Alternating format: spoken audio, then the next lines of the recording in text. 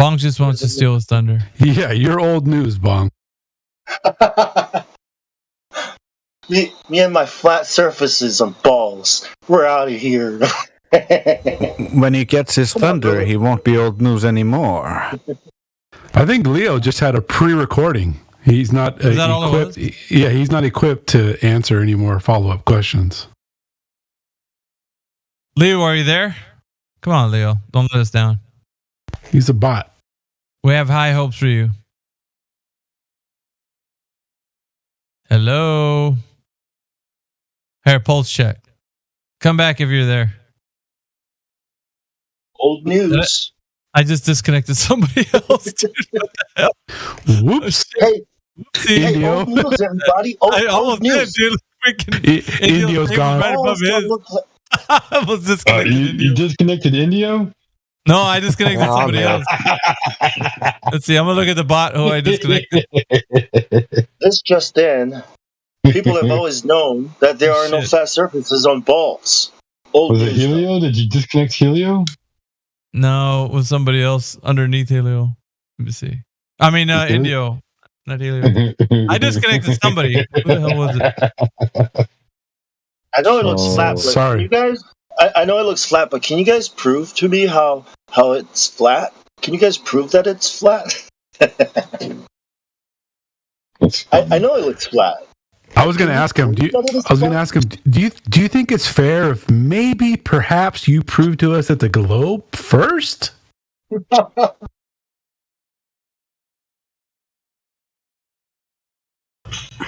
Hey, which is the channel that shows you like all the stuff that happens in the bot? Bot Maybe a audit, log channel. Go in voice log. voice log.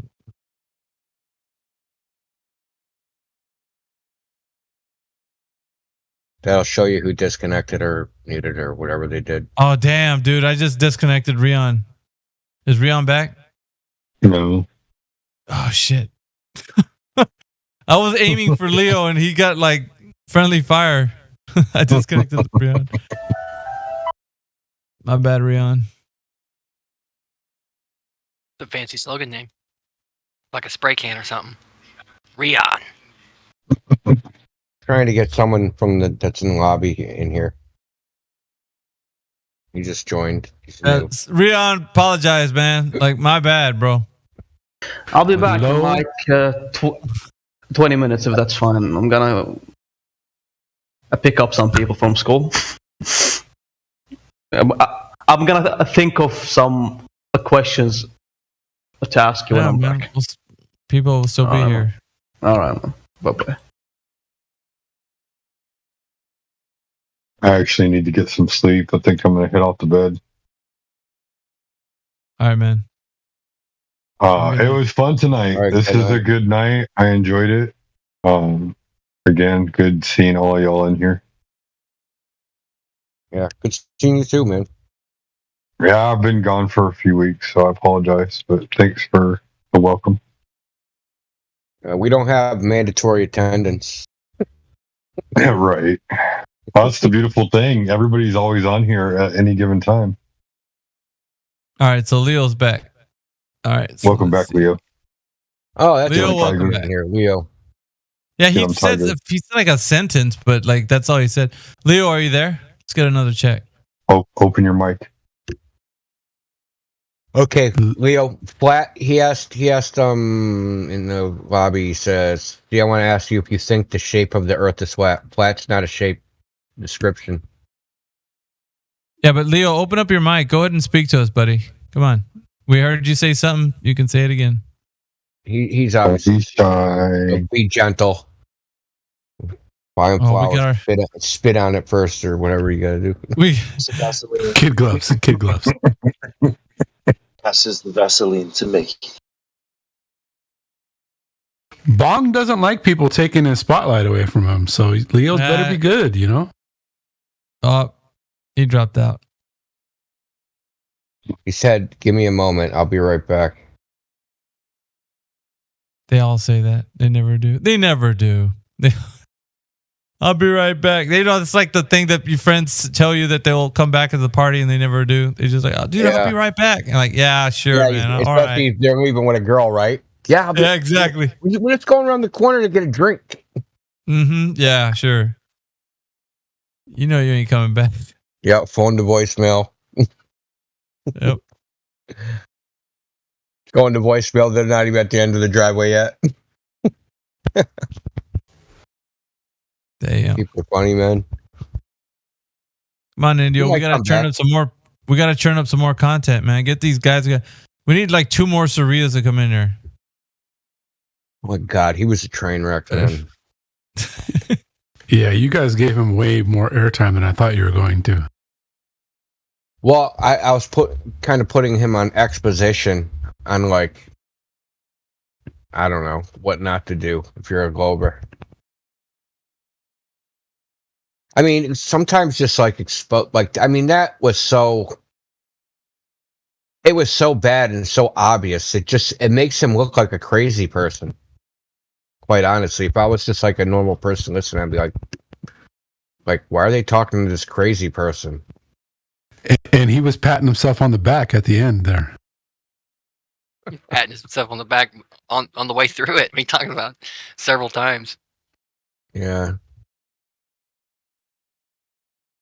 He that's all. He couldn't be honest at all. Well, they have that fake it till you make it, right? Just pretend. I'll just pretend I'm winning. I'll pretend, that I make sense. I'll pretend, because it's a public relations game for some of these guys, right? It's almost like, you guys have seen it. Like something bad happens and the corporation has to trot out some PR person, and that PR person just saying the most absurdly, trying to put a good spin on something that's horrible. And like that's what he was doing. He's trying to put a good spin on just being, contradictory, dishonest, argumentative for no reason, factually wrong. I mean, there was just like any aspect you can look at what he was saying was a train wreck. But like, if you just pretend that you're not a train wreck, then you're not, right? You just got to believe in yourself.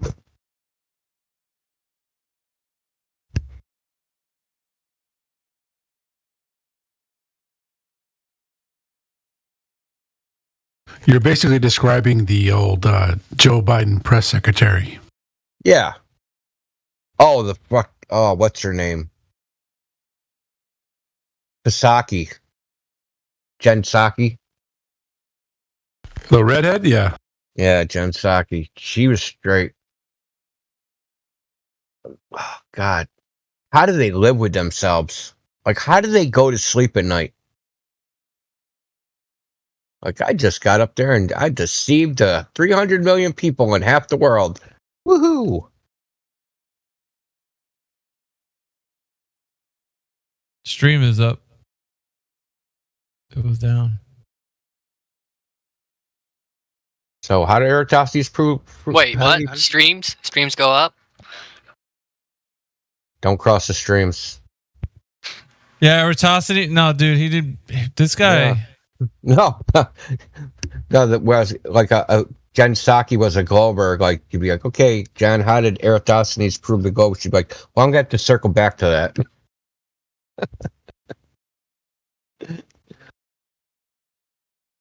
a can kicker, just keep kicking that can down the road. They do that with the whole going to the moon thing, or colonies on the moon. Oh yeah, the future proof, right? Yep. Well, one day one of you flat earthers are gonna go to space. 2024, we promise, and then it's like, well, 2026 looks like it'll be a better goal to shoot for. Well, you know what, guys? I mean, the Earth wasn't aligned with Jupiter, and it was reflections coming off the swamp gas, and so we have to push it back to 2030. So it's like, they've been saying they're gonna do all kinds of stuff. Well, I think they were saying like in 2019 that we were going to Mars in 2024. So they're like way behind schedule now. I wonder if like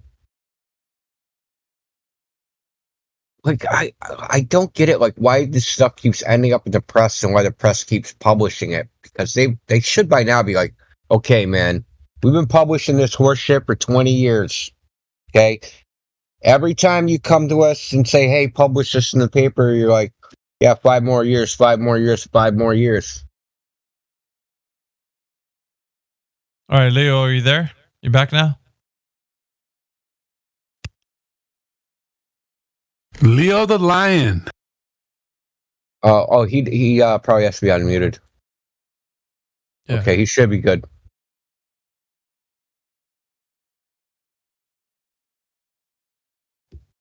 Did you freshen up? Get a bite to eat? You ready to go? Let's go.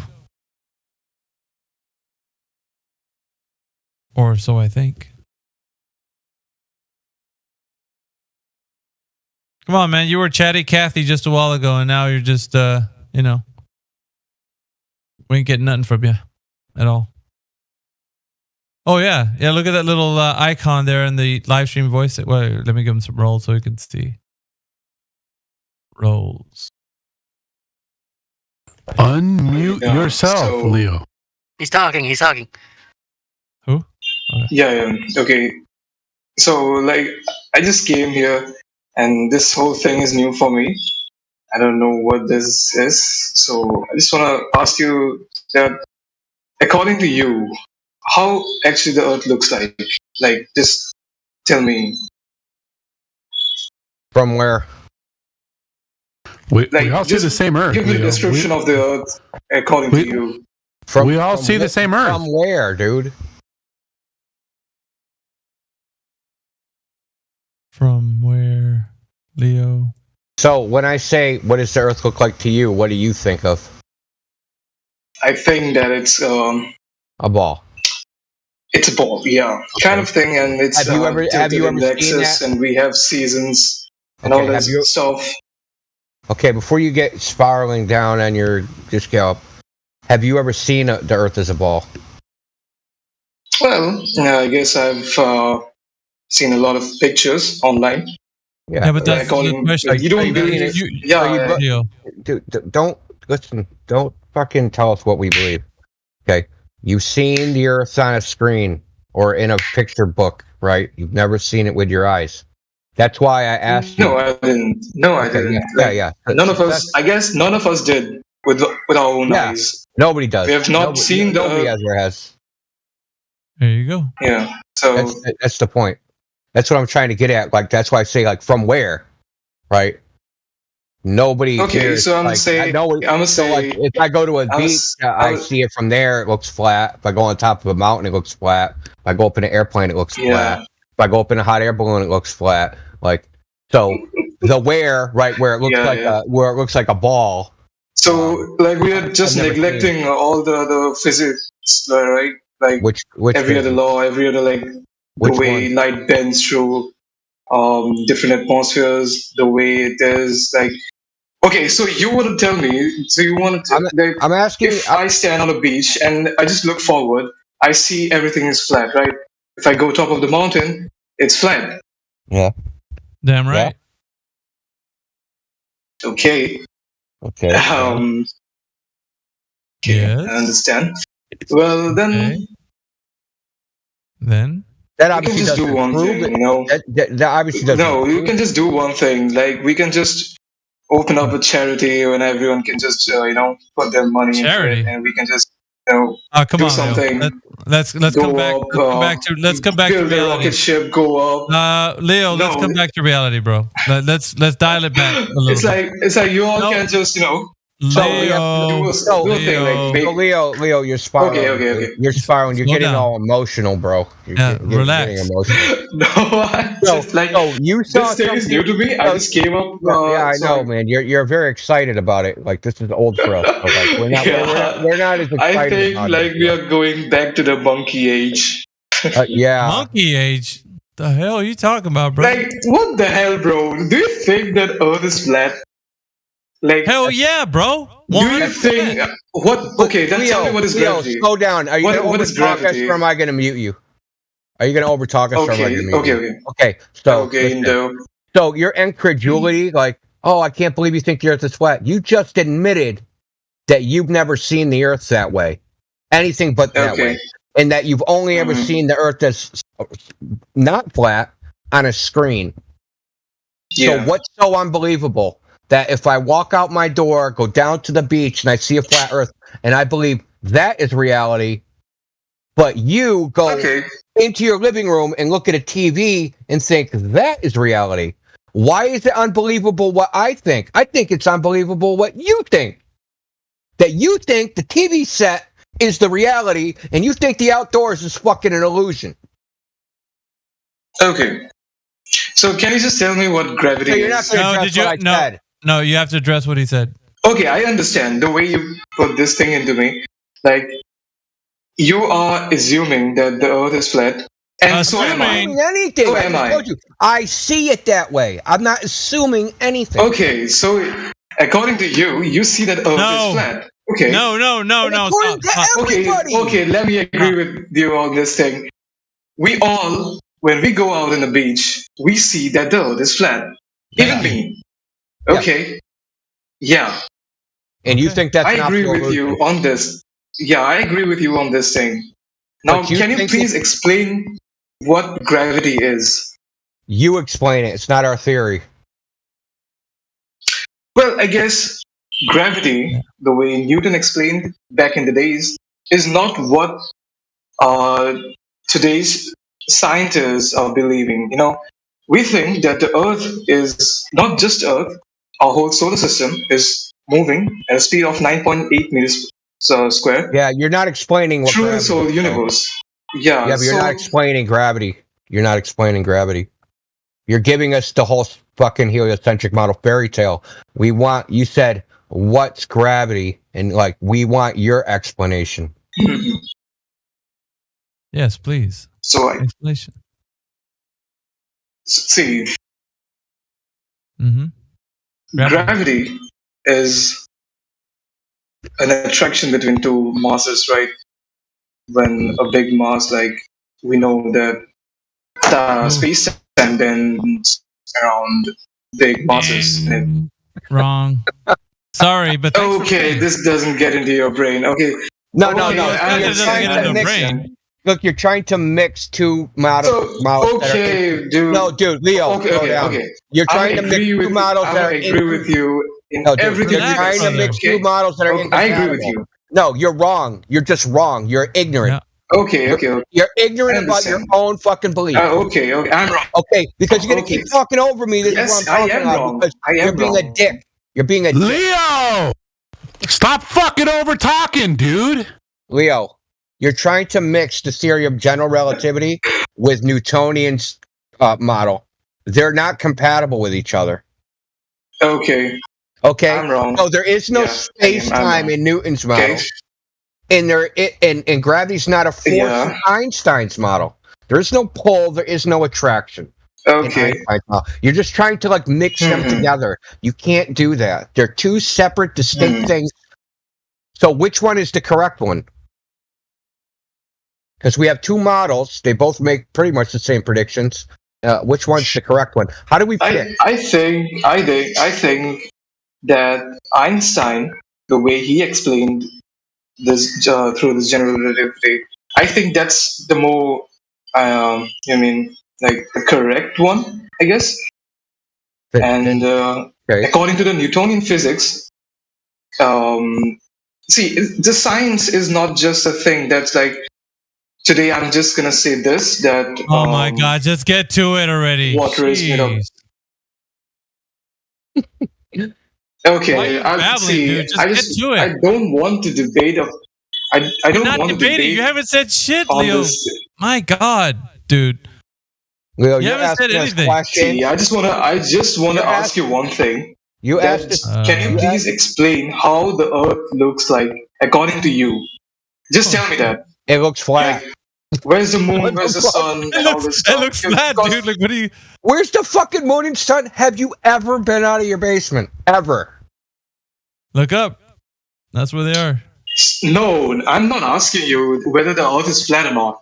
I'm asking you how, according to you, it looks like. Like from where? From the space. From where, dude? Is it something like Space. a big dome or something? What's space, dude? Oh, okay. Yeah. What's Okay. space? Yes. What is space? Once again. Do you believe in astral projection?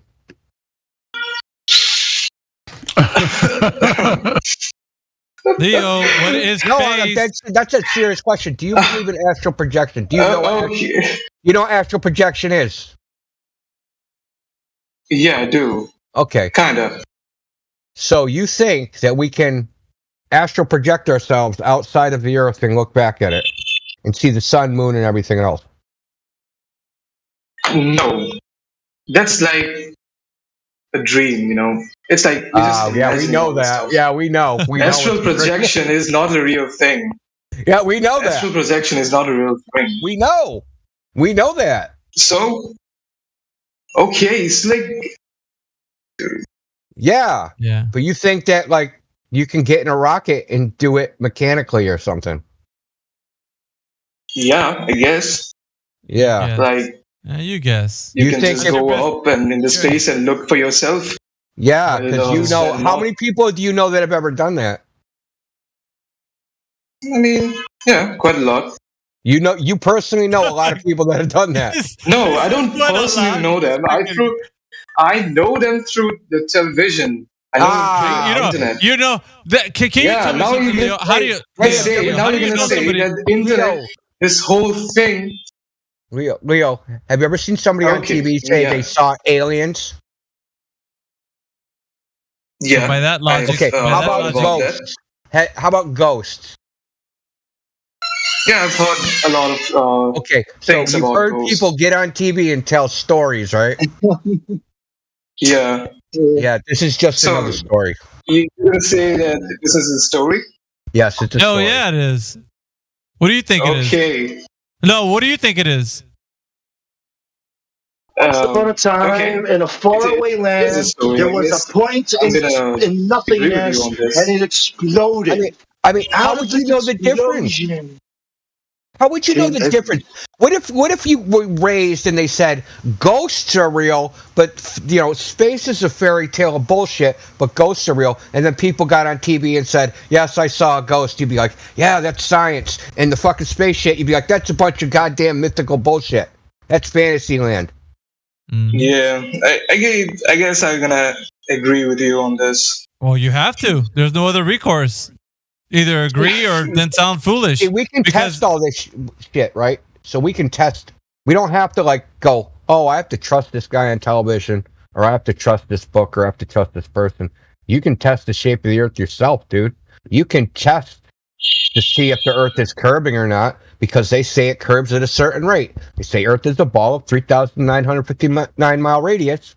There's supposed to be a certain rate of curvature, no matter where you are. You can go out and test it. And if the curvature's not there, then it isn't a ball of the size they say it is. It's pretty simple test. It's not difficult. Do you Sounds think like you're you. smart enough to do that or not? So, like, if I am standing here in New York, then I'll be able to see California. What makes you But think I that? don't. You're Because jumping. according Look, to you, the Earth is flat. look, Yeah, So, yeah. If So I'm on a flat surface,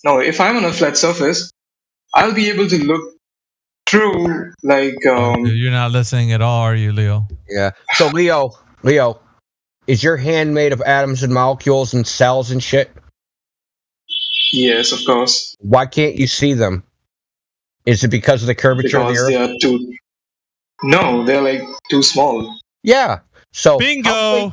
how big do you think the biggest mountain in California is from New York? Okay, so you're gonna say that that's Okay, too so far away. So just Yeah. because of the light, we are not able to see that thing. Okay, Come on, Leo. that's just if it was vacuum, right? But not just that, we have air, right? And air has shit in it, water vapor, dust particles, and Yeah, itself, I air understand. itself, You air itself absorbs light. Okay, Mhm. so like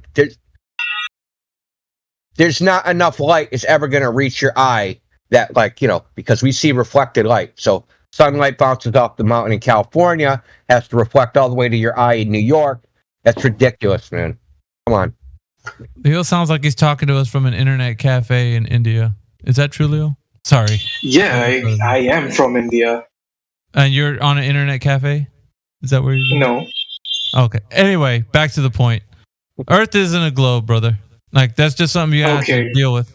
But so at the same time, go ahead. the burden, but the Okay, so that was my first question. Now, who's the burden of proof on? Actually, Leo, who has to prove the Earth's a globe and who has to prove it's flat? Now, we already determined that we experience it flat, and then there's some other people that came along that said, no, it's not flat, it's something else. Who has to prove it's something else? Do we have to prove them wrong, or do they have to prove they're right? I guess this whole flat Earth thing came later, around the 19. I don't remember the first guy who said about. You have a hard time answering questions, don't you? Flat or something, because I'm new to this thing. I don't have much information. Flat Earth came later? Is that what he said? From where it came from and all this stuff. Leo. Are you unaware of all the ancient civilizations all agreeing that the Earth is flat, and you're trying to say that the flat Earth is a new invention? Okay. No, you ain't saying that, Leo. Every other ancient civilization is saying that the Earth is flat. Hell yeah, bro. All of them, including India. Including India. Yeah, I know that. No, you didn't. You just said it was a new concept, bro. You didn't, because you just said it was a new concept. It came later. That's what you said, right, see, Leo? this is the thing. What's the thing? Back in the days, we didn't knew about. What? Back in the days, we didn't knew about that. This thing beyond. See, back in the days, everyone was like, "Yo, the Earth revolves around the sun, right? Sorry, the sun revolves around the Earth. The moon revolves around the Earth. The Earth is at the center place, and all that stuff, right? Yeah. Then, like, these all scientists came up and said that no, what scientists? the Earth is actually revolving around the sun. And the moon is revolving around the Earth. Ooh, who, Leo? They weren't. Don't just say stuff. Well, at one point, everybody thought Earth was flat, but then sometime later, scientists thought it was round. So who specifically? Who? Do you know? What's a scientist? Well, whoopsie, you don't know, right? Okay, Leo. I think you're looking for Copernicus, and that dude was no more of a scientist than you are. Leo's an excellent scientist. What are you talking about? You mean wizards? Why do you think people from like the 1100s or 1600s were like scientists in the way we think of scientists? Come on, Leo. They were still doing bloodletting and shit, dude. Okay. And yeah. So like we are not going anywhere. No, you just have them, but like when you just try to call them scientists, you try to give them an authority that isn't merited, right? Okay. Yeah, you're giving them this infallible position. Galileo, Kepler, Tycho Brahe. You know what they also did? No, I'm just gonna say about astrology. As I'm from India, so we have Aryabhat, who said that the Earth is a globe. It's not. So I'm just gonna say that Aryabhat was completely wrong about all this stuff. That's what Hindu cosmology says. So Aryabhata did not say that the Earth was a globe. Liar. He did not. Not the Hindu cosmology, but it started when Aryabhat. He said that at first he said that the Earth is flat, and then later in the days things started to You're looking it up, aren't you? Came up and they were like, looking it up. I guess the Earth is not flat; it's a globe. He's looking it up right now. But Aryabhat in India, Aryabhat was the first person to say that. Sure. Well, the first person to say stuff. That's retroactive bullshit. No, in India. I'm saying in India, not in the world. Yeah, but who cares? Listen, that's still retroactive bullshit. Because when the Western civilization spread the globe around the world, people resisted it. Then, right after, India was colonized by the British, China was partially colonized by the British. After it got forced down their throat. A couple generations later, they've all tried to retroactively rewrite their history and say, "Oh yeah, we knew the whole time. We're not flat earthers." Right? Like they've all tried to do this. Every fucking culture, the Chinese, the Indians, South America. So you're gonna say that after the England came here, they started to, they do all this stuff. But Aryabhat was born in 476 AD. I know, and what but see, the thing is, I know about him. Okay, and I know that he calculated. Okay. So he calculated, quote unquote, what they're called now are orbits, right? But he was just calculating a difference in the ratio of, say, days to nights, or days to like the ratio of, like, say, an Earth orbit compared to a lunar orbit. But to actually do it, you're comparing sunrises and sunsets to how many times the freaking moon traverses the sky. They have retroactively tried to say those mathematics, which are they're just mathematics of calculating regular cycles of occurrences, right? It's just a cycle that repeats itself, right? So if I wanted to see the moon in a certain position in the sky against the background stars, right? If I observe the moon for a long time, I can calculate using a formula where everything is going to be, right? I don't need a model. I just need a lot of observations, right? And I can just use math to do my observations. I don't need any geometric model. I don't need anything. I just watch the cycle. That's what he did. He watched the cycle. People have retroactively tried to say he calculated orbits. Yeah, it matches Keplerian orbits, but he wasn't calculating elliptical orbits. They weren't invented. Right? Did you know that? Okay. Kepler came up with elliptical orbits.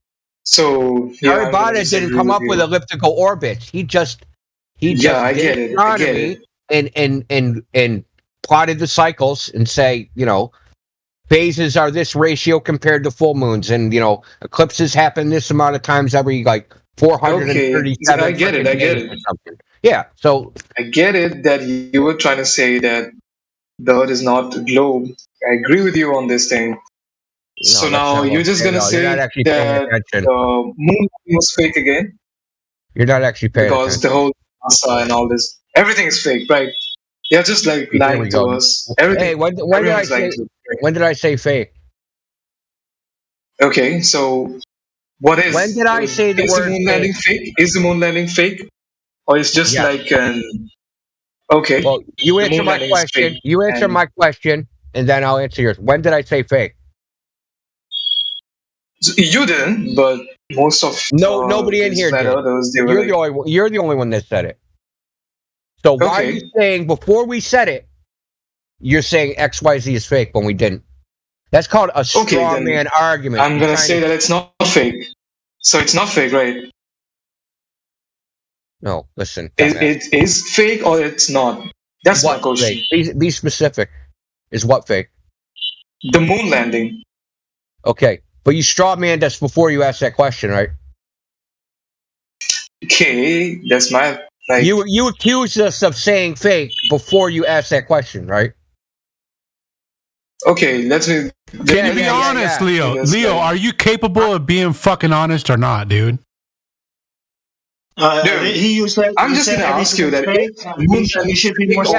Now you're gonna try and even deflect from the exposure of your blatant fucking dishonesty. Just tell me that is moon landing fake or not. Just tell me. He's not going to answer.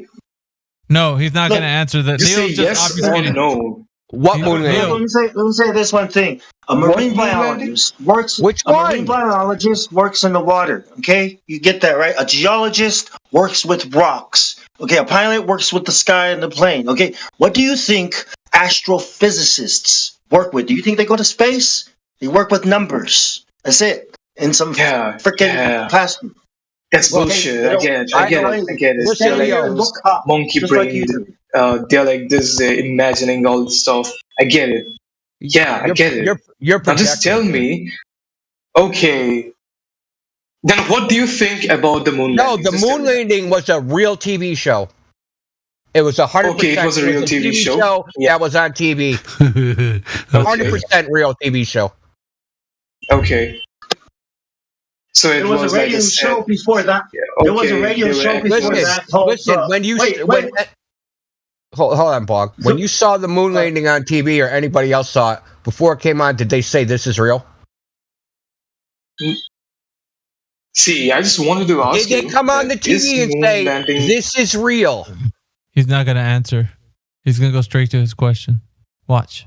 Yeah, because I'm like seeing. Yeah, they did, or they did. What you guys gonna give me? Well, like, you need to answer. If you listen, dude, we're just ain't gonna keep. Not familiar with. This ain't gonna keep going if you don't answer, Leo. We're gonna wait for your answer. If you don't answer, then what reason do we have to have a conversation with you? If you're not going to answer the person speaking to you, and you just want to keep asking questions. See, you're trying to be slick, Leo. You're trying to reverse the burden of proof. Look, Leo, you're trying to be slick and trying to reverse the burden of proof, right? There's people that showed just tell on me. TV. What is your question? Yeah. Shut the fuck up, dude. Stop talking over me. You're fucking rude. He asked you. He asked you what your question was, India. Fucking rude. Okay, so you're gonna ask me. I saw that in the TV. I didn't, but my parents, of course, did. Back in the days, that the moon landing, it was a real thing. According to the TV showed them. So it's like there were actors over there, and they just made this whole set, and with all these green screens, they landed over there. That's what I like say, right? That's what it's saying. That it's a TV show. It's not a real thing. Is that a question or is that a statement? Who said it was green screens? What the fuck? You concocted a whole story in your fucking head. You realize that? Oh, that's what you said. Like it's a TV show. So I just way before the moon landing. You're actually fucking ill, bro. You just, dude. Indio just said a while ago that it was. Wait. Let me get this in. Wait. Before the moon landing, there was another show. It was called The War of the Worlds. And they broadcasted this on the radio. And everybody started to freak out thinking that aliens were invading. Okay? Everybody believed it. And then they said it was fake. It was just a fake broadcast. It wasn't real. Okay, now it's a test. Okay, now you see the reaction of the people. Let's send shit to the moon. Let's fly planes into freaking buildings. Let's release zombies. You know what I mean. Test. If the test is successful, it becomes real. You get it? Yeah, but I'm gonna go back to how Leo was misrepresenting what Indio was saying. So he put a lot of nonsense into. He worked his whole statement into so green screens and all of these things. That's what you're saying, right? And so you want Indio to agree with you on saying that, so you could be like, you see, these guys believe in green screens a long time ago. You want to say some stupid shit like that? Why don't you just bring the evidence that the Earth is a globe, Leo? Drop over distance measurement, and everybody will be happy because you will be able to provide evidence for the Earth being a globe. Can you do such a thing, Leo? Not now, but I can come back after some time because I just found the server on Discord and I just joined. So the thing is new to me. This whole flat thing is new to me. Okay, right. I want to go back to the moon landing. Maybe you should go on YouTube first, right? They have a channel. Okay. They have a bunch of channels, right? And they show everything everybody saw live on TV. They didn't need green screens because they didn't show anything. See, you have this idea in your head of what was shown. This is back in the 60s, dude. There was 3 television fucking channels. Right? And TV wasn't even on 24 hours a day. It used to cut off at midnight to 6 in the morning, would come back on. Right? You think that green screens, why would they need green screens? They showed fucking toy animations. And it even said on it, animation. You think they were showing live video of the fucking moon landing? They don't even claim to be doing that. So what the fuck are you talking about? No, see, I'm just gonna go back to my the first thing a Jedi said See, you've when I joined the concocted a server. story It's in like, your head, dude. You realize that? You concocted okay, a fucking dude, big just fantasy get in your head. mad. I'm not Dude, mad, just don't dude. get mad. But listen, I'm you mad. should be mad. Okay, You should I be am. mad at yourself, dude. This is Fucking see, this whole thing is new to wacko. me, so I'm here to just like get the knowledge. Is being Leo, honest? just Is provide being me. honest new to you? Is morality new to you? Is this like a new thing for you? No, this, yeah. So when you said Yeah. that when I go Yeah. out of my mom's Yeah, exactly. basement, I see the Earth is flat. I agreed with you on that. Now Yeah. you're saying that the moon landing it was like they showed this toy and all this stuff. I haven't made it. I'm I gonna haven't agree made with it clear. you with that too. All I know is what they. That's what I'm listen, saying. I've watched what they showed. There's like ABC had their broadcast the whole time for like Okay. Apollo 11. There's NBC, they had their broadcast. CBS had their broadcast. All those complete broadcasts, like fucking 3 days of coverage, is on YouTube. You can go watch them. They aren't showing live fucking footage of moon landings. They don't even claim to be. That's an idea you concocted in your head.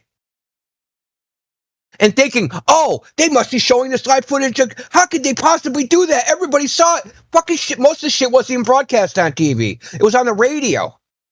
Dude, you just don't. You've literally constructed a story in your head, and then you're coming in here and saying, "What do you think they're fake?" Think what's fake? They weren't showing anything. What's there to fake? The hell, dude. So the Get fake it part now. is retroactively, right? Hmm. The thing is, I don't have to prove anything. The burden of proof isn't on me. There's some people, they said, we went to the fucking moon. Okay, prove it. It's not on me to disprove it. It's for them to prove it. Okay, give me your telemetry data. I want to know exactly where your rocket went. Oh, fuck, we lost it. This is what they say. You didn't know that, did you? That they claim that their record of going to the moon, they lost. It's not just like a videotape or a fucking cassette tape or a CD or something. 2,600 bankers boxes that they say they lost. Do you know That's- about that, Leo? So, do you know how? No, Like, do you know what a tractor trailer is? This is new to me. Do you know what a tractor trailer is? Oh, there's a report on it. Look up the lost Apollo tapes. Okay. You know what a tractor trailer is? A big rig tractor trailer. You know, for transporting goods. I don't know if you have them in India. Well, they have them here. I think they do. I think they do, Neil. I don't think they have big ones though. I think they got like lorries sure? or something. I think they do. I don't know. What is he saying again? What A was he tractor saying again? trailer. So a tractor trailer. I'm just trying to give you an idea how much they say they lost. Don't worry, Leo. You don't know about that either. Do you know what a pallet is? You know any? Are you out of school yet? No. Like, you don't know what a pallet is? He hasn't proven that he knows a goddamn thing yet. Okay, a banker's box is a box that's like 1.5 meters by 1/3 of a meter by, it's fucking banker's box. Anyway, 2,600 of them. Think of how much space that would take. They lost it. Lost.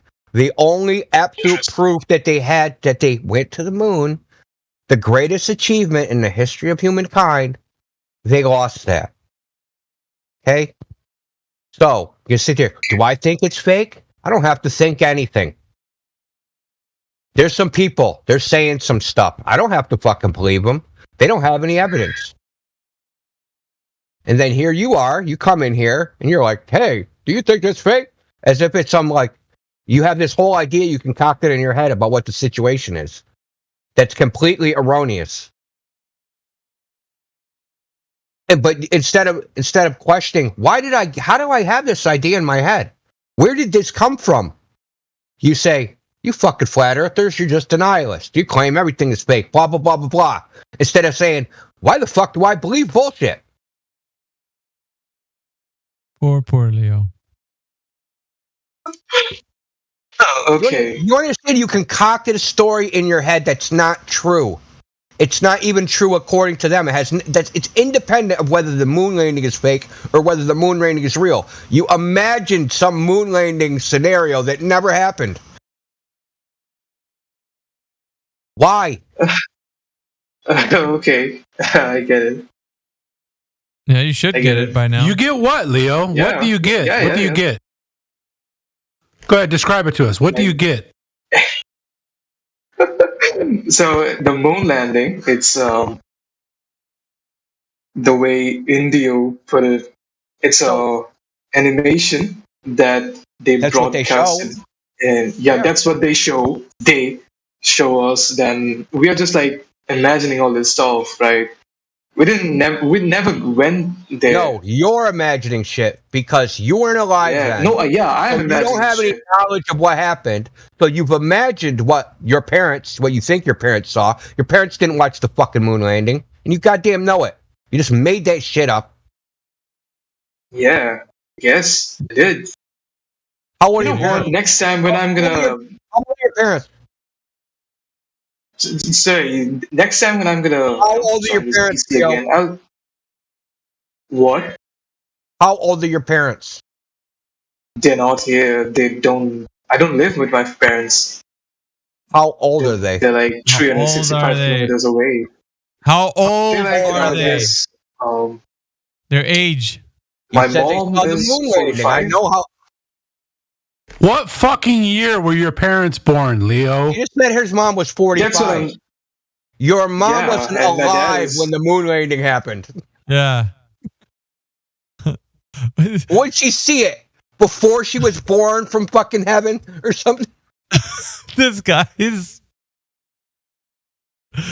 Love you, Leo. Jesus Poor Christ, Leo. dude. Jesus, Yeah, that's bro. what I said. Fuck. Poor Leo. Sad. Fucking sad, dude. Look, dude, you're new to this. So what have you learned today? He's gone. That you He can't come. dipped, Ah, damn it. He did. Too embarrassing, dude. Too embarrassing. Damn, dude. 45. Come on, dude. Wow. Yeah. They told me flat earthers was stupid, man. But they were using green screens, and that's what you said. Like, Dude, his mother would have to be like 85. Okay? Fuck. it's too much fun. Who's next? Dude, I'm No, sure everyone's fleeing now. Like, we don't want none of that. No, we need a chopping block started here. Ecological mystic, globe earther. Hello. Dude, that kid got thrown in the food puree. He didn't get chopping blocked, man. There's nothing up. He's just pureed freaking juice. Yeah, me and Ecological went a few rounds the other night. Can you, so I wasn't here for that, ecological. Can you give us your best proof of the globe, please? Very best one, please. Yeah, your flat earth killer, please, if you could. One second, I'll be right back. I apologize. I'm trying to settle in. Okay, what the fuck is an ecological mystic, though? Sounds weird. You're gonna find out, Indio. You're gonna find out. Yeah, make some popcorn or something, man. Because Is this gonna be fun, Miggy? That's like if like Greta Thunberg became a witch or something. Indio hasn't even started to define himself yet, man. So we need to see what he's really I know. capable of. I'm just like toying around right now. It's about to go down. Hello, friends. There he is. Yes, we are friends. See what that was? That's called luring you into a false sense of security. I'm gonna get you. I don't know about that, man, but Globe's gonna get you. right. Globe's gonna get you. Globe's gonna get you. So if you're settled in, the question was your best globe killer or flat Earth killer, I should say. Proof. Well, I generally tend to accept kind of, main institutional claims, videos, live streams from the ISS, things like that. There you go, Indio. That's a good starter. Anyway. Oh, which live streams to ISS? Yeah, and what video? Various, like International Space Station tours or, the YouTube live feed. You know that's not the actual live feed, right? Well, it's probably like a rebroadcast of some footage or something. Yeah. Well, yeah, but why can't you tell the difference? Well, how could I?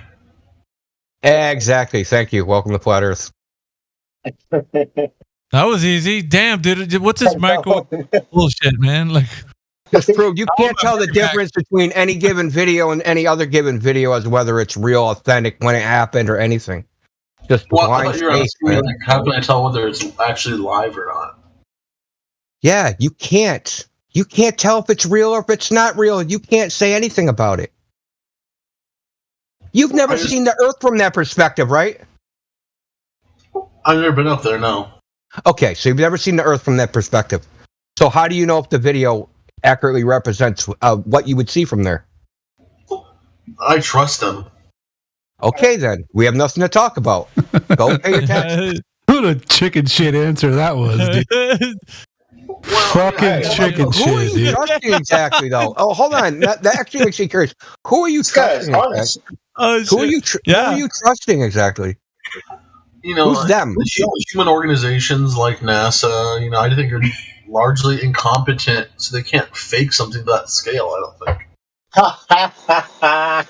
Wow. What did you say? Largely incompetent, so they can't fake it? Who's incompetent? Well, maybe the public is largely incompetent and they can be easily deceived, so they don't really have to go their way that much to fake such a thing. Well, even the people inside, I don't think they're like superhumans. I think they're like average boomers. Yeah, cool. There's a saying: it's easier to lie to people than to convince people that they've been lied to. Who's incompetent? You think NASA's incompetent? I have to say this though, is that they don't have to be good at it. You can't tell the difference. Do you understand? You've never been. It's not like they have to fake something that you've seen before. They're faking something you imagine. Well, sure. Like, if they had to fake a cow, I've seen a cow, so I have a cow in my head that I can compare their fake cow to. You don't have a picture of Earth in your head that you've seen that you can compare their fucking picture to. They don't have to be good at it. Well, haven't you ever seen like shitty graphics in a movie? Yes. They just have to be first. They don't have to be good at it. They just have to be first. It's not them that's incompetent. When Elon Musk says, you can tell it's real because it looks so fake, right? And if you believe that, you're the incompetent one, man. If you don't know who the sucker is at the poker table, so you know. You trust great quote. Excellent quote. Do you trust China? And they have a space station that's only like 20 kilometers lower than the ISS. Sure, I mean, I trust it on some things. On some things, I don't. So their pictures from their satellite show a flat Earth. Why is that? I wasn't aware of such things. Do you think that there is an actual Chinese space station in orbit? No. Then why would it? Why would they have it take flat Earth pictures then?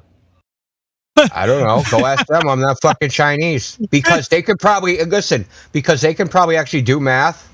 Because the ISS isn't high enough to see curve.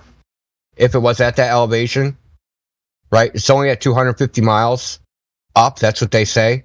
The diameter of the Earth is 8,000 miles, according to them. That's not high enough to see curvature. They're not anywhere near high enough. How do you know? Math. But like you said, if you've never seen it, how can you know if it looks wrong? Well, we can know from math on like what we can do, because we can do like computer graphics, right? We can do a projection and figure out whether I should see curvature from this, left to right curvature. And you can't, because you have a horizon dip. Think about this, right? So the horizon is equidistant for you, like a circle around you, right? It's a circle in every direction. And it's equal distance from the ISS, supposed to be 1,400 miles. So if it's 1,400 miles everywhere I look at this so-called edge of the Earth, this horizon, how can it appear lower in an image in any spot than any other spot? Because if it appeared lower, it would be a different distance. Can't be the same distance if it's pure lower or higher. The center part would be close. Center part would be furthest, and the edges of the image would be closest. Okay, do you believe that the... Yeah, so why don't you just address what I said? Well, I have no ability to verify or falsify what you said. Okay, but that's the point. How come? Well, I'm not gonna just believe you. How come you'll just believe But them? you can just believe them, right?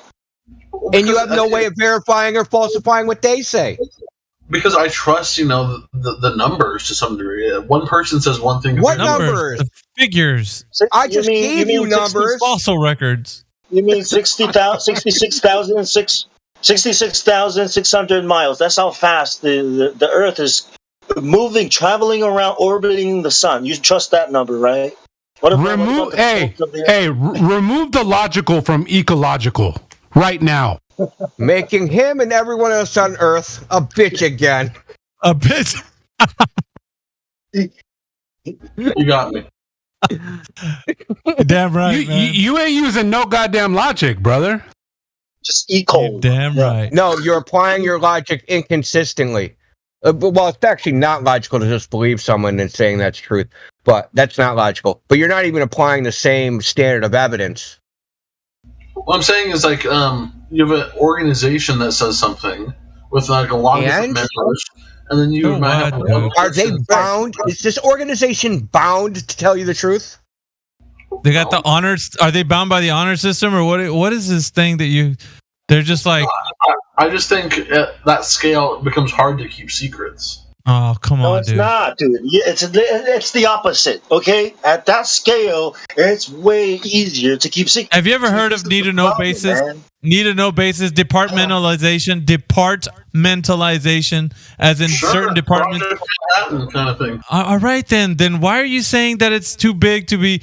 Come on, dude. I just gave you an example. Because you agreed with me. Even in the Manhattan Project, you have like some information that gets out. Like it's impossible to like be that thorough proof, especially when it gets more and more. Okay. According to you. Yes, I am God. Look, well, no. Look, you know the TV. Go ahead. No, I was going to say, just face facts. As far as your evaluation of whether things can be hidden or not hidden, or things are too big to hide, you're just guessing. You have no evidence one way or another how big a conspiracy has to be to hide it, or how small it has to be, or whether it's likely to be exposed, or whether it's not likely to be. All this shit is speculation. And it sounds good. It sounds good for the powers that be to say, oh, we can't hide something. There's too many people who know about it. Yeah, that's a cool story. There's no evidence for any of that. It might make you feel good. Yes. What is the limit, do you think, in what humans can kind of get away with? What the hell, pretty big. Santa Claus is pretty freaking well hidden from children. And there ain't no conspiracy, right? Yeah, he got you, Mystic, on that one. Right? When you grow up, didn't he get you? When you were little, when you were little, they taught you the globe when you were a child. Okay, so there it is. School, the news, media, all this was created for this reason, to control people and what they think about their reality, especially TV and radio. That was specifically created to bring bullshit into your home, into your family. You got to eat it at school, then you come home and eat it at home, and you eat it everywhere you go. How can they not succeed in bullshitting us? Me believing the Earth is round, what is that supposed to do to my psychology? When we willingly send our children to get brainwashed and do nothing about it, nothing to question, no questions asked. This is how you stop critical thinking. This is also written in Morals and Dogma by Albert Pike. You can read about it. You've just handed your mind. You said what is the detrimental part about knowing the Earth is a globe? You've just handed your mind over to somebody who will give you a perspective of your specific worldview that you can actually do for yourself. They've robbed you from that. They've taken that away from you, and now they're in control. And they're telling you what. Why didn't they say it's like a triangle? Why is it like a? Let me ask you this question, because that's part of their. That goes back to like Plato and shit, where they think of a sphere as the most perfect shape. Yeah, so that goes back ways. It's even mentioned specifically by Copernicus. Now I almost forgot what I was going to say. Oh shit! What was I going to say? Fuck. The shape. No. Oh. when I ask you, what's the Earth look like? What do you think about? I think about my vision. You think about what you see outside. What's the Earth look like? Yeah, from this perspective. Well, then you're an outlier because most people think of the image that they see on TV. He's lying. Yeah, I know he is. He heard me talk to the other guy or something. When you ask me what does it look like, it sounds like what I say. What does the Earth look like? From a first-person perspective. Is that what you mean? Yeah, the first-person perspective. Yeah, I imagine vision. I see the ground, trees, grass. Well, I don't know why you got to imagine. How long you been locked in that basement? It's fucking 11:30, my fellas. Yeah, we'll give you a break for being tired. I imagine I would see leprechauns. You better be on your A game. What is your A game when you step foot in here, man? Hey, Ego, what is the most distinguishing characteristic of planet Earth? It's water. More specifically, the curvature of that water? Or lack thereof. That's the most. Just the fact that it has water, probably. Yeah, but it's forming itself into a sphere. Is that correct or not? In your model, in your mind? I mean, I think the planet has oceans, which go along the planet, which is so yeah. So yes, it's a fucking sphere or not? Yes, it's spherical. Why is that so fucking difficult for you to fucking answer, dude? Well, because I'm trying to be very precise. All right, be precise on this. We're talking on Discord, right? Ego. Like pulling teeth. Ego. Pull another one. Hello. Ego, are you 100% sure that you're speaking to us on Discord right now or not? No. Oh, there you go. Fuck. Yeah. There you go, Levelist. These fucking people, dude. These relativists, dude. What the fuck is going on? I'm telling you, bro. You don't know until you know, and now you know. That in my epistemology, I don't believe you can have absolute knowledge. What epistemology is that? Shit for brains? No. Let him finish. Let him finish. You don't think you can have absolute? Your epistemology is what? I'm a fallibilist. Oh, okay. So you don't think you can have absolute knowledge? There's no objective truth. Well, I think I can know that I exist. And I think I can know that certain logical truths are true. Have you ever eaten before? I think so, yeah. Did your body like the second law of thermodynamics? Hey, yeah. So when people say, I don't know if anything is objectively true, is that an objective truth?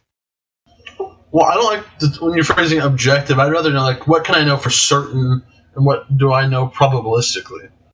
Well, pain is something you can know for certain. Okay. Are there things you can know for certain? How about that? Absolutely. Okay, thank you. You're not totally fucking gone. I know for certain that I'm having an experience. I know for certain I'm having certain sensations.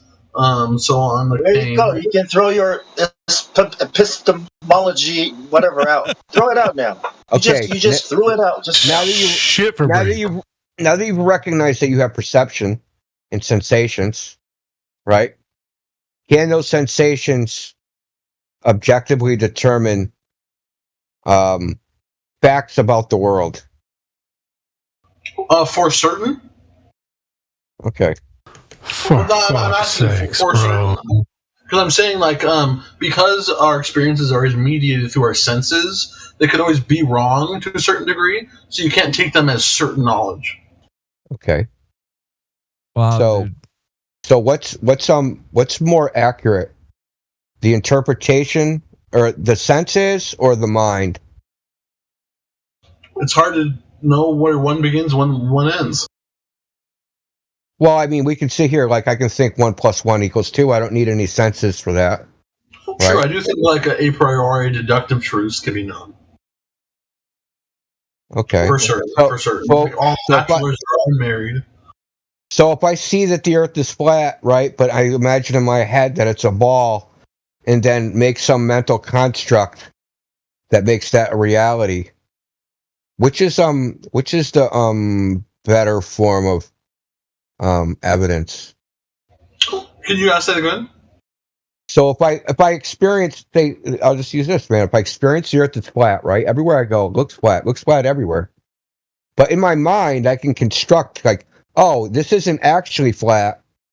I'm on a ball that's so big it just looks flat, right? And then I'm gonna do a whole bunch of mental contortions in my head and come up with and do some like test experiments, whatever, and use my confirmation bias, right? And cherry picking and justify this mental construct in my head, right? Then I'm going to run around and tell everybody, oh, that flatness you see, that's an optical illusion. There's actually a big-ass ball, and you just can't see this big ball. Wait, so right? What is the question that you're asking? I'm asking you, which is the better evidence, the senses or the mind? Well, it depends upon which model can, explain the phenomenon. The hell are you talking about? You see what you just did there? You rationalized using rationalization. What? Look, man, 2 plus 2 is 4, right? Now, if somebody came up to you and said 2 plus 2 is 5 because I've got pictures in the math to prove it to you, who are you going to believe? Okay, so we experience the world. The person that says 2 plus 2 is 4 because that's a priori, deductive, tautological. We're saying 2 plus 2 is 4, and you're saying 2 plus 2 is 5. There you go. Well, no, both of us are actually making empirical claims about the world, which are not deductive nor, certain. Okay. So let me get back to the point, dude. So we experience the world. God damn, I don't like that echo, man. Okay. Anyway, so we experience the world, and we can have a concept of the world that's abstract, that the Earth's a globe. That's an abstract concept. Without an experience, it's an abstract concept. You just said, well, if we have a model that, does blah, blah, blah, well, a model's an abstract concept. Yeah. Yeah, so you just use an abstraction to justify an abstraction.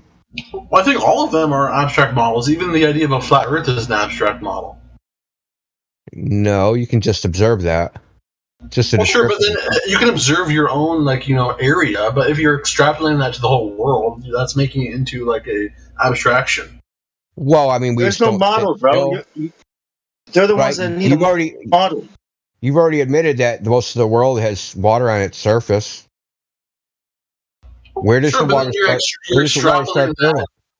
If I was to tell you, imagine what the whole world looks like, you would come up with a picture in your mind. I don't have to imagine. I can go everywhere I experience the world, and everywhere I go and I experience it, it's flat. Yeah, but you can only experience it a little sliver at a time. So when I tell you to imagine the whole world, from the vantage point, I'm sure you would come up with a sort of mental model. Obviously, I can't personally survey the whole world and look at it, but everybody else that does, right? And I also know the properties of water, and everybody else that knows the properties of water. No one's ever seen curving water. You understand that experientially, from every human being that's ever lived, it seems flat. The globe is a mental construct. That is undeniable. I don't know why you guys try and deny that the globe is a complete mental fucking construct. Well, I realize that when I talk about the global Earth, that's an abstraction. I understand that it's an abstract model that I'm thinking about in my head. But I would say that the flat Earth has only ever been in your head. It's only ever been in your head. It will listen. The surface of water looks flat. I know that the Earth is mostly water on its surface. So it's at least 50% flat. Yeah, I honestly don't agree, but I mean... Ego. You cannot agree, but you have no experiential evidence to the contrary. You think in your head, you have an abstract idea of why it's wrong, but you don't have any physical evidence out there in the real world why it's wrong. You can just imagine a reason why it could be wrong. Oh, that the Earth is just a ball that just seems flat. But that's all in your imagination. Well, I mean, there's also the evidence of, like, you know, all of the people that purportedly went up there, testimony. All the people. All 500 over a period of 70 years. How could they ever get 10 people a year to lie? I have no idea. That's only low Earth orbit. There's only been like 24 to actual space. Yeah. Okay, well, quote to me, those count as things like that I would call evidence. So, how are they evidence? So, is somebody saying they saw Bigfoot evidence of Bigfoot? I would say that's a good question. Actually, I would say no. What if they showed you a picture? Well, then maybe, yeah. How about King Kong? Would you call it science if they said, I saw Bigfoot and showed you a picture? No. What if they had a PhD in zoology? No. If you don't see the problem right now, I can't help you. If you don't see the fucking problem, dude, go ahead, Miggy, dude. Here's King Kong. Here's King Kong on the Empire State Building. So I showed you an image. There he is. It's got to be real now, huh? I saw that, man. I saw that with my own eyes, man. I know that shit's real. Yeah, everybody's seen it. Can't deny it now. You go. I have a PhD in zoology and one in mechanical engineering, so I can build that building, and I know everything about monkeys. So yeah, it's real. Well, the thing is that we also have a prior knowledge that King Kong is also a movie, which movies are fictional, and but it could be based on a true story. It could be, but that would give me reason to believe that any image you showed me is from the movie rather than being real. No, James Goodall helped write the script, man. James Goodall was involved in the script writing. So you know what? You know that the first movie ever made was called Trip to the Moon. I thought it was called Metropolis. Was the first movie ever made? No, it's Trip to the Moon. No. That was probably the first American movie. This is the first movie. Period. It's in French. I don't know. I'm gonna actually Google that. And the first science fiction text ever written was about going to the moon too. So yeah, it was in fiction first. So if we apply that standard, we know this is fiction. Yeah, we do. We know the moon landing's fiction. We know space is fiction because it was invented in the human mind. And it lives there. That's the only. That's the only place it's ever going to be. And y'all have to come to terms with that.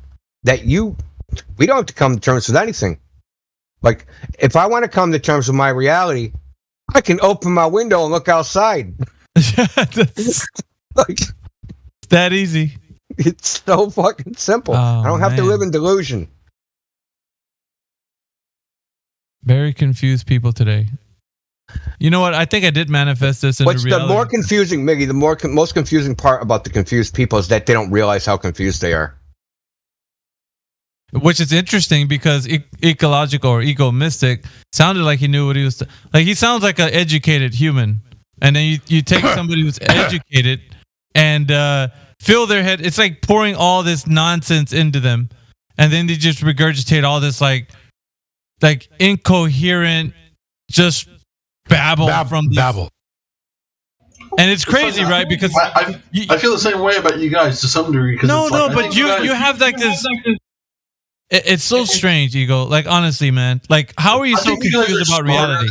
I think you guys are smarter than the average. I think all conspiracy theorists, for lack of a better term, are smarter than the average person because they have to kind of rationally find a way to make it work in their head. And so they make it work? Dude, the weird thing about you, Ego Mystic, is that you appear that you've taken classes in formal logic and you keep using logical fallacies, which blows me away. That's what I'm saying. Yeah. You've appealed to authority. You've appealed to credentials. That you've appealed to probability. Just now, you appealed to fucking I don't know what a faulty generalization. Like, what are you talking about? Yeah, I disagree. I don't think he's taking any classes in logic, actually. Well, I mean, he probably logic maybe failed Might out not of be good at philosophy it. 101. Yeah, he might not be good at it, but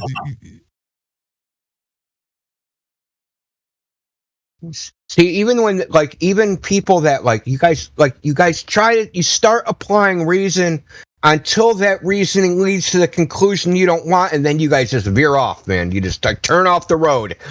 Like, oh no, I see where this road is heading. No way, I'll drive right off this bridge. Fuck it. yeah, there's no way they're gonna hold me accountable to this. Shit, no.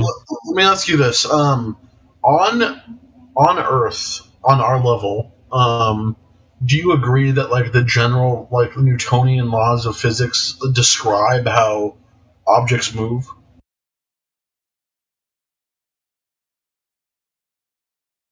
We can use mass.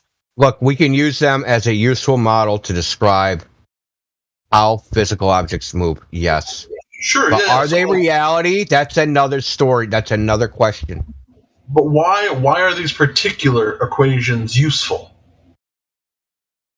Because they're useful. Because we figured out how to make them useful. Do you want me to tell you why they're useful? So I can tell you how far you can shoot a fucking cannonball and kill somebody.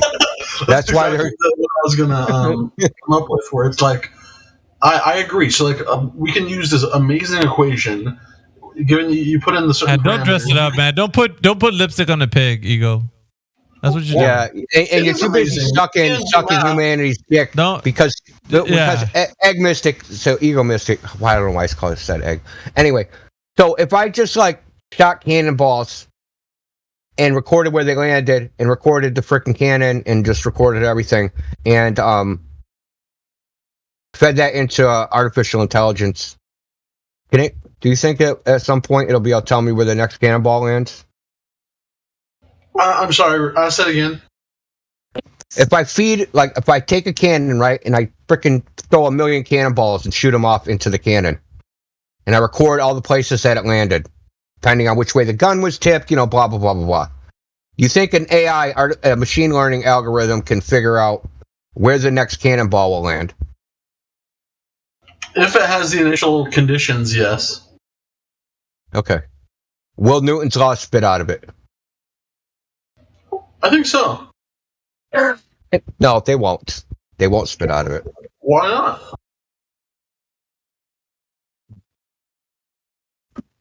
Because it's just a probability of it. How do I describe this in a simple way? Because you're just plotting regularities. Well, that's all that Newton's equation is, really. It's showing the regularity and using that to predict future. Yes. And he happened to find variables that help you plot or figure out some future event that'll happen. If I know this, then I know this. Within some margin of error, I can say this is going to happen. Well, the machine learning can do it just using straight probability without knowing anything about mass, weight, the acceleration of gravity, anything. Doesn't have to know any of that shit. Doesn't have to know what an angle is. Doesn't have to know what a cannon is. Doesn't have to know anything. That could be true. I don't know enough about AI learning to know whether that's true, but that sounds maybe true. That's how machine learning works. It's just it's feed it a shitload of data and it tells you what's the most likely frickin' next data point to come out, given whatever conditions, given the same parameters, whatever. It seems like it would also have to have an internal kind of logic that it's operating off of how to predict the next one. It must be recognizing a certain pattern. Well, and that pattern we would just call the Newton's laws.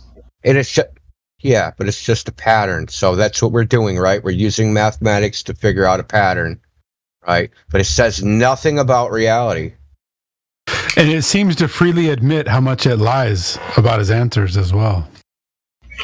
Well, sure. I don't know much about AI. That's the point. Invoking physics models, it doesn't mean anything.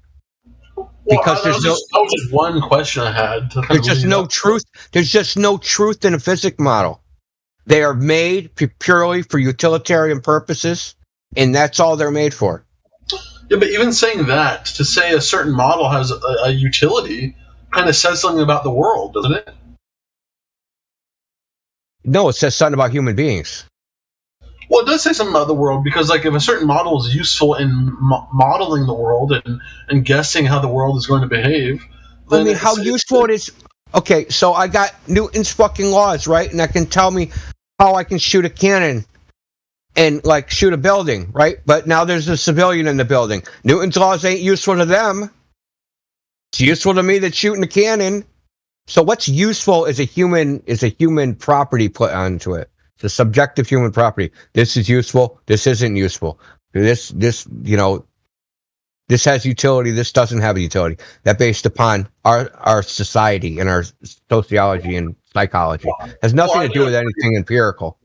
Well, I think it has to do with both. Like, I do agree. Like, it has to be like useful to someone. It has to be useful to a group of people or individuals. Yeah. But I do think also when saying that a theory is useful, is saying like something about the world. At least you must admit, like these theories track on. Yeah, it's something about human beings.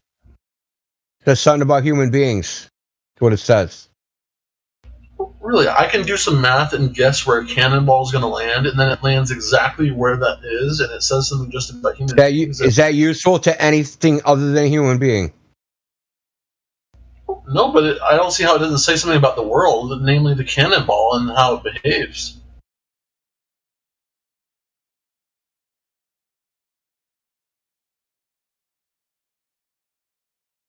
Well, cannonballs don't really have behaviors. That's like for fucking animals, but whatever.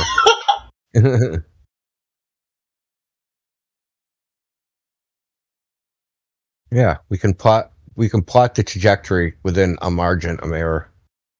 Or like, what about like all electromagnetic waves? It seems like we understand those fairly accurately, like RF, radio, the color spectrum. Electronics, how atoms and electrons move in electronic components. You realize that those are all just models. Sure, but we also are you on the computer right now and they're running. But this is and they're useful, great. But they didn't build my computer using Maxwell's equations. You know that, right? They didn't use quantum physics. They didn't use any of those things, right? They used. Of course they use Maxwell's equations. They don't design circuits using Maxwell's equations, dude. Well, yeah, that's because it's like a lower level. Like to even build a circuit, you have to have an understanding of electromagnetism. Yeah, but they don't use Maxwell's equations because that model is useless. For that purpose, it's useless. So they use things like Kirchhoff's circuit law. Okay, you sound like you know some shit. You can also, there's also I can just give you examples, right? So it's just quantum tunneling. There's quantum tunneling level, and then they can do something called use a tunneling current model, and there's another model which is what is it called? The Drude electron model, which is basically they use for semiconductors. So it depends on your application. They'll have a different model that works for that particular application. And then for the actual engineering, that's a process of trial and error where you got your physics model, you try to design it, then, something will fuck up, then you got to redesign it. And then maybe making the material process wasn't exact right. So you have samples, you test a sample, try to get the right one. So engineering is complex. It isn't like, I just wrote some shit down on paper and it just worked. Don't work that way. These are just approximations of reality. But when we actually use this shit in reality, it doesn't work that way. Things are tested, trial and error, over and over again. That's how we figure stuff out. The idea that we're just writing things down on paper and have some abstract model and that model spits out reality, that's not the way it works. Calculations. Sure, I think I do agree with you, but I do think at least if most projects there is a theoretical understanding before they start to some degree. Yeah. But I think all those what you're talking about, there's different models and different applications. I think that's all probably right, but I think all of those probably presuppose something like Maxwell's equations being true, at least. Well, I mean, Maxwell's equations is a bad example because they're based upon a mechanical model of the ether, which Do you think the ether's real? Ooh, that's a no-no, huh? I kind of think the ether is just another name for what Einstein later called space-time. Well, let me tell you, Maxwell's equations are a mechanical model of the ether. They're not about electricity and magnetism, mathematically at least. It's actually a simulation of a bunch of rotating balls. Huh. Okay. So Maxwell's original equations, you can just Google. You can Google Maxwell's ether, and there's diagrams of what he wrote in his original works. The original work was done using quaternion rotations, but that still cuts in like 40 complex. There's the 40 complex numbers, right? To do a rotation. I don't know how much you know about this. Not as much as you, it sounds like. Okay. Well, if you want to rotate an object, right? If you want to rotate an object mathematically, you have to use, like, there's the x-axis, y-axis. They don't use these variables. Usually IKJ. But you also have to have another axis, which is an imaginary axis. It's a 4-dimensional rotation, basically. But it'll rotate in 3-dimensional space. Whatever. It's just mathematics. It doesn't mean anything. But he used this to model the ether, which was supposed to be, and his idea was a bunch of fucking microscopic balls that rolled against each other. And when they were in a particular tension, electricity would flow. And when they were being stretched, then there'd be like magnetism. So he came up with this whole model of how it worked. Now, nobody believes in the ether anymore. And nobody believes in any of that shit. But they still use Maxwell's equations and they still work. But his model that he has is not physically real. That's the point I'm making. A lot of people get this idea that, oh, we have a physics model that makes predictions. It must be physically real. They're not physically real. They're only useful. I understand that. Well, a lot of people don't understand that, and they come in here and say things like math is reality, which makes you want to like jump off a bridge whenever somebody says that shit. They're confusing the map with the territory, as it were. Yeah, exactly. The reification fallacy. Trying to make something concrete, which is abstract. Which is basically the gold model, in a nutshell. Really is. If you fucking look at the reality of the situation is not you, not anyone you've ever met, or anyone you ever will meet, it's going to experience the earth as a ball. The closest they're going to get is they're going to look at a screen. And they're going to imagine shit. Maybe they'll get a VR headset. Maybe they'll watch some sci-fi on Netflix. But that's as far as it's going. And that's the reality of the situation.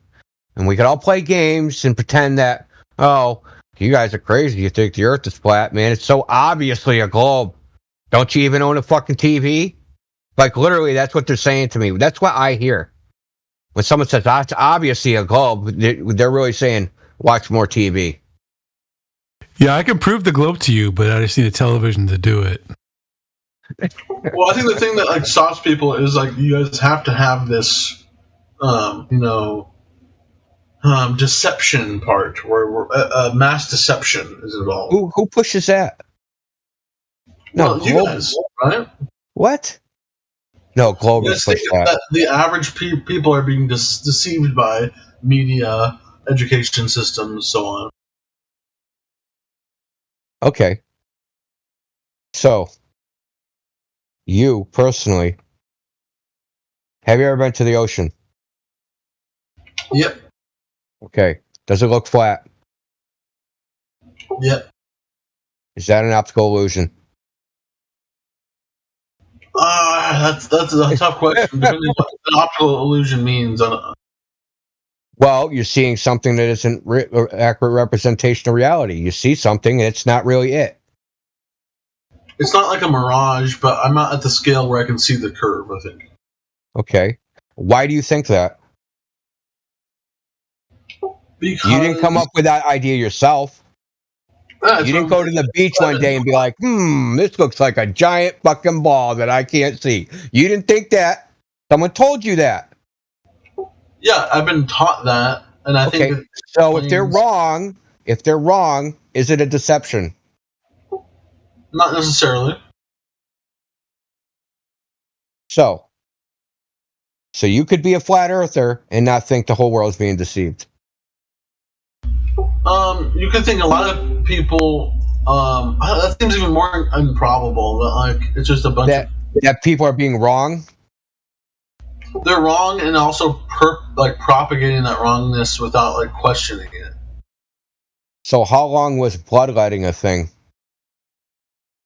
I don't know. You know what bloodletting is? Yeah. Yeah, so everybody perpetrated that and spread it around for a long time. Sure, yeah. And there's actually some people that still recommend it, quite honestly. Well, they're still flat earthers, so. Yeah. Well, I mean, the point is that ideas propagate the way they propagate. But the point is that you think, or maybe you think, is that there's shitloads of people that went out there and tested the gold model. There aren't. Well, so what I'm thinking is like if people were just blindly accepting this, then they'd run into problems trying to do their jobs sometimes. Like what? What jobs? Like if you're like an astronomer or something. That's not a What job. fucking job is that, dude? First of all, not a job. Oh my god. So I can't figure out where the stars are on a flat Earth. They're so hard to find up there, huh? Well, what about a civil engineer? What about a civil engineer? Does he have to assume a ball? Probably not. Yeah, so what jobs are you talking about? You know what a marine biologist does? She goes to the ocean and studies the fish in the ocean, right? What does an astrophysicist do? Does he go to space and study space? Yeah, it's not a job, mate. Astronomers aren't a job? Yeah, sitting in a fucking office, right, and manipulating numbers to fit a model that you are biased towards is not a job. What is accounting? Is accounting a job? It's lying. Do accountants need a globe? Hey, do accountants need a globe to do their job? No, but he's saying if you're like moving numbers at a desk, it's not a job or something. No, my point is... You insinuated that jobs needed a globe to fucking function to begin with. Some jobs, like... What fucking jobs? Which ones? Let's say you're... astrophysicists and astronauts. Let's say you work for SpaceX and you're launching satellites with the government. Let me ask you a question. If I hired somebody to give me a population survey for all the elves and hobbits and orcs in Narnia, and they came up with that calculation, would you call that a job? Yeah, he would. Watch, let him answer. No. Liar, you fucking liar. What do you do for a living? Oh, I work for the Census Bureau for Narnia. That's honest work, man. It's honest work. I deal drugs on the side. He doesn't get it yet, dude. He still doesn't get it. He don't. This is what I'm talking about, though. He'll apply the logic right up until the point it smashes his model, and then he's like, I dropped that like a hot potato. Every single president of the United States lies, right? Why would they do that? Why would they lie? Right at the banks. Political, very human reasons. For human reasons. Well, there you go. There's your answer. For human reasons. That's why they would lie. I know, but what you're saying they're lying about? What do you mean you know? When you say I know they lie, what do you mean by I know they lie? No. They lie about space for human reasons. You answered it. That doesn't seem like a very human reason. No, a lot of human reasons are good, like control. I would lie to people so I can control them, so I can have power over them, so I can take more resources from them. There's so many human reasons to lie. You're right. And Why most wouldn't they people lie? aren't even lying. They're just wrong. They're just ignorant like you.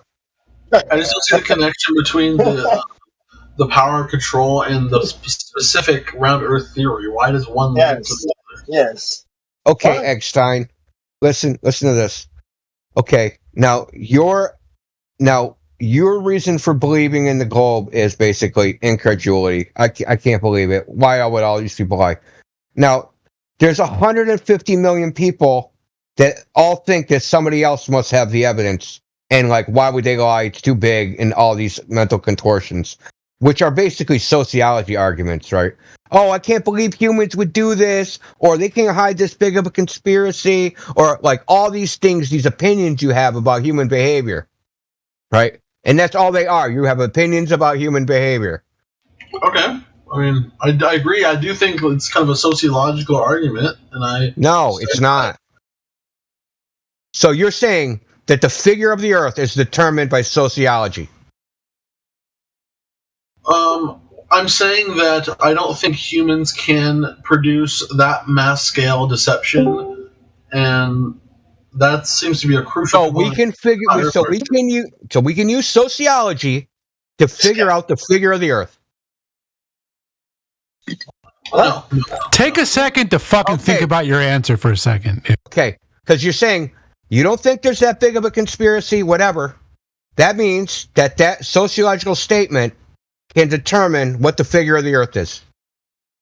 No, I can just determine whether or not a conspiracy on a mass scale is happening. That's some ignorant shit, bro. Like, seriously. That's some ignorant ass shit. How are you going to do that? Dude, you're actually hurting my head. I know. This is like so bad. We should call it here, boys. I don't want to piss you off too much. No, I'm not pissed. It's just, dude, like, it's just something wrong with you, man. I've been dropped as a baby or something. No, like, your application of, like, you don't even understand the implications of what you're saying. Okay, so there's a physical quantity we can go out and measure. But if you can't figure out how, like, if in your head somehow there'd be a gigantic fucking conspiracy, somehow that measurement would be wrong. Like, what the fuck are you even saying? I definitely don't say that. And I think if you were to parse my language, you would agree. I'm saying that what the sociological argument shows is that anyone who is arguing that there's a mass, conspiracy, is most likely not true. It doesn't show that the CIA. Hold on. I love when they say that. Most likely is not true. Where did you get that likely? How did you calculate that probability? Crunch the numbers. Yeah, what numbers? What were the variables? What was the equation for calculating the probability of your statement? It's likely not true. It's just my intuition. Well, it's a contradiction because first you say your feelings.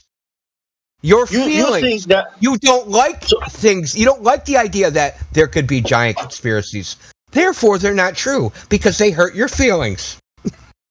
It's really that simple. There's a contradiction. So you think that people can know the beginning of the universe, Big Bang, right? They can know how far all these stars away from us, right? They know all these things. They can build phones, they can do AI, right? But you think that they're too stupid to lie to each other. Like, you hear yourself contradicting yourself here. Right? Yeah, I think that, figuring out, the Big Bang is relatively kind of simple once you see the expansion of the universe. But I think you're not smart enough. I think you're not smart enough to figure it out. I think a lot of people on this earth are way smarter than you and can fool you just like that. That's just my opinion. What was your opinion again about people of the world? That they're stupid? Really? Do you drive a car? Do you drive a car? Do you drive a car? Yes? No? Yeah, yes? Yeah. Do you know how to build a car? Exactly. No. Exactly. No. So my son's a mechanic. He's 18. He's probably smarter than you. And here you are thinking the world is too dumb to lie to each other. You see your contradiction here, man? Like, humble yourself, bro. Well, say to yourself, I don't know everything, right? I don't know everything. I don't know everything. Okay, stop taking on the arrogance of these assholes who think they know everything. Well, sure. I'm just saying that, like, of course, in some domains, obviously, people know a lot more than other people about certain things. I readily admit that, but I'm saying the problem with like a large, like, conspiracy involving many organizations, many. Let me ask you what. Let me stop right there. There's two conspiracy theory. This term was coined by the CIA. Flat Earth. That term was coined by the CIA. Did you know this? You probably didn't. But you think these people are too dumb to. Well, listen. You think these people are too stupid to fool you, and here you are being fooled, right? Straw manning your own model that you don't know. Like, who do you think is smarter, you or them? So, exactly. Them. Yeah. Hey, the government said there's no government conspiracies. There's nothing to see here. Sure, I only say conspiracy, the word conspiracy, for lack of a better term. I don't mean to offend. If there's a better term, alternative theory. That's a perfect term. Conspiracy. When we plan to go rob the bank, that's a conspiracy. When we plan to rob people, that's a conspiracy. When we plan to lie to people about a certain event, that's a conspiracy. Conspiracies happen. What's a conspiracy theory, though? That sounds like some crazy person shit, right? Because it is. It came from the CIA to make you think anyone who says a conspiracy is fucking crazy. Like, you didn't know that this was happening to you, did you? But you think they're too incompetent to fool you, right? What would you like me to call non-mainstream theories? Well, there are no theories. We don't have any theories. We have observations. We have the science that we can verify, and that's it. There are no theories. The only people with theories are people who believe the Earth is a ball. Those are the people with theories. Who are the people who preach that the Earth is a ball? Those are theories. So what about the people that look at flat? When we look out at the flat ocean, okay, it's not a theory. Okay, that ocean is flat, right? You understand? Do you agree? Well, don't you guys have your own models of how the flat Earth? I'm not talking about models. I'm talking about the ocean. You can see with your eyes, scoop with your hands, reality, dive into and swim in. Like what model? I'm talking about the real thing. Sure, but right? You guys have your own. You think people are too incompetent to convince you, right? That is actually a ball. I mean, really? Who's incompetent here? You looking at a ball and saying it's flat, right? Does that make sense? You looking at a table and saying it's a ball, right? Who's incompetent? Hey, if you don't have a model for that table, it's not real, man. Exactly. This is the table right here. Well, it depends on your model. It's a guys. I'm getting kind of maybe mixed signals. Do you guys claim that you guys have a model? Do you guys think the Earth is flat all around? Nobody has a model above the Earth. There is no globe Earth model. There is no flat Earth model. Oh, okay. So the idea that there's a model for a shape is idiotic because science makes models of phenomena, right? So things that happen in nature, events, they're not models of any shape. So here's an interesting question: would you be willing the idea that like maybe the Earth is like actually like a crater or something, and there's like a higher plane or something? Why does it have to be? Why can't it just be what we are seeing and saying it is? Why do you have to create fucking dinosaurs and dragons and shit from Narnia and think, what if it's a big donut? What if it's a big like marshmallow or something? Like what? Because what if it is? What you're saying, Einstein, is baseless speculation. What we're saying is experiential reality. Well, okay, I was under the impression that you guys thought the Earth was like objectively flat. Well, it's a topographical plane. It's not fucking smooth like a piece of fucking glass. There's mountains and fucking valleys. We acknowledge that. Dipshit. Well, no, I agree with that. What I'm saying is like, but you guys say this. No, don't say flat, dude. Say this. It is not a ball. That's all you gotta say. There's nothing to do with flat. Everybody knows it's flat. Just say it's not a ball. How do we know it's not a ball? Go look at it. Okay, well, if we say it's not a ball, do you ever ponder what the real shape of it is? No. Like, are you saying? Do you ever wonder if you could hold every reality in your hands and just look at it and send me a picture? Take a selfie while you're at it, right? What do you mean by that? So this is where we get back to the philosophical thing of its shape. You don't even wonder what it is? So what's the shape of a rock, dude? There's no name. Oh, okay. So see, this is what I told you. People thought a sphere was the most perfect shape, right? So we have these abstract shapes in our head. Pyramids, cubes, squares, dodecahedrons, icosahedron, whatever. Platonic solids, non-platonic solids. These are abstractions, right? These are abstract ideas. These things don't exist in nature. Saying, what's the shape of the Earth? There's a lot of assumptions that go with that question. Number one, you're assuming that the Earth is this thing, an object, embedded in some void. That is a pretty big assumption. There's no reason to think that. That's the globe model. That the Earth is this idealized circle, this idealized sphere, floating around in a giant fucking infinite void. What, do you think, like, there is an objective reality, and does it have a definite property? Of course, but the question is, what's the embedding space that reality is embedded in? Right? This isn't new shit, dude. This shit was like argued about thousands of years ago. Where's reality? What's it embedded in? Where's the edge? Where's the boundary? So if you say, okay, the Earth is an object and there's an edge, where's the edge of it? Well, I can just say, okay, what's the edge of the universe? They say in the modern cosmology, the universe is flat. There's got to be an edge I can fall off, right? What's underneath? Like all these stupid questions, right? These questions are not answerable. It's like asking you what time it was before time began.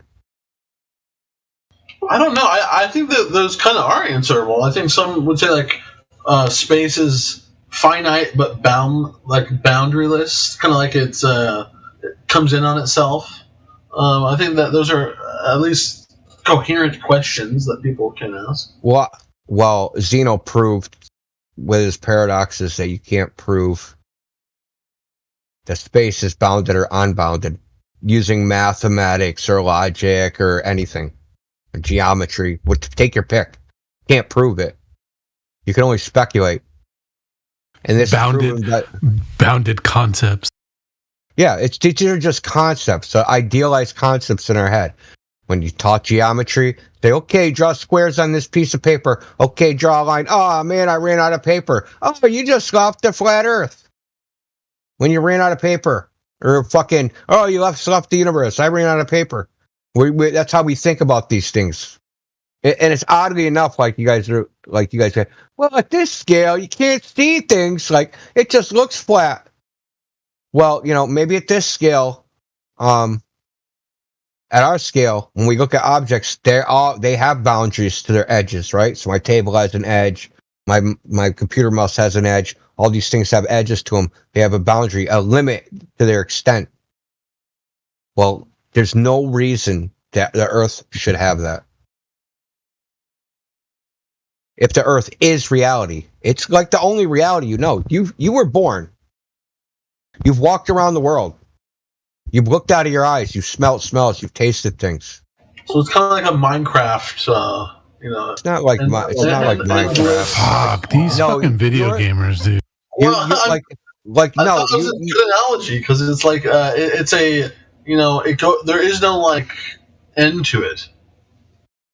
That's actually like a meaningless question that doesn't mean anything. There's no end to go to. Like, what is at that boundary of, like, okay, think about it like this. Earth is reality, right? It's the only reality you're ever going to experience. It's the only reality your parents are going to ever experience, your parents' parents, all your friends, family, all my friends' family, everyone on this server, all their friends. We're going to fucking live. We're going to roam around the Earth. We're going to try to eat, sleep, shit, piss, screw, accumulate some garbage, and fucking get buried into a hole, and then we're going to die. Right? That's the reality of the situation. Now you can sit there and fantasize that like you can go up really high and I can go to some other fucking bubble somewhere else. But guess what? That's not the reality of the situation. And saying, this realm where I run around in and do these animations, right? My NPC animations for the government. What if I just walk in one direction? Is there an edge? Is there a boundary? Because you got to have a boundary to have a shape. Like that's. But what if that question's meaningless? There is no bound. There is no end. All we know is if you travel south, you hit fucking ice. You hit a giant fucking ice goddamn sheet. And that ice sheet goes up in elevation. According to them, goes up to 9,000 feet elevation. The average temperature is minus 50 degrees. The longest river is there's fucking 1.6 kilometers. There's only 4 rivers in the whole place. There's no food, there's no water, there's no animals. There's nothing to eat, nothing to drink. It's fucking cold as shit. Nothing to burn. Pack your own shit out. And that's if you go what direction? South. Choose your favorite south. Choose your favorite south direction. So, do you believe that this exists, this place? What? The place that's called, quote unquote, Antarctica? Yeah. I do not believe Antarctica exists as a continent. As in, it could, but as its own individual island, right? Where you go up one side, then down the other, then you're on the other side of the ball. No, not like that. Well, whatever way you do believe in it, do you believe in it in some way? Yeah, I believe that when you go south, you go through the Southern Ocean, which is the fucking worst ocean in the world to sail through. Most shipwrecks, most deaths, most missing people. Then you gets even worse. You hit this ice that nothing can live. Compasses don't work. Compasses don't work. Nothing lives there. There's never been a human being born in the Antarctic Circle ever. Ever. No permanent settlements. Human beings have lived in the Arctic Circle. There's like 4 million people that live in the Arctic Circle right now. People have lived there for fucking, according to modern science, millions of years. So when you're coming up with like what you understand, the Arctic Circle and the Antarctic Circle should be like mirror images of each other, but they're not. It neither is like the so-called Southern Hemisphere and the Northern Hemisphere. They're not mirror images of each other. So something like 80% or 11% of the world's flora and fauna are in the Southern Hemisphere, and the rest are in the North. So, but when you're thinking about what this place must be like, what other people call Antarctica, how do you know what to believe? I don't believe anything about it, quite honestly. I just know what the so-called rumor is, right? And it's no different than like any other rumor, right? Sally, okay. Sally's fucking Bob. It's just a fucking rumor. Okay, that's fair then. If you say it's just a rumor and there's no real reason, or no convincing reason. I'm just telling you what they say. The properties that they say it has. Now, it could be true, could be false. I don't know. Fair but enough. If it is true, the idea of just like I'm gonna walk to the edge of the earth or something, that's so dumb. Like you're not gonna get 20 fucking feet. You're gonna freeze to death. You're gonna be human beef jerky. But I did actually. This is kind of why I asked you. You said you did believe Antarctica existed in some version. But if it's I believe if you go through the Southern Ocean, there's ice that you'll eventually hit some sort of ice sheet. Yeah, I believe that. Yeah. You believe it, but it's just a rumor, or you believe it for some other reason? I believe it because there's you can take tours there. You can there's people that have been there. So like, I wouldn't call it a strongly held belief. It's just a belief. Okay. There's a likelihood that if you go south, that you're gonna. And there's the historical record of people experiencing this place. Found out. The highest probabilistic sense.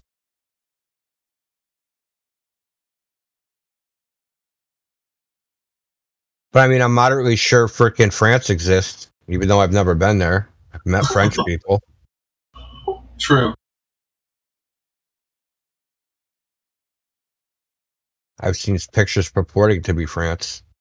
But see, all these things, right? These are things that can be tested, they can be verified, and other human beings can done them. It isn't like a super small percentage. It isn't like, oh, these 24 people.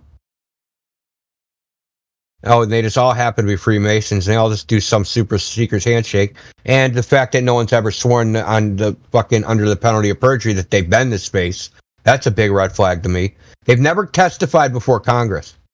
There's no astronaut that testified before Congress, had to swear in, and was and then described going to space.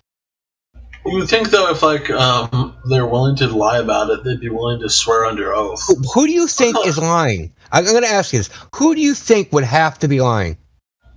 Someone like Buzz Aldrin. Okay, there's one. Yeah, you're talking about astronauts. Yeah, how many people do you think would have to be lying about the shape of the Earth? A few thousand, at least. Few thousand. Why would you think that? That's not very much. I mean, that's more credence to your argument. Well, yeah, I know, but it wouldn't even be that much. It would be Apollo. That's crazy. The Apollo people. Well, the Apollo people are the only people that have ever said they've seen the Earth as a ball. Not even people in the ISS claim they see the Earth as a ball. They're not high enough to see the whole ball, right? They're only at 250 miles. The ball is 8,000 miles diameter. They're not high enough, so they never see a ball. The only people that could have seen the whole thing would be the Apollo people, right? It's only 24 or 27, whatever it is. 250 miles versus 250,000 miles. I still think even in the ISS, you can't see the whole ball at once, but you can kind of infer it based upon curvature. What curvature? I already told you, the math says you can't see curvature. You only see 3% of the Earth from the ISS. 3%.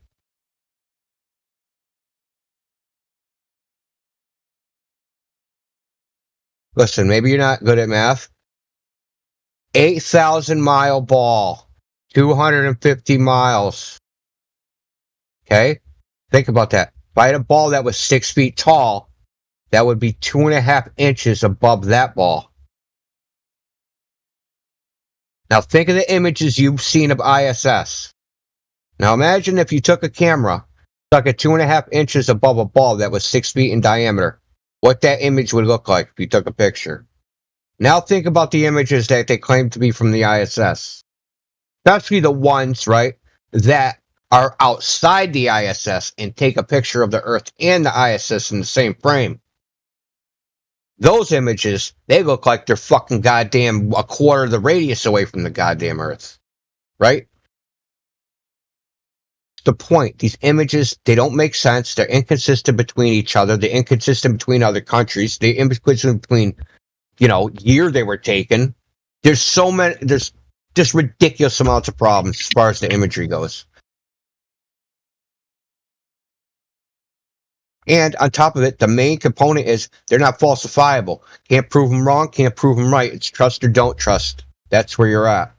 But the thing is, we can't test the images to some degree because those images show curbing fucking water. We know that we're on Earth. Says it's taking a picture of Earth of curbing water. We know that we can come on, since we're already here, we can measure this water here. And guess what, dude? If the water's not curving, then those pictures are fake. We don't need to come up with some convoluted reason about why it's a huge fucking conspiracy, because we know from objective empirical testing that the shit's flat. Fuck the consequences of that. That's not our problem. That's their problem.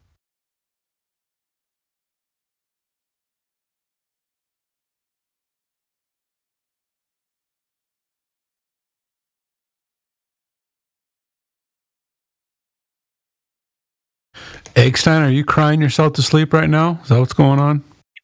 I'm actually looking at some cool pictures of this ISS over Earth. I'm sure you are. Quite beautiful. Dude. You're fucking brainwashed. Beautiful CGI, dude. Dude, I love the ISS live streams. It's so funny, man. If you look in the chat, it's like, there's like, because the chat's just full of bots, it's fucking hilarious because it'll just keep spamming like, beautiful, awesome, incredible, but it does it like in every possible language, and it just does this shit all day. All day, just spams that. In the ISS live stream on YouTube. Go watch it sometimes. Oh, I fall asleep to it every night, baby. Yeah, it's fucking great propaganda. We need it. So what if every like so-called astronaut on Earth signed a document that said, "We hereby confess that we lied, and under the penalty of perjury swear that the Earth is flat." Would that prove the Earth is flat? It wouldn't prove it, but it would be a strong piece of evidence. Really? Totally. I mean, so we're really at that. That's like where we're at in reality. Is that a whole bunch of people saying something is how we determine physical reality? Well, no, but like oftentimes, science is a collaborative process, and you need to trust others to specialize in things that you don't specialize in. And so it's kind of built on trust. Yeah, why? Why is it built on trust? Because you can't do it all yourself, and so you gotta divide. It's built on observation. Yeah, and does that actually work to determine the truth? Does what? I mean, there's the scientific method, but there's also like the actual collaborative, like material effort of the history of science, which has been humans and networks of humans interacting, right? Tell me a physics or scientific idea other than Archimedes' principle that has survived till now. That's what's made like during about that time, right? The Greeks. So the idea that the Earth's a ball, that goes back to like Eratosthenes, 300. Tell me another scientific theory that they had back then that survived. Oh, not many. None. Zero. There's I none. have to think. I kind of want to try to think of one as a challenge, but Archimedes' principle was the only one I could think of. It took me a long time to come up with that. I don't know if something like Pythagoras' theorem. I don't know if that would count. That's a mathematical thing. Okay. So, did you also know that most peer-reviewed research is wrong? Well, it depends what you mean by that. Most peer-reviewed research is wrong. I mean, what are you confused about? Like, what? Can you elaborate, maybe? Okay. How about I give you peer-reviewed research that shows most peer-reviewed research is wrong? Sure. I mean, I think there was something of a replication crisis in some of like psychology, for instance. That's it. There's also scientific fraud. Sure. And then there's just data manipulation. And follow the funding. Exactly, follow the funding.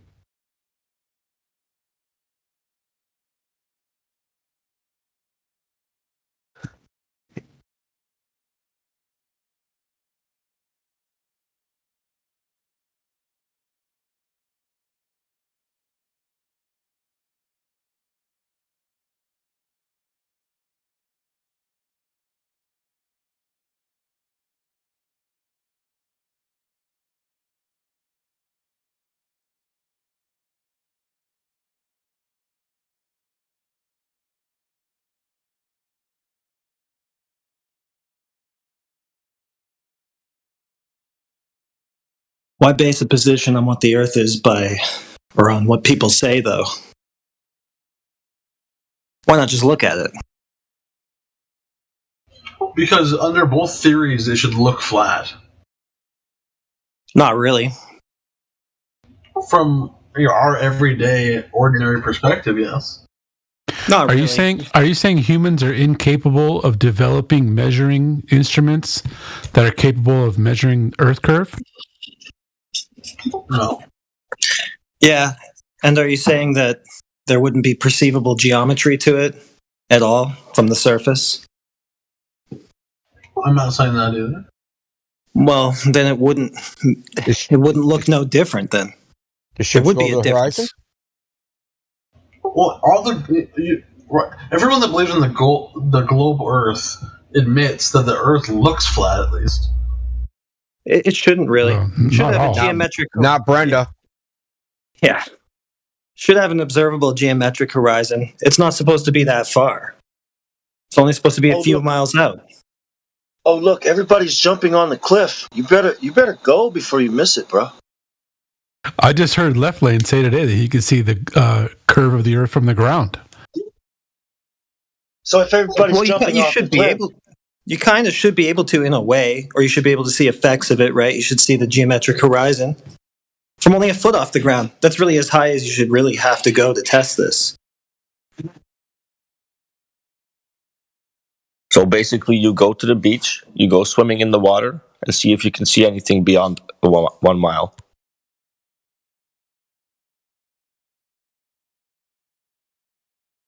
Because if you're swimming in the water, if you're swimming, you're about 1 foot above the water. That's a problem.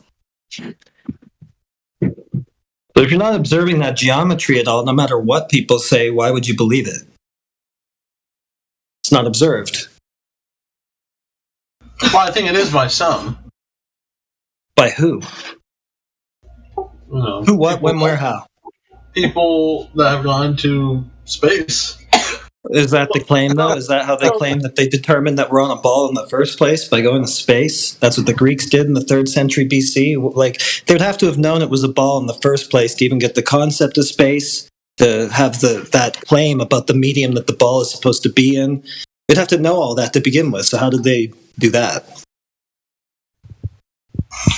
If I could just quickly point out, there are more people who have claimed to see Bigfoot than people who have claimed to see Earth. A lot more. It's like not even close call. So you have to trust these people, right? But at the same time, they're not smart enough to fool you, man. I mean, come on, man. It's not that they're not smart enough to fool me. It's smart enough to fool everyone. Yeah, but that was pretty easy, because all you had to do was go to the beach to verify their claim, right? And you won't do that. And even with what the beach presents, falsifying their claim, you still continue to believe their claim anyway, so it doesn't look like it was too hard for them to fool everybody. Well, It's 2023. Why is it so fucking difficult to prove a globe in 2023? Well, because I imagine making sure those kind of experiments are done properly takes some, effort. What experiments? Whatever ones you're trying to do to measure the Earth. Look, man. What are those? I don't know. You're saying lasers or something like that. You're saying that you have to trust these people, right? That's what you said, right?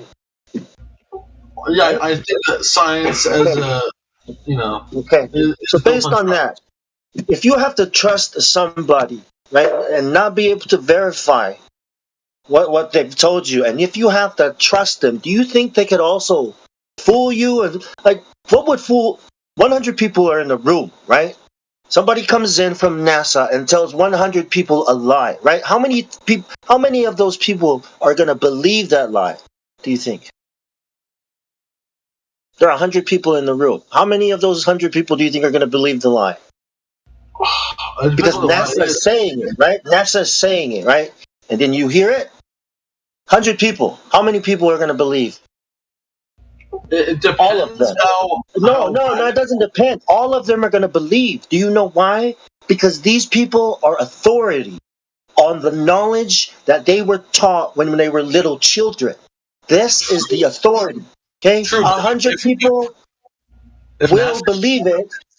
So when you say that all the people can't be fooled, right? Listen, how many people do you know are in debt?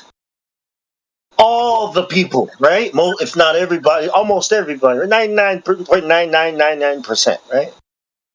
If NASA brought 100 people in a room and told them the moon was made out of cheese, I don't think many would believe them. Why not? Well, maybe you would. You give them your unwavering blind faith. So how can't they fool you? They could tell you anything, and you would believe it because you believe whatever they say over your own direct observed reality. You already admitted you believe them.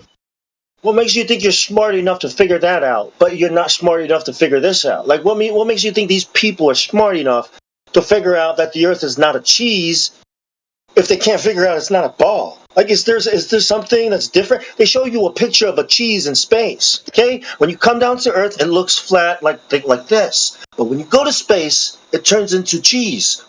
Like, what makes you think people are not going to believe that? I wouldn't. Why not? Why wouldn't you believe that?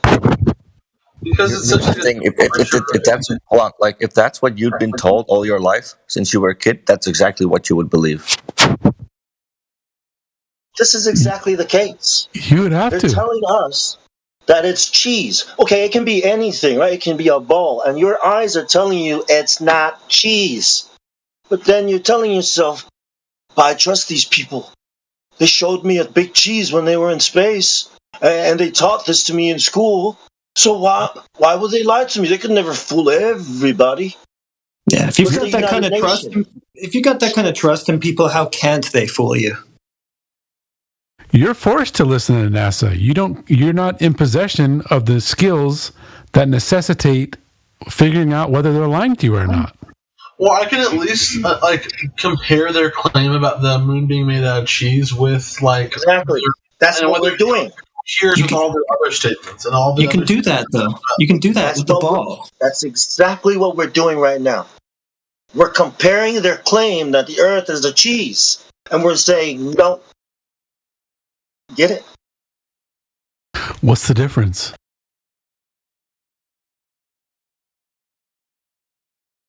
What's the difference between saying the moon is cheese and we landed men on the moon? I don't know how to answer a question like that. Why not? Why can't you answer the question? Well, think about the cheese. Think about what you said. Okay, you said that. Well, I would examine the claim, right? And then what? Continue that thought. If they said the moon was made out of cheese. No, the Earth. If they said the Earth looks like a cheese in space, right?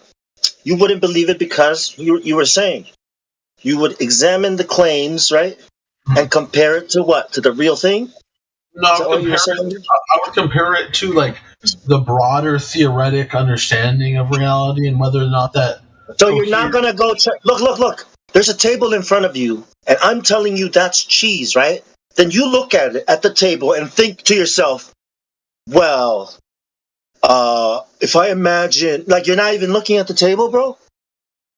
You're not gonna look at the table and see it's not a piece of cheese. You're gonna think about somebody else's understanding about tables. Is that how? You can't verify that this table is not a piece of cheese? Come on, man, you can do it. Well, you asked me what I would really do in that scenario. What I would do is I would see how the belief in the cheese shape cohered with their larger understanding of the world and whether that made sense. So basically, you don't even have to look at it, right? You just listen to other people's understanding of it. You don't even have to look at the table, right? You just listen to somebody else explain to you. Is that what you're saying? There's a table in front of you, and you have to consult somebody else's understanding and compare it. Are you talking about 99% of the world and what they think? Hey, look, everybody's jumping off the cliff. I'd better jump too. Well, no, I'm just I'm trying to theoretically test whether their own. Okay, so let me give you an easier one. Here's an easier one, all right? There's a man standing in front of you, and I tell you this is a woman. Okay? How are you going to know if it's a woman or a man? Now, remember, I'm not talking about a trans. I'm not talking about any of that. I'm talking about a man with a beard, muscles, penis. And I say to you, this is a woman.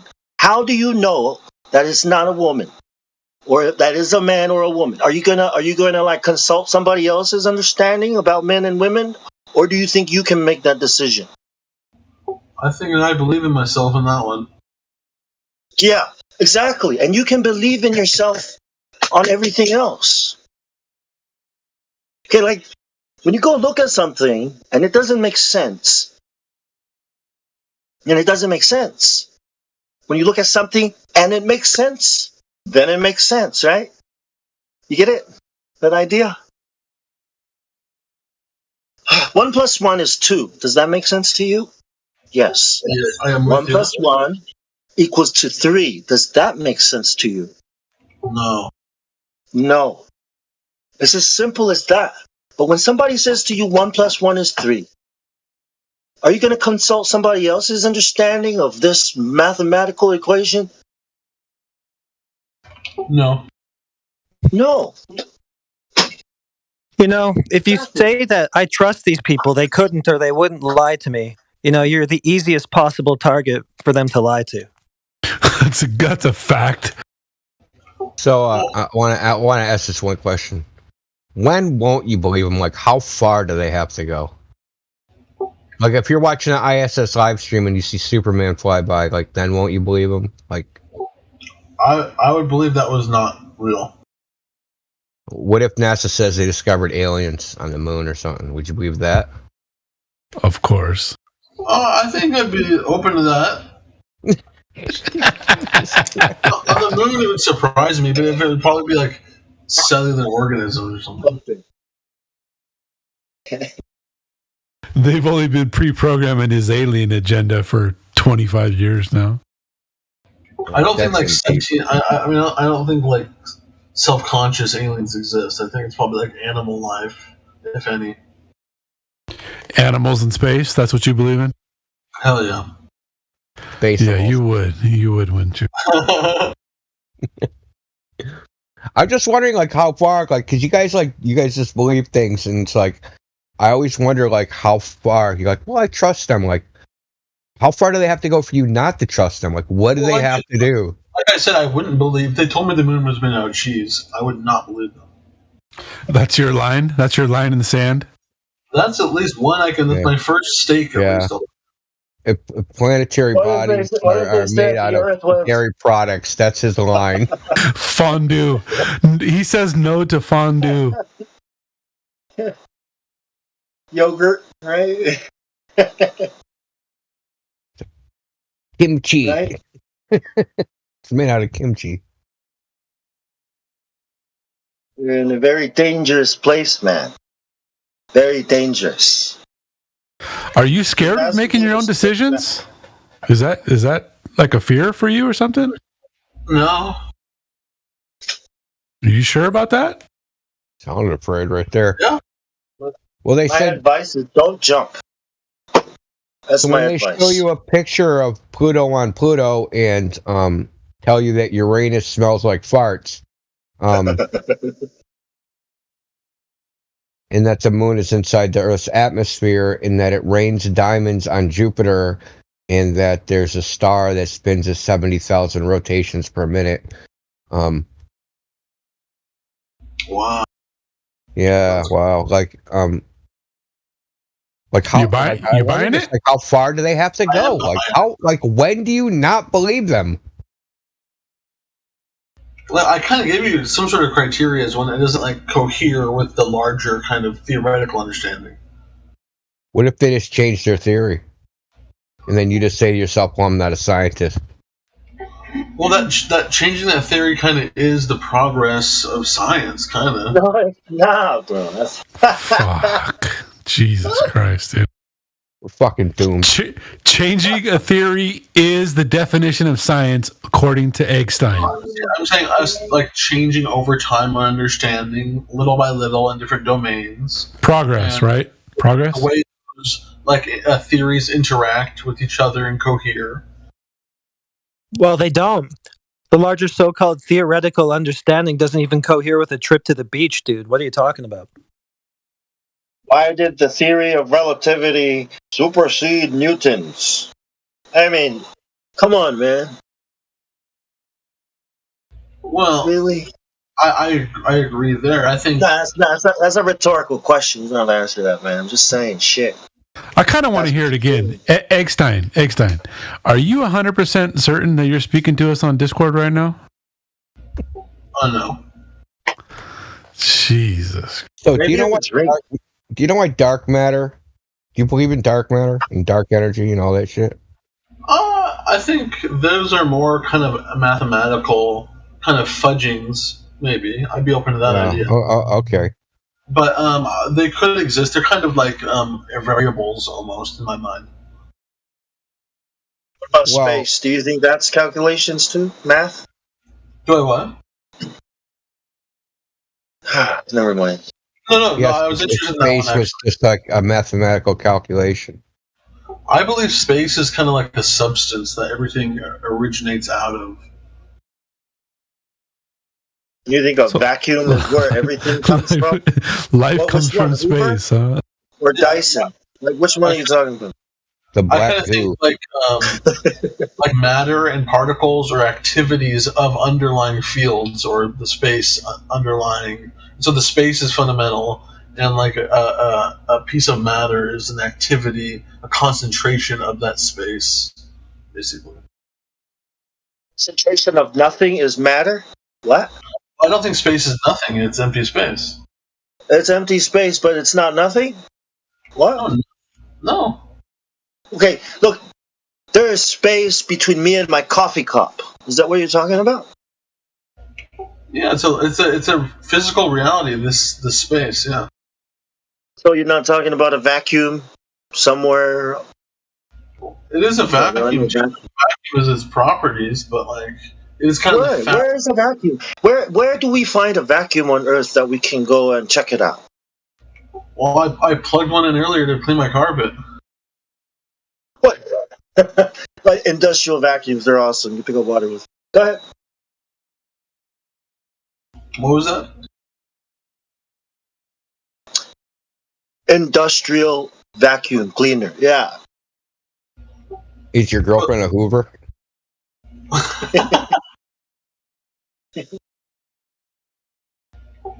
Yeah, I think I have to go. The girl I'm with too has been humoring me for too long as I've argued with you all. Do you think you were arguing? No. Is that what you think was going on here? An argument? Well, fine, mister. Well, what points do you think you put forth as an argument? I think I pickled y'all brains. Jesus Christ, dude. Oh my God. All you did was like chant your religious belief. Like, what the fuck are you talking about? Hey, You're like, yeah, dude. I trust them. They won't lie to me. They love me. You can't let go of the globe for social reasons. Can't lie to you, right? You don't want to come out as a flat earther to your girlfriend. Yeah, she'll dump you. Pimp. Should I be scared? Well, No. to keep it real, it's a real consideration. A lot of people that come in here, they hear the information, and on some level, they agree with it. But social ramifications, they'll never.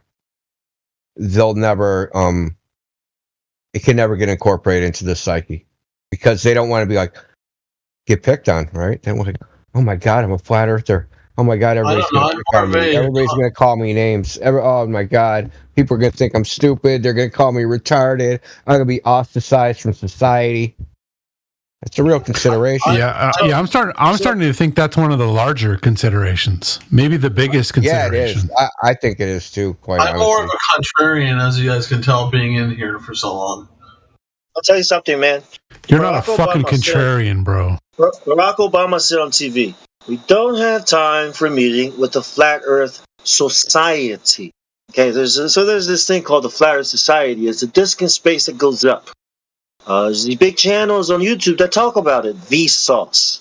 So when they're saying flat Earth, they're not talking about us. They're talking about their own model that they created to lie to the world about us. So why would they lie? Why would they lie about flat Earth? Why would they create their own controlled opposition, call it Flat Earth Society, and then parade it around the world on YouTube so everybody can look at the stupid disc going up in space in 9.8 meters per second square? That is absolutely nothing to do with us. What we're talking about. The ground is accelerating or something? No, that's the Flat Earth Society's model. The Flat Earth Society came from Barack Obama and the boys. Okay? Okay, so the question is, why would they lie about this? Why wouldn't they confront us? Why would they create some false Flat Earth Society? You know, the word society means, right? Secret society. Why would they create that and lie to the world about flat Earth? Why don't they come here and expose us directly and show the world how stupid we are? To discredit and control the opposition.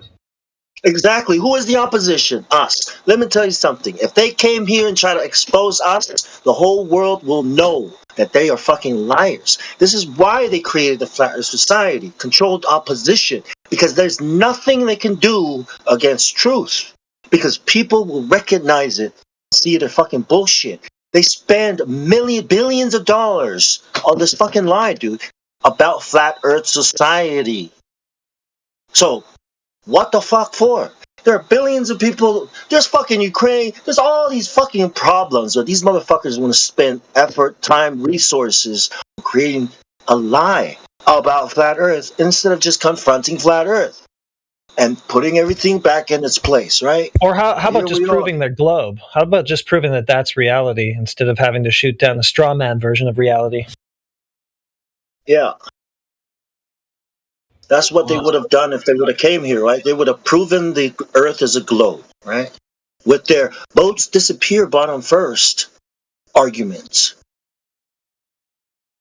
Yeah, there's no need to smear us. Like, they could just come with the proof of their globe and then done.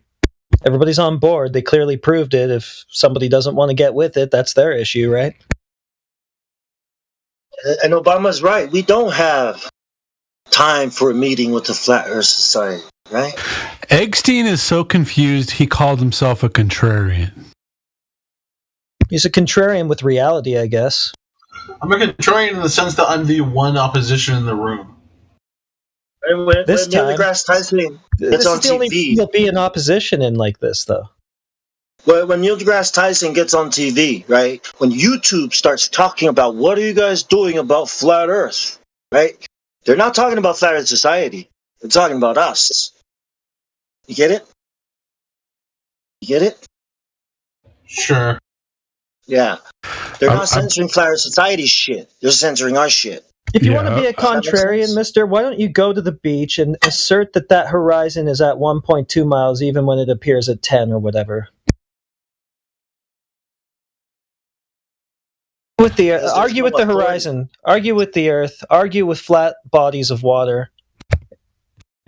Yeah, they're afraid of authority. You know what the real authority is? Truth. When you wake up and you realize the truth, that is the only authority on this earth. And there's nothing they can do about it but lie to try to keep people under control. That's why they don't come here. And if they do, Mick West came in and got his ass fucking kicked. He's out. He had to concede. So you think Neil deGrasse Tyson's going to come here? All these science communicators? No. They're going to go talk about Flat Earth Society on the internet and make us look stupid. That's not even our model. They have a model. They have a fucking... and it's the same. It's the heliocentric model with a disc in it.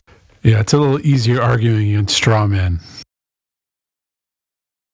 If I show you a 10-mile horizon that on the globe should have been at 1.2 miles, do you think that any of those science communicator people could come here and prove that 10-mile horizon is actually at 1.2, despite it appearing at 10? Do you think anybody in the world could ever do that? Well, I don't know. Because nobody's ever come here and done it, and I don't see how they would. They don't have authority. Okay, I gotta leave now with my tail between my legs, fellas. Got you, man. It's all good. Have a good one, man. Yeah. Thanks come for stopping later. by. Yeah. Take it easy. Ecological mystic, huh? Yes, sir. That's for another day. I'll convert y'all. I'm sure. Yeah. Yeah. Can't wait.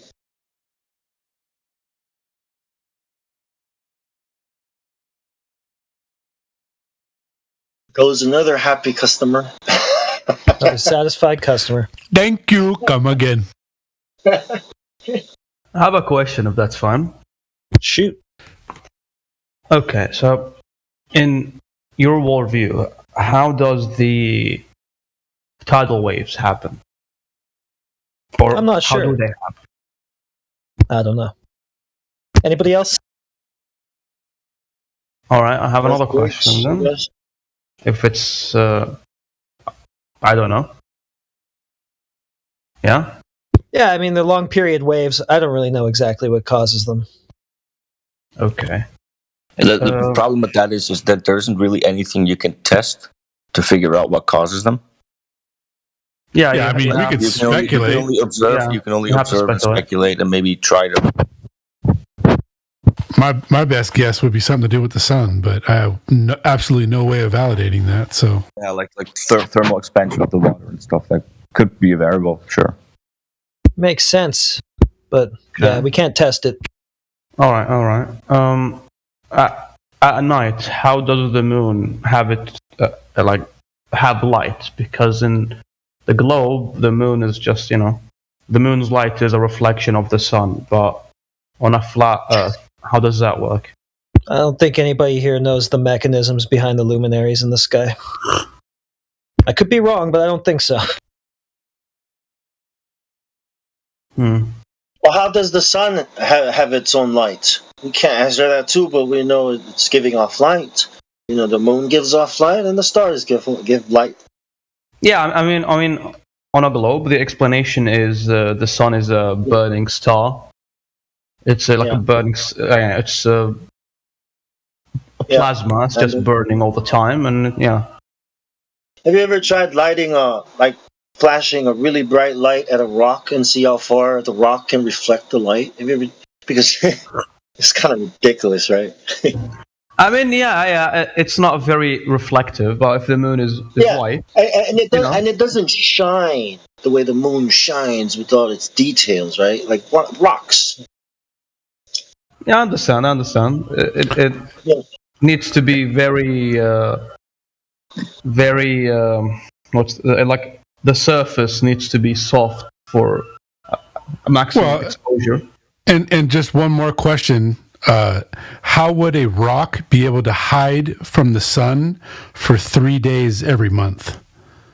Every new moon, the moon absolutely disappears from any sunlight for 3 straight days. It cannot be detected.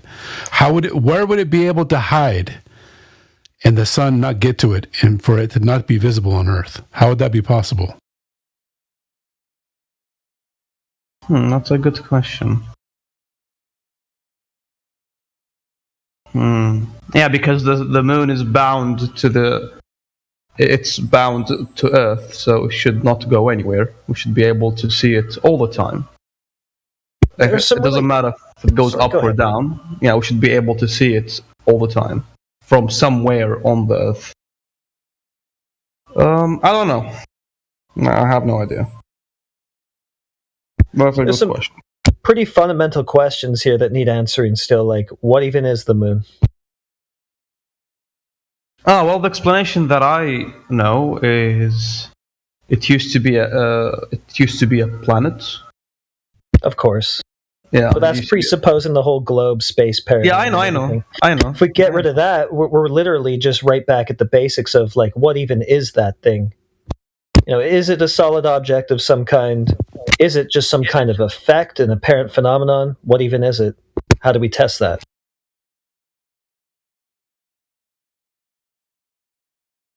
And this is kind of the problem, right? Because all we can really do with the things in the sky, luminaries, is you can look at them.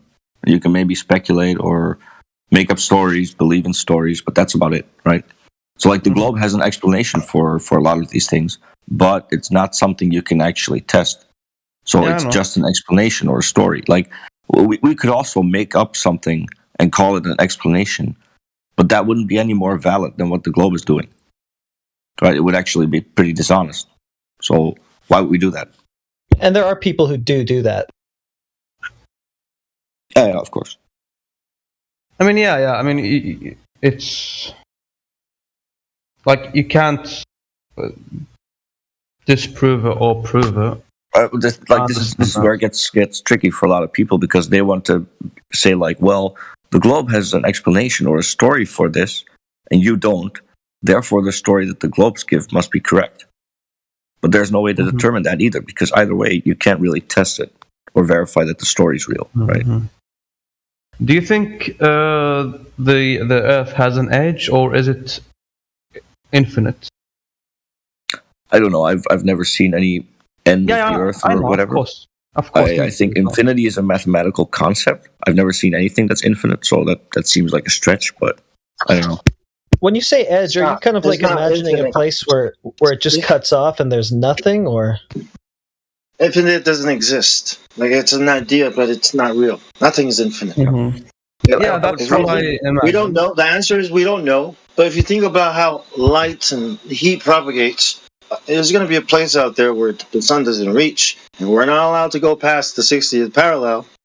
So how can we know? Yeah, but Roji, what do you mean by edge exactly? Like, what are you envisioning when you say that?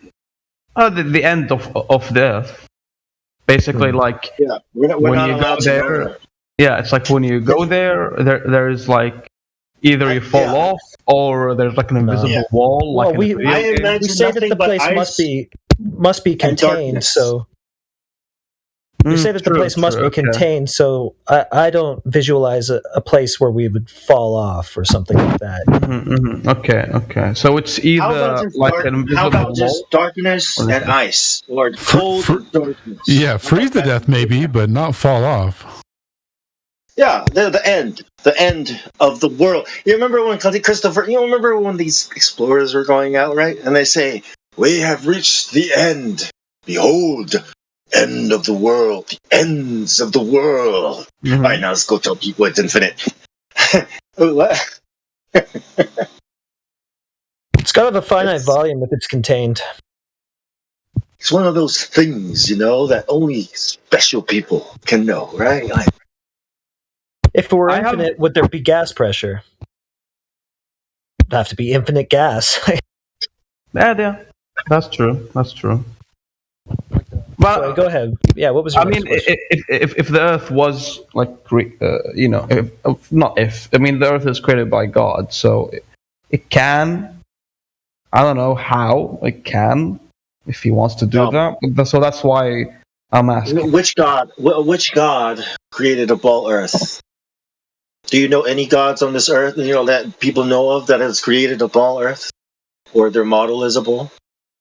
Okay, so I'm Christian. I understand, and that is a point of conflict for me, because you can interpret it to mean globe, but if you read it literally, it means flat. I understand. Well, the Bible doesn't say anything about a ball. It always describes the surface of the Earth as not a ball. I mean, the closest thing to globe is it being described as a circle. That's the closest thing I got in Isaiah 40:22, I think, if I'm not mistaken. The circle of the Earth. Yeah, and a coin is a circle. Yeah. Yeah, I understand. I can do some gymnastics. What shape is what is a seal? The wax. You pour the wax, right, and then the king takes his seal, the ring, right, and he presses it down, right.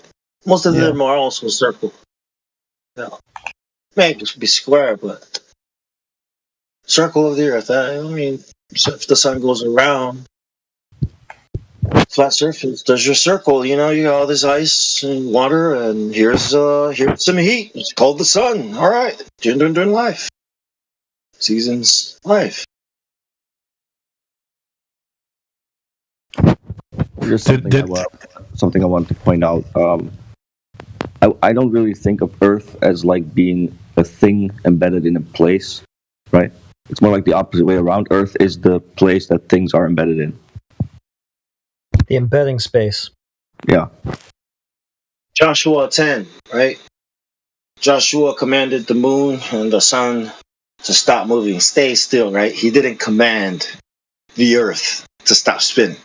You know what I mean? Because see, so that's how you know that these people knew that the sun and the moon were moving, not the earth.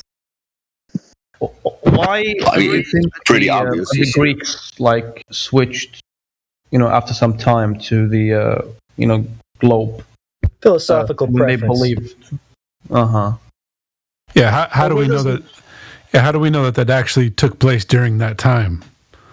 Who's writing the history? Who's allowed to teach you your education in your colleges?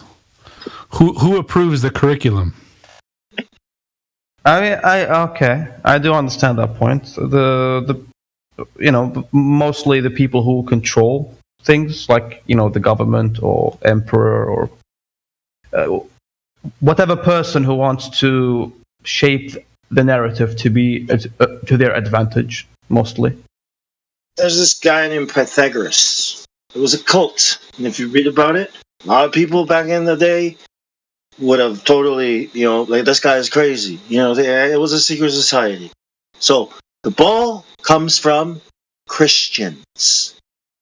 Okay, it comes from the Catholic Church, Rome. That's where the ball comes from. What does Christmas mean to a lot of these Christians? Right? That's a false story. Exactly. It's Saturnalia. It's the winter solstice. It's the return celebrating the return of the unconquerable sun. Right? There's also a cult. What the occults believe in. The sun is their father. The moon is their mother. So, you think about it, right?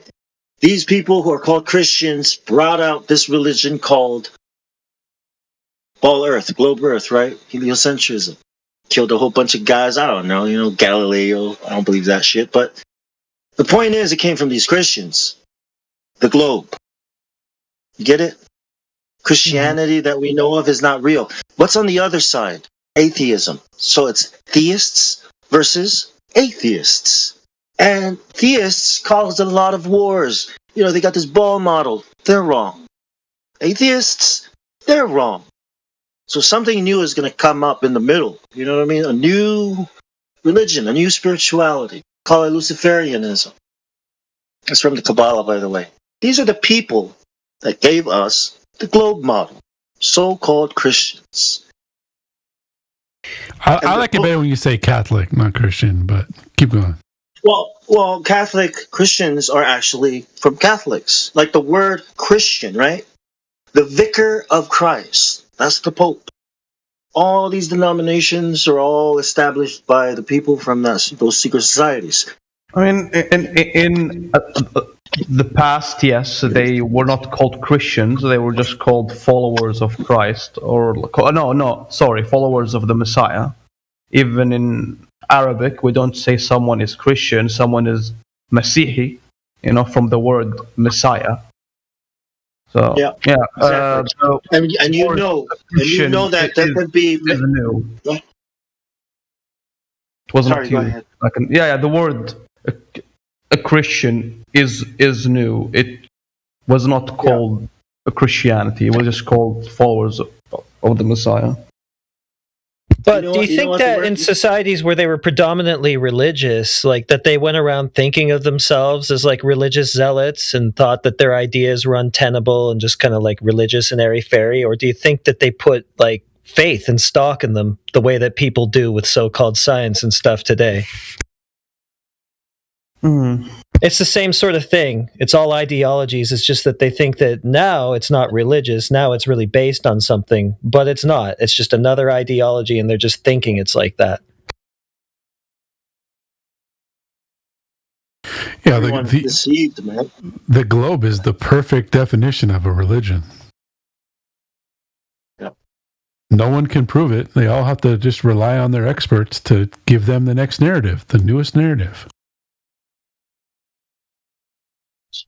I mean, yeah, the proof thing is pretty crazy when you think about it. It's the only, I mean, not the only thing. There's a lot of things that is just taken in science as true because, like, it has to be true. Shape of the Earth, how the Big Bang happened, biological evolution, and you have also the how did no life produce life? You know, there's a lot of things that are just. They have to be true, therefore, just take them. Yeah, it's the prevailing ideology. And you heard the guy before us, right? Like, what he was saying wasn't based on any real scientific understanding. It all just came down to his trust in people saying those things, right? Doesn't that sound pretty religious? Yeah, and it is weird because everything else in science, it had to be proven like 1,000 times over, but these things, they're just taken as truth, which is weird. Trusting people is not part of the scientific method. Yeah, I was going to say all of us know, but many of us know what happened in 2020. And a lot of people were supposed to trust the science, so... Oh, yeah. That I have mentioned yesterday. It was all crap, the whole thing. It wasn't scientific at all. Yeah, so they just keep throwing that label on things that they want us to just believe in religiously. Yeah. It's really ironic. And I also notice a lot of people how, like, the sheep mentality. I remember telling people that, you know, wearing that thing doesn't protect you from anything. And I showed them scientific studies that they did, you know. They have people wearing the thing and people not wearing the thing, and both of them got the thing. You know what I mean? Are you telling me that me wearing my jean pants doesn't protect you from my fart? Is that what you're telling me? Yeah. And a lot of people like looked at me as crazy. I was like, no, guys, like, look, I showed them the studies. Like, look, that's what the studies say. And then they just typed in Google, does this thing protect you? It said yes. Then it says yes. I'm like, who cares about Google? I've showed you a scientific, like, something that was tested, you know? Welcome to heresy, bro. Yeah. I was so angry at the time. Honestly. That's a conspiracy. You're a conspiracy theorist. Heretic. And they told me, like, so everyone is lying. All the governments are lying. The all-knowing oracle. She will tell you. Trust the science, bro. Oh, there's also one guy who told me, so Bill Gates is lying. He said on Twitter, like, well, Bill Gates bought a the thing company that makes the thing before he tweeted that. He just bought it 2 months ago, so he's benefiting from you wearing it, you know. So, like, yeah, he's lying. I don't know. It just, at that time, I understood how looking crazy feels because I'm showing them evidence. And they're calling me crazy because it's more comfortable to just follow everyone else than having your own thoughts. Welcome to the club, dude. Yeah. Follow a doctrine of men, but call it science, and then say that people who follow reality and actual science are religious.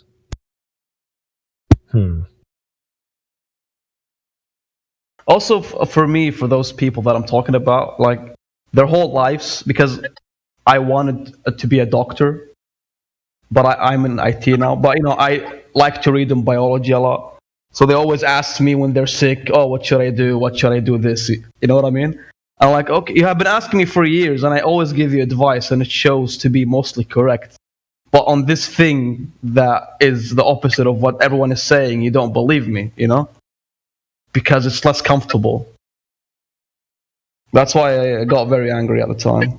It was very annoying to see that.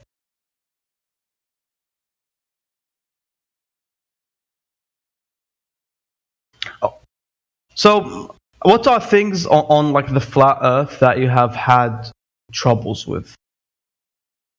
Nothing. Everything works fine. It's all working fine. I mean, I can't explain everything. I don't know the mechanisms behind everything, but Seems that water rests flat. It does what it does. Everything else does what it does. It all seems to work just fine. Everything makes sense. So no problem. So far, so good. Mhm. Making Do sense. you think the Earth has its own magnetic field? Everything has a magnetic field. Well, everything with life. Okay, so it has a magnetic field. For sure. There's something that compasses point to, that's for sure. Yeah. That's why I'm asking, because on a globe the magnet is kind of in the middle. That's why it has the field. So the compass works that way. But the flat Earth, so well, there's a pole. There's a North Pole that compasses point to for sure. You need motion. The thing about magnetic fields and electric fields, you need motion. You need things to move. Okay, you asked me how does the moon once it goes away for 3 days, and I don't know how to explain that on a globe. I never looked into it. How can you explain that on a flat Earth if you know? Oh, we don't know what the moon even is. So that's sort of a strange phenomenon that we can't explain. The globe tries to explain it, but, well, all sorts of problems with that, mainly there being no globe. Do you think the Earth has its own core that's hot, like lava? Well, there's reports of it getting kind of hotter the further down they dig, but the deepest anybody's ever made it is 8 miles. Yeah, I don't know how true those claims are. Yeah. I mean, they have a geothermal energy. No, they dug. That's as far as they could dig, and then the drills break. Can't dig anymore. You know how deep the Mariana Trench is? About 7 miles. Yeah. Not even as deep as the deepest hole, which is not that deep. And this makes sense, though, right? Because the whole system has to be contained, right? If you could just dig and dig and dig your way through it, then it wouldn't be a contained, closed system anymore, would it? The whole thing has to be enclosed. Can you hear me still? Hello? Yeah, hello? Damn, did I cut out? Are you guys hearing me? Is he deafened? I think he's deafened. Do you guys hear me? I hear you. Anyone hear me? Oh, okay. Shoot. Oh, damn. He's having a problem. Rogi. Damn it, I was stoked on that point, too.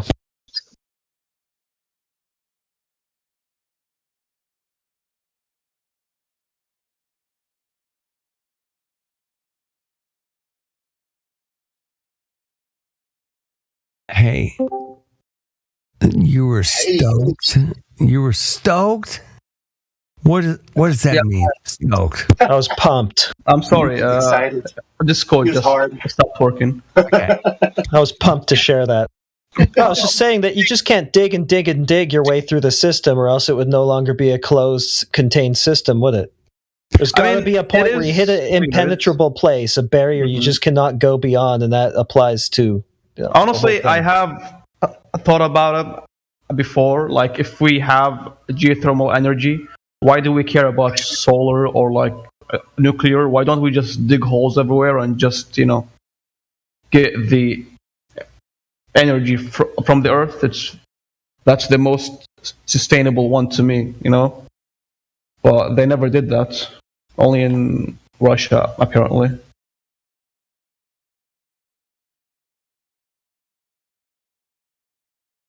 Am I here again, or did I disconnect? Oh, we're still here. Oh, thank God. Okay. I can't see the ping. It's blank for some reason.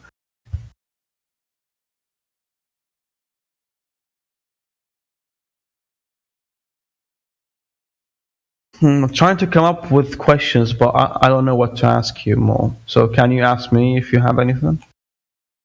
Yeah. What do you think about this? Mm-hmm. Do you think that a circle, right, or a ball can have a flat surface on it? You know what I'm gonna answer you. If it's on a big enough scale, you can't notice. I knew you'd say that. I was hoping you wouldn't say that, but okay. I mean, look. Check this out. Wait. In school, but just a second. In school, we're all fed the same script. So what do you expect me to tell you? That's the only answer I know. Right. I know because I missed it for the longest time. But when Neil deGrasse Tyson keeps pointing it out, saying, you're not going to see curvature. The Earth is so big that it looks flat. And then I thought, have I ever seen a ball so big that has a flat surface on it? So I took a ruler and a basketball. I put the straight ruler, foot ruler, and put it on the basketball. And I said, if I scaled this up to the size of the sun or the galaxy, both of these, the ruler and the ball, it's still going to be a ruler on top of a ball. You know what I mean? It's not going to flatten out and fill the ruler in, right? So in my mind, 180 degrees level is a straight line, while a circle is curving constantly. Okay? Oh, I have a question. Do you know about the? I think it's called the Collider. I think it's in Sweden or something. Between Sweden and Germany, I forgot. CERN, yeah. Yeah. So when they built that, yeah. So when they built that, did they account for the curvature or not? So I never looked. Good question. We should ask. I never looked that up. What do you think? What would it look like if they had to account? Well, it's deep underground, so you don't really have to account, right? You can just level it and build it. It's under the ground. Mm-hmm, that's true. Under the ground. As close as you can get to hell. Yeah. That's a joke. Hey, maybe that's why it gets hotter the further down you go. I don't know. Just talking shit. What do you think? Look, John D. Okay, John D. and this guy, I forgot the name of the other guy. They were doing these experiments. They're trying to contact aliens. I'm going to call them aliens, okay, because I don't want to call them angels. People might think I'm crazy. And what they were trying to figure out is how they can get, it's called a magic circle, okay, and it has to be big enough. And they couldn't find one big enough. So somebody suggested to them, hey, in France, the city itself is a magic circle. What's a magic circle? You look at all these cities, right? And you see how they're all designed. There's the circle, and then there's the star in the middle, right? Mm-hmm. So if you think about CERN, a big-ass circle, they call it a particle collider. I don't know what the hell they're doing down there. Okay. I have a picture of it. Right? I have a picture. It is a perfect circle, I'm assuming. Yeah. It is a circle. So magic circles are perfect circles, yeah. And they're supposed to protect you from the spirits. I'm just looking at it like you got a statue of freaking Shiva. Shiva, right? You perform all these weird satanic ass freaking rituals to open these things, right? The tunnels. You know what I mean? These freaking satanic ass from a hell type of parades and rituals, right? Straight from the Bible. And I wonder, magic circle? Come on, they're doing science, bro. Think like that. It's quantum mechanics or something like. It's probably one of those things. You know what I mean? And guess what? Quantum mechanics. Michio Kaku says, our understanding of quantum mechanics closely resembles the Kabbalah, Jewish mysticism, right? They think magic circle, angels, Kabbalah. Science. I wonder what they're doing in I don't know much about quantum mechanics, but I know they're trying to build a quantum computer that. Listen, you know who the Asian guy? At the same time, the Asian guy, Michio Kaku. The Japanese guy with the gray hair, theoretical physicist, right? This guy. Oh, that guy. Oh, I remember. Yeah, him. So when he says Kabbalah, I'm like, are you serious? Right? Like, so you connect these dots. Maybe you put these pieces together. And you might get an idea. I don't know what they're doing at CERN. I have no idea. But I know these things. Like researched it, and it was like, this is weird. This is not science. The atom. Do you know where the atom comes from? It comes from Hinduism, the Vedas. Which is also very closely related to the Kabbalah, the Tree of Life. The chakras you gotta open, the gates at the Tree of Life you gotta travel through and open. And CERN. And science. So, do you think most scientists or all of them are like brainwashed, fooled, or do you think they know? No, not all of them know. Not everybody. Compartmentalization. You only know what you need to know to do your job. And if I ask you to build me a drill or an engine or this thing, and that's all you're going to do is build that thing. Test it and it works and you get paid and you go home. Right? Mm-hmm. Right? Yeah. You know, the guy that lays the bricks for the house or the guy that mixes the mud to make the house, right? He doesn't need to know the whole planning of his whole, the whole city we're about to. He just needs to make the mud and give it to the bricklayer. You know what the bricklayer does? Just puts bricks together. Then he goes home. He doesn't need to know what the city is planning, or what these houses are really for, right? I mean, I have an idea. Compartmentalization, yeah.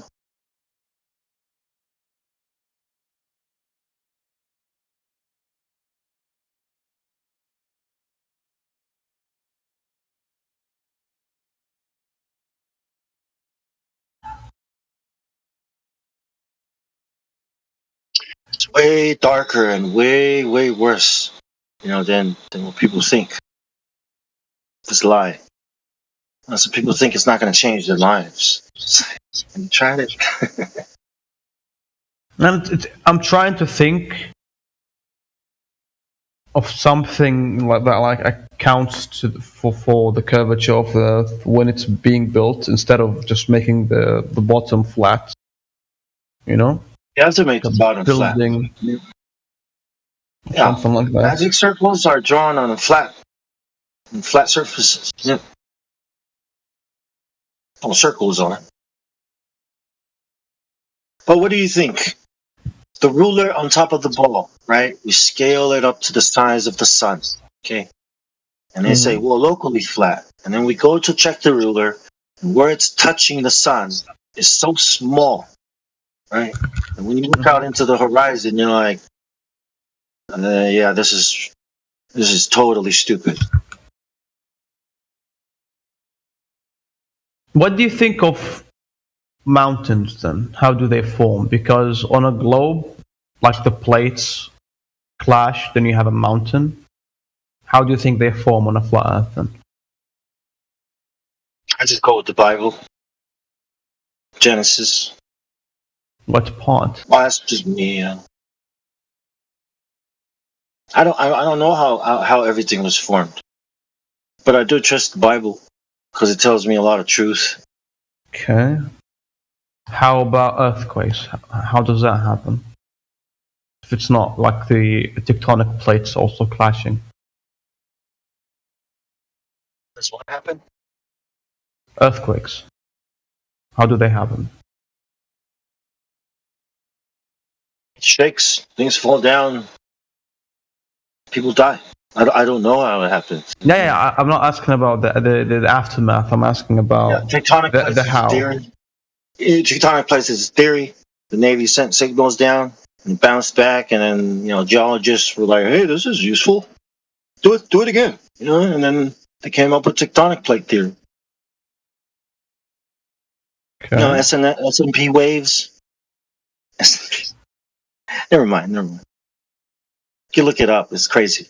It's a theory.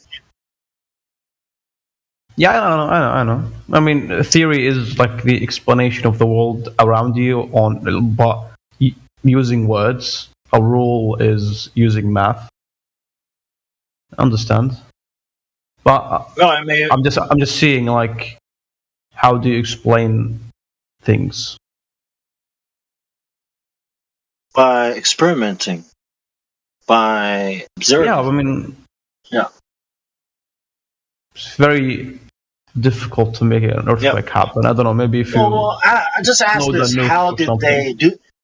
How did they do this? Right? Just ask like that. How did they? How did plate tectonics come about? And you go look it up, and then you read.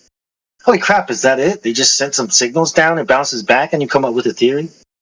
How did they figure out that the stars and the moon, were all? The Earth and the planets were all revolving around the sun, right? Well, they just look up at it and they just come up with a theory. As long as the theory supports your model, you're good. You can tell people whatever you need to tell them as long as it supports the model. So when you develop a plate tectonic theory, I'm guessing they're thinking, okay, if this was a ball, how do we interpret these signals? Like this data, right? Mm-hmm. And then you start making it fit to a ball. You don't have to know that the Earth is not a ball. In your mind, I have to make this theory fit the globe, right? Well, geologists or whoever were out there doing that. But they could have known. They could not have known. So, Like do you think that, let's say, I don't know, like 1 million or something years ago, the continents have changed location? I don't have any reason to think that. I mean, that's the consensus since tectonic, they move and stuff. So I get it. Yeah. But I don't see any reason why I should try to develop a theory, because how would we know that, right? How can we know that land actually moved or was stuck together back in the day, right? Do you know where that model comes from? By the way? I think the reason that was said, because like you have some areas of some continents that resemble other continents, so it it must have been like it separated and kind of hit the other one and kind of got stuck there. You know what I mean? I forgot which continent, honestly, but that's roughly like a jigsaw puzzle. Is that it? Like a jigsaw puzzle? Pangea? It's like you look at, let's say, the Amazon, okay, and then you see another place, let's say in China, that's like the soil, the tree life, the wildlife is exactly like the Amazon. Then you say, how did that happen? Oh, it must have been like millions of years ago. This one disconnected by some huge scale earthquake and got stuck there. That's basically. It's not exactly, but it's not exactly like the Amazon. Nowhere on Earth is exactly like the Amazon. No. I'm giving you tropics. An example. You're talking about the tropics. Yeah. The tropics have similar weather all around. Okay, the south and the north, they have seasons. The tropics have wet and dry. That's it, wet and dry season. They don't have like cold. So but no two places have the exact same ecosystems. I mean, very similar. Yeah, I know. Not it's like Australia similar. is alien, bro. Like, bro, if you guys came to Australia, you'd think this is on Earth. These animals, like, yeah, bro. This is Australia, very different. It's rad. Kangaroos, right? The land of marsupials. Do you know anywhere else on the world where there are kangaroos that people didn't take there? Nope. No. Nope. Every ecosystem is special, is different, is specific. To everything, all these details, all this plays a part in life to exist.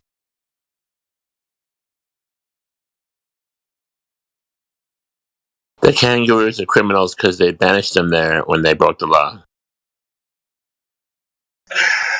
Creme de la creme. Yeah. The home of the crims. Those kangaroos are no joke, man.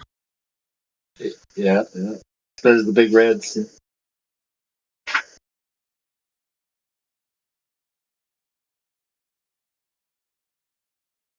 Other guy, do you have any evidence for continental drift besides burying? I have read about it a long time ago. Honestly, that's why I have mentioned it, but I can't say anything top of my head. But I assume that you have heard of it. That's why I have mentioned it, and I wanted to see like what's the explanation of it. Yeah, it's in science education. Mm-hmm.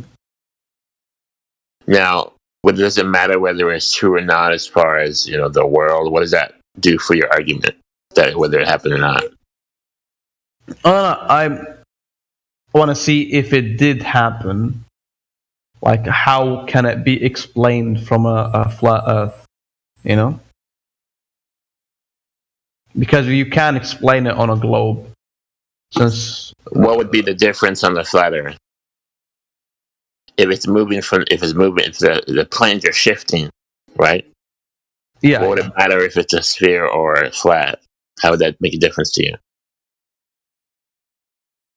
Because if it's a globe, like, I don't know, it seems more reasonable. Like, if it's flat, it should be. So what's moving the continents? Stationary. What's moving the continents on the globe? What's moving them? What's moving them? That's a good question. Let me think about that. What's moving them? Now we have earthquakes. We have earthquakes, and we have what's the cracks in the I don't know what you call it, but the earthquakes cause movement in the ground. We believe in that. Yeah. So if that over time you get continental shifts, right? Yes, why would that be a problem? No, I mean, like, so on a flat Earth, is there tectonic plates and the whole thing, but like flat, or it doesn't exist? Well, let's say there is. Let's say we have Pangea, now we have all these continents drifting. Let's say I personally don't know, but let's just say it is. Mm-hmm. Why would it be unreasonable on a flat plane? Because on a globe, it's just more reasonable when I imagine it in my mind. It works, They just move around in circles, But on a flat Earth, they could go up and down. They can go, you know what I mean, in all kind of directions. Let me give it an answer. I think what you have is an explanation. You learn in education in science that the sciencey stuff makes the continents go around. But that's an explanation. It's not a scientific proof. It's not. Yeah, of course you can't prove what happened, how it happened. We can have explanations too. Yeah, you can believe that God created it. You can believe the Bible, or you can believe that 1 billion years ago, blah blah blah blah blah blah blah blah blah. I mean, of course, I would always take the Bible first, but it doesn't stop him. It should not stop me from doing research. Let's take Hawaii. Hawaii, we all know Hawaii's in the middle of the ocean, right? And if you go down, we know that this piece of land is sticking right out of the like this tall ass tower into the ocean and sticks out of the land. Like, how do you? I mean, things aren't moving. We know that volcanoes form rocks and they turn into green, luscious life. We know that, right? We know that the earth doesn't move. We know we have to assume a motionless plane, right?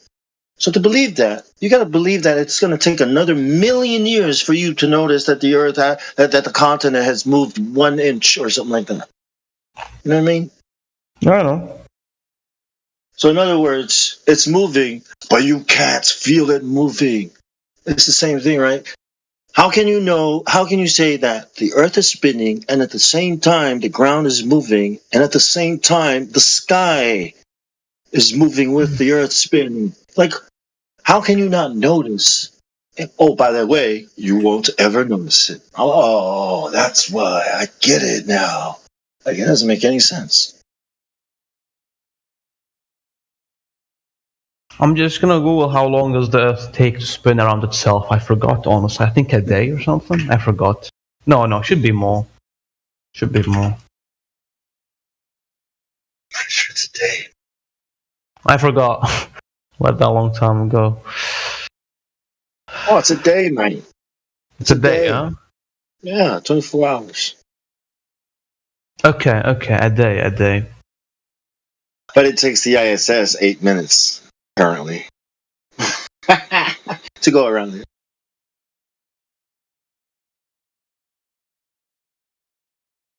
Every 8 minutes, you see a sunrise. Like,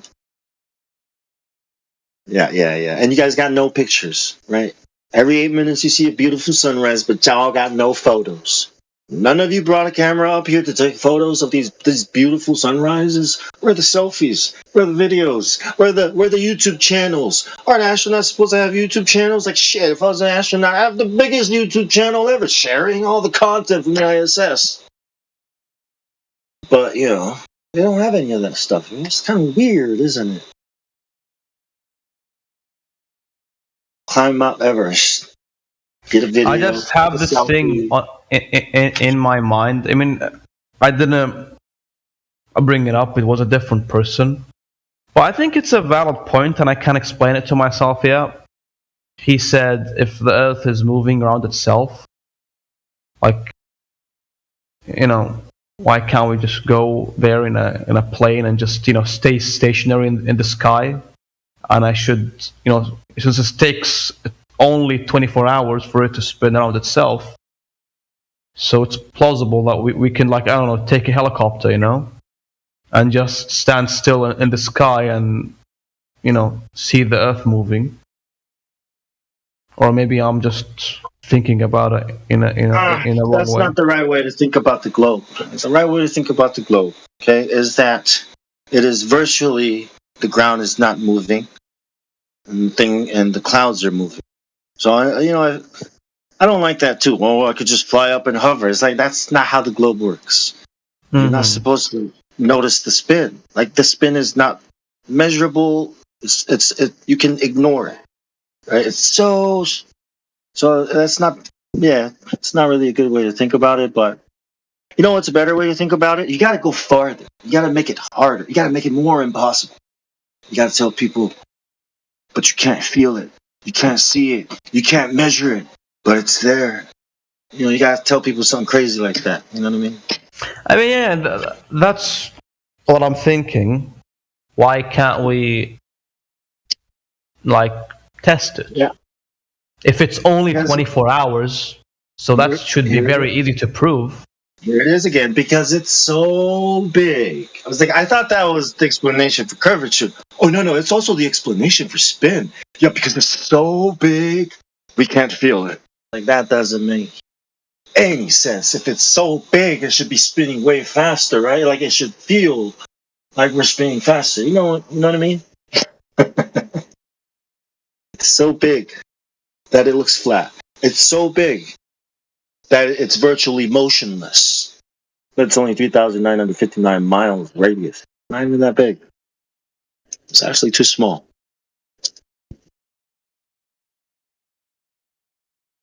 So like I said from the beginning, right?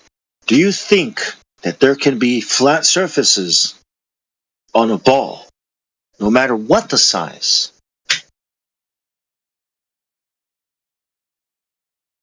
Honestly, deep within, the answer is no, but I want it to be yes. To be honest with you.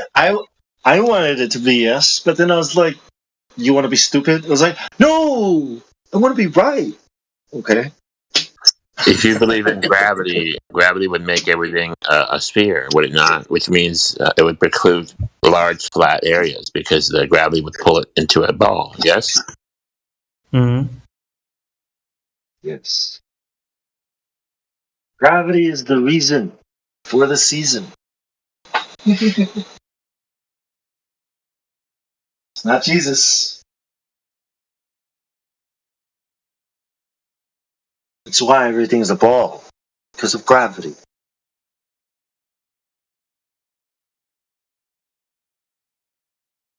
So imagine we were talking about the moon earlier, right? You said. Mm-hmm. So this is an explanation. Dust was pulled in, and then it turned into rocks, right, because of gravity, and it started forming a shape.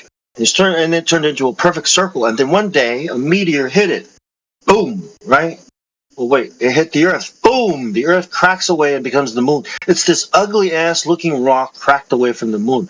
But don't worry, because in a billion years, it's going to start forming. Gravity's going to smooth it out, and slowly it's going to be a ball again. That's how the moon formed. That's exactly the explanation from the heliocentric model. Gravity made it ball into a ball. Gravity turned a freaking ugly ass rock into a ball. You know, all these sharp edges because it cracked away from the Earth, but gravity formed into a perfect ball again. You know, this is the explanation, right?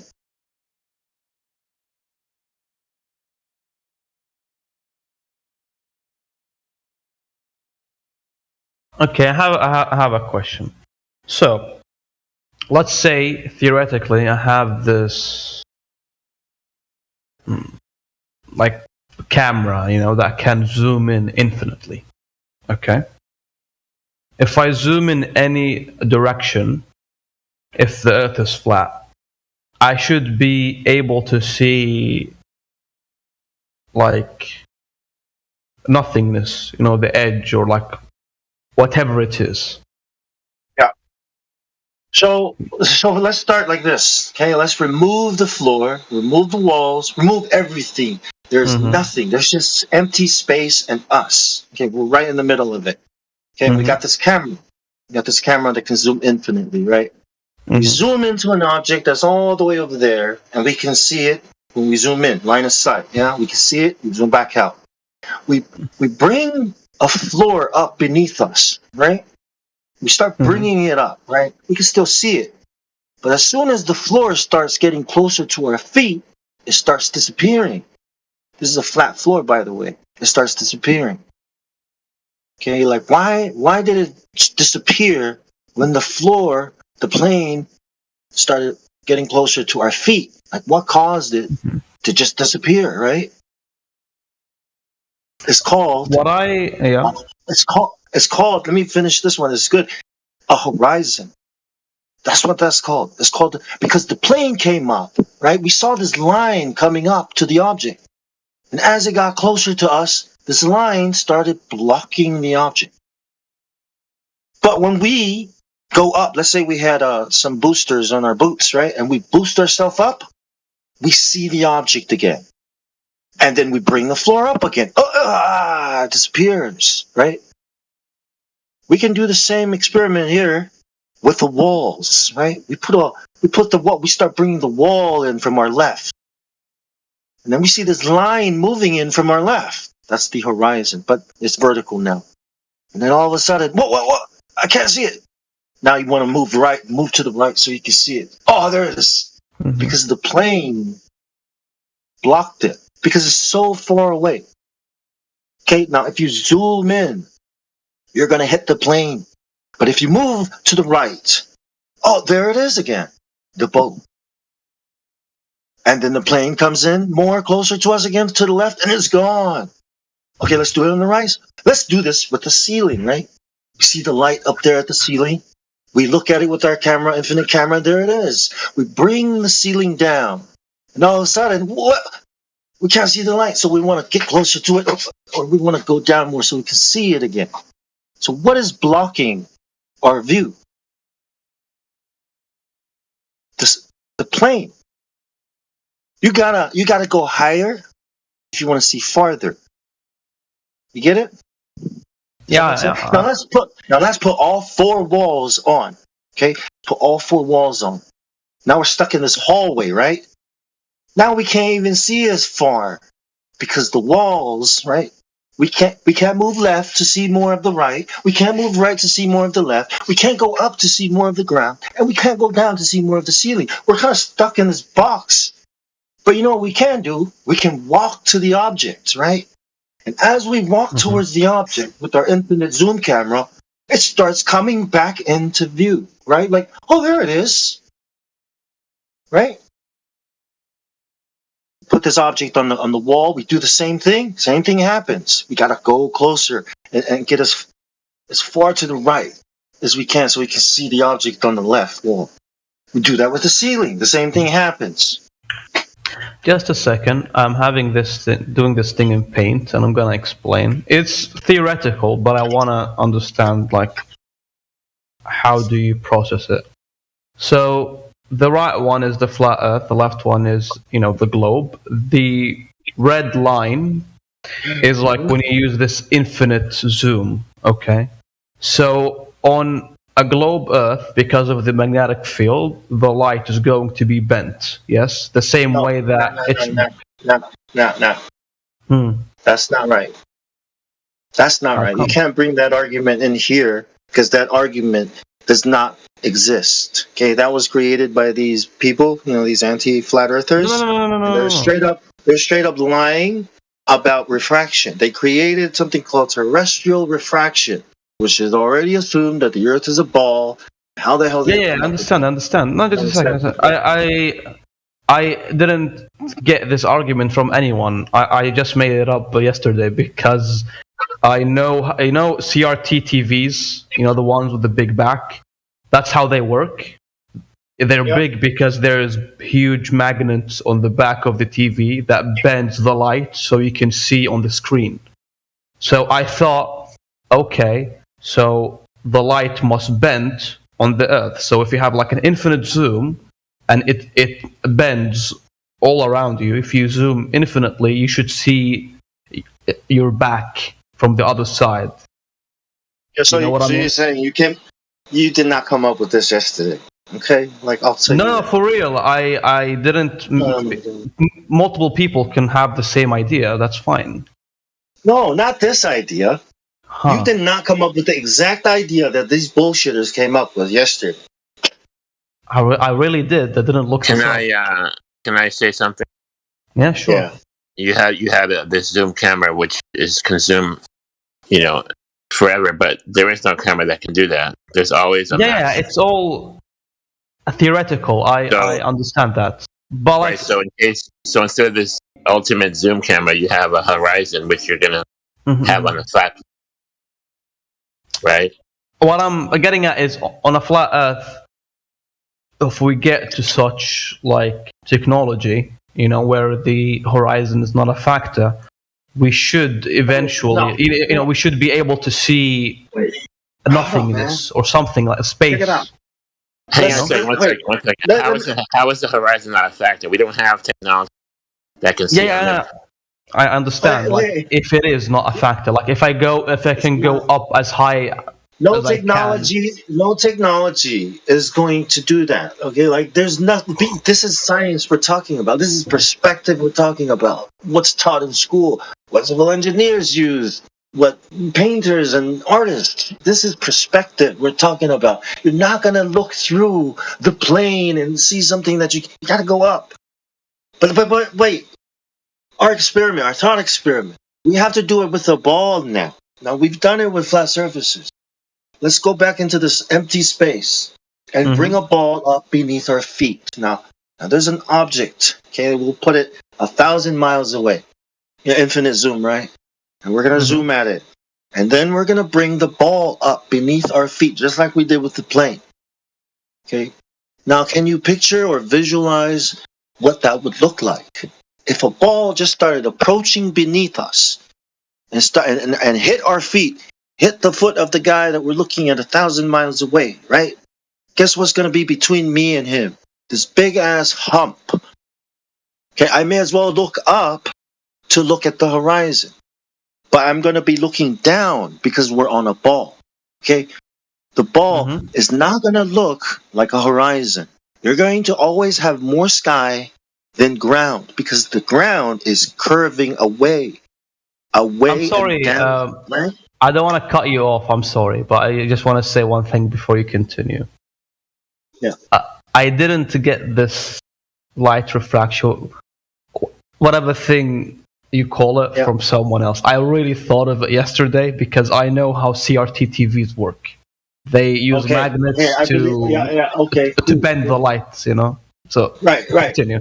I'm not lying to you. I'm trying to be as honest as possible. But the reason why it doesn't bend here, okay, because there's not enough. There's not enough stuff to. It has to go through two mediums, right? two different densities of density meters. Anyways, let's get back to the ball. So the ball, the ball comes up beneath our feet, okay?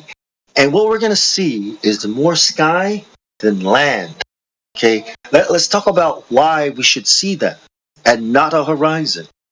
We should be looking down, right, at the ball beneath us because it's rolling away. It's curving down and away.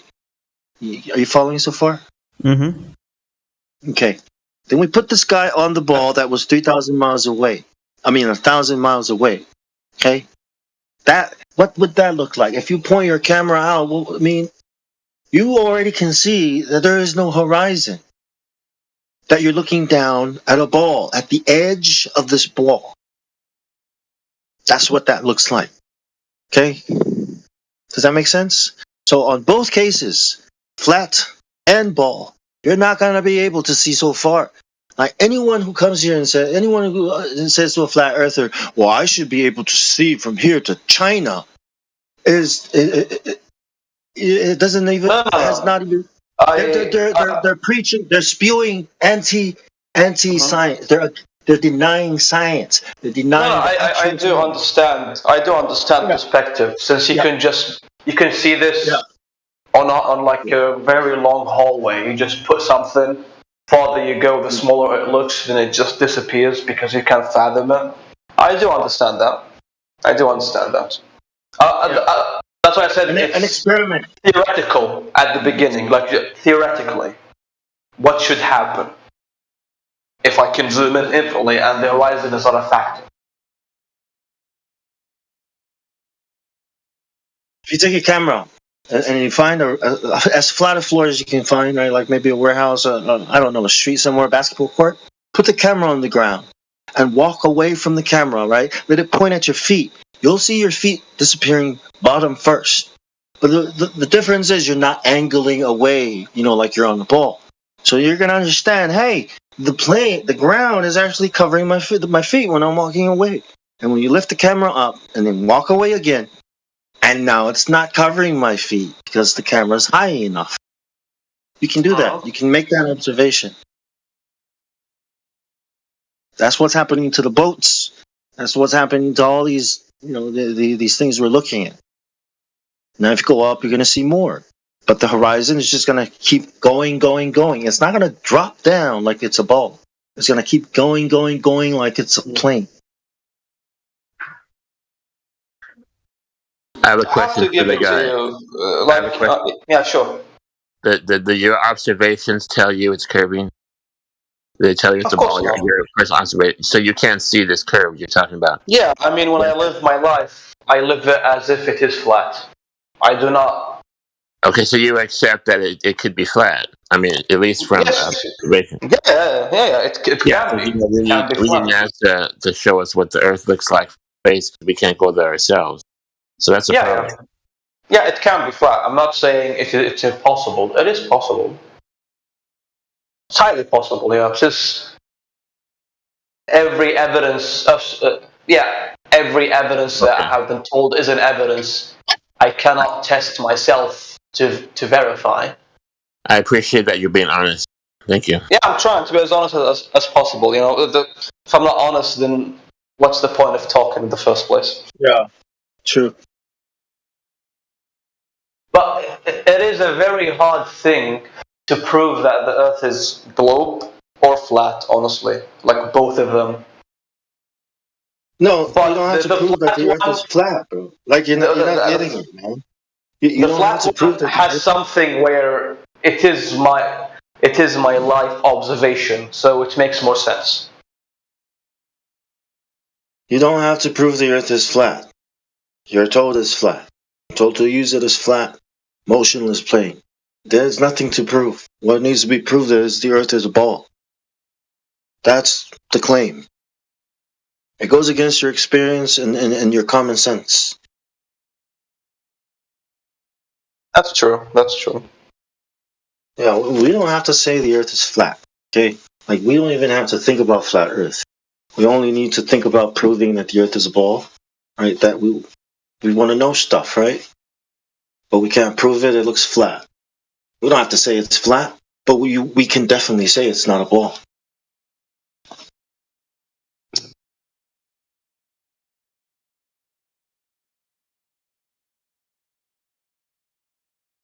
Hmm. So, all right. So it cannot be proven that it is a globe, but it also Yes. cannot be proven that it is flat. Yes. No. So forget about flat Earth, man. Forget that the Earth appears the way it appears, flat. Just forget about all that. Okay. Just focus on the ball, right? Because we are told it's flat, but do we really need to prove that it's flat? We're told it's flat. What we need to prove is that it's a ball. And the only way for us to know it's a ball is if we watch the videos that they show us and listen to their explanations. That's the only way we can prove anything is to trust their fake ass looking videos and their nonsense explanations. That's all we have. But everything looks flat. Yeah, cool. We don't need to prove it's flat. We only care that it's a ball, right? And it's not a ball. So what is it? If it's not a ball, what could it possibly be, right? A cheetah? Could it be shaped like a cheetah? Just a second. Yep.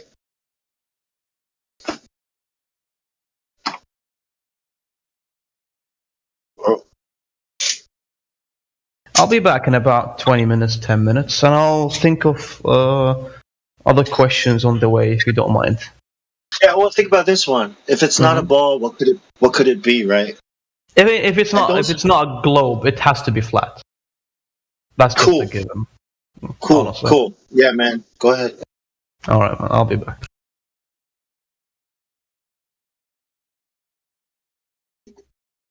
Hey, Bob. How you doing, man? Hey, man. I really like that guy. How are you? I was talking to him last night. Oh, yeah. He's in. I think he's got it. I mean, I just gotta help him out. Yeah, for sure.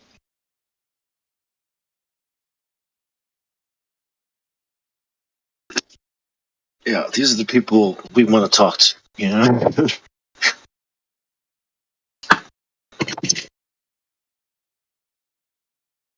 Kinds of people.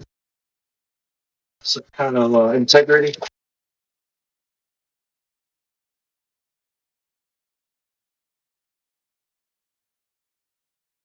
Anyone else here want to chat? Yes. I'm glad you didn't shove it down his throat.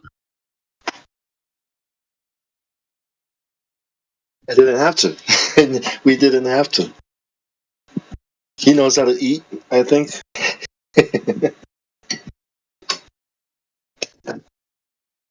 He's been at it for at least 48 hours now, looking into this shit. He's just gonna come back in 20 minutes. He has to reevaluate his whole life. No, I think he's good. 5 phone call in 2 minutes. I don't know how to pronounce it. There's someone here, NEFT Kyle. Are you around?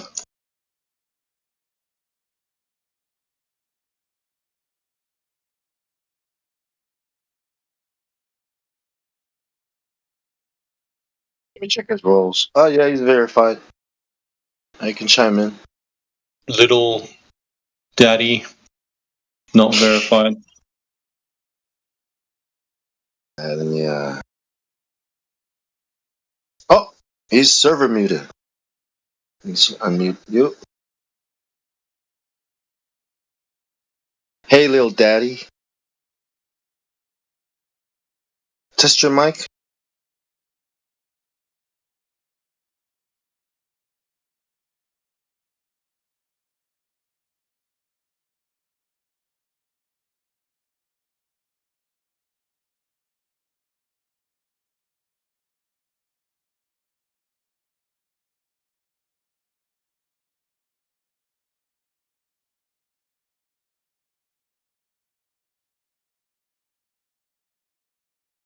With you, Bong.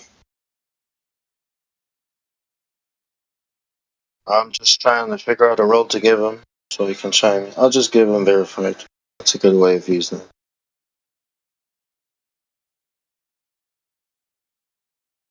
Hey, Lil Diddy, check your mic.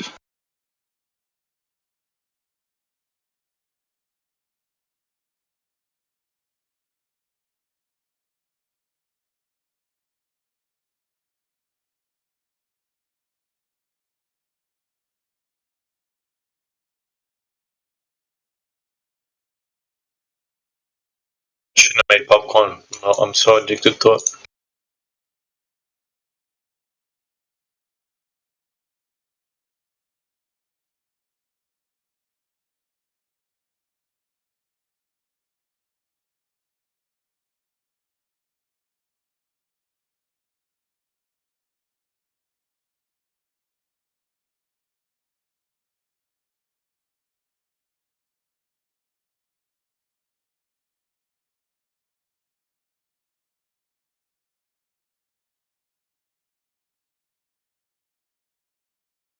Oh my god, 20 minutes. Taking too long. Don't drink my coffee. How long would you consider yourself? He's probably thinking, "Holy fuck, is it really flat?" How long have you been a flat earther, Bong? Or Godric? 2016. Oh, 2016. October 16. Yeah, the meme walls. That was a good year.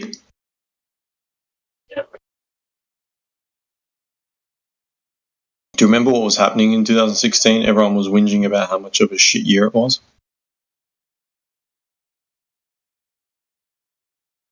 I remember Flat Earth.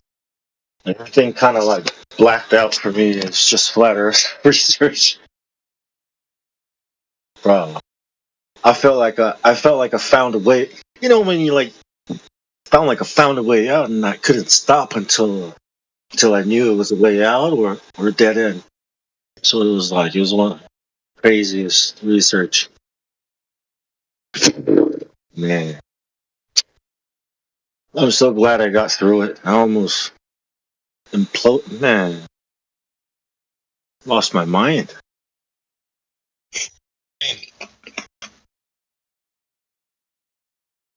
Freaked out when I didn't know what the sun was, man. The sun came up and I cried. I freaking cried. I had to go in the house, right?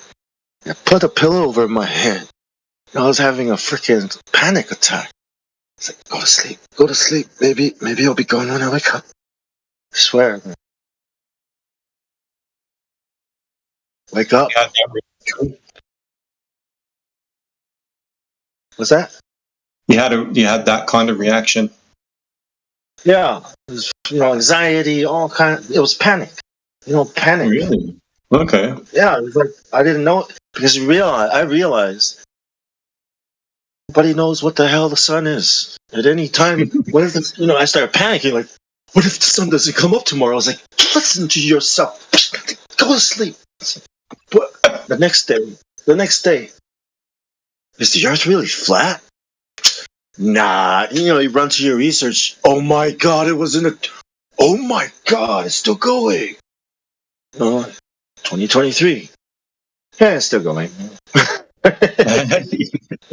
It's still going.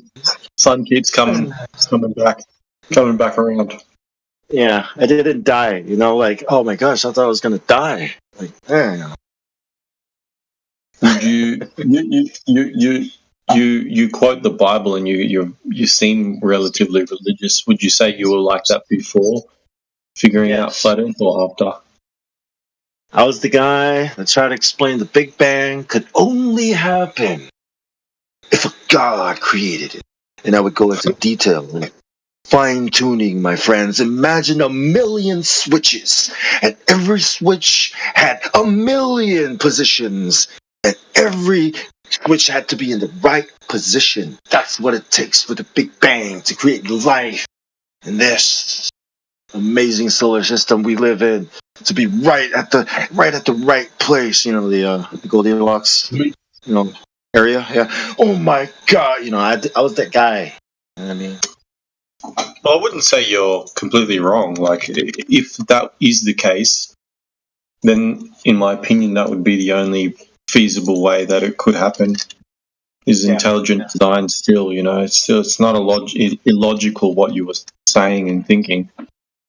Right. But then when I looked into the globe, see, that's why I panicked, because I thought I had it all figured out.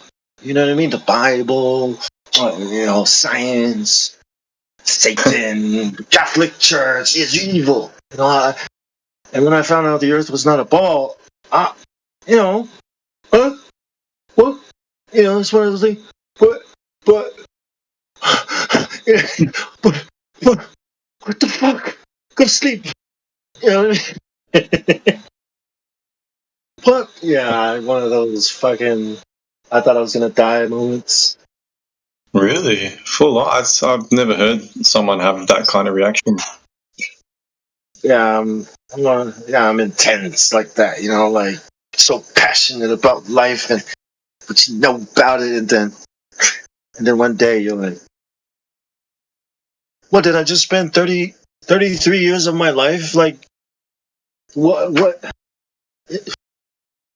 It felt like I was being born 33 in 2016? Something like that, yeah. 34. It's 34. a good number. But the point was, like, it felt like a rebirth. Yeah. It felt like my whole life behind me was a lie. And all you have to go forward to is a new life. This is the real world. Welcome to the real world, baby. Like, I'm not a baby. You are a baby.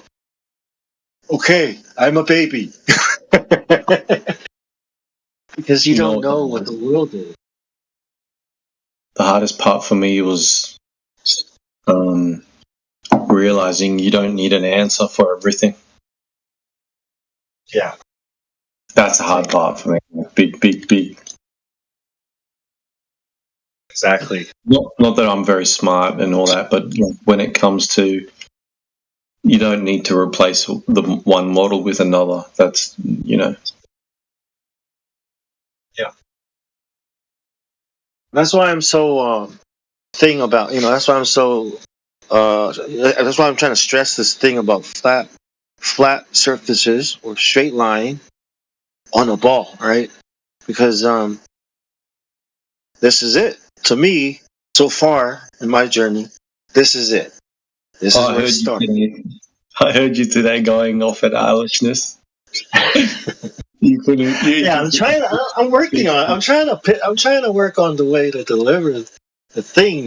Like I need some feedback from people. Like, okay, maybe that's not the right way to tell it. Okay, try this way. Okay, maybe that's not. That was pretty funny. I laughed. I was driving in the car and I heard you just flipped. You just wigged out. And I was just, yeah, man. When people come here and demand answers and they themselves don't know what the hell they're talking about? It's like one of those. It's a bit rude to be like that, man. Do research. Go research a little bit, man. Like, gee. That's why I'm so thinking about it, because people want explanations, man. When I hear people asking for explanations, I hear myself going through anxiety and panic. And that's why I want to bring this to their attention first. Remember, there cannot be any flat surfaces on a ball because it's constantly changing. Flat surface is 100 degrees. If they can get that, then maybe they can avoid all the anxiety and the fear. Because if they can get it here, then you don't have to prove anything. Because this is false. And if this is false, you don't have to talk about some ball Earth. Because there can't be flat surfaces on a ball. It's not calculus. Even in calculus, no matter how small you chop that curve, it's still going to be a curve when you extend it. It's not a straight line. Yeah, they can't grasp that though. Because in their head there must be a reason. Yeah, it's this lie that a ball, if it's so big, it looks flat. That's a straight up lie from hell.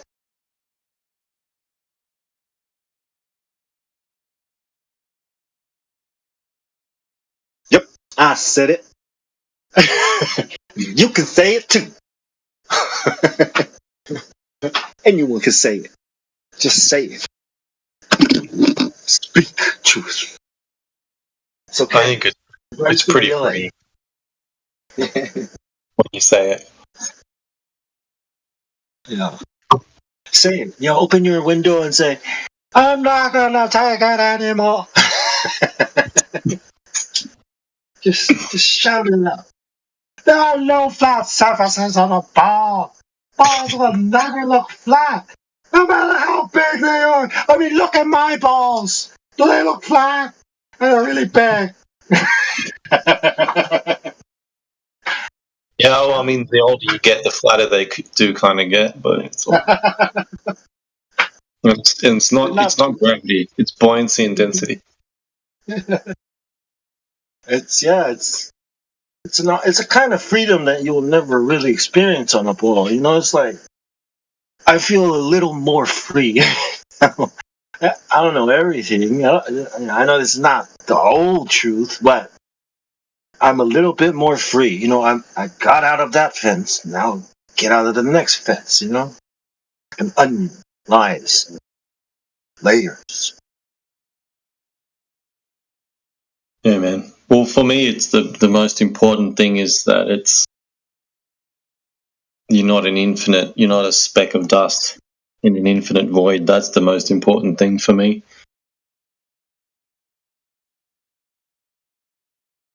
Being insignificant. But then you start to speculate, give you some other ideas. You have to kind of, if this is created, who's the creator?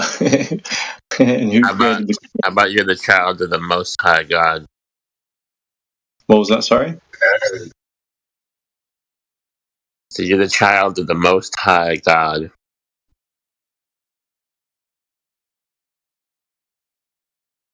Yes.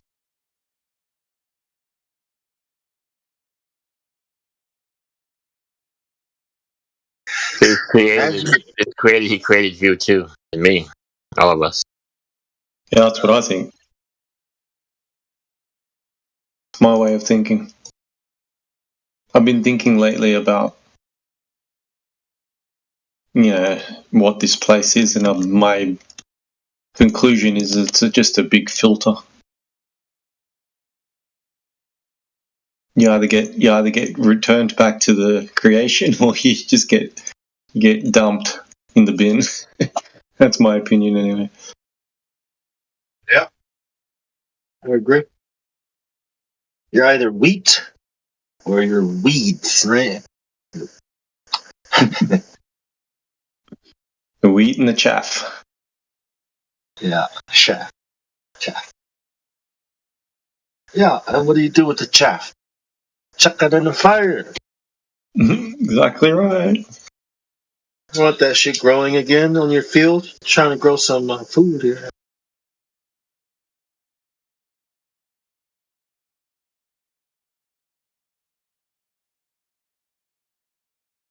You know, they're preaching aliens now, you know? Aliens. Yeah, how much traction do you think it'll get? A lot. I think because so too. Aliens. Yeah, sorry. Because aliens and AI are the same thing. That's what they say. With AI, with AI, it's they're kind of like, you know, what Elon Musk says. With AI, we are summoning the demon. Not aliens. Yeah, he said that. He said summoning the demon. He said not aliens. Wait, I thought aliens were demons. Oh, no, AI is demons. So, well, yeah, that makes sense. You built a whole freaking body for it called the internet and a neural brain. Of course, right? Nice body. Nice mind there. I honestly think that people give AI more credit than it's worth. I think it's a crock of shit. Yeah. And they can't do. It's just a computer program. It's like a chess program to do all kinds of stuff. They don't have free will. Yeah, for sure, it's man. Yeah, it doesn't have free will, but you do. AI, yeah, it's all fear, propaganda until it's inside you, and you need to use it to access anything: food, water, information, life. You know what I mean? I think it could be very. You're the AI. This thing is an interface. And if you want to interface with everything, services, water, you need this thing, AI, either in your phone, and who knows, in 2030, it might be in your head. They want it in our bodies by 2030. Get rid of the phones. I don't think that'll ever happen. Really? I think you'll have a version of it that's really shit, but it won't be. It'll be. You'll just be interacting with it in either a visual or a verbal way. I don't think they'll ever be able to tap into what you're actually thinking. Do you know how many people are in line to get your Elon Musk brain chip? Thousands. Well, it's not for tapping into your thinking. They already know what you're thinking because of your behavior. All this data they gather on you, right? Look, your phone gathers data on you, where you go every day, what you do, what you buy. All this data, they can pretty much know what you're thinking, right? But that's not what this is for, right? This we are using phones. Before phones, we were using computers and keyboards, and before that, we were using phones. Okay, it's getting smaller and smaller, and more convenient. In the future, you're going to be using the technology is going to be in everything. It's like saying give up your iPhone. Would you give up your iPhone? No. So you're not going to give up the new technology that they have for you. Well, the new technology is going to be in everything. It's going to be all around us. Okay, it's going to be in the walls. It's going to be in the paint. It's going to be on your wallpaper. Everything is going to be in your toilet. So when you go take a shit, it can analyze your health and tell you what you need to do, what you need to eat. This is what it's for. So you can access all the services that are going to be available to us only through this interface. That's what it's for. Yeah, I agree, but as they give you more and give you more access and make things easier, they also take away a lot of things. So, for example, if I want to do any serious work, I'm on my computer. I've got a keyboard in front of me. I've got a mouse. I've got 3 screens because I'm a massive nerd, and that's where my productivity happens. But the second I don't have more than one screen, I get limited down. And then if they remove my keyboard, I get limited even more. And then if they remove my mouse, I get limited even more. They just dumb it down for the masses. Did you see? Check it out. Did you see Cyberpunk? The game Cyberpunk? With the implants? Yeah, I played the game. Yeah, I finished it. Yeah. It's going to be Cyberpunk. We're going to get implants. We're going to be a $6 million man. I don't think they'll ever be able to do that. Let's say you're walking down the street, 2030, right? You're walking down the street, and you need to make a phone call. So what you do is you'll bring your hand up and gesture like a phone, right, to your ear. Okay, and the system will respond and bring up a phone for you, and then you dial, whether it's a hologram, whatever. I don't know what what it's going to look like in the future, but this is using gestures. So looking at your face, right, the camera looking at your face, it can see what you're feeling because it can pick up all these little details, right, about emotions. It can see, like, if you're if you're thirsty, if you're overheat, all these things are monitored. Right, and you might have a device somewhere in your body so you can interact with the world, with the system. And everyone is going to be seen all the time, right? If you want to run and hide in the mountains, there might be stuff in the sky that can track you going there. I don't know, but this is where they want to go. This is where they're working on going. Like, this is the future. Oh, I don't deny it. I hear what you're saying. Yeah. They've already got that in China, apparently. They say there's a camera covering every meter of square land in China already. There's nowhere to hide. The irony, my thing, I think this world is full of irony. And if they're doing facial recognition in China, it's just the jokester in me comes out and thinking, but they look all the same. How does that work? They don't look all the same. Just like all black people don't look the same. Like they don't look all the same. Like I can't tell. If I meet somebody, for the first time, I'm not going to be able to recognize his face immediately. I don't know. I mean, a bunch of Chinese people, right? But this computer knows exactly. Can pick your face out. Yeah. Really, in the crowd. Yeah. It measures the edges of like your nose, mouth, and all that, and your eyes, and it fingerprints you, and you can even do it based on the way you walk and things like that. Yeah. And let's say you try to wear a hat and some glasses to try to fool the camera, right? Beep, beep, beep, beep, beep, beep, beep, beep. This guy's trying to fool the camera. Take your glasses off. Put on your mask. You know what I mean? Oh my God, this guy's trying. Beep, beep, beep. The cops come over. What are you trying to do? You trying to hide from the system? You're a criminal. You're trying to do something crazy. You know what I mean? I saw a video the other day. It was in a school in China, and they had facial recognition systems to get the school meals. So, like, you go to the canteen to get your meal, look in a camera, it'd confirm that it's you, then you'd get issued your school meal. And I don't know if they altered the school meal depending on your behaviour. Like, if you've been good, you got a bit extra, but it was really dystopian. They're perfecting it there, and then it's going to roll out. Yeah.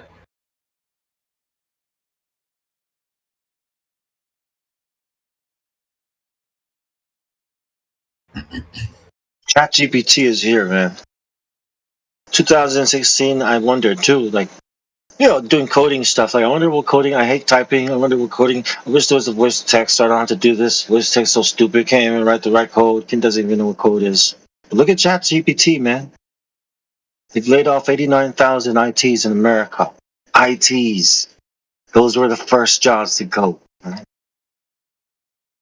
Listen, if your job was that easy to replace, then you had a shit job, or you weren't doing enough anyway. Or there's a computer, or there's an AI that can do your job way better than you. Yeah, that's the fat. I mean, I feel slack, but like, if they're that irreplaceable, then their job was not. Any job that can be automated will be replaced. Elon Musk, talks about this thing called universal basic income. He says, we need something like this because when AI takes all our jobs, we're all going to have to get reskilled. And in that time, we need money to live. And if we ain't got no jobs, then so universal basic income so that you can get a new skill, a different skill, something that'll get you a job.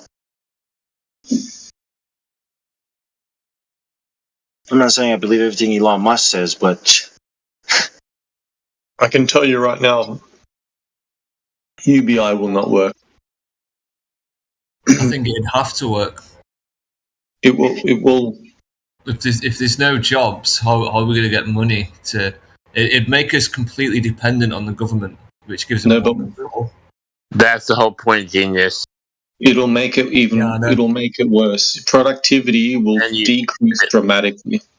And then you become Soylent Green, my friend. Soylent Green. Don't worry. We have already provided a solution for that. Cryptocurrency. But controlled by us, the Fed, the government, the same people, right? That's going to be the solution. Right? You do a little bit of work, a little bit of crypto or Bitcoin or whatever is going to be a coin, goes into your wallet. Everybody gets paid. Everybody's happy. Everybody goes home. You don't own anything and you're happy. How's that sound? Huh? Yeah? Think they'll fall for it? You think they'll Sounds like like a that? suicide rate going up.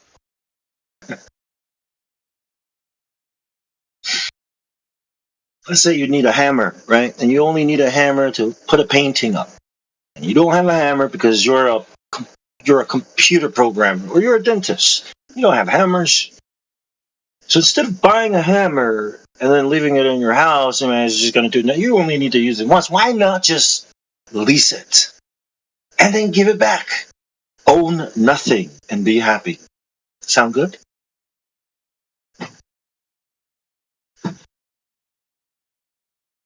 Sounds great.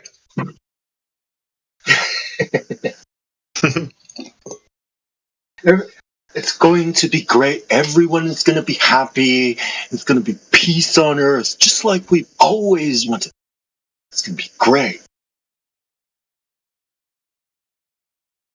To visit space, and we're going to be able to visit space and other planets without even having to leave the comfort of our bedroom. How about that? Isn't that cool? Tour Mars from my bedroom. It's so cool, isn't it? I mean, if the Gold Earth is still around. Tour Narnia.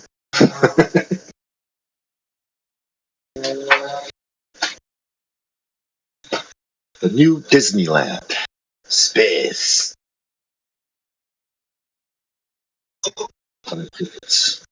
Buy tickets to experience it from the comfort of your home.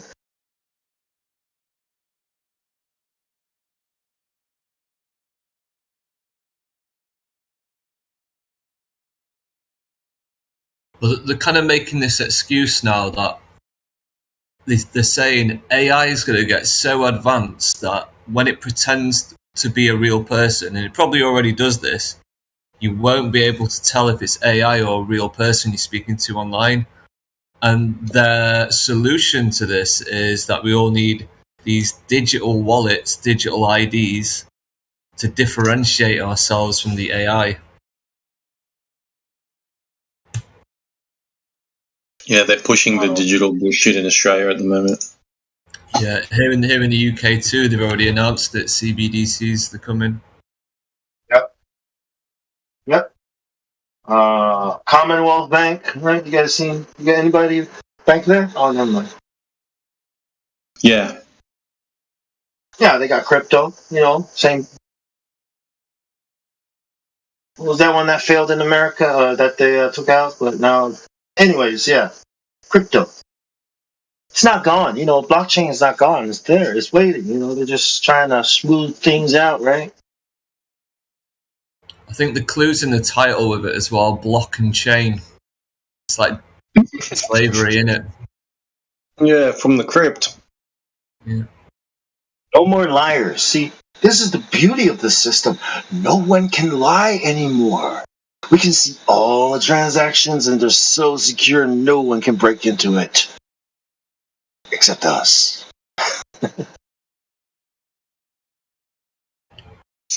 Yeah.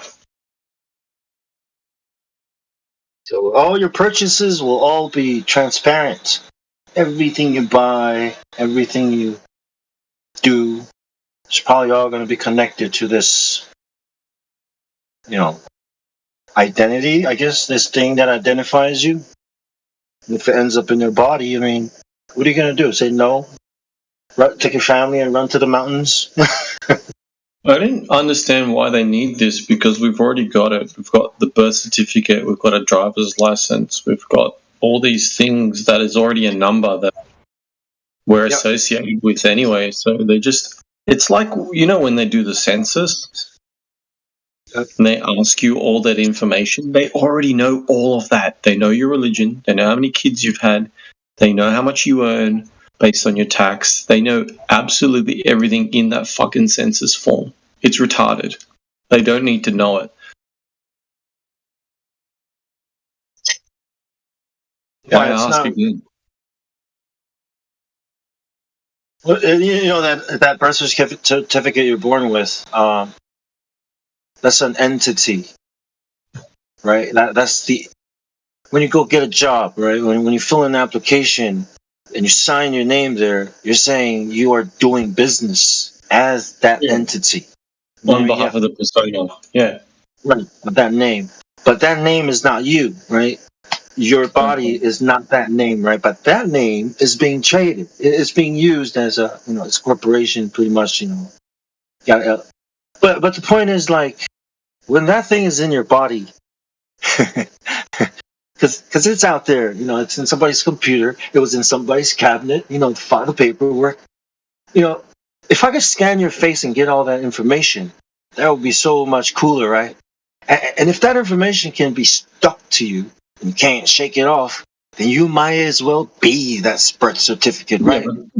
I think that's a misconception. I don't know if you're assuming this, but they're not going to be able to store anything in you besides a number, and that number will be referenced on a database on the internet. It's not, it's not going to be able to store anything except for like a barcode that they'll have an idea of scanning, and then that will have attachments and links to different databases. There's going to be no privacy.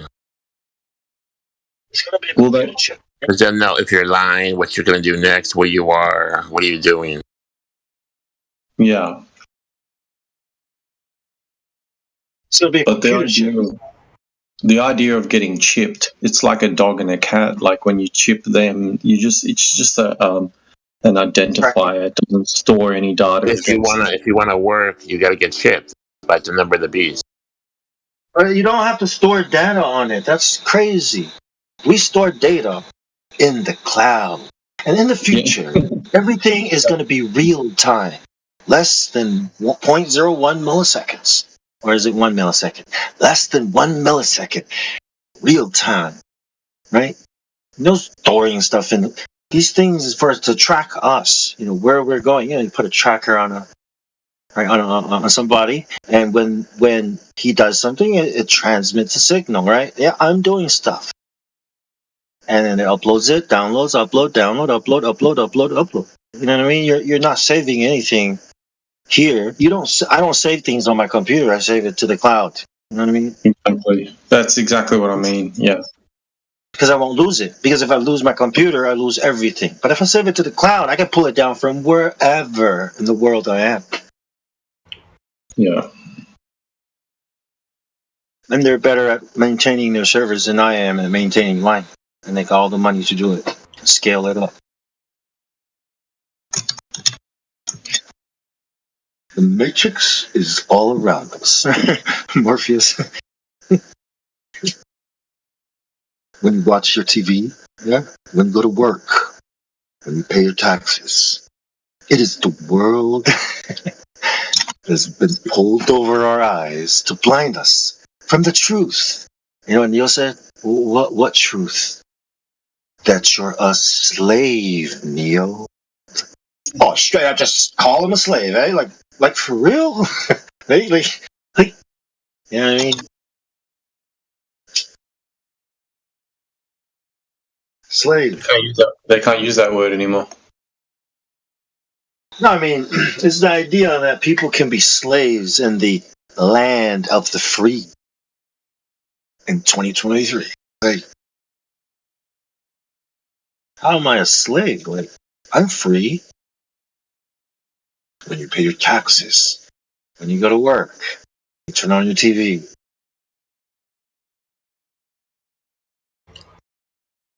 Well, I've seen evidence in the real world now that the digital ID is definitely coming, right? Check this. My wife got a visa renewed about 2 weeks ago.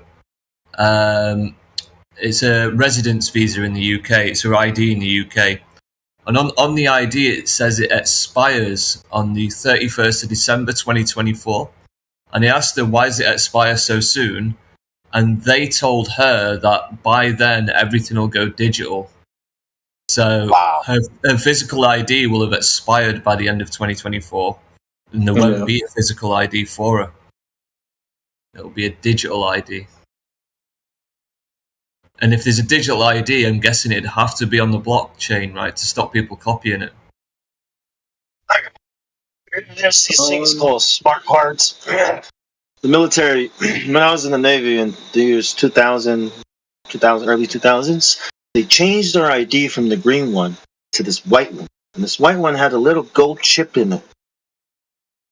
It's called the smart card. This is 20 years ago, man. 20 years ago. Yeah, now it's in everything. Yeah.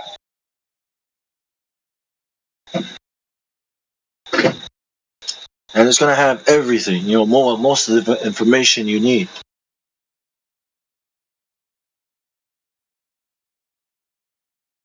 You scan it, you walk around, beep, let's say I'm a hacker, right? And you're just walking along and your ID is just sitting in your wallet like a noob, and I've got the scanner and I scan your pocket, beep. Oh, look at this guy. Now I got all your information, right? You could do that today to steal people's cards. That's why people got these cases. Do that. Yeah. Can you imagine what they can do if we can do this?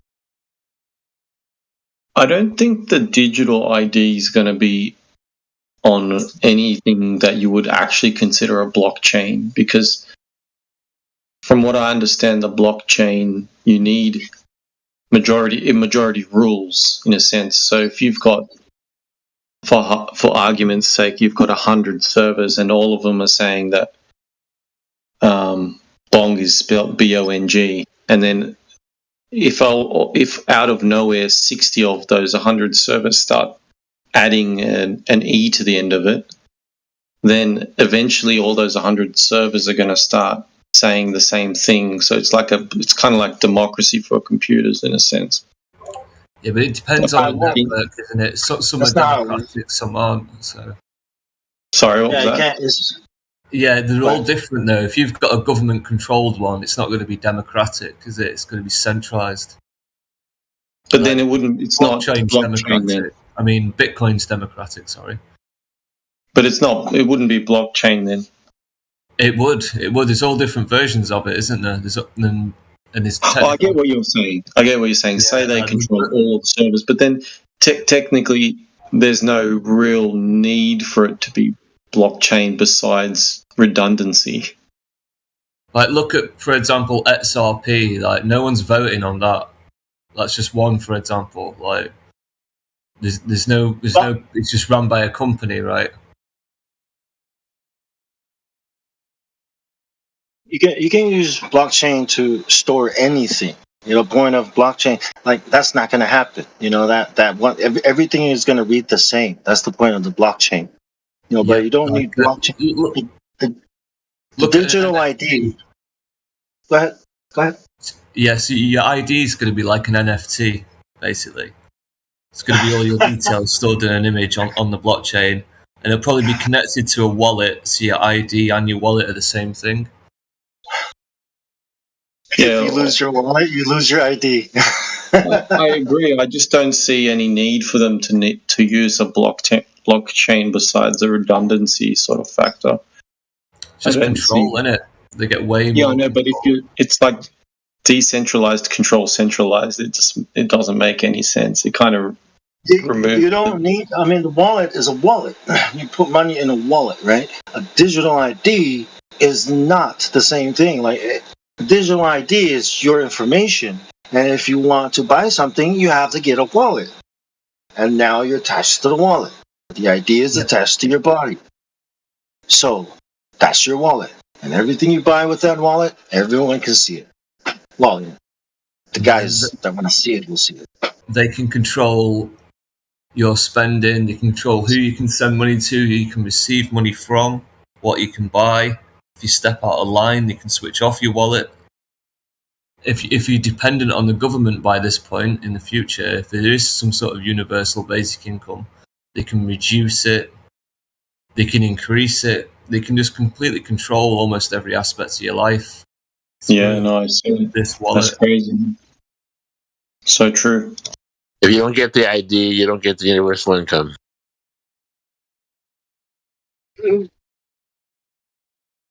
No ID, no McDonald's. Imagine pulling up to McDonald's. Sorry, sir, you need an ID. We got an unscannable here. He's an unscannable. You guys remember Idiocracy? You're an unscannable. Call the cops. They're not scannable here. I think it's going to be stuff like you didn't do enough to save the climate this week. We're gonna penalise you X amount of money. They're just going to impose fines for all sorts of things. Oh, 100%. Yeah. Sky's the limit, literally. You cross the street. You cross that street 4 times. That's $100 fine.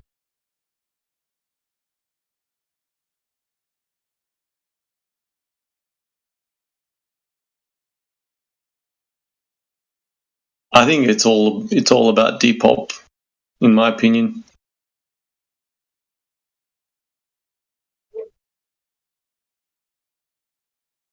So the plan is to be born in the wild. I've got friends who have had kids over the last year, and they had them at home, and the government knows nothing of them. No social, no taxes, no nothing. Nothing. No Baby record. came out. It's just living their life.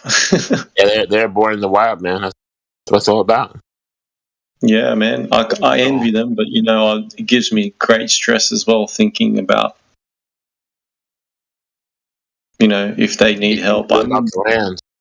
Our system's pretty good in a sense that it, in Australia, from a social perspective, it's pretty good that if you rock up and you need help, then they can't deny you.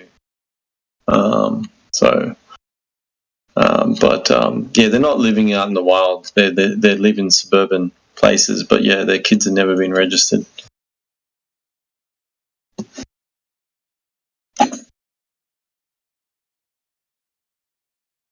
Roger, you're back. Yeah. I did some work too, a bit of work. I don't know. How was the video last night? Did you end up watching the one I sent you? Yeah, I did. I had some great points. Yeah, I like the format, right? It keeps you entertained as well. It's a bit, with all the music and then the girl's voice and all this sort of stuff. It's not one of those boring ones where some nerd's just telling you about how refraction doesn't work. Just like all these. It's sensational. Like, so it hooks you in. But yeah, I like it.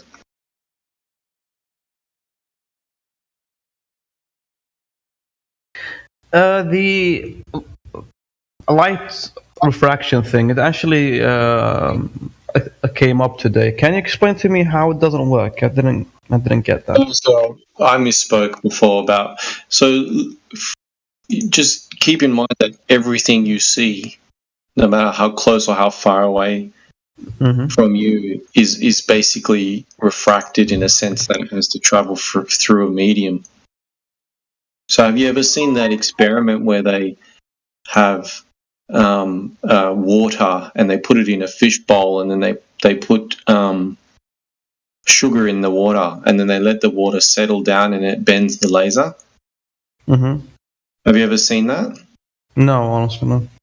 Oh, okay, I'll link you to it. It's interesting, and that's the argument. That's the refraction. I'm giving you the Glober's argument. And it's cool. Like, it's actually a pretty cool thing that you can do, and you'll see this laser bending basically through. I mean, what I know for a fact is like how CRT TVs work. They bend the light from the back. There's magnets. That's why it's it's a bit. It's big from the back because there's magnets that bend the light. So I know that light bends, but what do you mean if it doesn't work on a global? No. That's I misspoke before about it not working. It does work. Refraction, everything's refracted essentially. It hits our eyes. The light's hitting our eyes. I'm not a scientist or anything like that. I'm not really educated on that subject, but everything you're seeing is basically refracted because it has to go through a medium. The medium is air or gas or water or whatever it may be. So the question you had earlier to Bong was, if I had a camera strong enough, should I be able to see China, for example? But you've got to keep in mind that there's a lot of atmosphere, there's dust, there's heat, there's water in the air, there's all these sorts of different things that stop you from doing that. Not only that, is you've also got perspective. So if you can imagine yourself when you've gone to a hotel and you see a really long hallway, you know, the lines of those hallways, imagining that they're really straight, they're gonna diverge at some point. Apparently, you know, to your eyesight. So you've got limits to what you can and can't see. And refraction's all used frequently to explain how you could see over a curve. But the conditions for that to happen over a really large ball would have to be perfect. But just because you can use refraction, or refraction can be used to bend light, doesn't negate the fact that we can just see too far. It's not a good excuse. You can't just like wave your hand and say, "Oh, we can see too far because of refraction." Does that make sense, or did I just ramble on for no reason? I mean, I sent you a picture. I sent you a video. If you want to quickly look at it, it's very small. It's only 25 seconds on I'm looking at live it right now. stream. And basically, what it is it's light bending through a gradient. Now, the reason he can do that is because the sugar is at the bottom of the water, Mm-hmm. and at the top of the water, there's less sugar. Mm-hmm. So the argument is that they're using refraction. Like refraction causes you to see further than you should. But if you could imagine watching this video, for that to happen over such a long distance, the conditions have to be extremely perfect.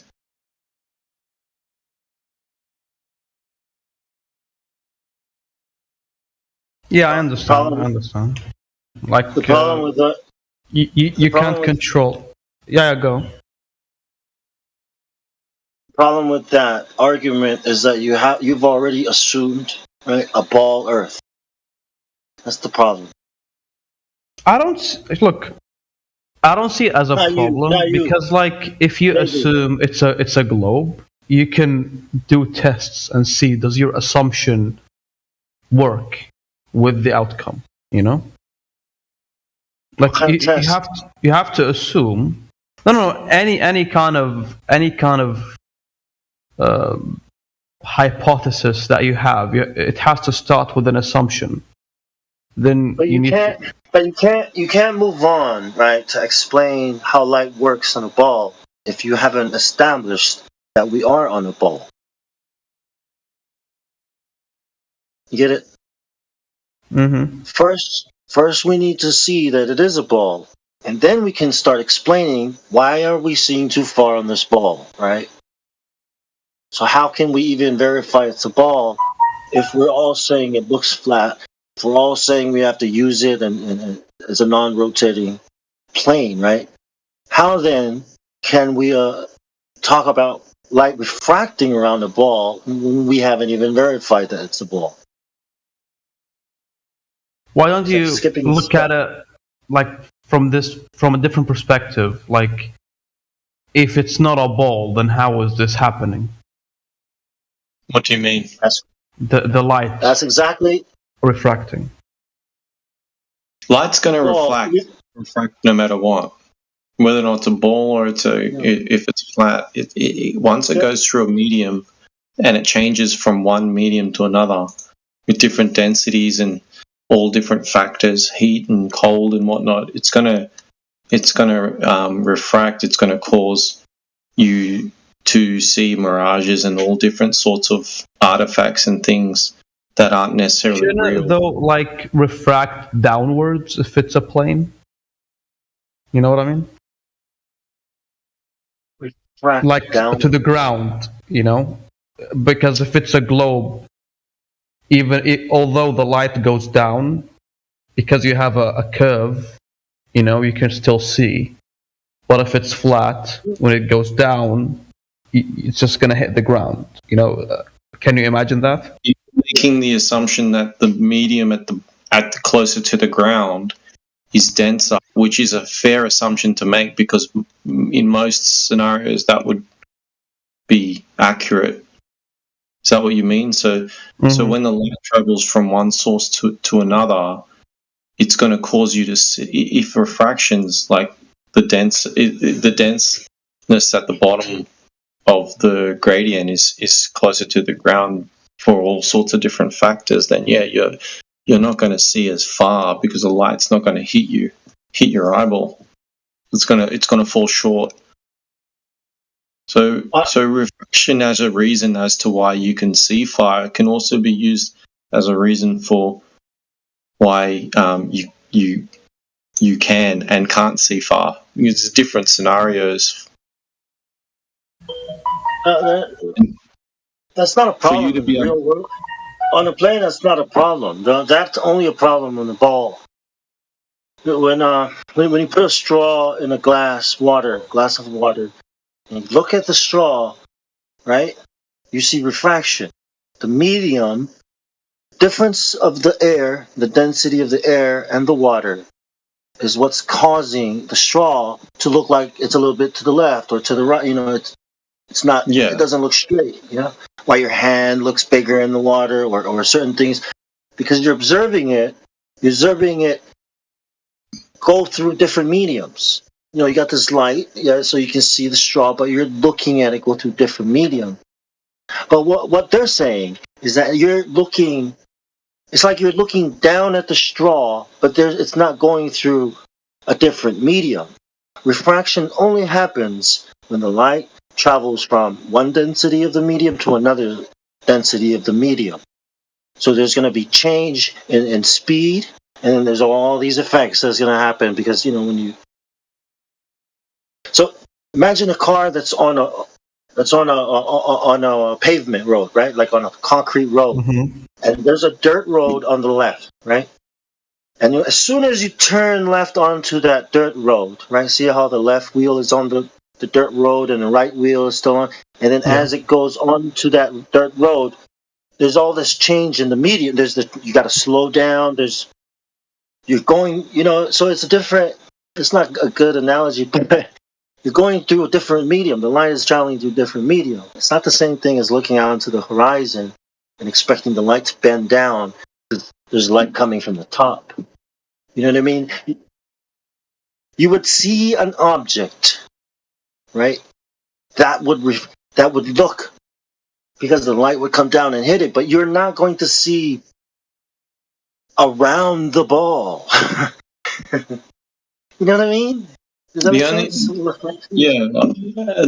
I'll just add to that. The only thing that proving that refraction exists, the only thing that it does is tell you that when light travels between different mediums, it does funny things. It doesn't go straight. It doesn't prove. It doesn't really prove or disprove.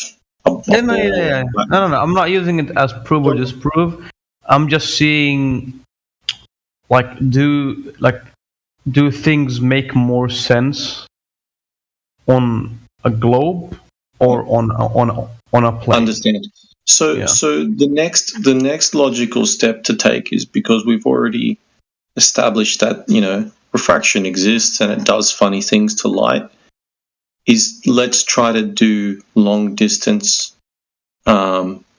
observations with the least amount of refraction, and the way you can do that is with an infrared lens. So what I would suggest is check out how refraction can do funny things and make things look like they're not meant to, and then have a look at infrared long distance observations, and you'll find that people are taking pictures way too far than what they should, and that's the main takeaway from that, in my opinion.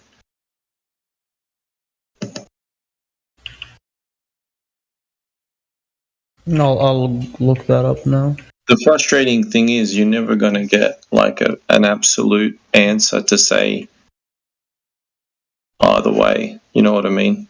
That Like questioning refraction, what does it actually do for you? It just proves to you that when light travels through the different mediums, it does funny things. Can it allow you to see over a hump in certain circumstances? Yes, because we can prove that with a laser going through some sugar water. But the conditions over a really large ball would have to be absolutely amazingly perfect for you to be able to do the things that they're doing with infrared cameras.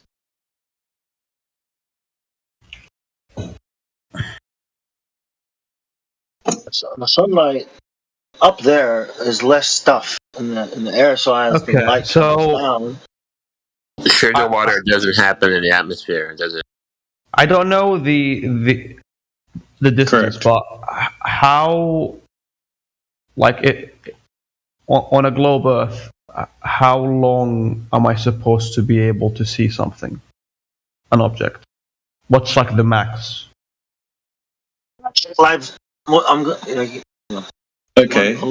Max distance. Have you looked into the maths calculators that are out there? The curvature calculators? No. Check live stream voice text. Explain to him that one. Have you seen that one? Have you seen the Black Swan before, Roger? The boat one. No, this is the one with the platforms. Have you seen that one? Where did you? Is it live stream voice text? The last thing that's sent is the boat that I'm seeing. No, you might be in the wrong thing. So you might not be in live stream voice text anymore. You might be somewhere else. Oh yeah. I mean, he just pinged me. I can see the last thing is the one that says "bye bye ball." Can you see the "bye bye ball"? Yeah. Oh, that's not a boat. Oh, sorry. I'm leaning back from my desk. Sorry. Hey, look, see, that's another reason why your eyes deceive you sometimes. But I mean, yeah. From my distance, I have two monitors, a smaller one and a bigger one. On the smaller one, I looked at it. I was like, oh, that's a boat because there's water under it. Your eyes can trick you a bit. This is one that comes up quite a lot, but just off your first observation, what do you think you're looking at? And why is it important? I can see on the 6.21 miles. I can see more of it at the bottom from the 9.41 miles. Yeah, so these things are roughly the same size. So you'll see the one that's behind it on the left-hand side, the 9.4. Mm-hmm. There's a bit of compression going on there. So you see the bottom of the habitat is the one that says platform habitat. It's more compressed than the other one. So that's an example of light traveling through a medium and causing it to look different to the way it should. But the biggest takeaway here is check out how platform habitat is 9.41 miles away. And can you see where the horizon is? Now let me get closer to this. Oh, why don't we try reading it first, and then we'll discuss. Yeah, that's a good point. After he answers the question about the horizon, then we can have a look. Just a second. Okay, I have this. Okay, so I don't know, honestly. From the bottom, I'm guessing. No, so the horizon. Yeah. Would you describe the horizon as being past platform habitat? Past, behind it. Behind it, from our perspective.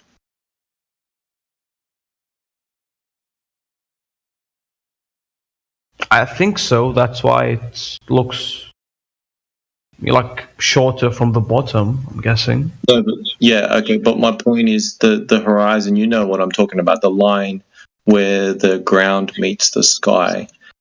The horizon. Would you consider that well past platform habitat on the left-hand side? You're not gonna like my answer, but I'm guessing yes, because I never thought about this horizon thing ever in my life before. Okay, You know, so I don't think about the it. observation. I think you're on the same page as me. So what I'm looking at is I can see platform habitat on the left-hand side, and I can see the horizon past it. Okay.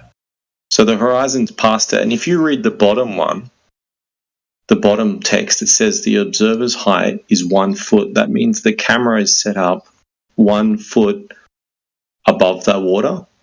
Mm-hmm. And the max distance of the geometric horizon is 1.22 miles. So the platform habitat on the left-hand side is 9.41 miles, which makes the horizon well past 9.41 miles. But according to the math, the globe math, which we can go through later, according to the globe math, the horizon should be at 1.2 miles. Okay. Does that make sense? Yes, but how do you know that it should be 1.2 miles? Okay, so that's where do you get that number from? Okay, so see here up the top, we can go through some of this text. Now, this is probably above my pay grade, but you see that paragraph in the middle where it says if the Earth. Yeah, the Earth is a sphere with radius of 3,959 miles. Yep. I don't know what P is. Then every horizon distance measurement must be no more than 1.225 multiplied by square root of observer's height in feet, which is Q. Geometric horizon curve calculators. Okay, not Q, which is the square root, etc., etc.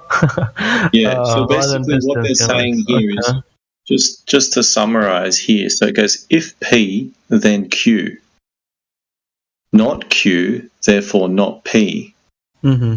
It's more difficult for me to understand the measurements because they're in miles and feet and foot, and I can't imagine them. I can't imagine, like when you tell me 1 kilometer, I can imagine that. But when you tell me feet, mile, I have no idea. I know the math, you know. I know the math. I think like a mile is 1.3 kilometer, but I can't have a mental image of it, you know. I completely agree with you, but for the sake of the argument of looking at this picture, substitute miles for kilometers and substitute foot for 30 centimeters. It's not either way. Okay. Whatever you substitute. All right. So my point is, the horizon should not be. If the horizon is a distance,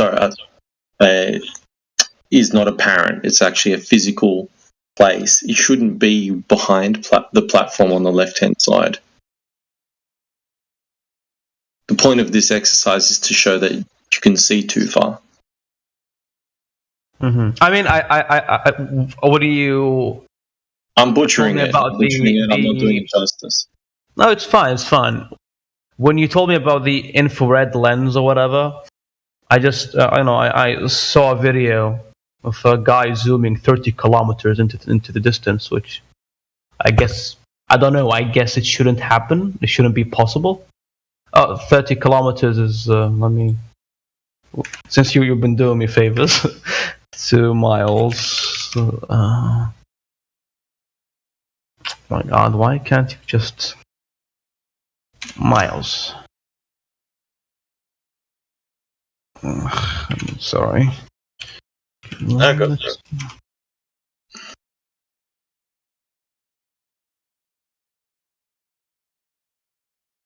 Of a guy zooming 18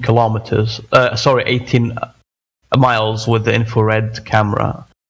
Well, so that should not be possible, I'm assuming. Well, it depends on his height, right, and where he is. Oh, yeah, true. So let's. Do you know the observer's height, or do you have the example with you? No. Yeah, but no. If the guy is not saying anything, he's just showing off that this camera is good or something, you know? Yeah. He's not. I don't know if I don't think he is.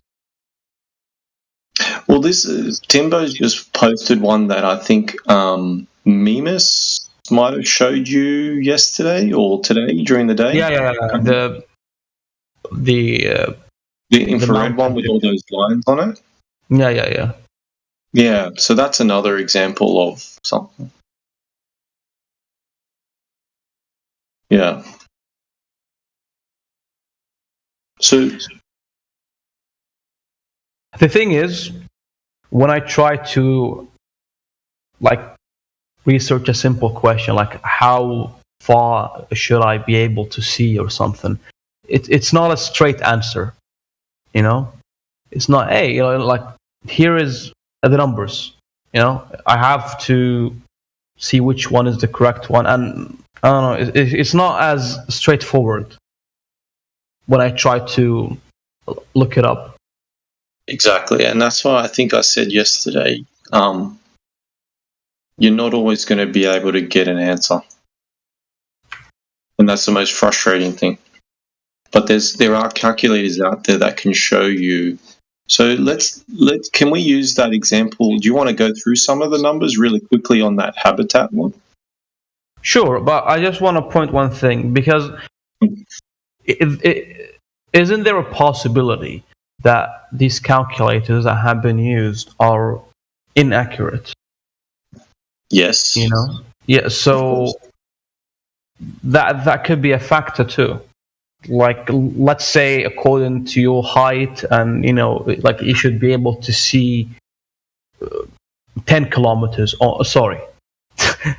10 miles only. The thing about and then you can see 15 or 20. Maybe there's something wrong in the calculation. Then the thing about that, bro, we have the dimensions. You can do the geometry yourself.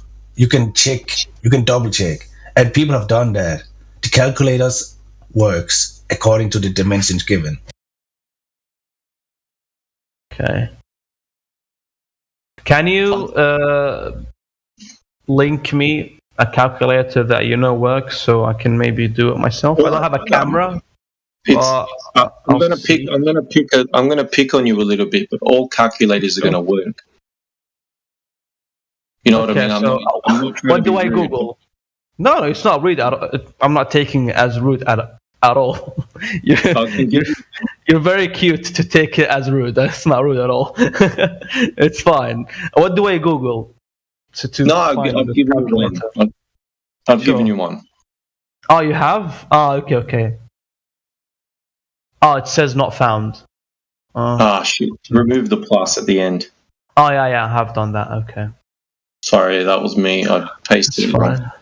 So this one you can change it to metric if you like, but I would suggest if you're going to do an observation based on the black swan example, just leave it the numbers as they are. So 10 feet, 30 miles. No. So what I'm saying is, if we go to the black swan example, and then we've got this calculator open in front of us, we've got it set to imperial. So let's chuck some numbers in there. Observer's height is 1 foot, so we just put 1 foot in there. The target's distance, which is the platform habitat, 9.41 miles. Chuck it in the calculator, and it tells you right there that the horizon should start chopping off the bottom of platform habitat. You should start chopping off even the other platform at 1.2 miles. That's not very long. And if you want to convert it to metric, just click on metric. All right. So the idea is we shouldn't be able to see the bottom of the platforms. Now, I'm going to give the globe a bit of the benefit of the doubt that we don't know what it should actually look like because we don't have a clear picture up front. But so we can assume that the bottom of them is getting compressed because we can see that on the habitat one. But the point is that at that distance, the target the target hidden height is 44 feet. So just to understand, so the horizon distance is basically the maximum distance where I should be able to see the object fully. No. The horizon distance a geometric horizon distance will be where the bottom of things start to disappear because of a hump in the water. Yeah. Okay, yeah. So after this distance, it should start to disappear from the bottom up. Correct. Yeah. Okay. According to these numbers. Okay, so what's the target hidden height? Target hidden height means that, so in this example that we've punched in, it gives you a target hidden height of 44 feet. Mm-hmm. Okay, so what that means is at the target distance of 9.41 miles, 44 feet of the bottom of it should be hidden behind a hump of water. Okay. That's what that means. Now, this is a good. This isn't really an example that demonstrates that exactly. What it does demonstrate is that the point that I'm getting from it is that the horizon is all the way at the back, behind the platforms. That's the main takeaway here.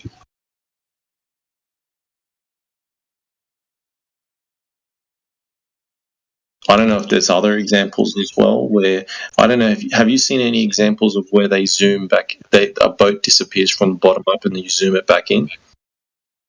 Yeah, I think I have, yeah. Yeah, I can't imagine this horizon thing, like, for real.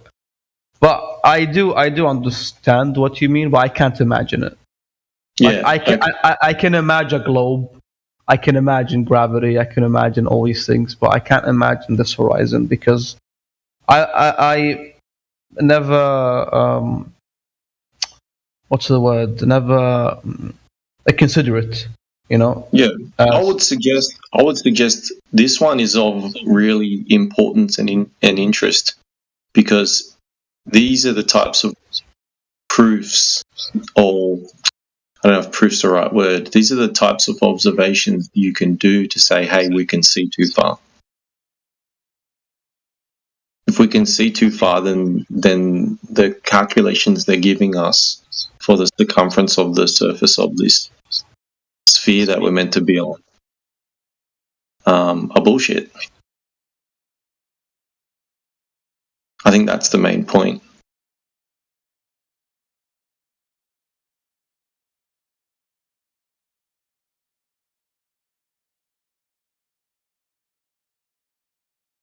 If you may, can you give me other examples that don't include math? Because it's not my strong suit. No, I get you. I will look. Yeah, I'm with you on that. So the cool thing about this server is, and I have a feeling you're going to be here around for a long time, is there's laser tests in the server. There's optics visions and perspectives. There's all sorts of refraction. There's even one just specifically on refraction. So what I would suggest potentially is have a look at some of them when you have some time. But yeah, you're talking about another example of where you can just plainly see too far. No. Is that what you mean? Like my strong suit is IT, and I'm enthusiastic about, or like I'm a biology enthusiast, so I can understand those two subjects fairly easily. But math is not. I'm terrible at math. So I'm very terrible.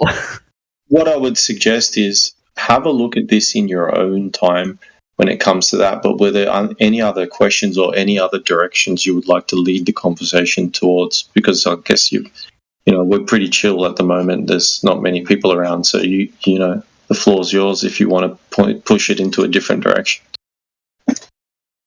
I mean, are you looking for hard proofs, or are you looking for more fun, for some fun things? I'm trying to think of how to disprove that it is a plane, but I can't have any. I don't know how to do that. To be honest, I'm thinking how to do that. So I'm thinking maybe because I'm terrible at math and it's all about math, so I can't wrap my head around it. That's what I'm thinking. Yeah. Maybe it's it's a shortcoming from me. It's not. No, I hear you. I'm with you on that. I completely understand. And the problem with that is you're going to appeal to an authority. So from both sides, even the flat earthers will do this. They'll kind of appeal to someone who's done it better than them, and it's not a bad thing because there's better examples out there. FE Core, which is what Timbo just messaged you. Mm-hmm. This is a cool video, and a lot of it is very nerdy. You don't need to really pay attention that much. The point is they're shooting these lasers and proving basically that they can shoot these lasers way too far than they should be able to. Mm-hmm. Yeah. Yeah, I am skipping through that video. I do understand it. Like, laser is pretty simple. It should just go straight up. Yeah. So these guys take a very cool approach in trying their best, from what I can understand, to validate that the laser's shooting straight and all these sorts of things. It's been a while since I watched it, admittedly. But if you really want to get into some hardcore nerdy stuff, the FE Core stuff is really cool. If you're more interested in the whole interesting facts or astronauts doing silly things, which is what I'm more into, then yeah, the server also provides a lot of that as well. I mean, that aspect is very funny. Like, I think I mentioned it before, but I don't know if you were here or not. When they were interviewed us, like, they asked them, why don't you go to the moon again? And they said they destroyed all the technology, which is kind of like, what the heck are we talking about? That excuse is very funny. It's so ridiculous. We can't go because no. What did the guy say? I wish I can find the video. He said something along the lines of, I would go back in a nanosecond. Yeah. Because they destroyed the technology. And if you're looking at that video, there's another video of this guy asking for all the tapes for the... Oh, yeah. Even if we had them... No, he said even if we had the tapes, we destroyed the technology that we can run the tapes through. So it's pointless. What do you mean, dude? I can... What do you mean? Just make another tape player. I mean, we have vinyls, those existed like, I don't know how, hundreds of years, and we still can play those. Exactly. I think they sent a thing. They also, I remember watching a video where they said... It's on an 8-track tape, man. There's no 8-track tape player anymore, man. Yeah, but I know for a fact in databases, when you want to save information for a long, long time, we still use tapes, because the plastic doesn't degrade. So we still use tapes to save things for hundreds of years. We still do that. Databases. Calculator. Do you use an abacus? Say that again? It's like using an abacus count as opposed to a calculator? Do you use an abacus? You know what that is? I don't know what that is. Abacus. I don't know what that is, bro. I don't know what that is, honestly. You don't know English what is not my abacus first language. No, I don't know what that is. Abacus. It's the thing that bean counters use. They slide the beads across. The bead, yeah. Like Oh, that thing. Oh, yeah. Okay, I know. I didn't know what it's called in English. It's not my first language. And like a kind of old school euphemism, they're bean Yeah, I know, counters. They're I know. keeping track of every bean. Yeah. But anyway, good morning, guys. Hope everybody's doing well today. Yeah, we're good, man. How are you? I'm doing pretty good. Just having some coffee and waking up.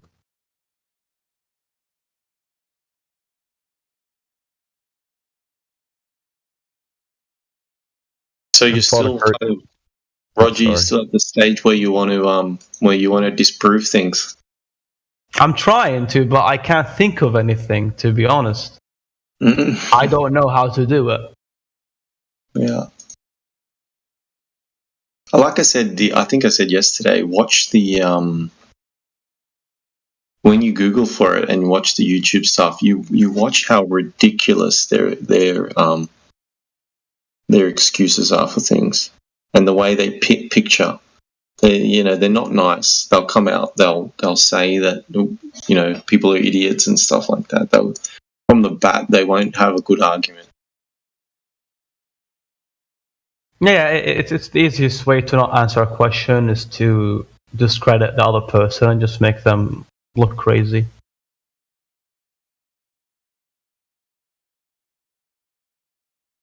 I can't find a nanosecond video, unfortunately.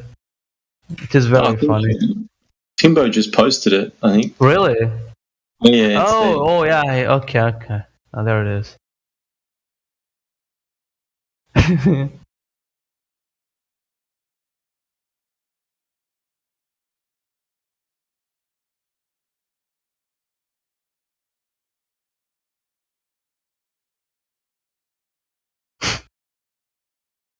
Don't make fun of Don Pettit, man. He has like 140 IQ. I mean, 40 IQ. There's a video of him saying zodiacal lines or something. The way he says it, oh man, it just like from his explanation, you can't stop yourself and think. These are the scientists. Like these are the people that are supposed to be smart. Like we used to, but we destroyed that technology, and it's a painful process to build it back. So the answer is, we can go, but we can't because we're too lazy to do it again. That's the answer that I'm getting. I remember watching another video where they mentioned how they used to make the rockets by hand, basically, and that we can't do that anymore because we don't have the skill set. But what do you mean? But what about SpaceX? I mean, they're doing it fine. Yeah. I mean, because what technology that they destroyed exactly that they can't make again because it's too hard? They're talking about just rockets. In particular, it would be like the lunar lander and whatnot. Have you seen pictures of the lander? I'm sure I have. It's like a capsule with like a bunch of legs. Yeah, there's a really cool one, and if someone's out there is listening can find it. There's the one where there's a video of it taking off from the moon. I won't spoil it, but if you have a look at that one, it's freaking hilarious. No, I'll try to find it for you.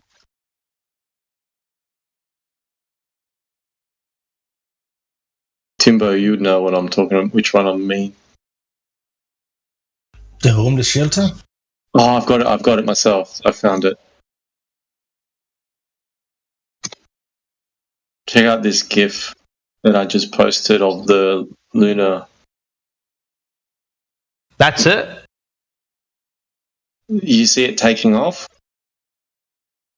Yeah. So the question is, who's recording it and panning the camera up? The producer, man. It's called good engineering. I mean, It's no. the To be camera guy. honest, it could be. Wait. Okay. Wait. Okay, it could be that it's like robotic, it's automatic. But if it is, who removed the tapes and brought them back home so we can see them?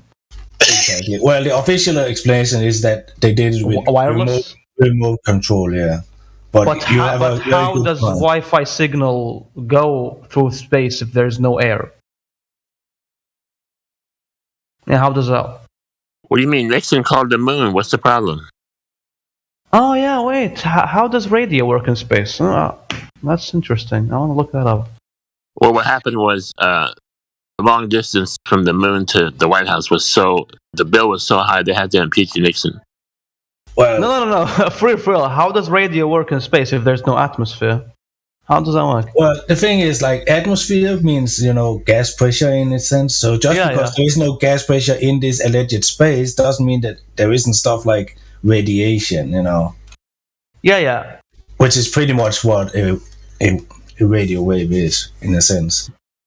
But like, even if it does exist, there's no control. Wouldn't there be distortion where using it is useless? Since you can't control anything. I don't know. I'll look it up now.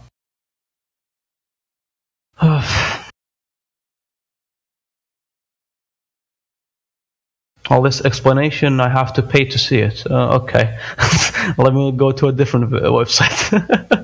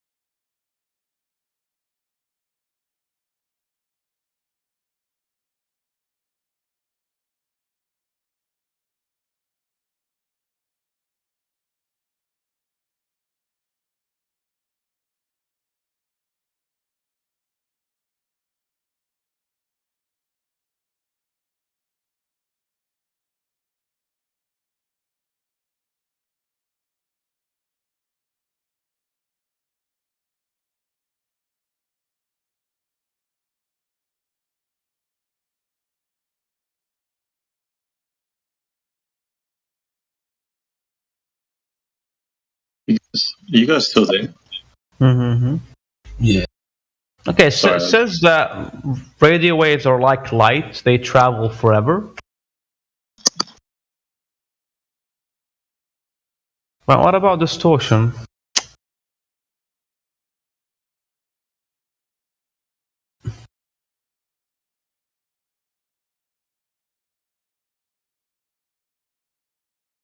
What are you looking into, sorry? Oh, the camera thing. So it could have been automatic, and they used,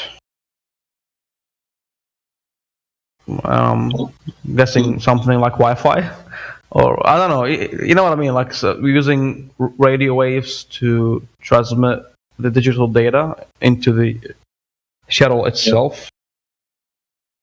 Okay, that explanation works. Besides getting really technical and trying to figure out how they did it, let's just observe how ridiculously retarded the video in its own self just looks fake. What is it even? Like, is there people inside of this thing? That is the lunar lander. Yeah, that is the one that they dropped down from the spaceship down to the moon and then up to the spaceship again. Yeah, and see how it kind of wobbles Yeah. while it goes up. The more you watch it, the more you look at it, the more retarded it looks. Well, there is some versions where you can see a hint of a line. Right. That thing is so the design is people go inside of this, then they just explode up and they go back to the spaceship. Yes, this is the module they landed on the moon with. They claim this is the module. This is the thing that brought them to the moon from the spaceship. Okay, but that means that there is people in it. Yes. So how did they? Huh.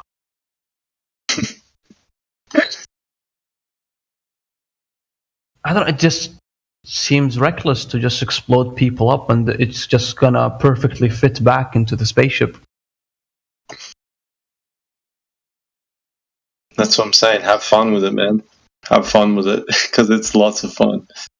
Have you seen close-up photos of it or a replica of it? It's just cardboard and tinfoil and what are they called? You know,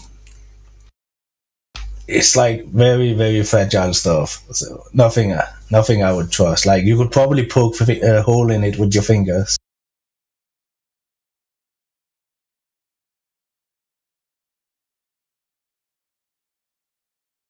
Do you think the temperature on the moon is very hot? You know, I don't really speculate on the moon. Like from that perspective, I wouldn't say that anyone would be able to even tell you that it's not a physical place. From what I can tell, my speculation is that it's not. We're just seeing. We're not seeing the actual moon itself. We're more like seeing. I hate the word hologram, but we're not seeing what it actually is. We're just seeing something in the sky. I'm speculating here. I'm not.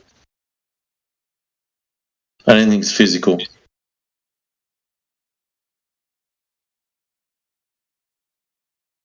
Okay, it says on the darks, like if it's dark on the moon, the temperature is minus they didn't, minus 280 Fahrenheit. According to their story, they didn't land on the dark side. They landed on the side that faces Earth all the time. Yeah. No, they have to be, because from this GIF that you showed me, there's no stars. There can only be no stars if it's too bright. Like on Earth, you know, if you're in a city, you can't see the stars. So this has to be on the bright side. And the bright side's temperature is 260 degrees Fahrenheit.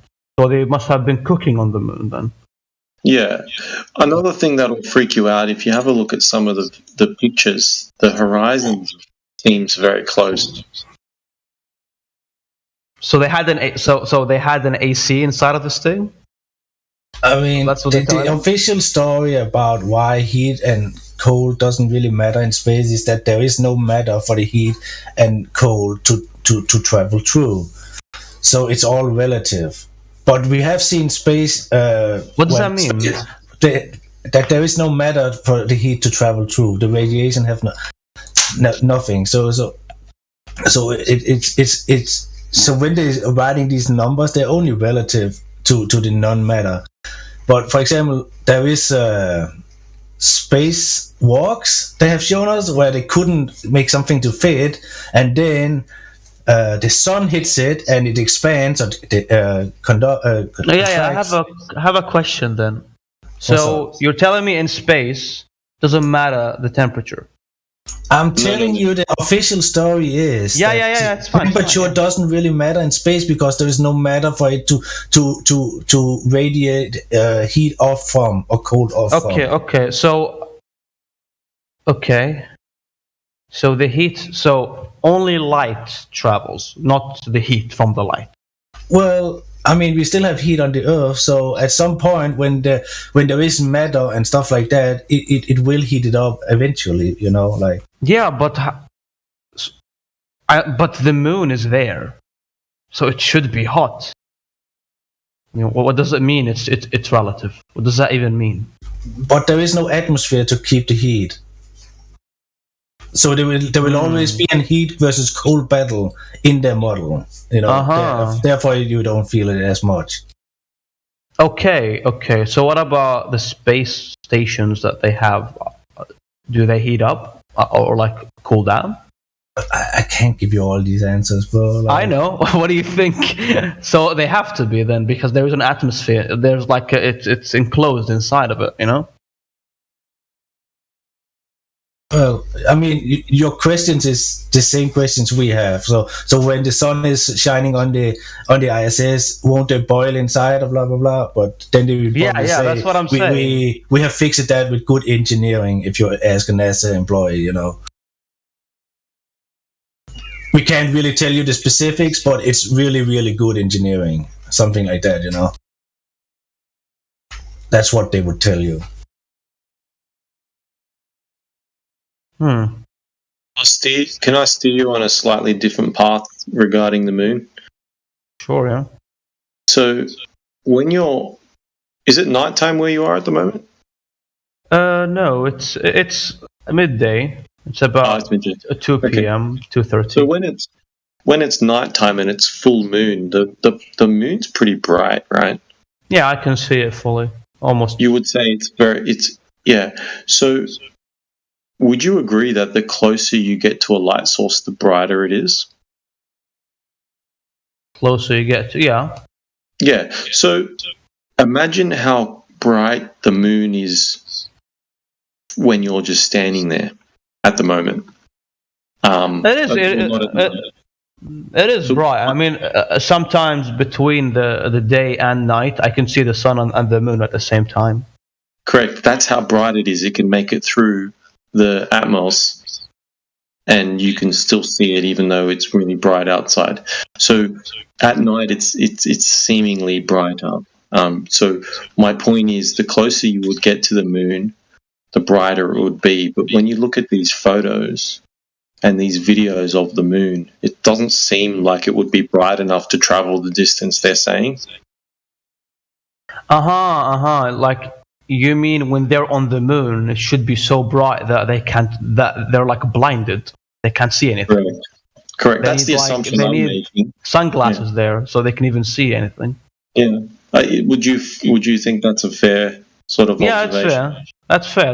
Yeah, that's fair. So what I'm trying to do is discredit these authorities. And once you've caught them in one lie, then the rest of it's just sort of fun. You know, like how many more lies do you need to observe before you realize these guys are full of shit? So the bright side of the moon, so like the sun location on the bright side of the moon is like in the middle of the sky or something, you think? What do you mean? Sorry, so say that again differently. So like the bright side of the moon that they landed on, is the sun there like in the middle of the sky? Oh, did they ever film the sun when they were on the moon? Did that ever happen? I'm not sure, but it's always the Earth only, huh? There is a picture from the moon of the Earth, and then there's a picture of a satellite further away of the moon and the Earth, and the aspects just don't line up at all. If I could find that for you, I will as well. That's a fun one to look at and grasp your head around. Okay, wait. So there's the Earth, and there's the moon. All right? They landed on the bright side of the moon. No, I mean the side that's facing the sun. No. No? I'm getting this wrong? They landed on the part that's facing the Earth. So do you know that they say that the moon is tidally locked? Yeah. That's true. Yes. So we only ever see the same side. Mm-hmm. so they landed on that side. What was your train of thought? Sorry, before I cut you off. The train of thought is like if they landed on the bright side of the moon, the side that the sun is hitting, so they're on the opposite side of the Earth. Then you know what I mean? No. They're on the other side. That's not what they claim. No, they landed on the side that we can see. The dark side, then. No, no, because in their model it changes based on the angle of the moon and the sun.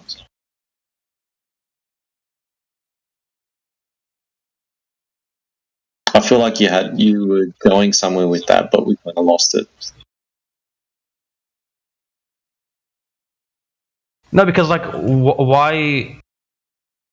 Like when they were on the moon, why didn't they never filmed anything else but the Earth? Why not film the sun or a different planet? I don't know. It's a good question. It's like a very good opportunity to film every planet, and they just filmed one.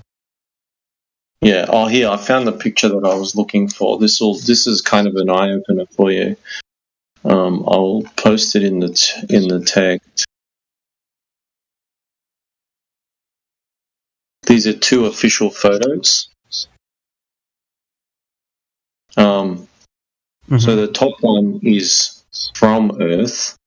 Sorry, the top one is of Earth from the surface of the moon, and the larger image is from a satellite further. So these are both photos from NASA, official photos. How can the perspective of the Earth change so dramatically just because you're standing on it? Did you get what I'm trying to show you?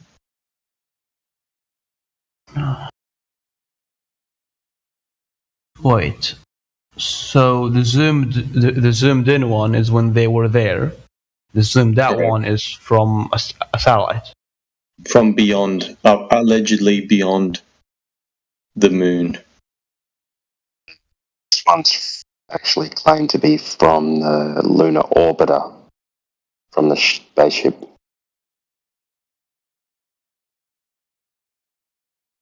And how can they zoom? How can they zoom that far? No. I don't. Yeah, I they're understand. two different photos. They're two different photos. Yeah. So my point is, if you're on the moon and the Earth looks that small, then the further away you get from the Earth, past the moon, the Earth should be even smaller, not bigger. True. It should be smaller, yeah. So these are two official photos from an authority figure, and they both tell a completely different story.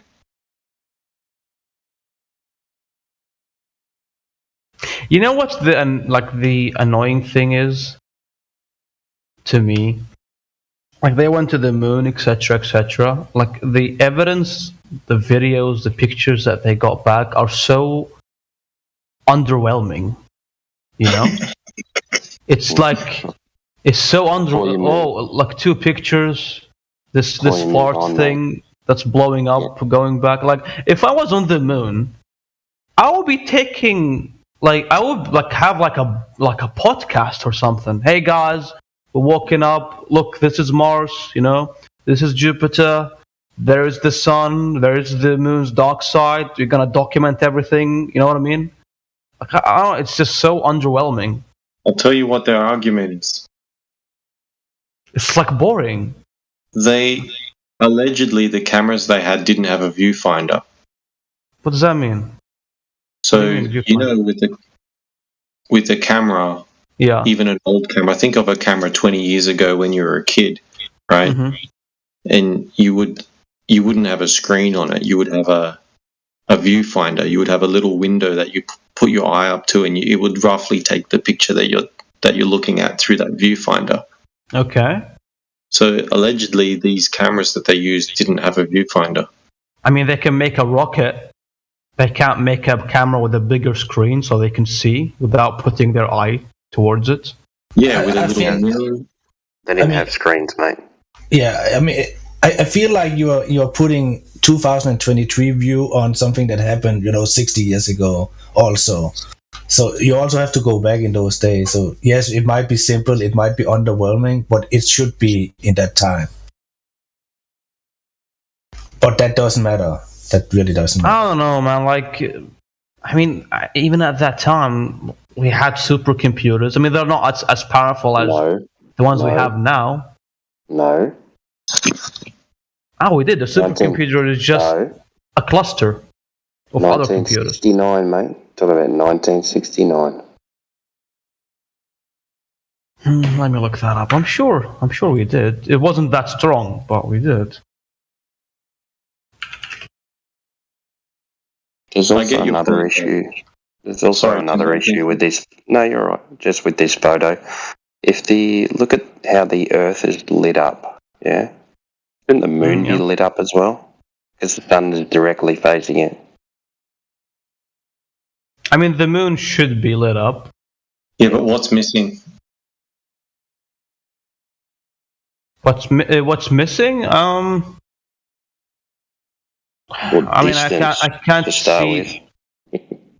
I mean, the first thing that comes to my mind is where is all these thousands of satellites? I don't know. Maybe there's an explanation for that. That's a good point. What's missing for me is a massive shadow from the moon.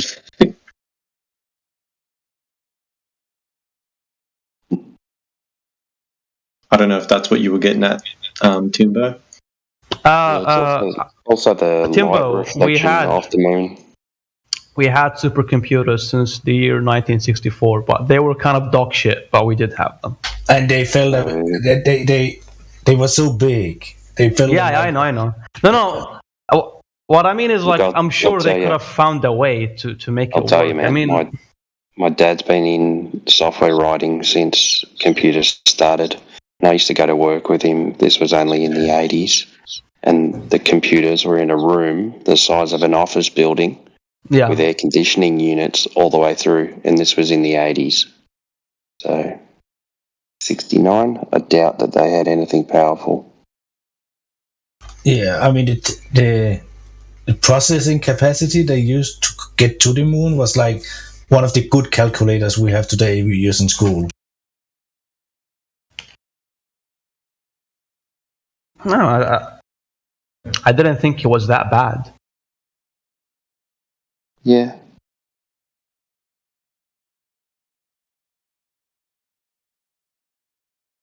How old are you? Around it. Yeah. No, I don't need rounded. Why would I do that? No. Some people are very. They don't like to give exact age for some reason. There's also another aspect of the space travel. They say that we have this Van Allen belt of dangerous and lethal radiation. Back then, they had no protection. They had no thought about this. So they just traveled through it and through it again. Was it like 7 times or something like that, forward and back? And when you ask them today, they just hand wave it a bit. They don't care. But we are getting told that this. They were both different back then, man. No. I mean, it can be different. But what this tells us is that the story that they tell us about this radiation belt, like, it's just humbug. It's just made up shit. Because if they travel through it, well, then it isn't that lethal as they are telling us, or else they just never went. Well, you see, Tim, we had the technology to circumvent that, but unfortunately we destroyed it, so we can't show you how that works. No, that's not what they say, though. But I get your. That's what they would say. No, they actually say that if we went through it, we didn't notice it. That's what they said. They didn't notice it, but it should still have an effect on you. It doesn't matter if you notice it or not. Yeah, we should see some mutations and stuff like that. I don't know. They say they got lucky. They basically say they got lucky, right? Yeah, but the thing is, the reason I tell you, the more that you actually like look into the official story about this, it makes you go, these things doesn't add up, and you can just pile them in a fucking big box of what the fuck is this, and in the end, you just come to the conclusion that, well, they most likely did not go. And then there is Stanley Kubrick's and that little sidetrack. Okay, I'm now watching the moon landing of 1969. Let's see how it looks.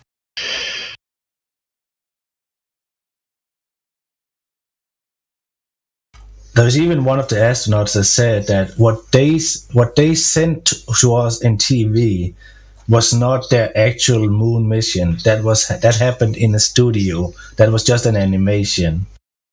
One of the astronauts was out saying that on national TV at one point.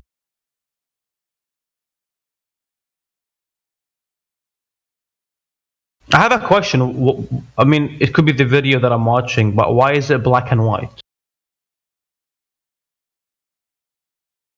It's the age, mate. Like, I don't think it was actually black and white.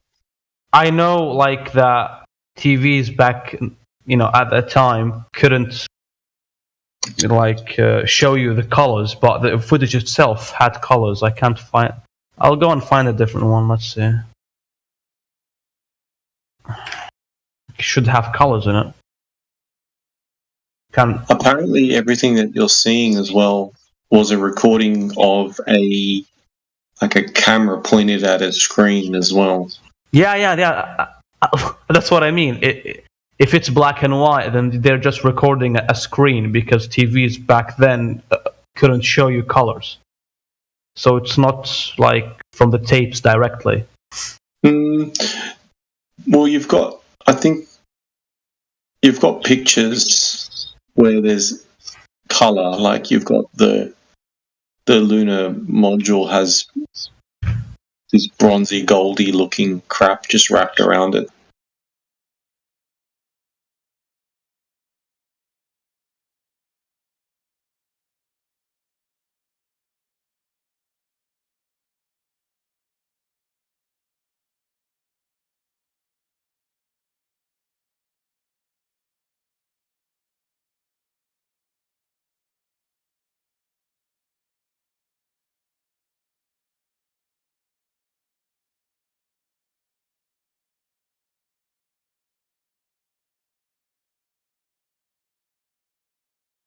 Oh, is that how it was? So the film wasn't in color, but the pictures were in color, allegedly. So, yeah. Yeah, but the film has to be in color. If it's directly from it, because a film is just a bunch of pictures. How can you make colored pictures and you can't make a colored film? Well, two different apparatuses. Looking into. Team. Discredit enough of it. It's small details I don't think are really worth that going into, to be honest.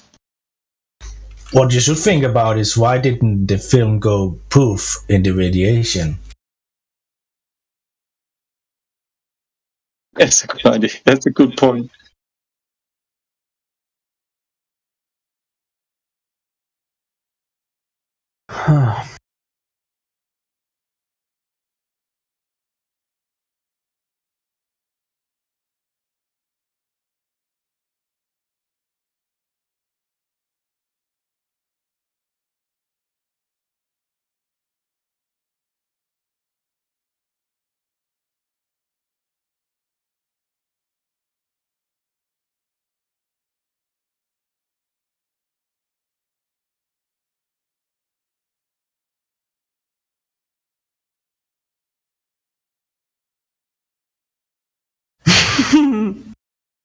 It's a funny video comment. It's a funny YouTube comment. Spare a thought for the poor camera person left on the moon recording the liftoff with such accuracy. What about the guy? What about the guy who recorded the landing? Oh yeah. Oh, it's recorded. Yeah, I'm pretty sure. Yeah. Well, how it's did recorded they that they- set up they- that? Yeah, it's weird, right? So either the first step wasn't the first step, or someone else took ahead, landed on the moon ahead of time. I'd like to But see then that. again, I would refer back to that. Can't remember who it was, but one of the astronauts said that what was sent to the public in TV was not from the moon itself. That was something that was recorded in a studio. It was an animation. Another funny comment. I wish they would do another live moon landing in HD. That would be awesome. Some guy responded, "It would be impossible." They said they forgot how to do it. Oh man, like, no, for real. I wish they would just go again, and we're all gonna be happy, you know. Well, didn't they just go with Artemis? Have you seen the images from that? To where? They just sent Artemis the rocket up and landed on the moon, as far as I know, or at least orbited the moon first and then back again. And have you seen the images from that? No.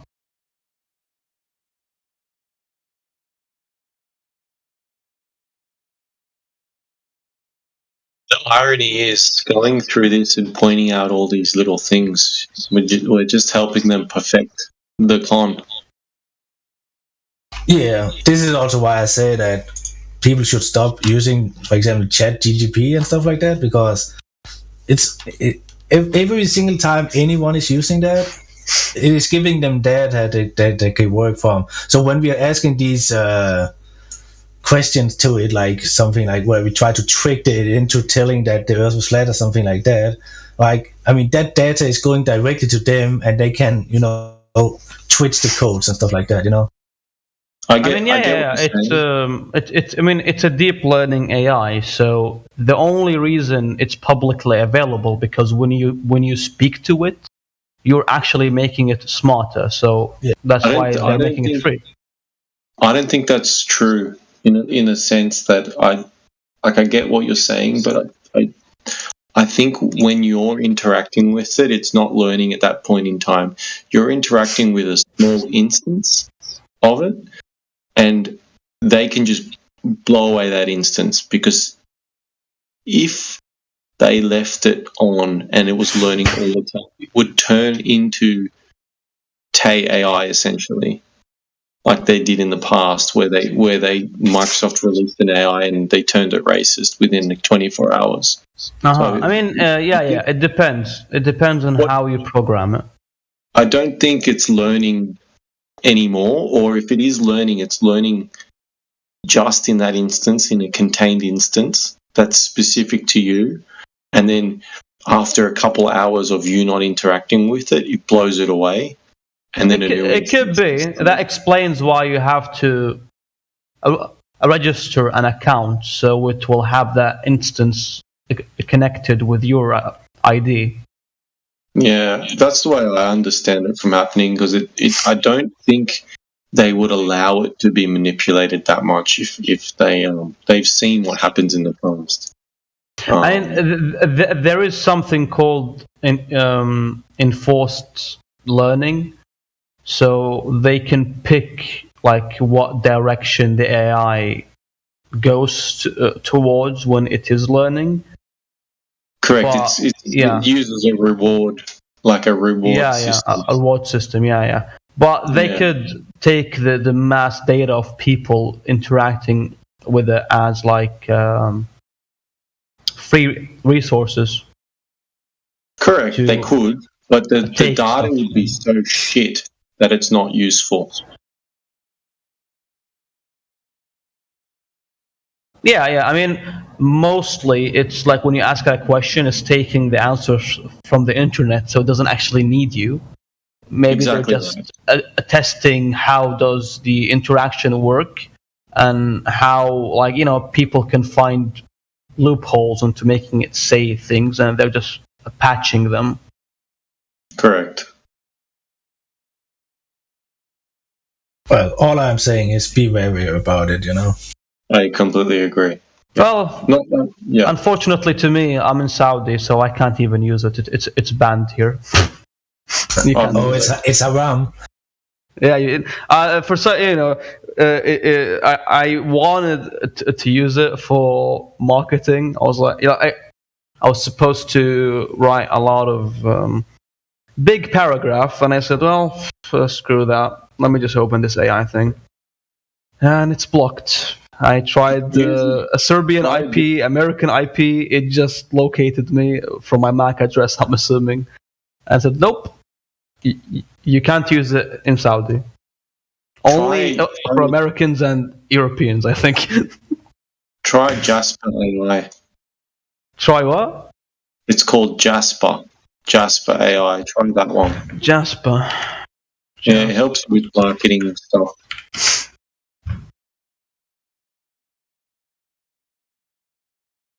You have to pay for it, but it is worth it when you're doing marketing crap and boring stuff. And yeah, I'll bookmark it and see it later.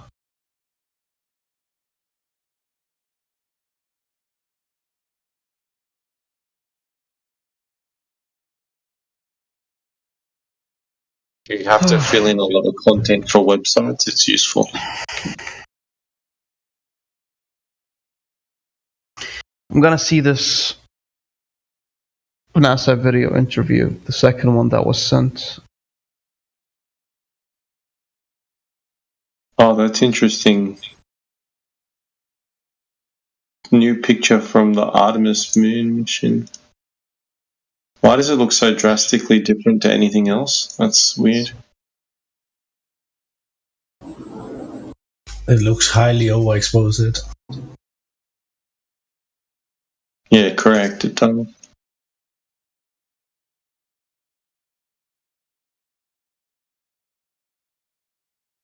Some weird lines going on too. I wonder what the deal is with that. It's the lunar waves. Nah, that's some trippy stuff.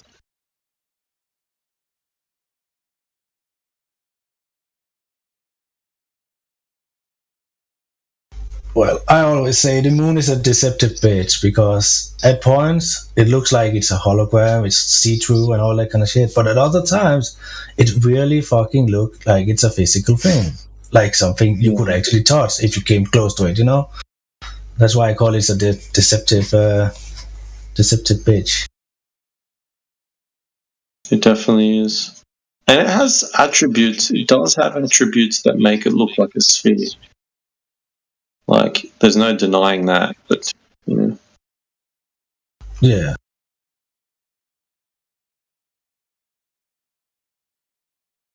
Yeah, that's what, again, like, I'm just going to repeat myself. That's why I call it so deceptive, because, like, when you see it, sometimes it's like, it's see-through in the day, and even in the night, it's like, sometimes it seems like there is a silhouette of the entire moon, but some nights that silhouette is gone.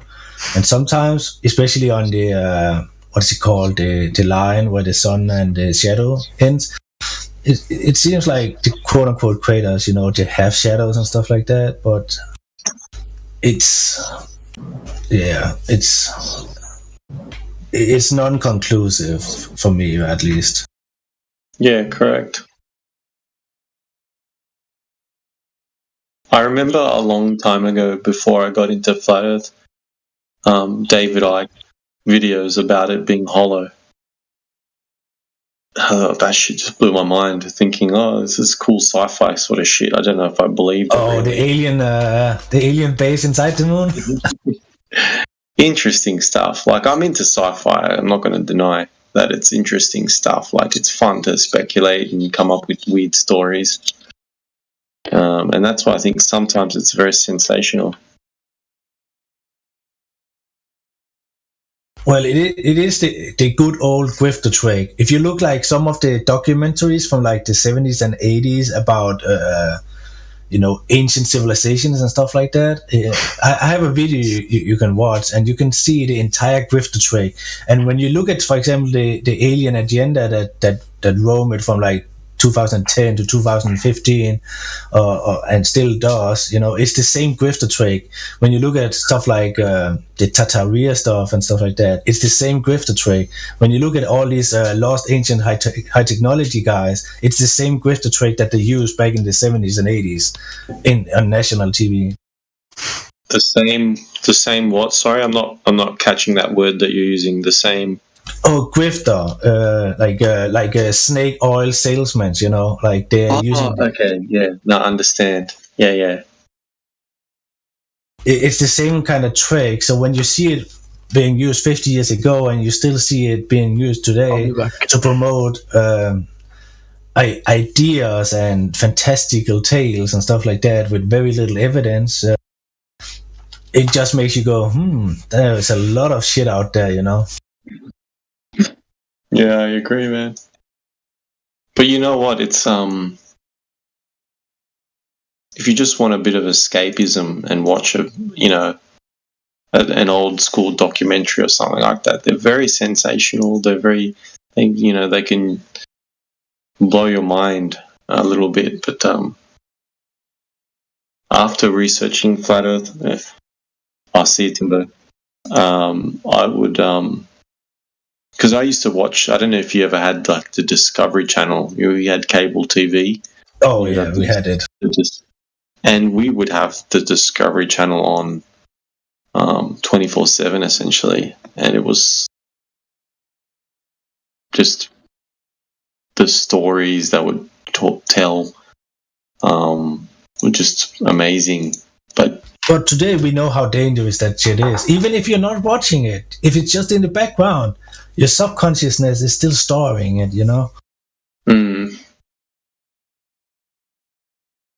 There's always an element of truth, though. There's some sort of element of truth in there. How is a good setup? How is a good psyop set up? It makes it truth with some deception. Yeah. No, I agree with that. Because if it's all just lies, most rational minds would see through that. But when there is some truth in it, it is captivating.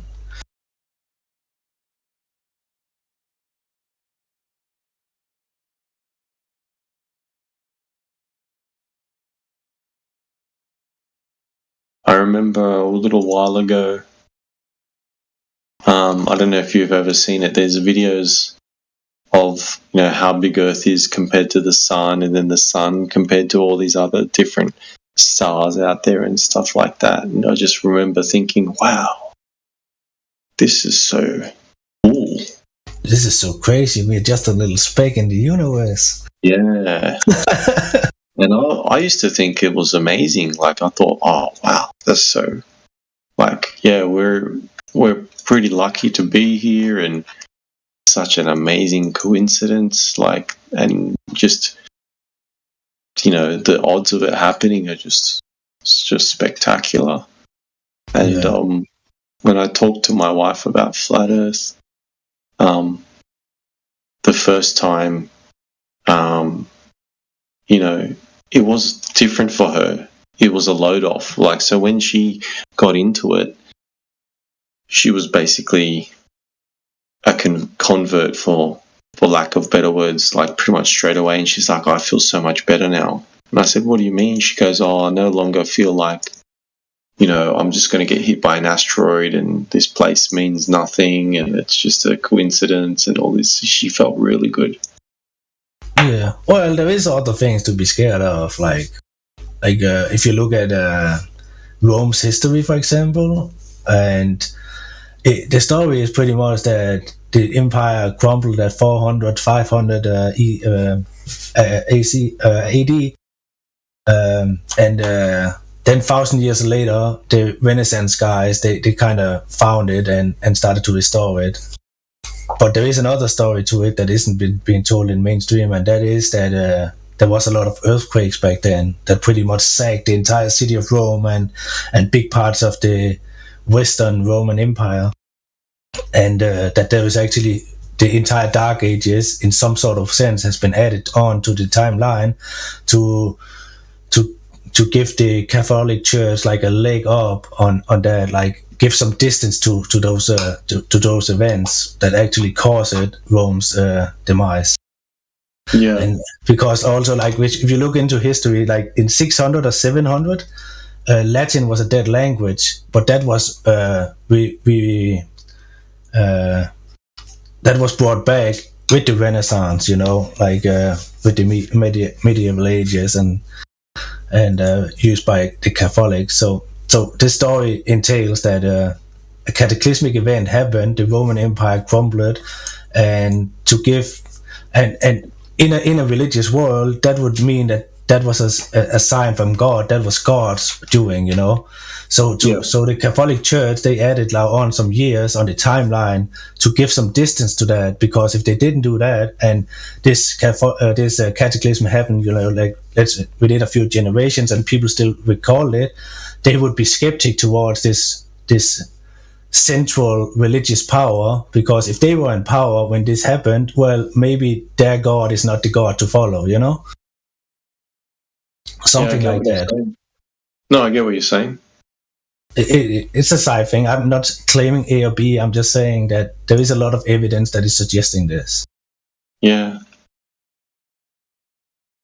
I find it I love history, but I'm not the type to remember specific details and names and places and things like that. So it kind of gets lost on me, but I do enjoy hearing about that kind of thing. You sound like you're passionate about that kind of thing a little bit. I've always been a fan of history. It sounds so cringe, but yeah, history has always been It's more like the good old saying, like, if you don't know where you come from, how do you know where you will end? Or how do you know how to not repeat the same mistakes? I don't know how this saying is in English, but something like that, No, I completely agree. So on that path, I've always been a bit, I don't know, not ideological, but conservative, because looking back and using what is or what have been to make a better thing for the future. Like, for example, I'm from Denmark, so I have some history here, the Viking era that has been lauded so hard, and the Germanic tribe regions and stuff like that, which I've looked very deep into. So, have you always been?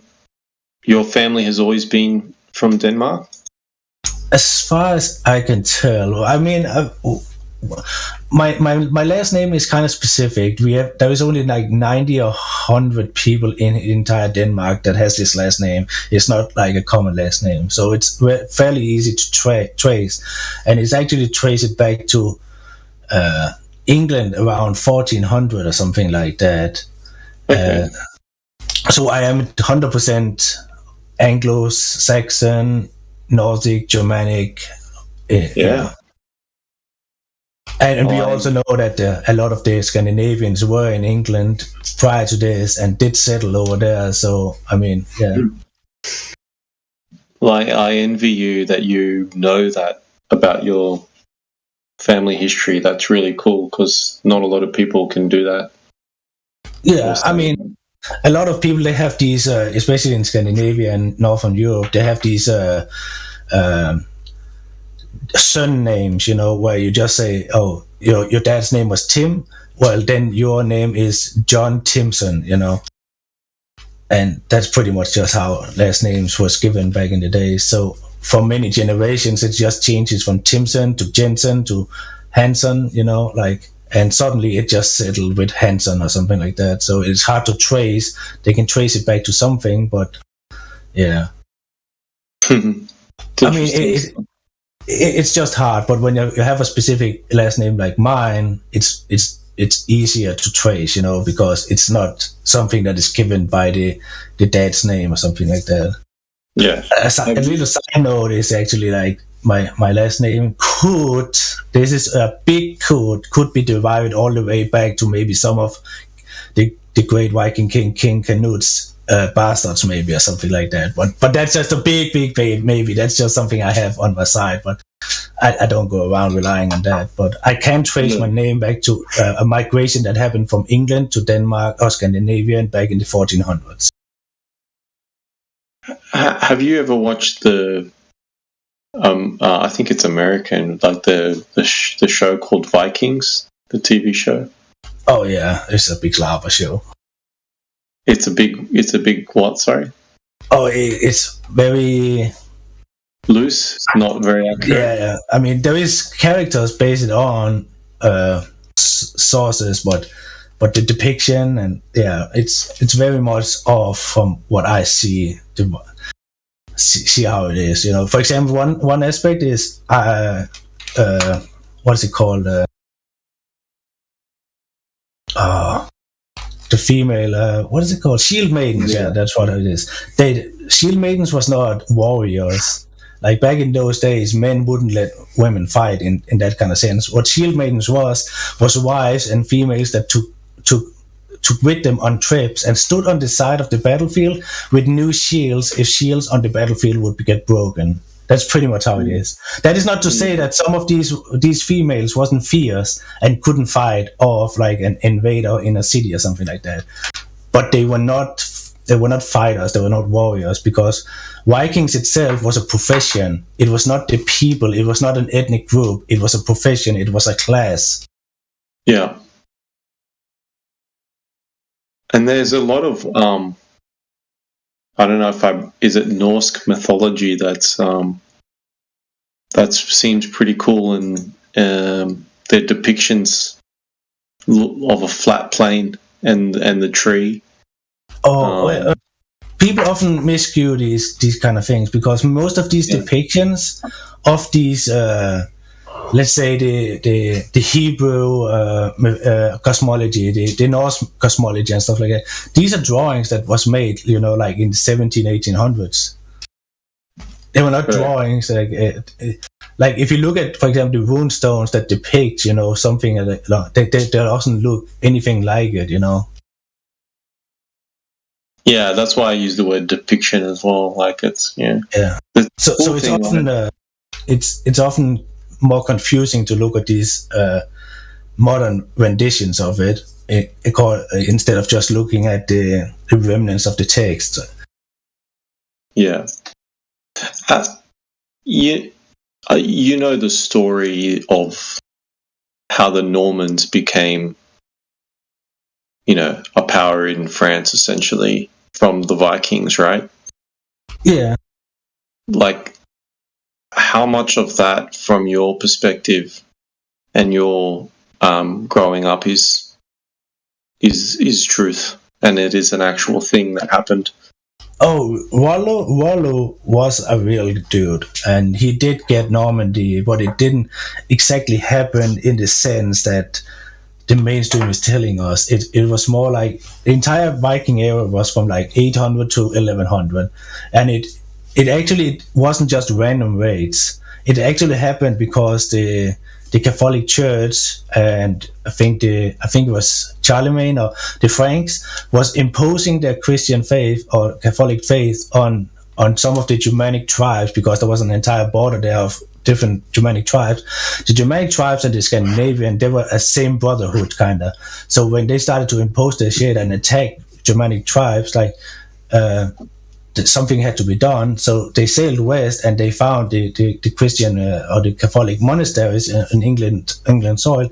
So it was more like a spark of retaliation, you know. And that happened for like 50, 40 years or something like that. After that, there was a period of civil war in Scandinavia. After that, there was actually a 100-year period where there was peace between the Christians and the Northmen.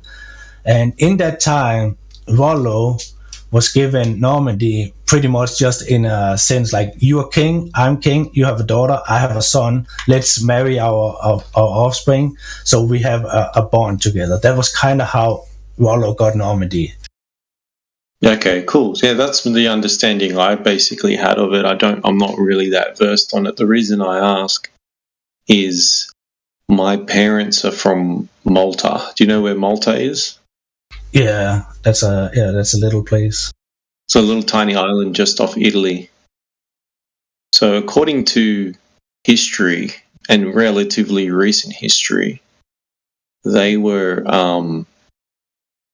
basically taken over by the Ottomans, modern day Turkey sort of thing. Oh yeah.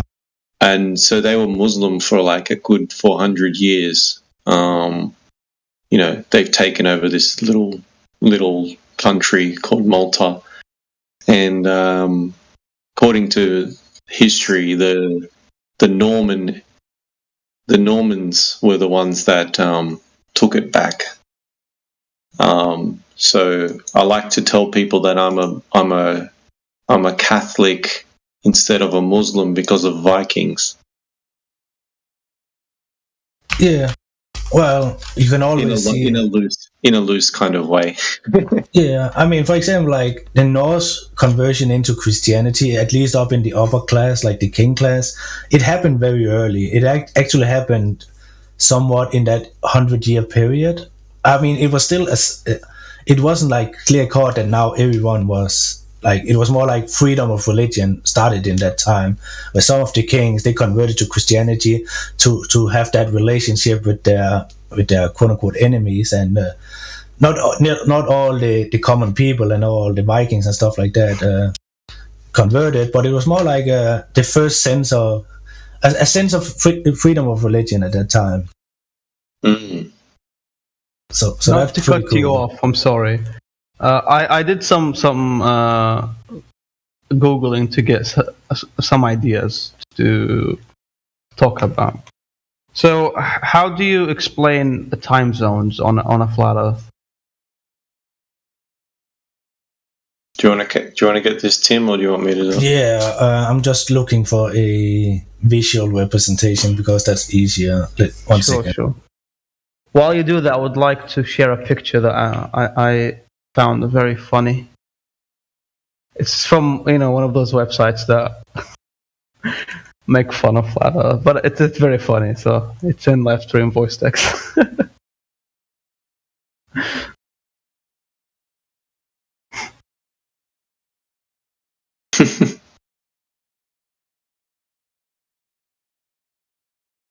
I like how all the evidence, like the title is "How to Prove the Earth is Flat," and every evidence is just making fun of it. Yeah. While Tim's doing his thing, I have it now.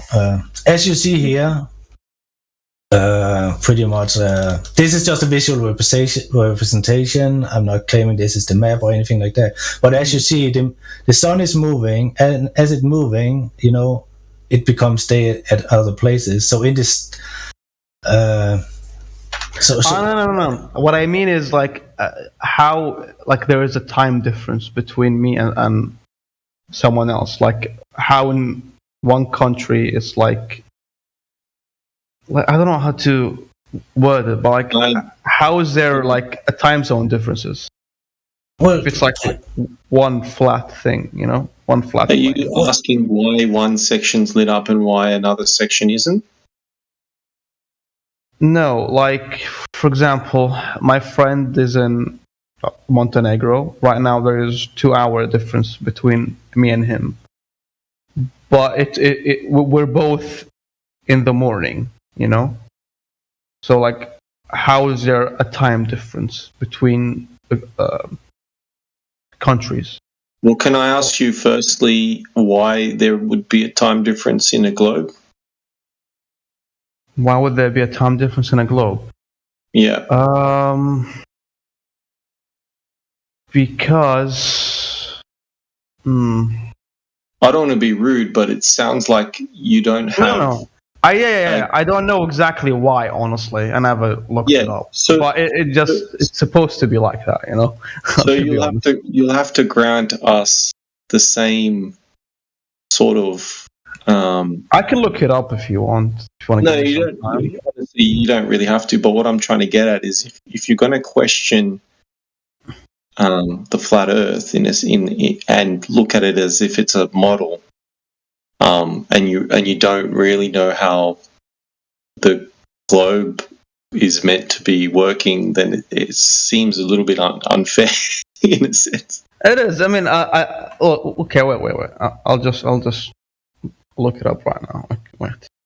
I mean, you can just look at the GIF and think for yourself. Like, I mean, because let's say the red circle that has 360 degrees on. Let's say that your country is on degree 0 and someone is on degree 10. We already have a time difference here because the sun will reach degree 0 before it reaches degrees 10. You know, that is the time difference. That is time zones. Okay. I thought it's like, I don't know. I thought it might be more complicated. No, and it's pretty much the same as on the globe. Like they say that the Earth is spinning one rotation every single day, so that's the same. So every time it spins, it's the same with the degrees. So if you're at degree 0 will have sunlight before degrees 10. You know, it's pretty much the same concept. But on a flat Earth, the north is the center, and everywhere away from the center is south. And east to west is a circle like the red circle. That is east to west. Okay. Let me look up, Mr. Google, what to ask you. Okay. So the answer from the globe perspective is that there's different time zones because the Earth's spinning. All right. Mm-hmm. Okay, I don't know much about planets and stuff, honestly, but like I have to ask you. So the globe explanation is the Earth spinning, and as it spins, the light shines on different parts of the sphere. That's the simplest sort of example. If you look at Tim's graphic that he's given you, and he's already disclaimed to you that it's not a perfect model. It's not. It's just a depiction of how the Earth, how the sun. It's a visual helping tool. It's not a perfect model or anything like that, but you could see from the GIF that the Earth's traveling in a circular motion above our head, which is what we observe in real life. We see it moving, and based on where it's moving, it's providing sunlight underneath. Where it's moving. I know. I have asked you before, and the answer was I don't know. But doesn't it bother you that you can't explain how, like, the moon eclipse happens? You might have asked someone else, and yes, it does bother me. But because I'd rather say that I don't know something than be lied to. So yeah, but it does bother me.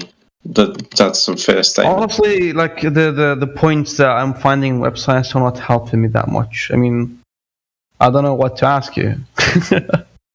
No, that's cool. There's one point that says just look up to the stars. I mean, it's not. I don't know what to tell you.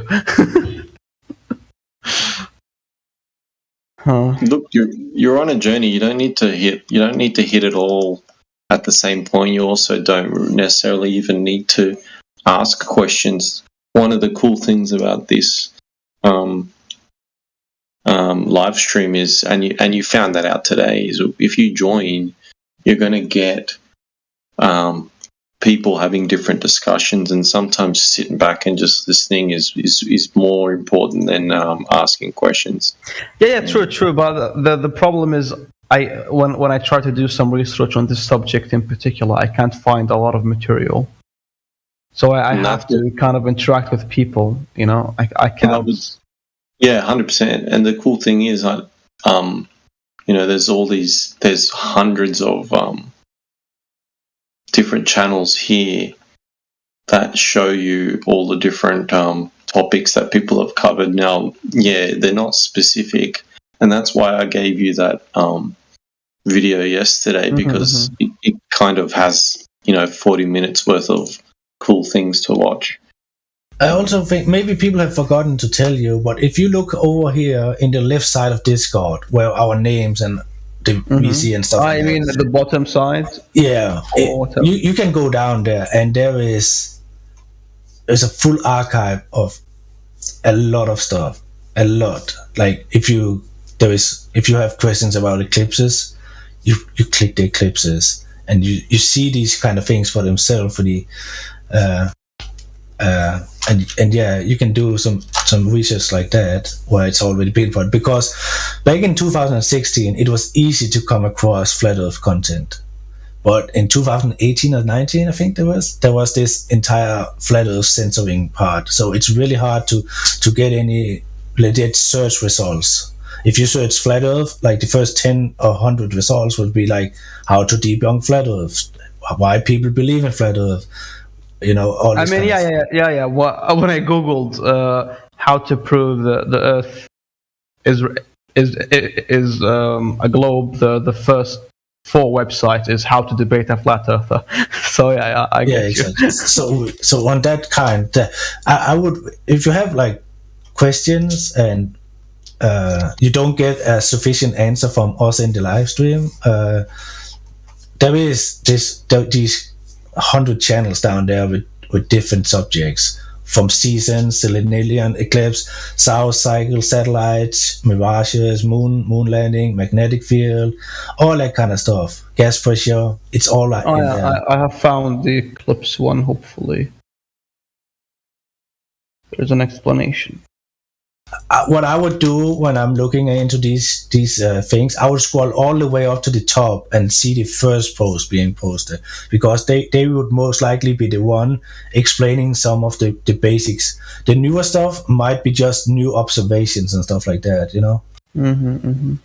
So I would look at the older stuff first, because that is probably like deeper explanations than the newer stuff. Yeah, I agree.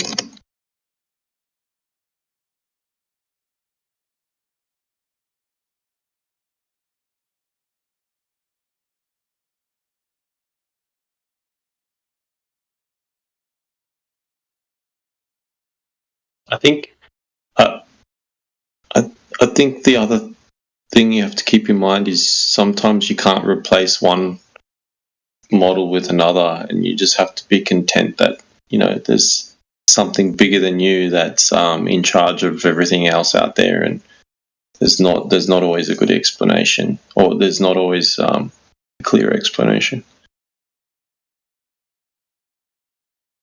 Mm-hmm.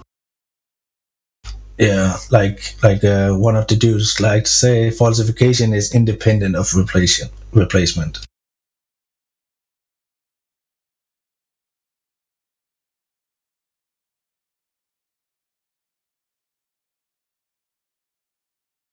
But yeah, if you came in asking about time zones and seasons, let us know what in particular you're thinking.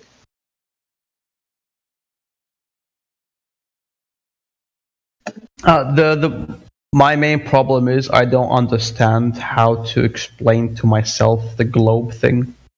I just took it to be as a fact, so that's why it's hard to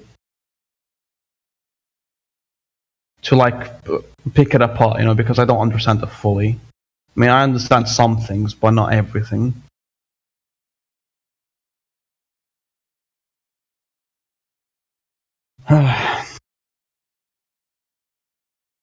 But I mean, at the end, honestly, I don't have a problem if the Earth is flat or a globe. I don't mind both of them.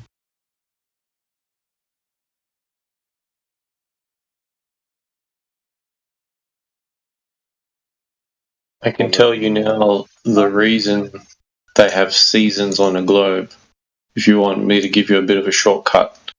Sure. You've heard of the axial tilt? Real quick. The only problem is, last thing you said, it could be either shape, any shape, you don't care. The difference is one of the realities is just a reality. The other reality is a reality in which they purposely lied to you since birth and everyone else that you know. That's a little bit of a problem for me, dog.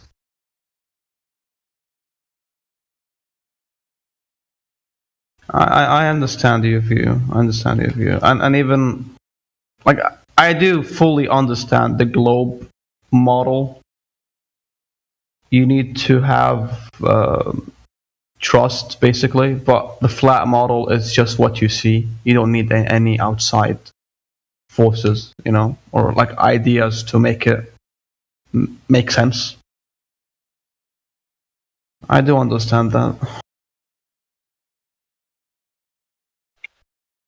Like for me, the globe makes sense because that's the majority.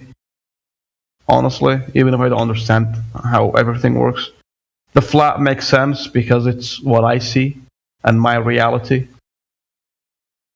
That's kind of the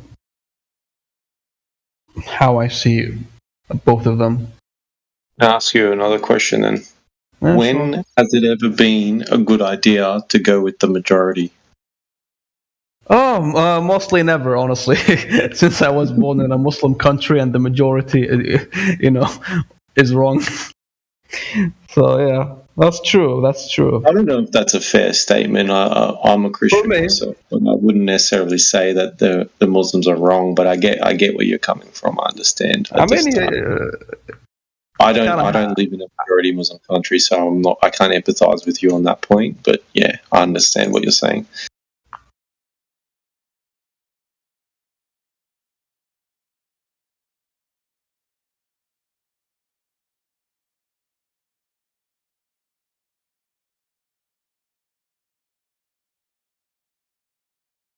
It's a different subject, but what do you mean? You're a Christian yourself, but you can't say Muslims are wrong. Well, I wouldn't necessarily lump all of them together in that sort of regard. That it's wrong. The religion? I would say there's aspects of it that I don't like. But I could say the same for Christianity. So, yeah, it's not really a subject that I think is worth exploring on this server, to be honest. But that's fine. Yeah, not trying to defend a group of people, but yeah. No, I'm not talking about like the people per se, but the ideology that they hold. That's what I mean. Yeah, I understand. Like I said, pretty large aspects of it I wouldn't agree with, but I wouldn't. It's when people say Muslim, they're not really talking about their religion. They're more lumping a demographic of people together in that sort of regard.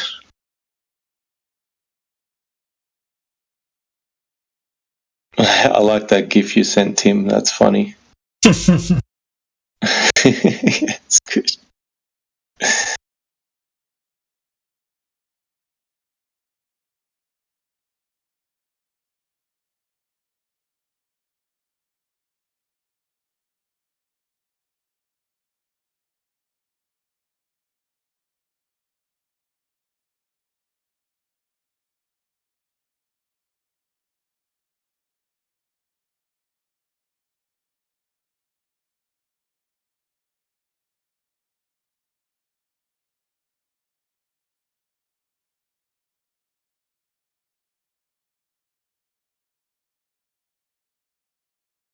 Last question, and I'm gonna head out after.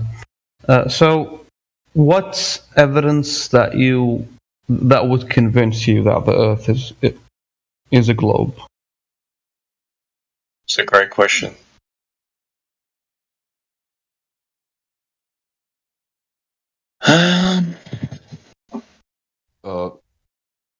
Globe itself. Yeah, that is spherical? What type of evidence would to be satisfy you? spherical. Yes. To be spherical. Yeah, for you to take it. That's the answer. To be spherical. Yeah. Like what type of evidence that? That's my answer. To be spherical. Like that answer. Yeah. Yeah.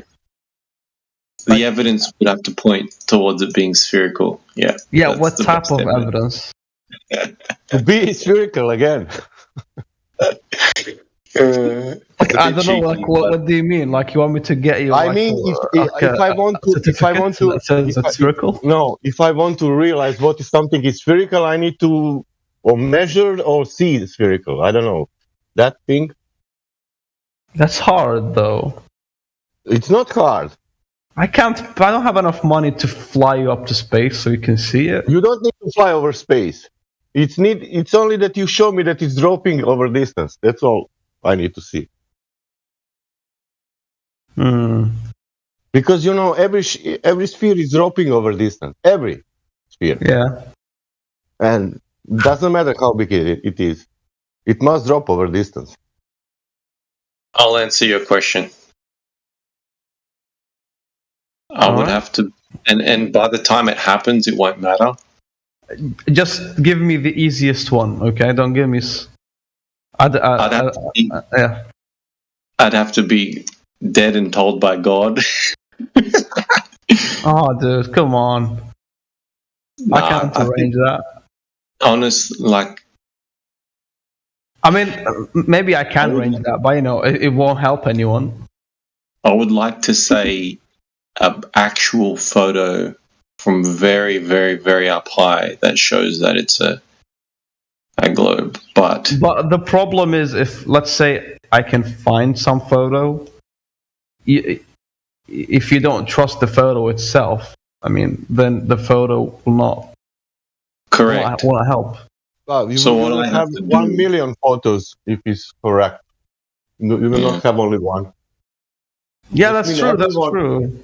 If you go up in the space, that means everyone who go up will make a picture normally about curvature, and that's it. That will be enough, even for me. But I still want to check it, even if it's that picture. I want to check the surface. Yeah, but if it's like from NASA or something, there's already distrust. Yeah. Like even for me, I don't believe the first moon landing actually happened. Honestly, I think it was like a political stunt to show that they're stronger than Russia. So that's why I don't believe it. Well, did you consider the full logical conclusion of that thought? Because at the same time, America was defeated by Russia in Vietnam. So how do you think a flex landing on the moon for peace shows strength when a geopolitical defeat shows quite the opposite, right? Yeah, true. But I think people will remember the moon landing as we did it first. That pride. They didn't. They don't remember Vietnam at all. No, they do. They do. They didn't do first. They only went to the moon first. Yeah, I know. Russia went out, I think, first. Yeah. That means that Russia had, before America, all their space programs, isn't? Yeah, and I think also Russia always spent less money and made it happen somehow. Or they're in the same thing, even in that time. Okay, so something that's not a picture, you like me showing that there is a curve over a distance, I'm guessing. Yeah. For example, you have the size of this Earth. That means that every observation on every location on any UK on the beach, it will show you approximately. It will show you at least, 60 foot or 66 foot of drop. That means I'm expecting 50 at least. Okay, so if someone, let's say, goes on top of the Mount Everest and they have a camera, they should easily be able to show you a curve. Do you want really? I have a gift from the Mount Everest, and you cannot see the curve. You can see the all flat line around. Do you want to see? No, show me. Okay. I mean, it's not just as so much as you could see a curve, right? You'd have to mathematically define it and then test that everywhere you go. It's coming. Like the curve wouldn't be just one spot. It wouldn't be like only on Mount Everest would you see the curve. You should see the curve everywhere. It is a sphere, right? A sphere curves everywhere. Do you see curvature there?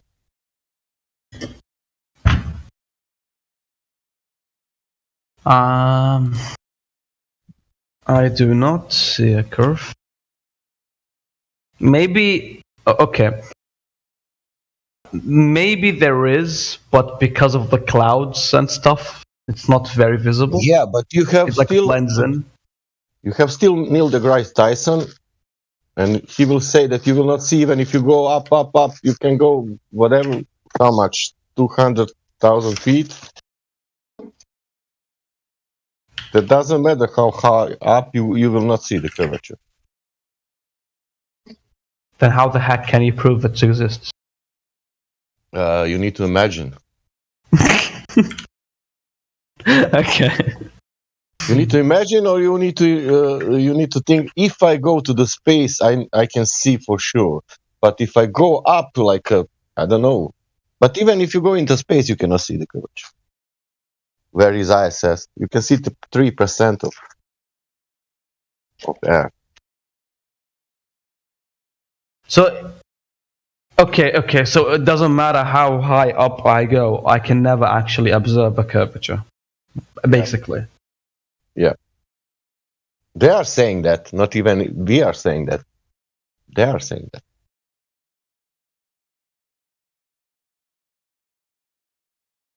So the only way to prove there is a curvature is to basically fly up in space and see it. I think that's the only way then. I'm gonna be reasonable. If they let's try to be a little bit reasonable. So if they provided an image, if someone provided an image from outer space that showed the Earth, proved that all of the aspects, the weather, the curvature, everything, and took pictures and inside that same picture, without manipulation, showed all this the stars that are meant to be in place, and time-stamped it, and then had everyone ridicule it and have a look at it and authorize it. That would be really convincing. That's all for me. That's too little, honestly. I want them to have a video just walking around the moon and showing us all the planets and the stars and everything. That's true. That's a good one too. Yeah, it could be like 8K even.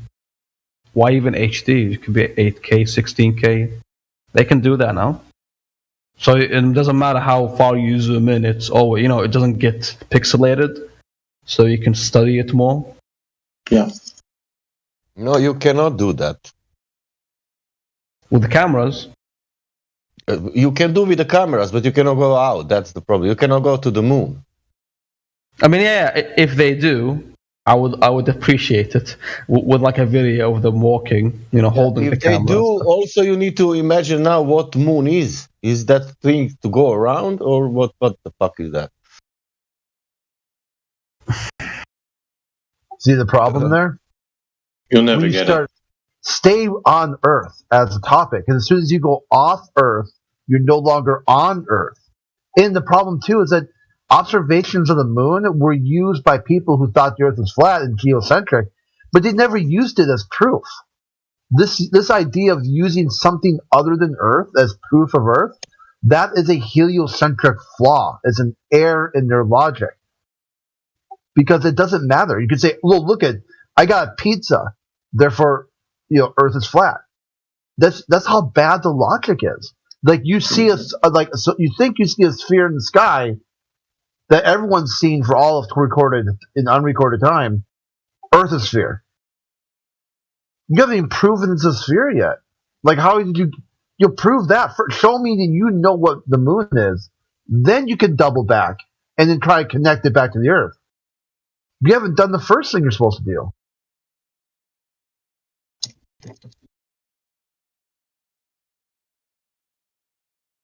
I completely agree. I don't know, man. I guess I'll only if you think that moon is spherical also. You could, like, the whole sky could be blotted out. You could take away the sky completely, and it wouldn't change what the surface is at all. Yeah. It's what you call a uncontrolled variable. Because whatever the sky does or doesn't do doesn't change what Earth is or what Earth does. It's obvious the sky moves, not the Earth. So you have to start there. The moon, you see the moon move through the sky. You'll see the Earth move through the sky. Unless you could say you're from another planet. You could be like, yo, I'm from Mars or something like that. And I saw Earth from space, and I could see Earth, and it's definitely a ball. I'd be like, wow, dude, did you, okay?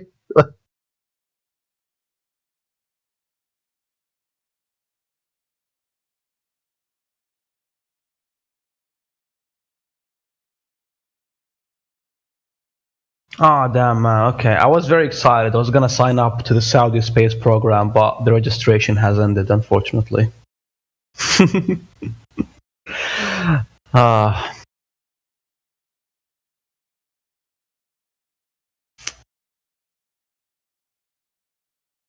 Hey, but if you're truly exceptional, you could tell them you've got lots of social media victories against flat earthers. And they might be like, damn. No. Our requirements is number 1, you have to be Saudi Arabian. Number 2, you have, not have any criminal record. What else? Those? You have to pass an interview. You have to. Okay, you have to go to college, of course, and stuff like that. Good grades, etc.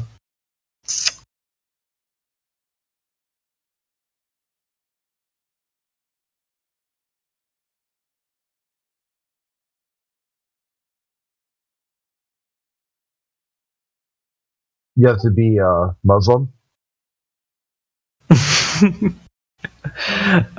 It's not in the requirement.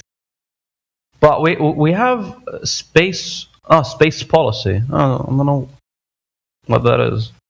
You can study space policy. Is it written that you need to be good in acting? I mean, you have to pass an interview. So one thing I talked to atheists about, like somehow they brain farted what NASA is. It's a federal agency, an executive branch agency. And they think somehow that it's run by a bunch of atheists that are not, this is only funded by the government. It's not government. I'm like, dude, to get a job at NASA, you have to, the federal position. You have to swear to uphold the Constitution against all enemies, foreign and domestic. That you bear true faith and allegiance. And you'd make this oath without any reservation or purpose to deceive. So help you God. I go, how does an atheist make that oath without lying to themselves, at least, or to anyone else? The atheist is someone who claims there is no God. How do they make an oath to uphold a constitution that directly cites we are created by a God and we are created equal? How do they support and defend the Constitution that enshrines religious freedom? How do they support and defend the Constitution when and take that without mental reservation or purpose to deceive, and then ask God to help them with that task as an atheist?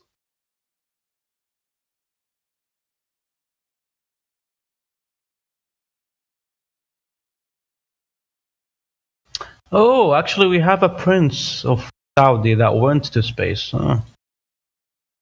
Is he still? I think he's still alive.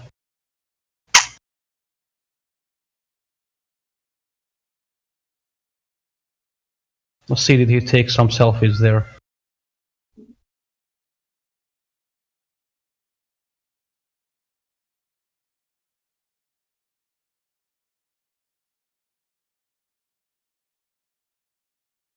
right? Because isn't it weird if you think about it? Like however long flat Earth has been talked about, because once it's talked about, you have to make a decision. When I say make a decision, I mean at that point you're like, are these people serious? Okay, what are they saying? Okay, what can I verify about what I know or what they know? Mm-hmm. And it's like,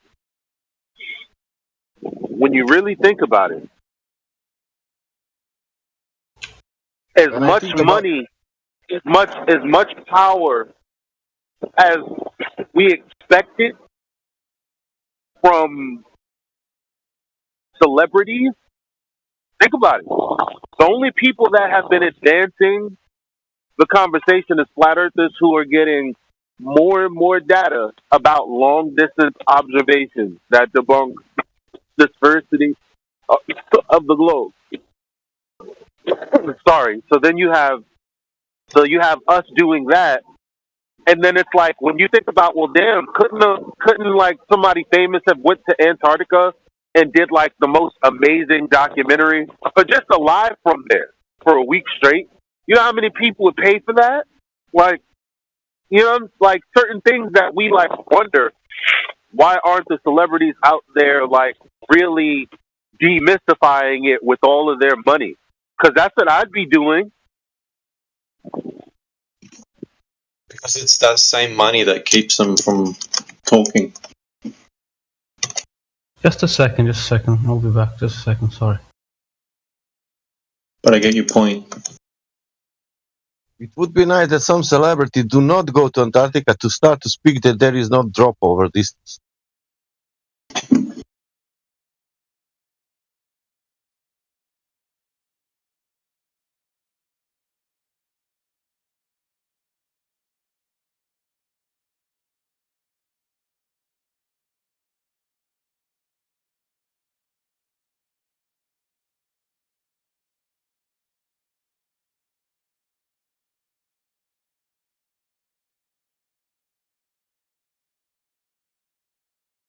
Imagine having a world view where if you can't think of why someone would lie, then you just assume it's the truth.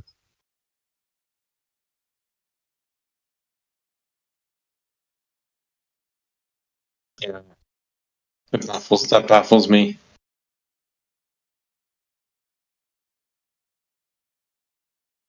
It's like literally the Emperor with no clothes. Like that's literally the plot line of the Emperor with no clothes.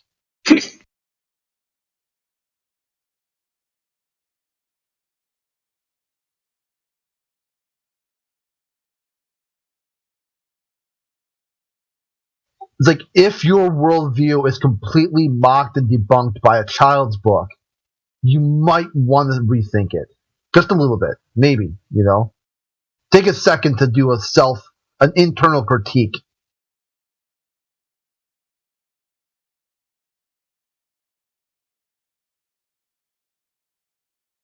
I don't think they can go through the trauma.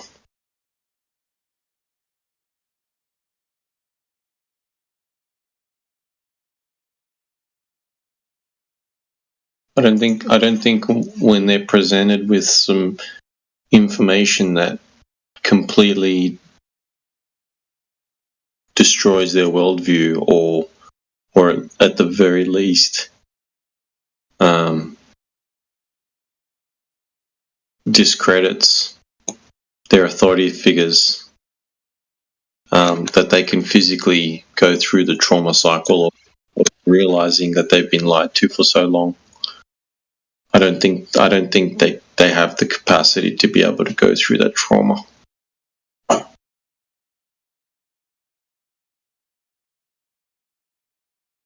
Yeah, that's pretty solid right there. You know, they're barely holding on. You know, like they're already circling the drain. Just a little kick, and that's all it would take. I mean, it's been a while. You know, it's been a while since someone came in here and said, "Man, if the Earth is not a globe, I'm just going to off myself." Come to the realization you've just probably done the exact. What up, bro?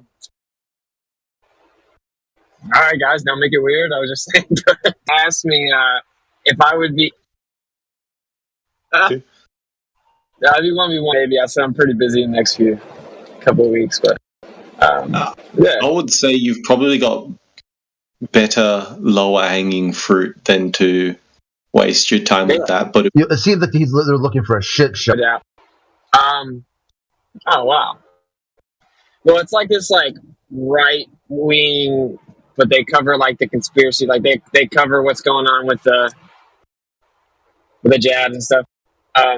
Anyway, so I'm supposed to go on there the first, and I'm flying out to Florida for the Next Level documentary, and then we're gonna go to NASA for the documentary, so that should be cool.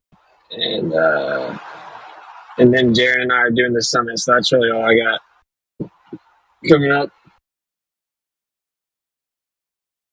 wait, there's the Next Level. Is that would that be the third installment of that? Yeah, it's not actually called the Next Level. I forgot what it's called. Okay, yeah. Yeah. But I'll be the third. Oh, go ahead. No, you're good. Okay, I've been on that Modern Day Debate Discord server, and yeah, it's some pretty degenerate shit. It's like it reminds me of that saying, like when people like buy a video game and the video game tells you online experience may vary, right?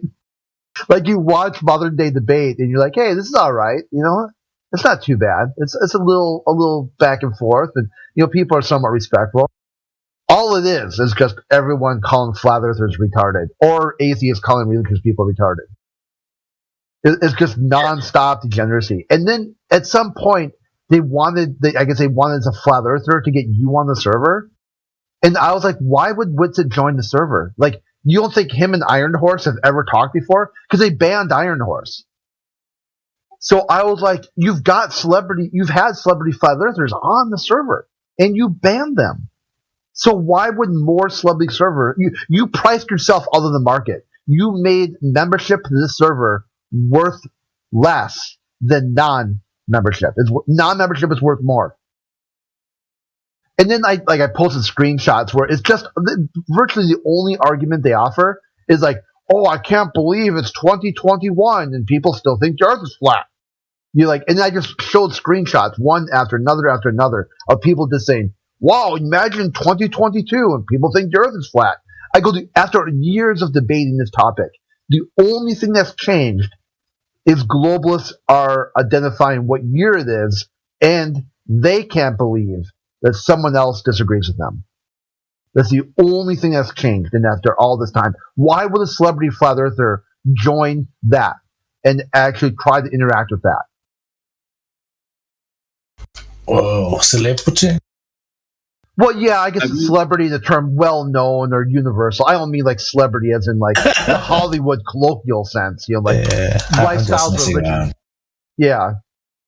People used to say leader, flat earth leaders, but even that kind of landed bad. So I use the term celebrity because a lot of times what they'll do is the anti-flat earthers talk about these people like they're celebrities and like they are public figures, like TMZ and BuzzFeed style. That is a good point. That's funny. Like, we're just like people that found out the Earth's flat, but they cover us like TMZ. Yeah, like TMZ, BuzzFeed, top 10 flat earthers, number one will surprise you. I go, dude, like the one guy said that for him, flat earthers are entertainment. I go, sure, but haven't you watched this episode already? You've been on this now for years. How many times are you going to keep watching the same episode before you get the plot? You know, and you can like repeat like virtually every line. Yeah, it's really weird, man. From what I can tell, the super chats that they get are overwhelmingly from flat earthers. Well, I don't know. A lot of them are pretty much hatred for me. That's when they stopped reading like the real vitriolic ones. That's when the flat sort of pay to insult or pay to squawk. and when they were reading them out, because it was kind of funny because then what they would do was they were clipping that James guy saying these really disgusting things about flat earthers, and then like making gifs of it and stuff like that. Well, the evolution on trial debate was really good in my opinion, but I feel like they tried to set you guys up and you didn't take the bait. The one girl was drunk as shit and she's like pounding food the whole time. I'm like, what? Yeah. I'm disgusted. Like, can you put down, like, how much do you eat per day? Like, you couldn't find any other time to eat, then you're like completely sloshed. And it's like, and their comment was, I have to do this because otherwise I'll go crazy from listening to stupid arguments. The evolution was the one presenting the arguments that day. Yeah, so I mean, if she was upset by stupid arguments, she's upset by her argument. No, I think you're taking that too literally. I thought she just saying that in jest. It was a funny comment from that perspective. I could see the humor in that, but yeah, I get your point. That was at the end of it as well. So it was in the Q&A section. I think it was just in jest. Okay. Well, most of the super chats are actually just expression of how much they like hate me or whatever, it's just really toxic people. I don't know. I think Earth of Life donated like $20 to say how stupid you are. Yeah. Dude, have you guys heard of Tim Pryor? Yeah. Okay, Tim Pryor was on one of my live streams one night, and he donated in increments of $5, $10, $15, and $20. He donated $300, just super chatting like all these like crazy comments for 2 hours, dude. Yeah, it was funny. Crazy. Yeah, bro. I don't know. These people are crazy, man. Because like when I see people do good work, like say with the jab, right? Like Peggy Hall was crushing during the pandemic, right? I was like, yo, Peggy's awesome. If I ever saw her doing something, I'd keep up with her some. I think that's normal. If something you're passionate about, you see someone like really going hard to like get the truth out there, you're like, you keep up with them or you'll like introduce them to other people and stuff. I think that's normal.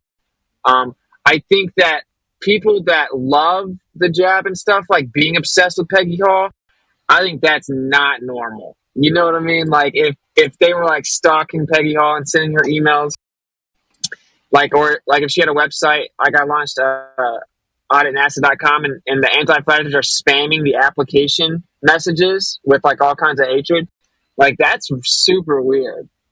It's Well, pretty much the only category. But that's why your debate's going to get clicks. I guess. Yeah, I think you laid down the law too. It was one of the people, I can't remember which debate it was, but it said like, hey, if they're allowed to keep just doing this without moderation, I'm not going to show up to the show anymore. And they're like, oh shit, yeah, without Witsit, without tagging Witsit, keyword, who is going to go to a debate where it's evolution on trial? They'll just be like, next video. It's not only that, but they're not going to get as many super chats because the Oh yeah, that too. The anti-Witsit super chat. Yeah, that's the vast majority of them. Dude. But I told the Amy mod dude that I'm like, yeah, I know you have a bias, but if you're not gonna like step in and stop interrupting me, I'm just gonna stop coming. I'm not gonna come while you're the mod ever again. It's like I'm just over it. I have a lot of people saying like, look, you should go on Tinfoil Podcast and look into it with Eddie Bravo, and they're like asking me to jump on those shows, or SGT Report has a huge audience. It's like, or I can go to Modern Day Debate, and talk to a bunch of people just like that hate life and just hate me as a person. It's like, I don't know. I do that. I do Modern Day Debate. Honestly, I feel like it's the right thing to do to try to wake people up. Like my wife does not like it. My wife's like, that place sucks. It's the same people. They all come to hate on you, and it's like, think about you do a stream that you work real hard on. You do it for 2 hours. You get this many super chats, whatever, and then you go to Modern Day Debate for 4 hours for 4 hours of being like interrupted and disrespected, and then people just reading off like insults, and you get paid nothing. You know, like what's your hourly rate that you go to Modern Day Debate to get like berated for 4 hours? And I try to tell, I'm like, yeah, you know, I don't really do that. I don't do any of this for money though. You know, like I just kind of suck it up and take the arrows, but I don't know. Oh yeah, for sure. If it wasn't you, who would have been there with Nathan if it wasn't you? I don't know. There are a lot of fighters. Man. Oh, yeah, true.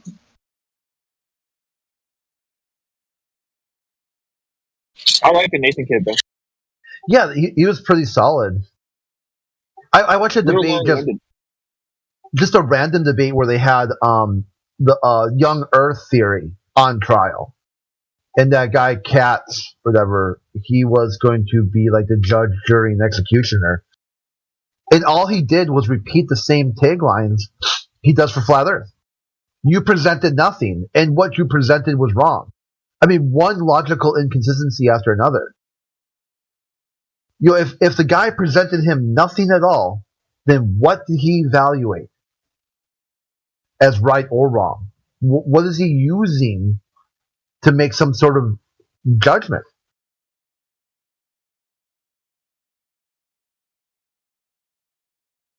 They just hate God, man.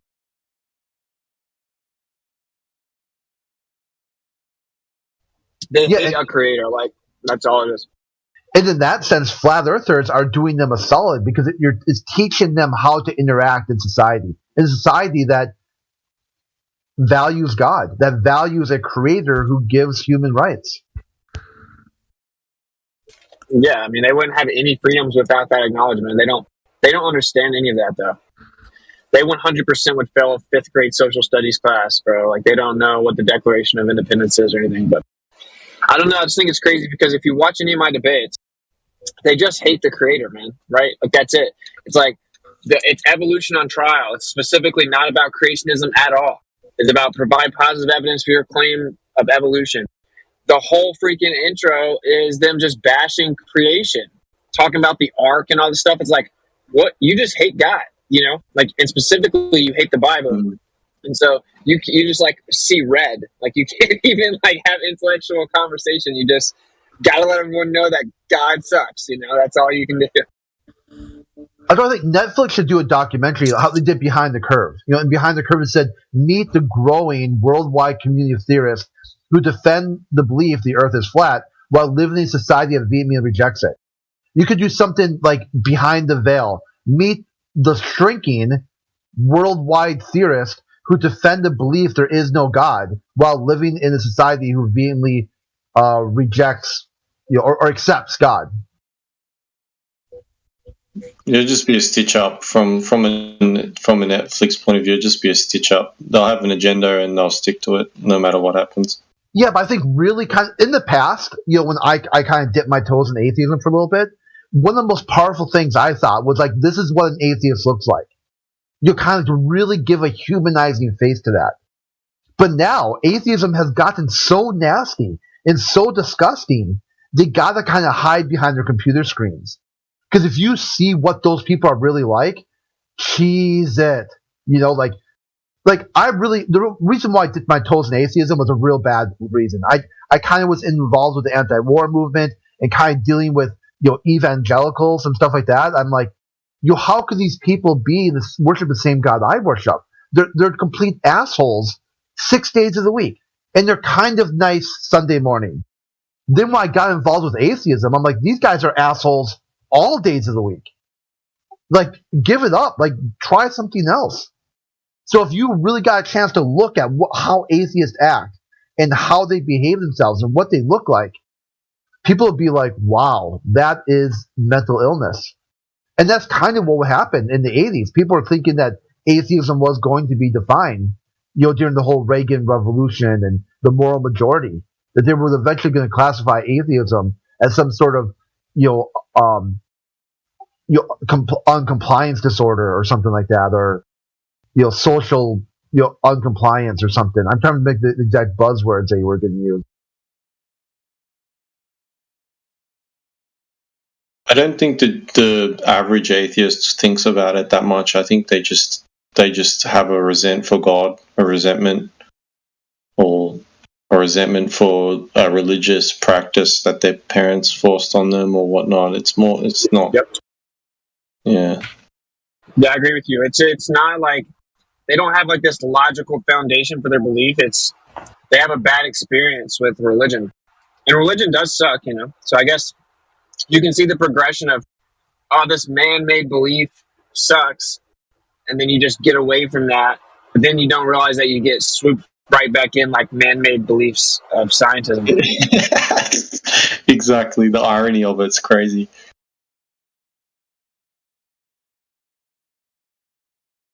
It's sad, bro. It sounds so sad.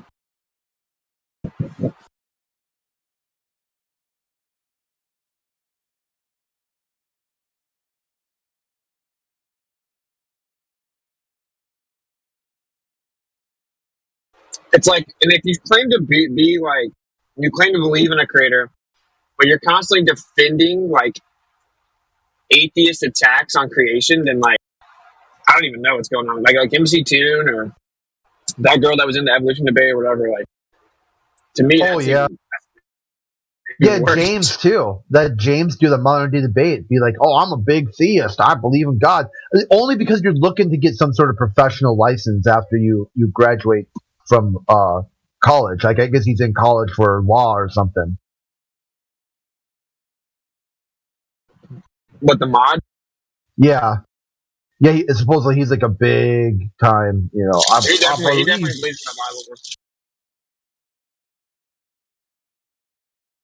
Like, I talked to him personally. He definitely believes in the Bible, but yeah, he says that his idea is to make sure that he hosts any spectrum of beliefs so that no one can claim that he's biased.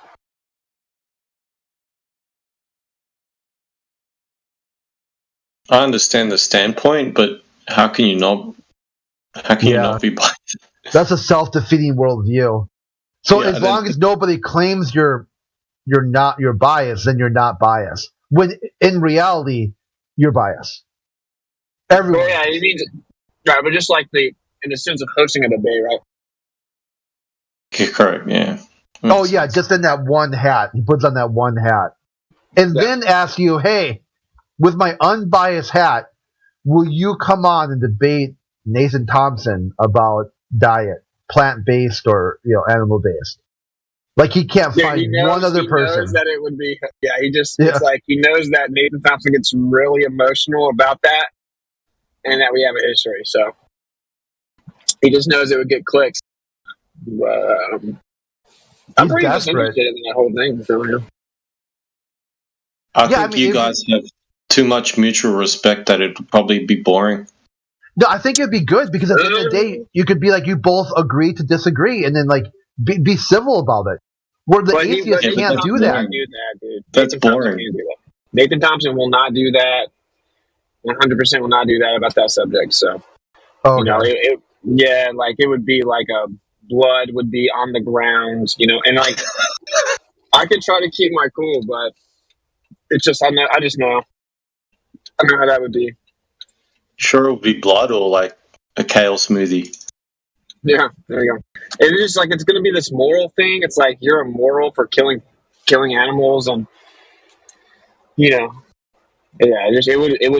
It'd be probably terrible, honestly. I think there's low-hanging fruit that you could do. I've heard him go on vegan rants here like years ago, like 2018 time frame.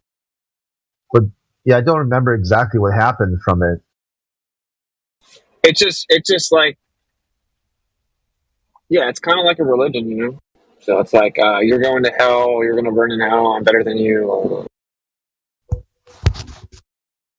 It's the same idea. Good? Austin, you still eat like steak and shit, right? Yeah. Okay, cool.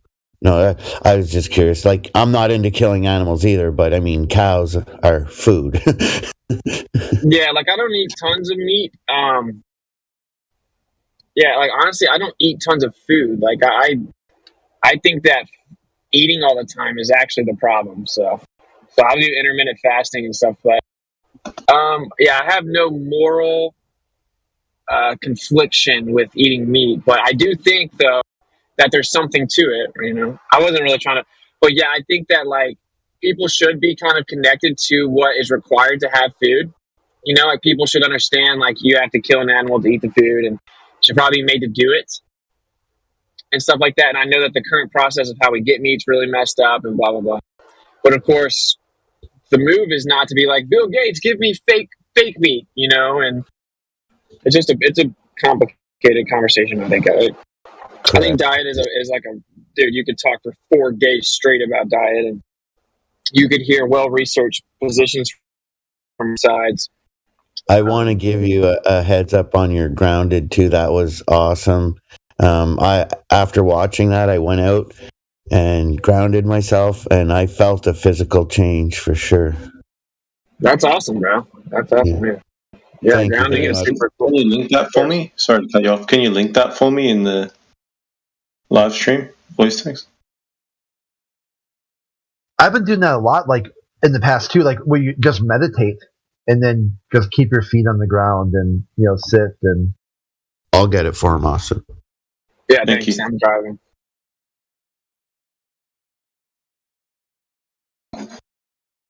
No, yeah, I show in that video. I show where a doctor looks at this Asian lady's blood before and after she grounds, and her blood like noticeably changes. It's a trip.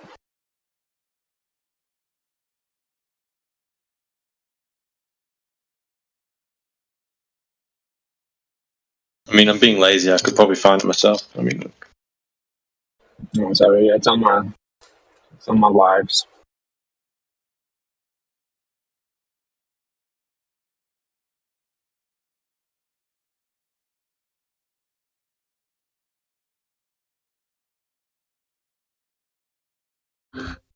I thought I'd find it first. I just found your everything is electric. Yeah. Dude, yeah, so have you guys heard that they're talking about injecting cows and chickens with the jab? Oh, fuck. Isn't that crazy, bro? Yeah, in Australia in particular, they're going to do that for sure. They've already got legislation passed and stuff to make it mandatory by a certain date. That's insane, bro. Like, it's obviously not the same as taking it, right? Like, injection's not the same as ingestion. Like, you're going to be okay or whatever, but it's just not ideal. It's kind of getting to the point now where it's like, yeah, sure, eat meat or whatever, but maybe have your own. You know, like, people do need to start realizing that they may overeat meat and they may be too dependent on where they get it from, because that's the attack they're doing right now. Is they're behind the scenes, they're just completely raping our food.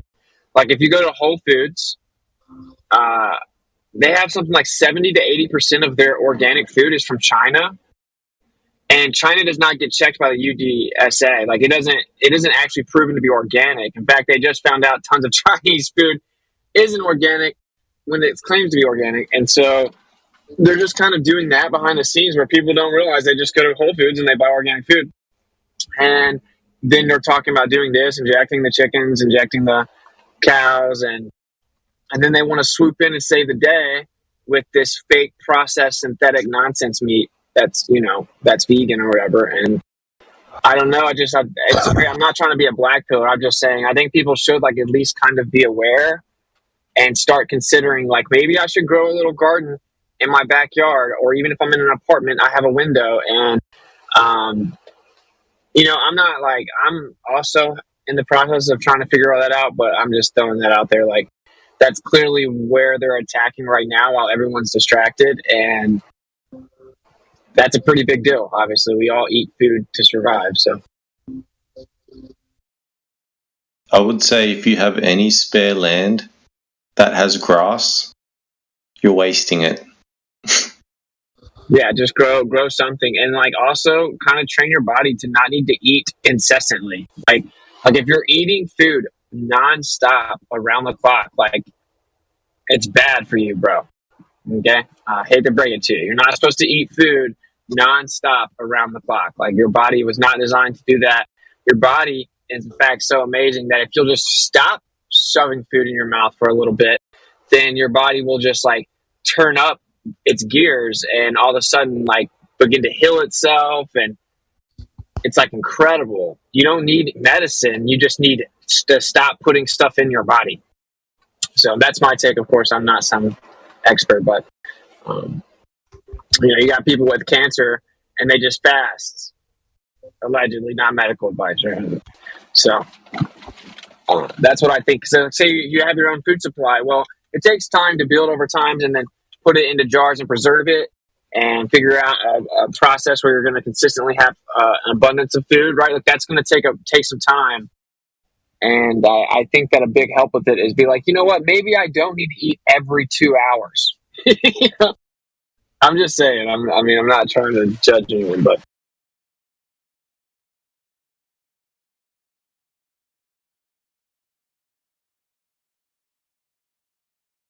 like, oh, I'm so sick, I just can't get healthy. It's like, can you just not eat for a few hours, man?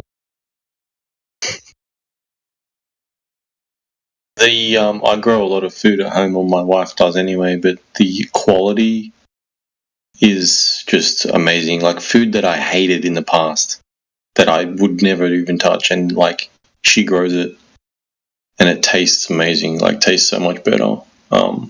You can just, I don't know, just the minerals and just everything about it is just so much better.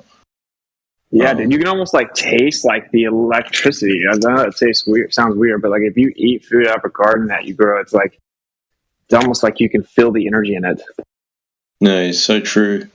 It's a lot of hard work though. Yeah. That's probably why it tastes so good, right? Because it's like, yeah, true. It's like, well, and it's like all that, like all the frequency and vibration that you're putting around it when you're doing it, like your intention. As opposed to someone's like, I got to make 5,000 of these today, you know? That's big. Is the intention part, because in people go to like restaurants and they order food from a cook, and that cook is like overworked, exhausted, tired, pissed, underpaid, and all that energy is put into the preparing the food for you. Exactly. Like SpongeBob SquarePants actually told us the truth about that. Okay, you got to make your burgers with love.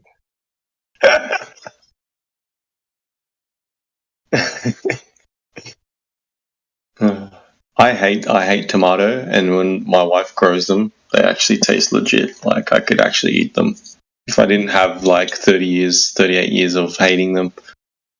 I could almost go to just eating them straight off the vine. It's amazing. Oh, there's somebody. I was looking for like crazy on your channel. What's it? Did I find it? Systems posted it. Sorry. Yeah, no, I found it. It's all good. But you know what? The other factor is a lot of people, when they grow their own food, they'll grow things like leafy greens and stuff like that. But there's actually, like, if you have too much of that good thing, it can actually cause you some pretty bad issues as well. So I wouldn't go too overboard. I think that fruit is super underrated too. Like fruit is like a dessert, dude. You know, like if you've somehow trained your body not to like fruit, like you need to really self-examine. You know, like pineapples and strawberries are basically a fruit. I mean, like a dessert, like a delectable. Like they're incredible, bro. You know, and I think that if you just look at herbs and fruit, like there's a huge variety of food. But like I said, I like steak, you know, like I'm just saying that I think that the most feasible way to attain sustainability in the future is going to be growing food. And like if you have animals, there's only so much meat you can have, you know what I'm saying? Like what do you eat? Chickens live, 7 years or so. So it's like, well, you going to kill your chickens all the time, bro? Because if everyone sits down and realizes how much chicken they eat, now think about trying to supply yourself with that much chicken. I think that if you want to know how much meat we're supposed to eat, look at how much it's feasible for one person to realistically get meat, and that's maybe what it is, right? Like That's 100%. And that's one argument I would have against people who literally just eat meat only. Is it doesn't seem like it could be. Doesn't seem like the creators made it in a way that that's actually a feasible thing, that we could kill a cow every second day and feed a village. Doesn't seem like. Yeah. That's why there's nuts and whatnot, like they have a longer shelf life, and most important, like that's very important to include nuts and fruits and veggies, not just meat. That's crazy. Yeah. You know, there's something with all this stuff. So, you know, like if you come across a flat earther that's super emotional and judgmental, and, like yells and like can't control his emotions and just screaming, and he's like, the sun is actually part of my soul, and just starts says crazy stuff. It like makes flat earth look bad, you know? It's the same thing with veganism or anything like that. It's like this whole like moral like accusation type vibe. It's like it makes people just not listen to you. It actually does a disservice to your side. Just like I tell the anti-flat earthers all the time, I'm like, if flat earth really makes you this mad, you're making it worse, because I get hundreds of emails literally that say I'm a flat earther because of the anti-flat earthers. Literally, they're like, your debates woke me up, but it was actually just how the other people responded to you in the debate and how they lie and attack and shift and can never answer questions. And I'm like, well, maybe it's just this guy. I can find someone on the internet that defends the globe without doing that. And then they can't. And they're like, wow, maybe it's because they're defending a lie, and their behavior makes flat earthers. Same thing with an overly emotional, judgmental vegan person. They're going to make more people be anti-vegan. It's like when I'm in my chat, when I'm doing a live stream and someone's in my chat, I'm talking about like, is Jesus God, or what, like whatever I'm talking about, like grounding. No matter what I'm talking about, the vegans have to just constantly talk about how eating animals are immoral, and it's like, oh, Victor cares about his health, but he doesn't care to kill animals, you know? So it's like, can you stay on subject? We're not talking about that, and it does a disservice when I think there's actually something beautiful to it underneath all of it. And I guess everyone has to kind of train themselves not to judge subjects or truth or information based on who delivers it, you know, because I think that's kind of what happens is like people hate the Bible because so many people that believe in the Bible suck. You know what I'm saying? Like the vast majority of people that claim they believe in the Bible suck. And the vast majority of Christians and denominations and religions within that suck. And, you know, like the preachers are 80% addicted to porn, and, oh, the Old Testament's gone. Never mind. Let's flip to the Old Testament to tell you that you need to pay me money. And it's like, so people hate the Bible. You know what I mean? And I think that that's like something we have to overcome as people. Is it's not really about who delivers the information. Like I'd use the analogy, if Beethoven makes a song and then your neighbor tries to play Beethoven and he sucks at the piano, that doesn't mean Beethoven's song sucks, right? Just he sucks at playing it. It makes sense. I think bickering over the little things, like look at Owen Benjamin and Jim Bob. You know, a friendship destroyed because they just disagree on a small aspect of their theology.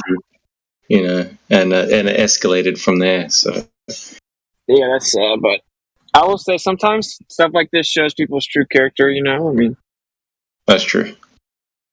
But yeah, it is sad. It's like whatever. That's one of those things, because I just recently I don't want to start this debate, but I just recently came out and I did a stream and I'm like, yeah, the Trinity's wrong, and it doesn't say Jesus is God. And like, dude, people got so mad at me, bro. People were telling me like, I followed you for years, now you're gonna burn in hell, you know?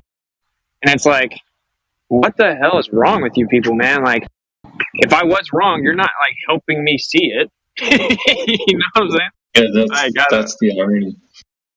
It's crazy, bro. It's like, yeah, I'm a better person than you. They would try to make you see it. Exactly. Like I'm a better Christian than you. F you, you're gonna burn in hell. It's like, yeah, you're such a good Christian, dude. Please tell me more. You smoke pot and I don't. I'm better than you.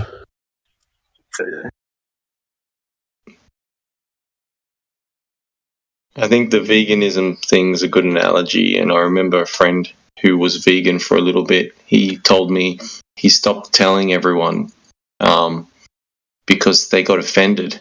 And I said, "Why did they get offended?" He said, "Because to them they were thinking I had learned something better than them, and I was judging them when I just literally just didn't want to eat meat for a bit." And I think that's what happens. People think that, oh, you're more holier than me, you know something better than me.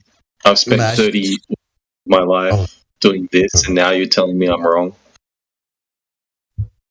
Yeah, you always got to kind of try to look and see, am I delivering it in a way that actually does come off like that too? You know, because I've had to work on that myself. Like I'll be really confident, so it'll sound like I'm like talking down. But yeah, like I don't know. This Trinity thing really showed me it's kind of crazy, bro. It's like, I don't know. It's brutal.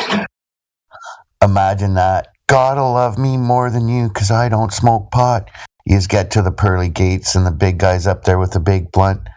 So, what'd you guys bring? You're like, I got purple kush. Come on in.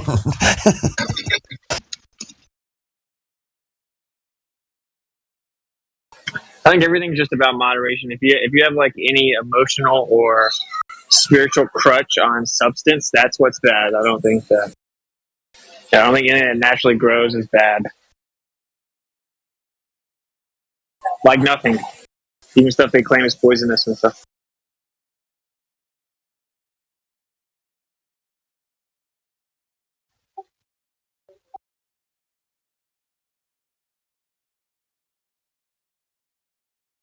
But this is the whole thing about the Trinity thing. It tripped me out because it's like the Catholic Church lied about everything. They twisted all the Bible. They took books out. They mistranslated everything. But the Trinity. But when they said this, they were right.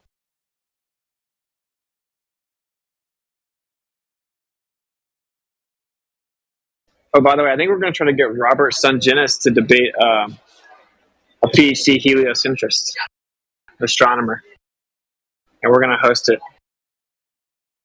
I know you guys don't love him because he's obviously a baller, and he's actually wrote a book called Flat Earth, Flat Wrong. But Jared and I were talking. There's like a huge lack for like really professional debates. You know, it's like really lacking. So we're going to start hosting them, I think, and have like him and I and Mindshock, if you know who that is, moderate. So if you guys have any like suggestions for that, also you guys should definitely go to nasa.com, bro, and y'all should hit me up.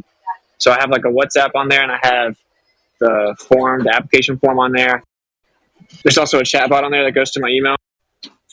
And if you guys have any suggestions or whatever, I can. And then what I'll do is I'll send you the private Telegram. And when you get the private Telegram, then we'll have like occasional like meetings in there and stuff like that. It's gonna be crazy though. We're gonna like definitely expose NASA. I can't say everything publicly.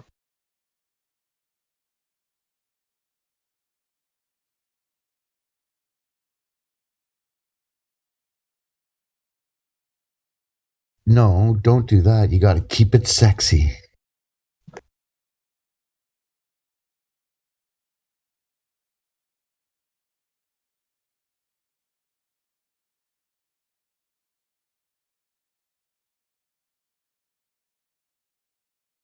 Are you with this on that topic? You've got this merchandise launch.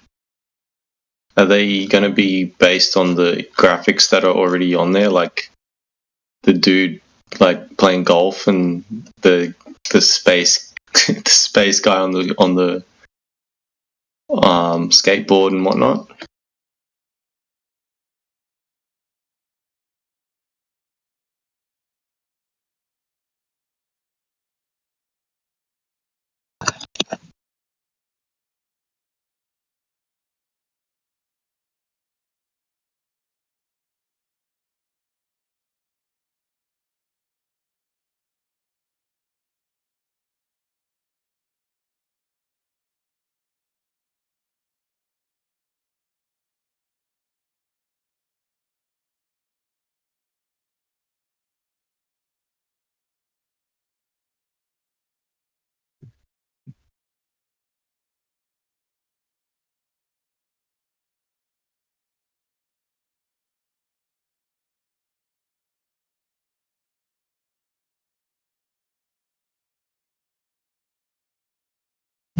That's interesting. Seems like the Northern Lights was seen from Denmark last night, which is very unusual.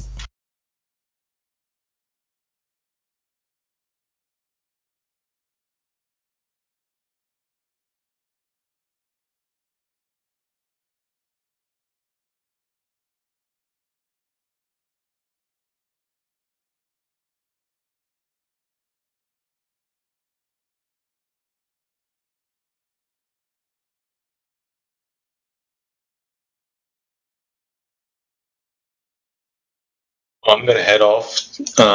So, Tim, if you're still around, appreciate the conversation. Yeah, likewise. Talk to you later. Yeah, Much love, bro. Yeah, sorry, someone's talking to me, but I was like flat smacking this dude at Target. Sorry. No, I was just talking to the room. I just saw this article that in the northern places in Denmark we could see the Northern Light last night, which is very unusual for this latitude, whatever. Dude, wait, what's your latitude? Buenos dias. It's Denmark, so it's like 56 or something like that. Okay, nice, dude. Check this, bro. Like, have you heard that where it looks like they're doing HAARP activity, it makes little, like, aurora borealis lights in the sky where they mess with it? So HAARP sends frequencies up, right? And they claim that they hit the atmosphere, but it's probably more like the initial layer of a plasma like filled, in my opinion, or whatever. But anyway, so because I'm trying to figure out what the Northern Lights actually are. So it seems like it's actually just the frequency that comes from maybe closer to the center of the toroid. What do you guys think? Yeah, it makes sense that there would be some activity there because what is it called? It would be much more a centralized place if you're looking at the toroidal field. As you say, it's like a tornado in the middle, so there would be a lot of friction and whatnot. Something like that. Yeah, exactly. Yeah. Want to hear something? A cool fact? In 1850, no. Let me pull it up. In 1859, just 21, and they were seen in Honolulu. Wait, what? That's crazy. Yes, the aurora borealis were visible in Honolulu in 1859. That is crazy.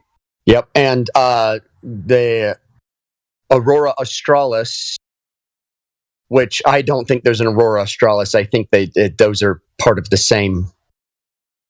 They're just part of the same, phenomenon of the sky. 13 degrees south, so even closer to the equator. Because the Northern Lights were 21 degrees north of the equator, and the other lights were 13 degrees south of the equator. So essentially, it's possible to see the lights on the whole Earth. But they're always going in the same diurnal band.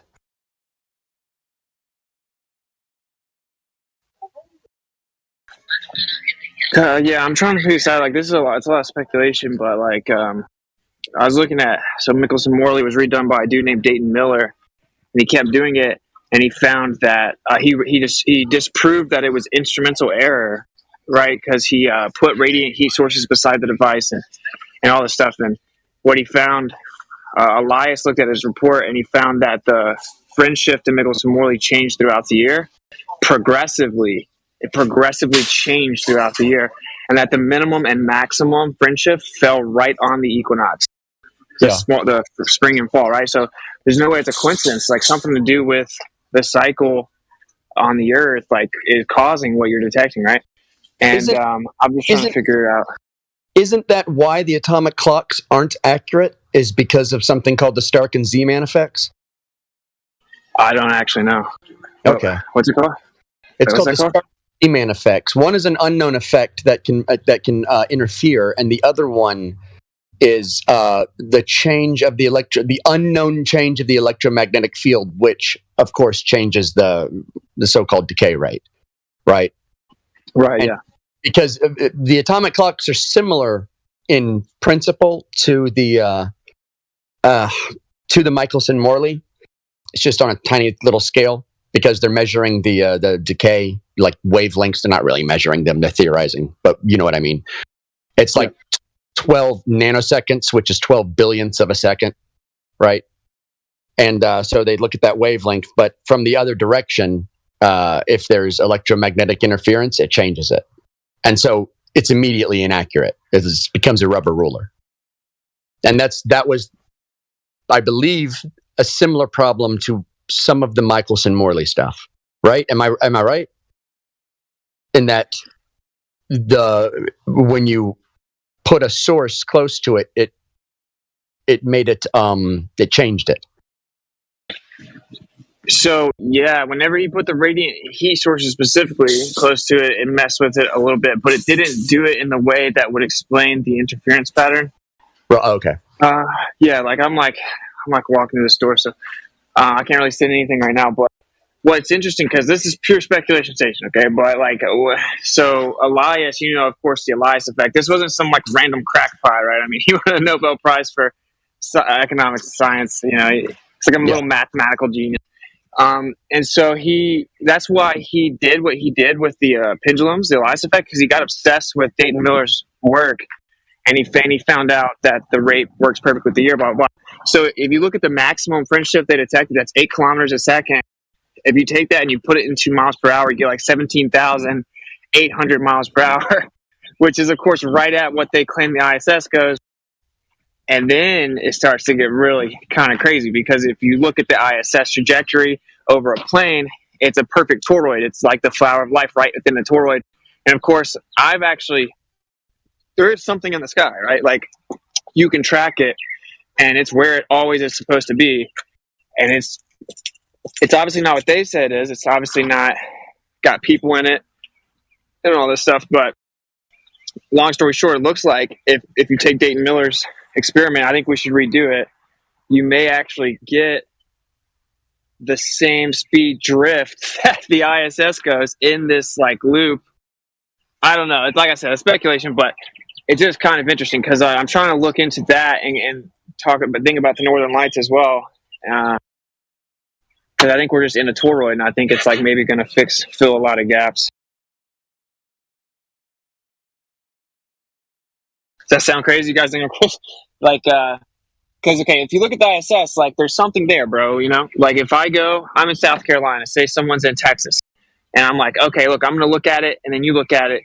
We're both going to see it when we're supposed to see it, and we can do the math. If there's a few minutes, I mean, something has to be going pretty fast to do that. And I've heard a bunch of speculation about holograms and fighter jets and all this stuff that would just seemingly be impossible to pull off. But what if there really is just something above us? They just caught the magnetic field, like magnetic levitation or quantum locking. Like they just caught it, and it's just riding the cycle. And the toroid is just it's something, but it's not. People aren't floating around and living in it or anything. But yeah, I don't know. What do you guys think? I don't think anything's crazy.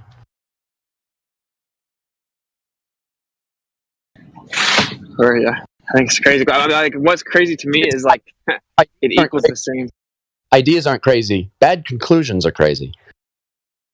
Yeah, for sure. Like to me, I was like, whoa, what are the odds of that freaking equaling 17,800 miles an hour? Like if you do the math, Jaron and I were doing it when we went and tracked it. It does come out to around that fast. Of course, it could be smaller and closer.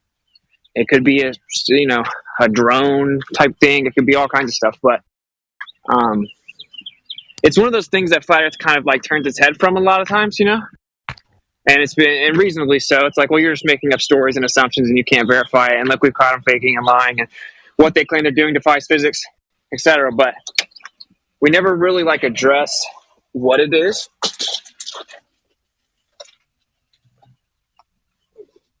I mean, there Which, must I mean, be I don't know. something because the moon and the sun also seems to rotate around us. So something must be up there that could be explained by what you said, like quantum locking or something like that. Sorry, I was doing admin stuff. Sorry. I was there was this guy who was on here, Bad Boy, and he was talking about driving, 100 miles an hour in his BMW, and there was a guy in a Fiat. And so anytime he DMs me, I just send him pictures of Fiats. Because I like the Fiat.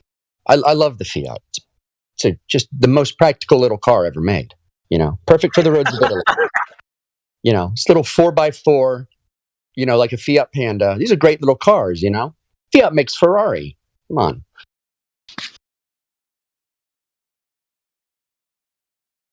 That's funny. Yeah. So other people will argue with them. I think Creation Bear is arguing with him, which makes him a fool.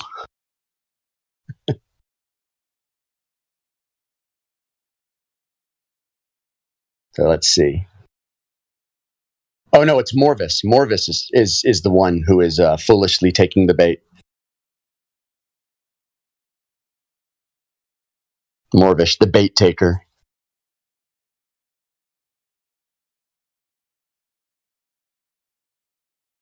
Yeah, I'm doing this thing where I'm trying not to get ever pissed off about stuff, and like really trying to keep my vibe, whatever. I just have a positive mindset. I think it affects your reality. And I just spilled my coffee all over my car, and I'm like, oh yeah, it's all good. And now I get to clean the car. That's kind of difficult. It's gonna be positive. Yay, coffee. But yeah, I don't know. You guys think I'm crazy for the ISS thing? No, you're crazy for other reasons. Yeah, like not getting mad over spilled coffee. Dude, just spilled it everywhere, man. It was such fire, cold coffee, man. There's two things I hate spilling because I love them both, which is whole milk and coffee. Yeah, those are probably two of the worst drinks to spill. Yeah, I drink loads of milk, man. I'll go through a gallon a day.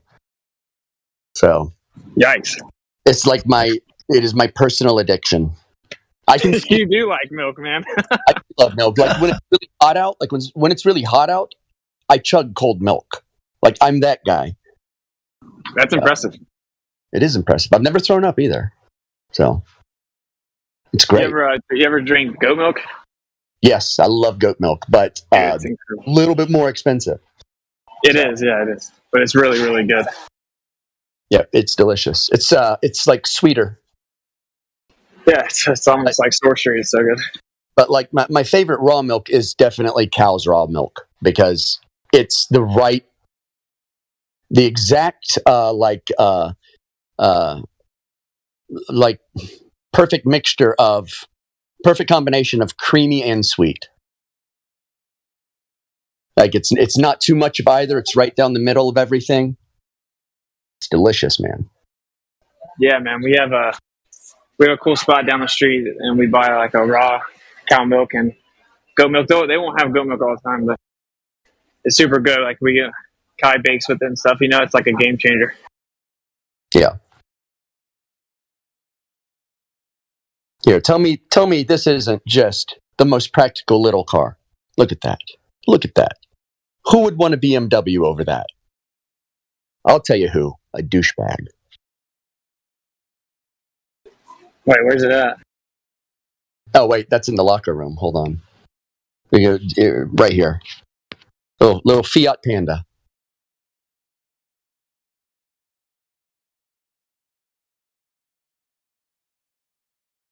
That's an old one.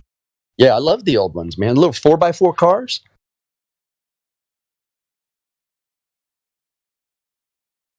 I'm sorry, do y'all say 4x4 over there, or do I say four-wheel drive, all-wheel drive?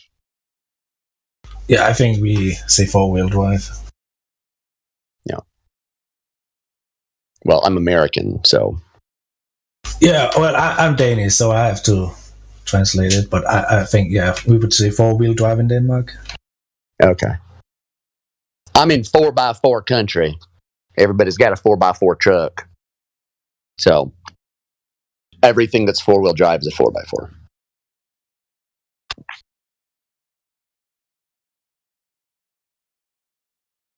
I've got a whole bunch of Fiat Pandas and Fiat saved, just so whenever he texts me, I can just shoot him back to him.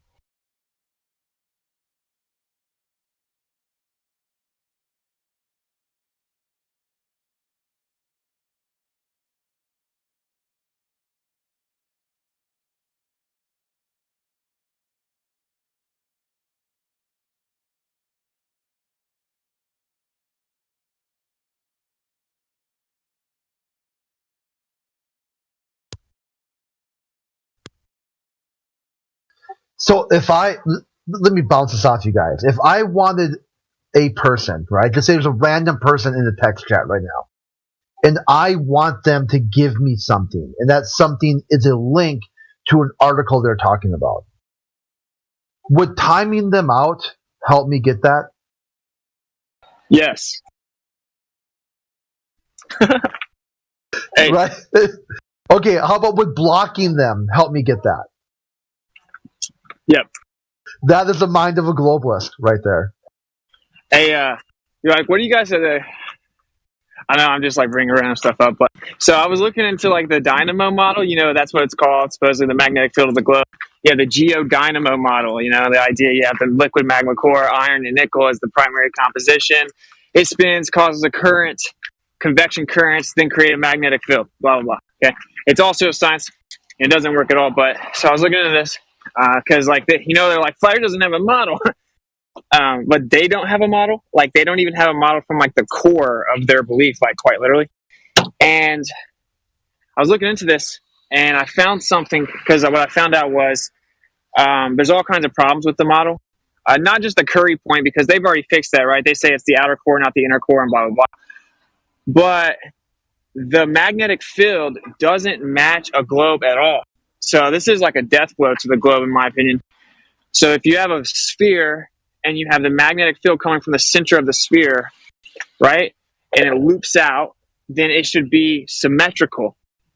It should have symmetry on the north, in the north and the south, right? Because it's a sphere, right? Yeah. And it doesn't, dude. Like in the south, the magnetic field gets significantly weaker to such an extent that it's like 35% weaker to the corresponding latitude on the globe. And this makes perfect sense on a plane because as you go out from the center, you're getting further away from the center of the source of the magnetism, right? The magnetic field. And then once you got all the way out to the edge, whatever that is, where the magnetic field would loop back down, you would start to get stronger magnetic field again. So there's something called the South Atlantic anomaly, where they, like NASA and everyone, they just admit like, yeah, it's just an anomaly that the magnetic field is like 35% weaker in the south for some reason. We have no idea why. It's pretty wild too, because the sphere has to have symmetry. It couldn't exist without symmetry. So that's like actually direct refutation of the globe, in my opinion. Not that we don't already have a million ways to do that, but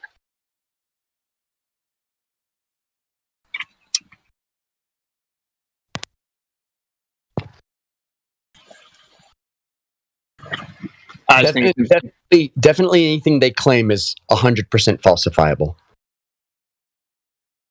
Yeah, for sure. It ties into this ISS idea, right? Where you take the ISS, I'll drop a picture where it's like it's like right in a magnetic field's path. It's exactly like a toroid of a magnetic field over a plane, and I think that might be what they use for any quote unquote satellite. Like I don't think that all satellites are balloons. I've never said that. I think there might be some stuff up there, and I think that what it actually is it's catching like magnetic field lines or something, like in a magnetic field. And levitating effectively and orbiting. That's the only way it could work. Because I do know someone who sent up cube satellites and stuff. And so, yeah, I don't know what you guys think about it. I was like, because what I found out was even NASA says it's hard to put their satellites through that area of the South Atlantic anomaly. It's hard to get them to orbit there. And it's like, why? That doesn't make sense. Supposedly you free fall around a ball, right? Like, why is the magnetic field so important to your orbit? But it would make sense if that's what. You know what's funny? They launch a lot of their balloon launches. You know where they're from? Palestine, Texas. There's Palestine, Texas, right? There's what's Deception Island, right, where they do have their big research station and everything. But then there is Devon Island also. Okay, I didn't realize they shot balloons from there. Yeah, they released a lot of them from Devon Island because they've already got the big NASA research station up there, and so that's one of their launch spots for Satelloons. Oh wow, that's cool because I'm watching that NASA Odyssey thing, and I want some people to go out to the places near them and catch them launching the balloons. I think that would be cool. Palestine, Texas. That'll be next. There'll be a train that crashes there. yeah, dude. I don't know. I'm like already getting all kinds of like legal threats about my NASA Odyssey thing. It's like they're like people are really trying to shut that down. It's crazy. Whatever. Like, because I know they use a lot of balloons. Like you guys know that they openly admit that they have balloons. NASA sends balloons up, Satelloons up that are the size of like 1 to 2 football fields. Yeah, massive. Yeah. Dude, that's insane to like wrap your mind. Like, there's a balloon up there like bigger than a football field. Like, they have plans. I think they're still building it. It's an aerial platform, right? It's this big aerial platform that is partially solar, and also it's got a reduced weight because it's partially helium, and the partially solar part is going to power like blades that can constantly spin and like maintain its elevation, so that it has more stability than just a balloon, and it can actually be like guided and stuff. Now, they haven't put it up yet. It's a very cool project they're doing, because that is one thing NASA's very good at is R&D and making really cool things. yeah, that's what I was gonna say. Isn't it sad that if they just wouldn't lie about space and the globe and stuff like that, like it actually would be kind of cool, you know? Like, it could be just like, wow, you're putting like these giant balloons in the sky. Like that's actually kind of cool. I mean, but they just suck, you know? They like hide the cool stuff and lie about everything else. I don't know. We were having a long discussion about this the past few nights. Is what if they believe that they're doing it for a greater good? You know? Yeah, I've actually heard that. That's what I imagine. That's my speculation, is that because there would have to be a sizable number of people like all across the world, and I think they'd have to be operating in the belief that it's the right thing to do. Yeah, for sure. Like that's what I think they did with the moon landing. Yeah, I think they do that with all this stuff. So allegedly, I am not declaring or claiming. Yeah, I mean, I know some people that work in NASA, and like I have a family member that works in NASA. And, like those, like the average person doesn't know anything, bro. Right? Like they don't know anything.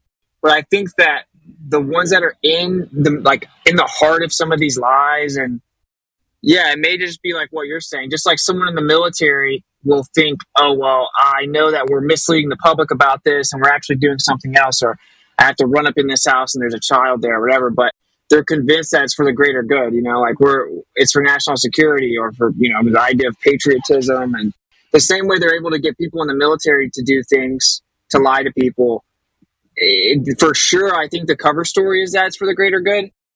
And I think that most of the people that are in on it, quote unquote, would probably believe that. I think that even the moon landing was like that. And I think that's why they look so sad when they were doing their interview, because they kind of have to lie.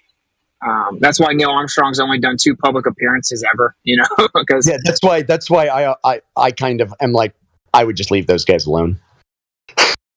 Yeah, because like that and like Jaron makes a good point. Imagine if they said, look, it looks like we're not going to be able to beat the deadline that JFK set, right? But we will eventually get there. So we're going to fake it and film it or whatever. But don't worry, we'll really be up there in a matter of years. And it'll look the same as what we showed them, and then no one will know.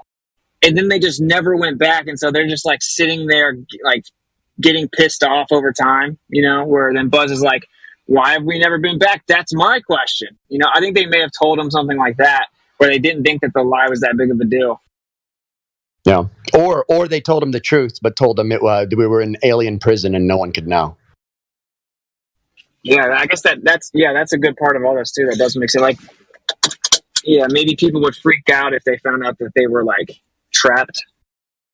Yeah, that's why I don't pick on poor old Buzz, because who knows who knows what these guys have gone through, you know. Yeah, for sure. They're really like lower totem pole guys, you know. Like my grandpa, he had once asked me if I thought they could have faked the moon landing. I said, of course not, you know, because I was like 19 at the time. I believed in it. But after he died, I had told one of my friends about it, and my friend looked at me and said, he said to me, I told your grandpa I didn't believe in the moon landings, and my grandpa had told him we didn't go. And my grandpa worked on Apollo 17. He was in communications. He was an MIT contractor. Oh, wow. Yeah, and my grandpa said, had explained to him, because he had the log, he had the big thick log book with the communications in it that he had gotten as one of his souvenirs. And he said they couldn't have done it because the communications didn't make any sense, the timing or anything like that. He said they weren't where they were supposed to be.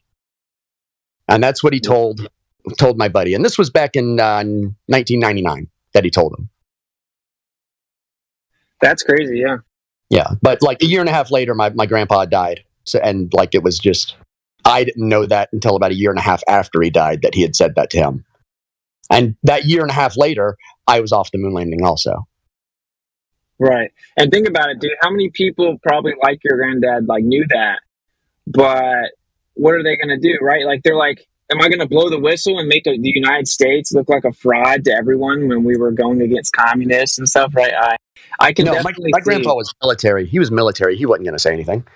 Right. Yeah. Same with my dad. My dad won't even tell me stuff to this day, right? So, yeah.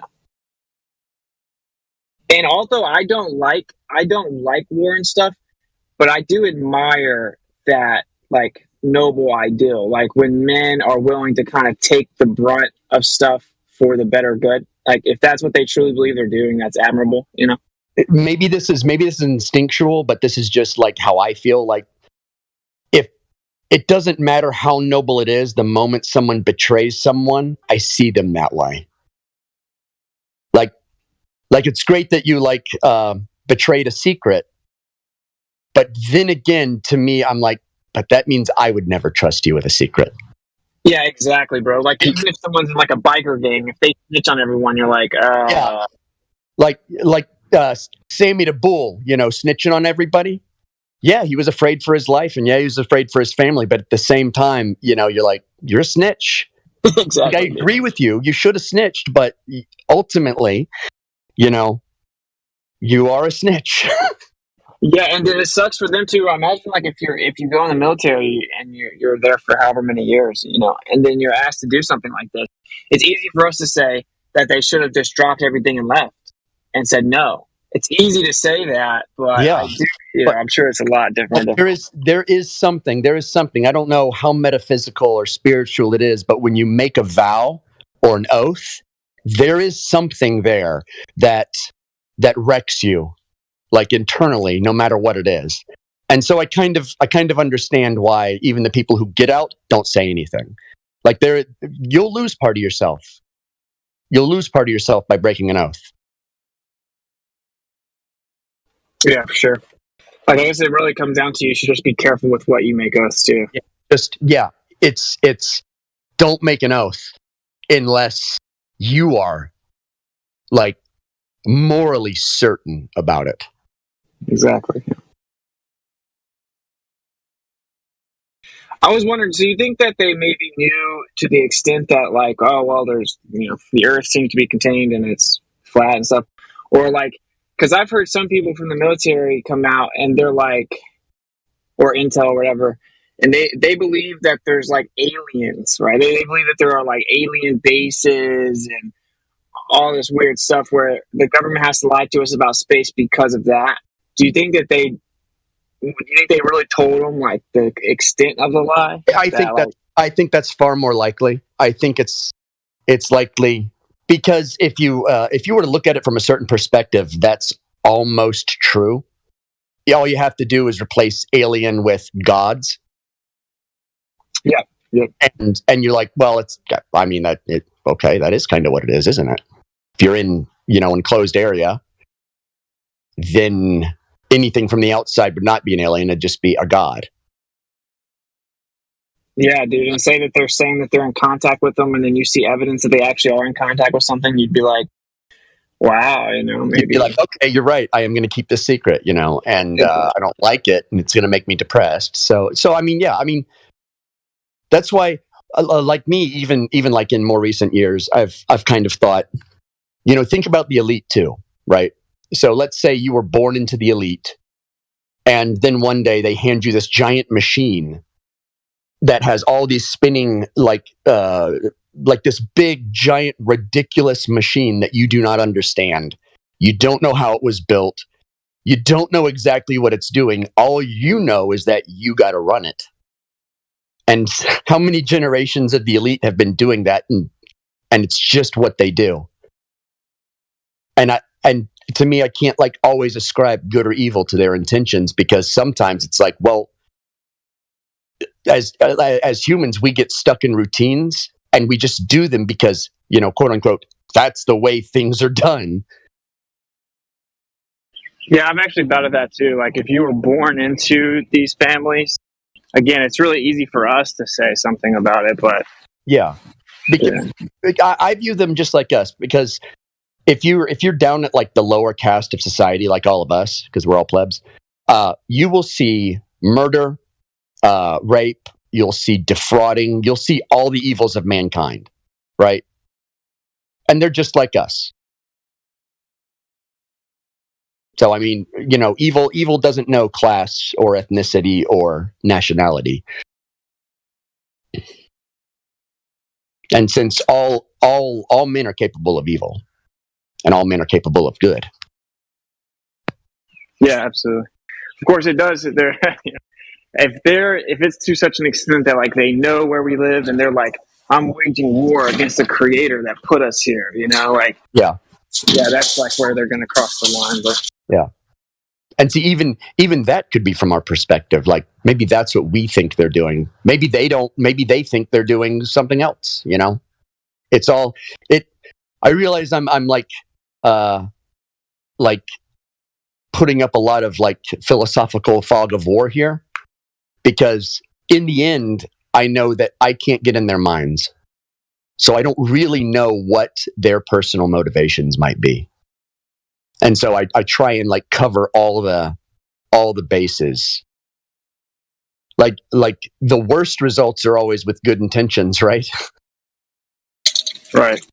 Well, they do have deep philosophical foundation too. If anyone's read any quote unquote elite literature, it's not it's definitely not low IQ garbage. No, it's not. I just saw Helena Blavatsky talking about how Yod He Vav He from the scriptures is actually Satan, But I'm just saying the demiurge. Right. If they truly believe that, then they may be in a paradigm where they truly think they're doing what's right. Yeah. Well, you've got the Gnostics, and you've got the Christian Gnostics, and then you've got the Theosophist, and there's a lot of crossover in all that, in which that I won't get too much into right here, because I've read all their stuff, and if you were let's say you were a Christian Gnostic, everything they're doing, you would say, I see why they're doing it. I don't agree with it, but I see why they're doing it. Yeah, exactly. From their point of view, the demiurge isn't good or evil; it's imperfect, and so it made an imperfect creation. And so that's the whole deal. Is that the Old Testament was run by an evil God, but then the Creator came down and said, "Okay, I'm going to save all of y'all from this evil God." So that's like the Christian Gnostic perspective. Yep. Yeah, and like I had someone say, I mean, it's actually pretty easily debated, but I guess that the point is like it's deeper than people realize. Like it's profound. Like they don't lack profundity, right? They may be misguided, but they have like philosophical foundation that frankly surpasses the vast majority of people. Yeah, no, they're studied. I mean, they've done their reading, but they're not public figures. They don't like go and talk on TV, and they don't do public appearances or anything.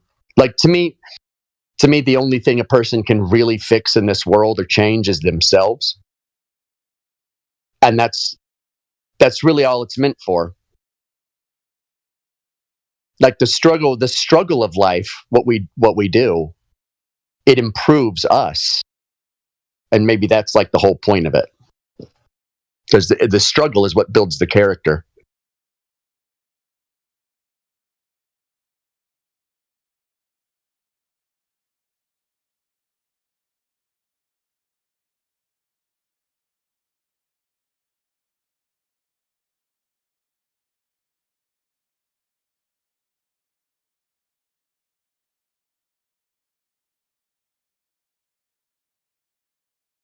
Like we were talking the past few nights, and one of the subjects that got brought up was, will they ever, tell the truth, right? And we figured eventually that if they tell the truth, they'll have their scientists tell the truth, but it'll be a truth in which they introduce a new model, and it'll be their model.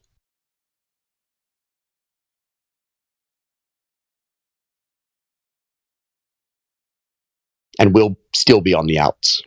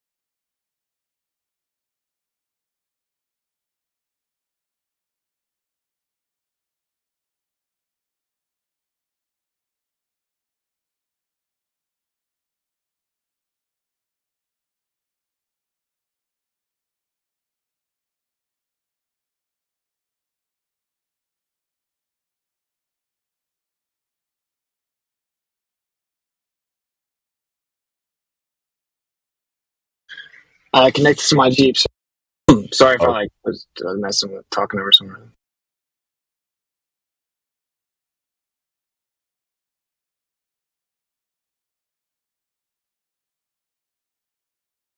So look, this map right here, it was drawn by like a commercial pilot, an American airline pilot, and she took her logs and then drew a map.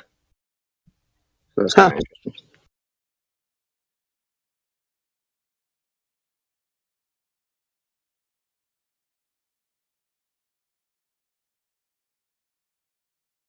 USA has that Italy aesthetic. I don't know what like the green and brownish. I mean, well, if you turn to the side, it's the boot.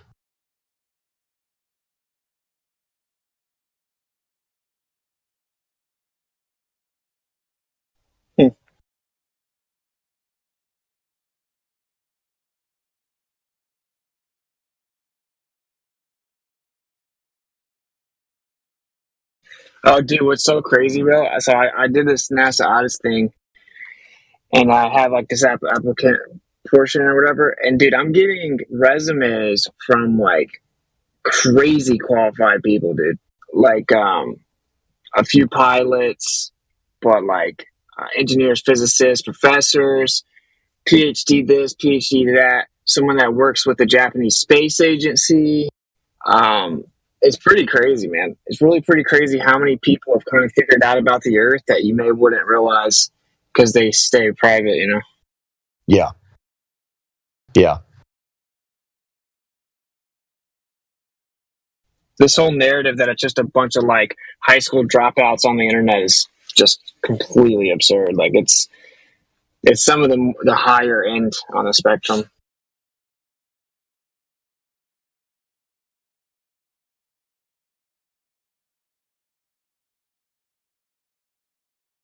Nobody's what they're supposed to be in this system.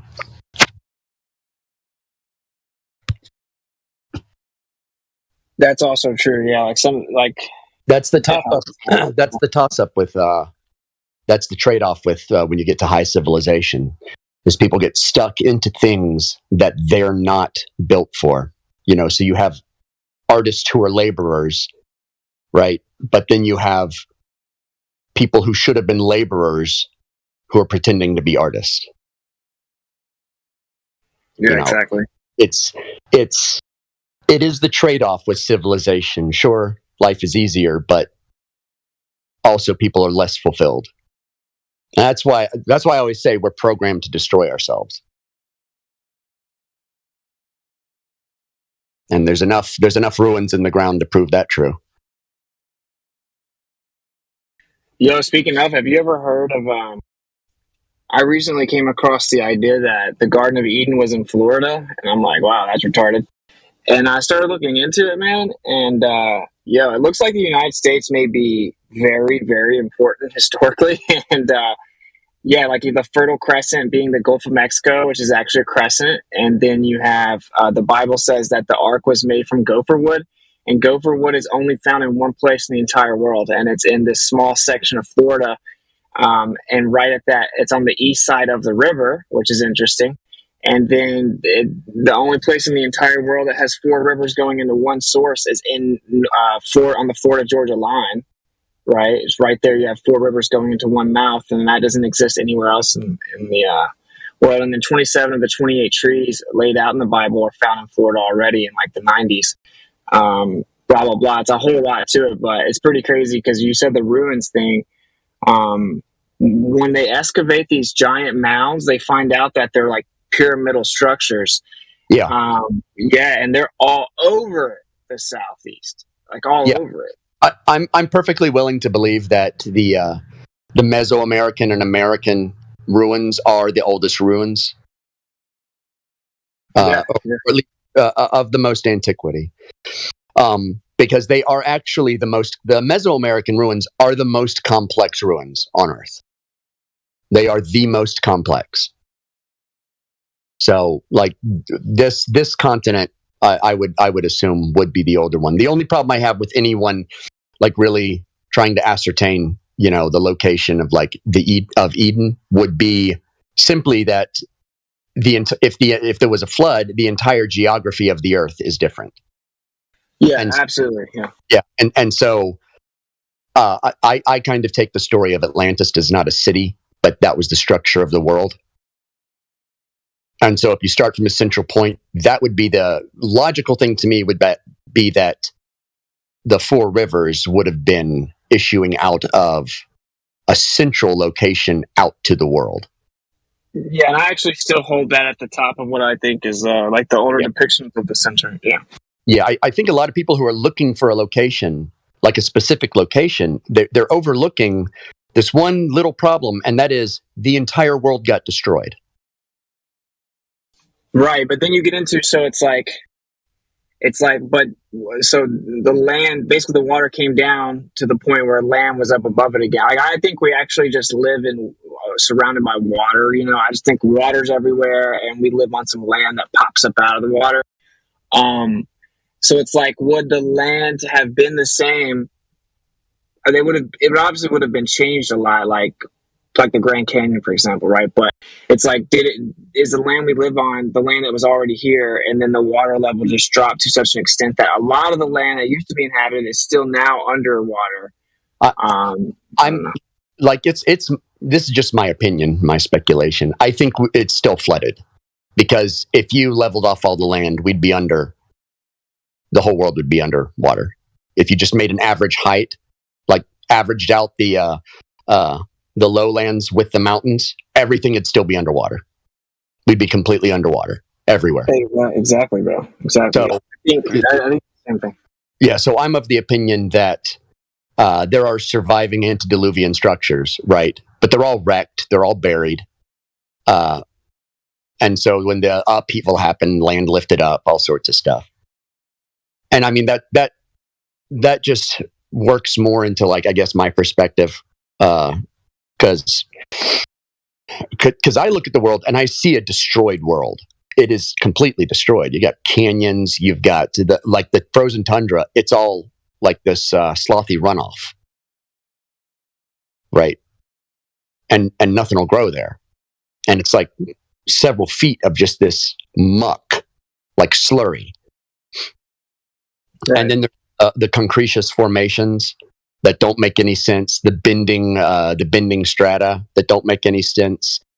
You know, all the polystrata fossils that are found everywhere, they don't make any sense. So, like, yeah, for me, it's just, there's one rock formation, I think in Colorado, I think it is, and they estimate it's a giant concretious boulder, and they say it could have like 50,000 different animal fossils in it. Like, it was just a big giant mat of dead things stuck in this concrete. Like, it all rolled up into a giant boulder ball. You know? That's true. Like formations like that don't make any sense. They make zero sense. Like, so you had all these cooked dead bodies that got rolled around in this giant sticky concretious ball and turned into a boulder. It's crazy. Like, none of that makes sense in like, if you're into like the uniformitarian kind of philosophy of looking at the world, how everything's been going, it's still going. And it's like, well, you can't explain, like, if you believe in like the slow march of evolution, you can't explain the world.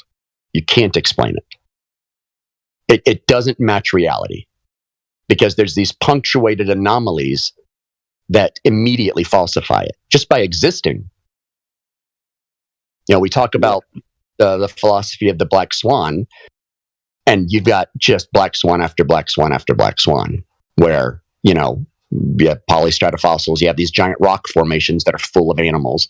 How did that happen? There's no strata in there. They've all just been balled up into a giant boulder of death.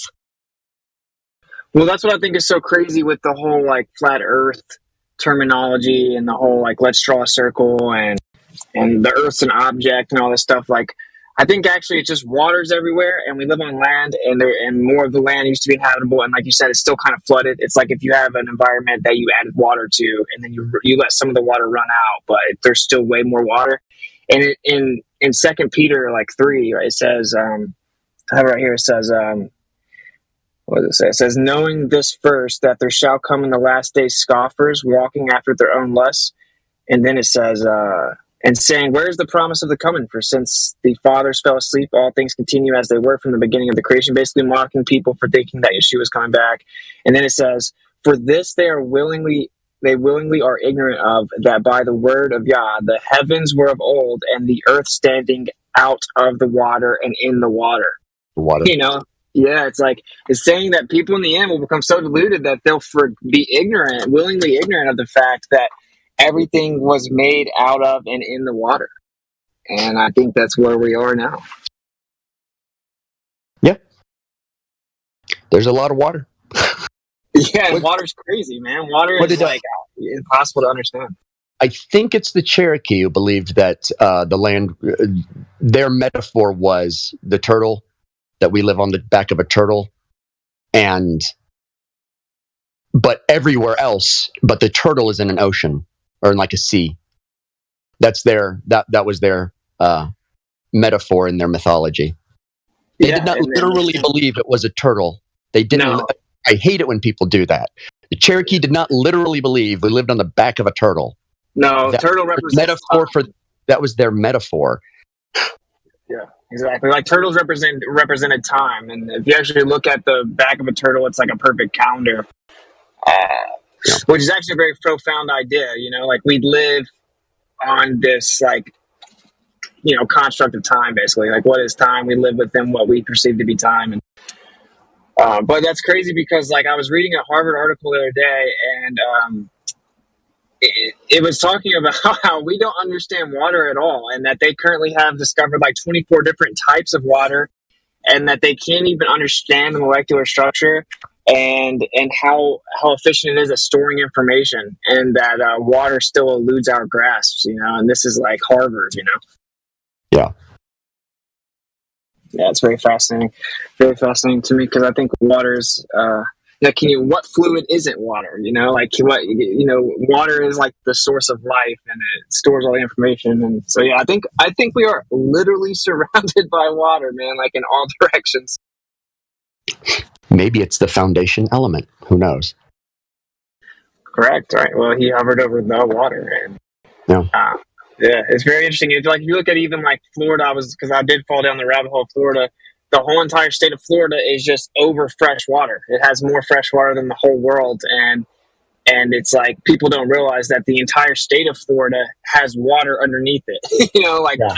Pretty close to the surface. There's an aquifer that runs from under Florida through Georgia up to South Carolina and out to Alabama, and yes, it's the largest aquifer in the world, and I forget how much they said it was that could be in there, but it is basically just an endless fountain of water. That's why you get all the holes in Florida. You're sleeping one night and then you wake up dead in a hole. Well, like also what's crazy is people don't realize when people used to go to Florida, they didn't go to the beach. People came from all around the world to Florida because of their springs, because like they used to actually bottle the spring water from Florida and sell it around the world as like this anti-aging thing. And then when they were looking for the fountain of youth, they ended up in Florida, and the Florida-Georgia line was very important. When I go to Florida, that's where I go. I go to springs. I hate the beach. I like the springs because you go in there and you're in there for like 2 seconds and your lips are blue. Because it is the coldest water you will ever touch. It is the coldest water you can imagine. And the spring water's so refreshing, man. It's like, it's crazy. It's probably like the best water you could ever drink, I would say, is like, fresh spring water. I go to this one, it's called Blue Springs. It's called, where is it at? It's close to the Gulf. What's the town? It's closer to Tampa. And the springs come out. Clearwater, yeah. So the springs come out from these like limestone caverns down below. They have an iron grate over it. They have an iron bars that are drilled down there so people can't go into the cave because they had like so many deaths of divers down there. But everyone just comes up and plays around in the springs. But it meets the river, and the river is just it's. Sometimes it's brackish because it mixes with the salt water, but as the river comes out, it's the spring water is this perfect, crystal clear. I mean, you can see down 25 feet in this thing. It is amazing, and it just pushes out to the river, and where it and the river meets, it's so cool looking because you're standing in this freezing cold water. You take one step over into the muddy water, and it's just warm. Yeah, it's crazy. That's crazy. It's really cool. I love swimming down there. Dude, the water, and like we did this thing where you like swim with manatees or whatever. And there are these areas, where the water just gets incredibly warm. So all the fish go there, right, in certain times of the year. It's like what's going on from underneath the earth integrating into our water systems is like truly amazing. And it is. We've been so brainwashed with this whole like scientism of geology and stuff where no one really takes in just how incredible like the earth is. Yeah, I typically think of the earth as a machine. It's a big machine with that's covered in biological machinery. So I don't think of it as like this random chaotic thing that operates. I think it's a broken machine that has a lot of flaws in it right now. But, you know, imagine your car new when it runs as opposed to when it has 300,000 miles on it. Yeah, so I was literally about to use the same analogy. You could give someone that doesn't know how to drive a shift Ferrari, and they're gonna ruin it, but it's still a Ferrari.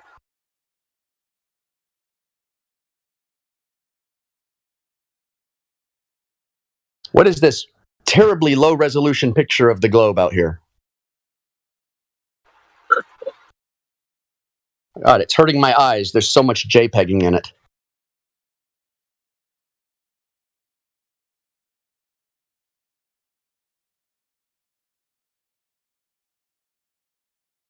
Well, I mean, what do you think about this? I think I actually agree that where we live is kind of like a machine and intricately on all levels, like all levels of physics and everything is just trying to figure out, like cavemen, like what the machine does. But I think there's something built in to the Matrix, if you want to call it that, that if say you have like too much prior or whatever, you're incapable of seeing truth. I think there's something built in to where you actually can't receive truth. It doesn't, like, you could just beat, you could beat Zanuck over the head with the facts and the truth forever, and he literally can't see it. What do you think? You think that, like, I think that there's actually something built in to existence where that prevents people from physically being capable of like seeing and recognizing truth. Do you think that's crazy? No, I don't think that's crazy because I don't think I've said many times, facts don't wake people up. No amount of information is what wakes somebody up. No amount of good argumentation is what wakes someone up. So someone wakes up, right? And they might not recognize that they've woken up. They might not realize they've woken up. But that's the point when they become open to receiving information. So, like, let's say you talk to somebody and they never thought about any of it before, but they take the information in. It's because they were awake. They were just waiting for the information. Yes, exactly. Like, flat Earth is not something that you believe. It's something that you realize. It's where you're like, oh, wow, you have that moment where all of a sudden you see it. Yeah, because flat Earth didn't wake me up. I was already awake. You know? But... yeah, Sam. Yeah, so, like, I think that someone goes through life, they don't believe anything odd, they don't think about anything odd, they don't, like, look deeper into anything, and then one day, they wake up in the morning, they go, they make their coffee, and things just feel a little bit different. And when they go outside, they just start to notice things. What's happened is they've woken up for real. And it's just like a spiritual thing that happens. But you don't know it's happened. And then, as you go out throughout your day, you start to notice more and more. Maybe more detail. Maybe you're like looking at the news and like, I don't know, I think this might be a little bit of bullshit. And then just thoughts start entering into your head. And that's how people start coming to the realization. It's because they wake up and then they're open to taking in information. That's why I don't fight people. You know, that's why I only fight the people that come here, because they are coming here looking for a fight. Right? Yeah, exactly. Because I'm not going to wake them up. That's something that happens. That waking up is 100% internal. It is. I am now convinced after, 7 years, that people only wake up because something internal in them changes, whether voluntarily or involuntarily. It changes, and then they'll listen. Then they'll receive information. Yeah, man, that's why, like, I had to tell Chris the whole time we were on tour, I'm like, I think you're kind of disillusioned with what this is, you know, like, basically we're just out there because there's someone that's supposed to hear it at some point. If you think we're going to go to the NBA finals and wake up 100,000 people, you don't understand how this works. You know, like, these people aren't in a position to be woken up. Like that's not really up to us. He would get real frustrated. He's like, it's like, how do these people not see it? Like what? Like I'm like, because they can't. Like they literally can't see it, And I think that like my motivation for that more so was just to try to like give other people confidence to be able to speak the truth publicly, or like who they truly are, to families and everything. Like, don't have to hide it. And also, I was just pissed off about the lockdown, But yeah, like I learned that very, very clearly during the tour. It's like you can sit there and look someone in the eyes and just break down everything about, say, the pandemic and all the deceptions. You can hit them with so much information, bro, and they're just like a robot. They don't register any of it. I don't think that they can. Yeah. Like you said, I think they have to be able to. And I have done the thing where I have forced someone to see it, and all it did was crush their spirits. That's all it did. All it did was crush them, and they complained to me that I ruined their worldview. And that was one of the points where I realized, maybe some people aren't supposed to be awake until they're ready. Like it's something inside that changes and they become ready, right? Because to me, it's almost like if you force someone to wake up, it's like, the sleepwalkers. You never wake them up, right? You're not supposed to wake up a sleepwalker. You're supposed to gently guide them. And that's kind of what it is. You're not supposed to shake them awake. So, I let them. I'm just out there planting seeds. That's all I can do. Yeah, that's all you can do, man. Yep. It is. What's unfortunate about it, I guess, is obviously like we live in a world that is primarily guided by those people. So it's like it may be. It's supposed to be that way. I would imagine so. Yeah, I would. Yeah. If I didn't think so, then I would think the creator's like incompetent. Because I mean, if you were never lied to, would you have ever woken up? Yeah, that's true. If you were born and you had all the knowledge, or you were taught all the knowledge, what would you ever search for? Yeah, what's the point of life, really? Like struggle is probably the most important aspect of a human life.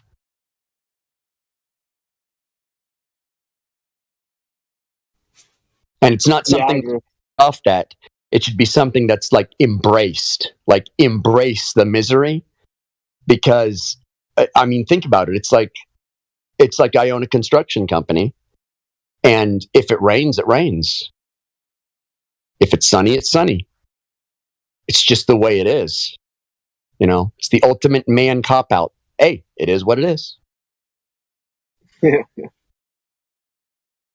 Now, this goes back to the age-old question of people who are fighting within themselves, and they're like, they're mad at God. They're like, if there's a God, then why do babies die? And yeah. It's like, it's like just what you're saying. I mean, if there was no like process or journey of coming to truth or learning things or struggle, then there would be literally no meaning to life, right? I mean, yeah, there would be nothing. You'd just be a vessel filled with information. I know everything. It would suck to know everything. It would suck to know everything. Yeah, like that's what I'm saying. Like if you actually think about it, I look at it like this: like the creator basically, he made creation where they get to have an experience he never could. It's not. I mean, can he like, do some magic trick where he tricks himself into not knowing things? I guess in some compartmentalized way. Sure, I can't limit a creator, but it's like the one thing the creator can't do is have the experience we have, where we have limited knowledge. We have to search out things. We have to figure out from trials and tribulations what the truth is, and grow and progress. And it's like this act of like selflessness where it's like you can experience it because I can't, basically. Well, in my metaphor, I say that all of us in the great game of life, all of us are NPCs. None of us are the protagonist. We're all NPCs, all of us. because we're in the constructs. We were made of the construct. See, the protagonist can only come from outside the game. But everything else is in the game. Yeah, that's very interesting to think about. Because I mean, if you think about it, the protagonist that we call the creator, right, is as far above us as we would be above an NPC in like Skyrim. Like, because the NPCs have no knowledge of what's beyond their realm, right? And they can't remove themselves from the realm. And they're limited to the rules of the realm. But the protagonist has all the code and the source code, and he can change whatever he wants to. Exactly, that's what I'm saying. You can update the source code real fast if he wants. And he can actually do the main quest. We can't do the main quest. All we can do is play our roles. Sounds a little fatalistic, but it's not, I don't think. Well, I just think that it's it just requires spiritual maturity to be able to interpret that the right way without being like a little special boy about it, you know? Oh yeah, I get that. Some people, I said that once, and some people got like really offended. We're not NPCs. I'm like, you're missing the point. All right, I realize the colloquial term that we use is NPC, or people that can't think for themselves. Okay, I get that, but I'm not talking about that. Remove that metaphor from your mind. I am talking about an existential metaphor, not the one that we face, you know, like with bots, people we call bots, right? Right, yeah.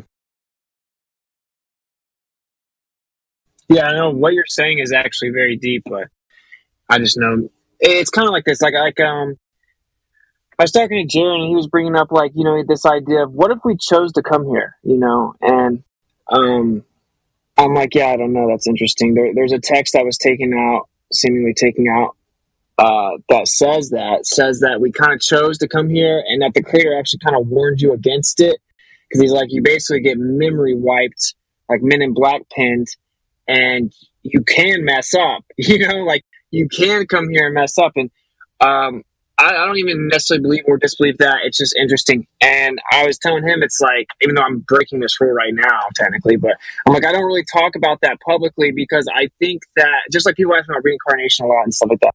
And I'm like, I think certain conversations, certain spiritual truths or conversations are better left unsaid. Like, some people aren't ready to hear it. Like, it may be more detrimental. They're better left discussed in private between people who are not who are more mature of thought. Exactly. And who can look at a premise without being, you know, put off by it, no matter what it is. Yeah.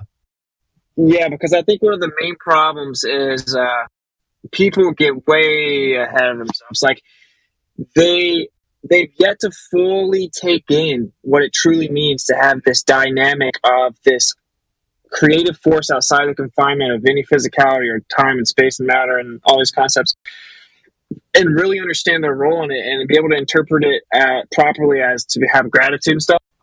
And before they even get to that point, they're over here like thinking that they're like the supreme philosopher that can like critique the creator and they get way ahead of themselves, right? Where the last thing I need to do is come like try to drop all these spiritual. I just think that it would be detrimental to some people to even really think about some of this stuff, because, and I'm not trying to sound like I have it all figured out. I don't, you know, but I have learned, if I look at the 22-year-old me compared to now, like, I wasn't prepared for some of these conversations, and I also came across a lot of information that I shouldn't have been thinking about yet.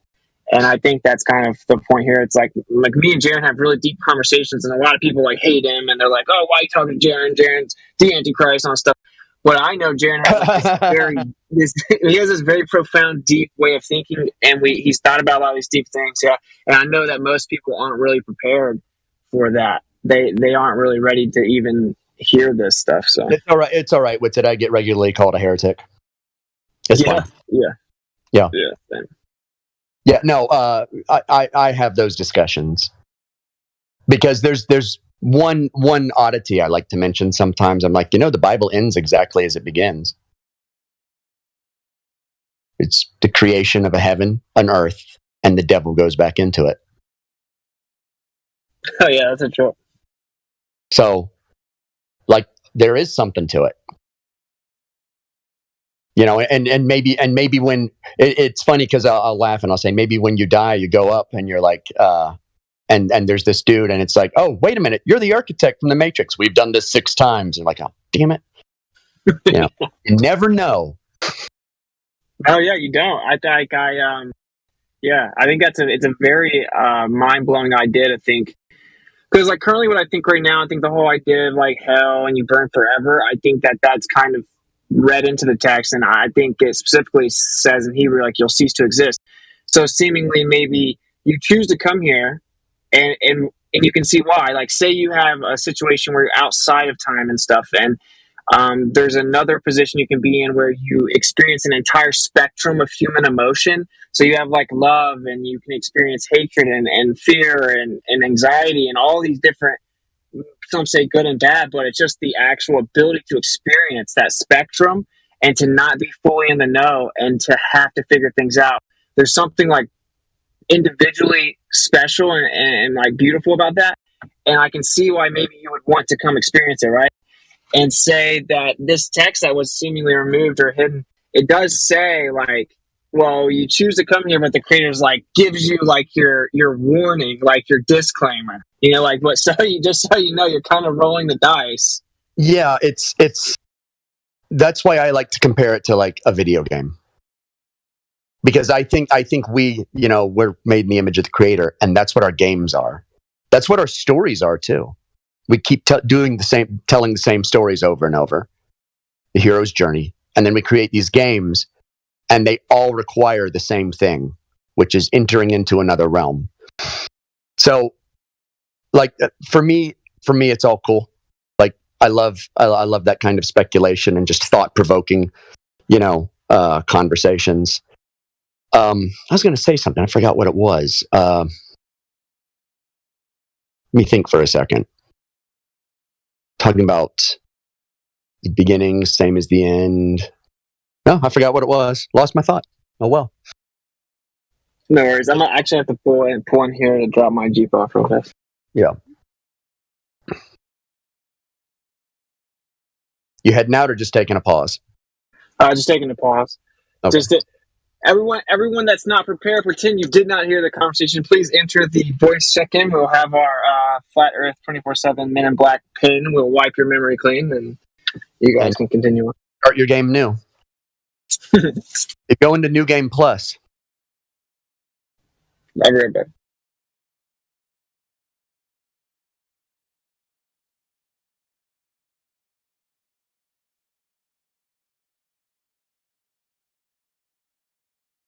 Miggy, are you at work today?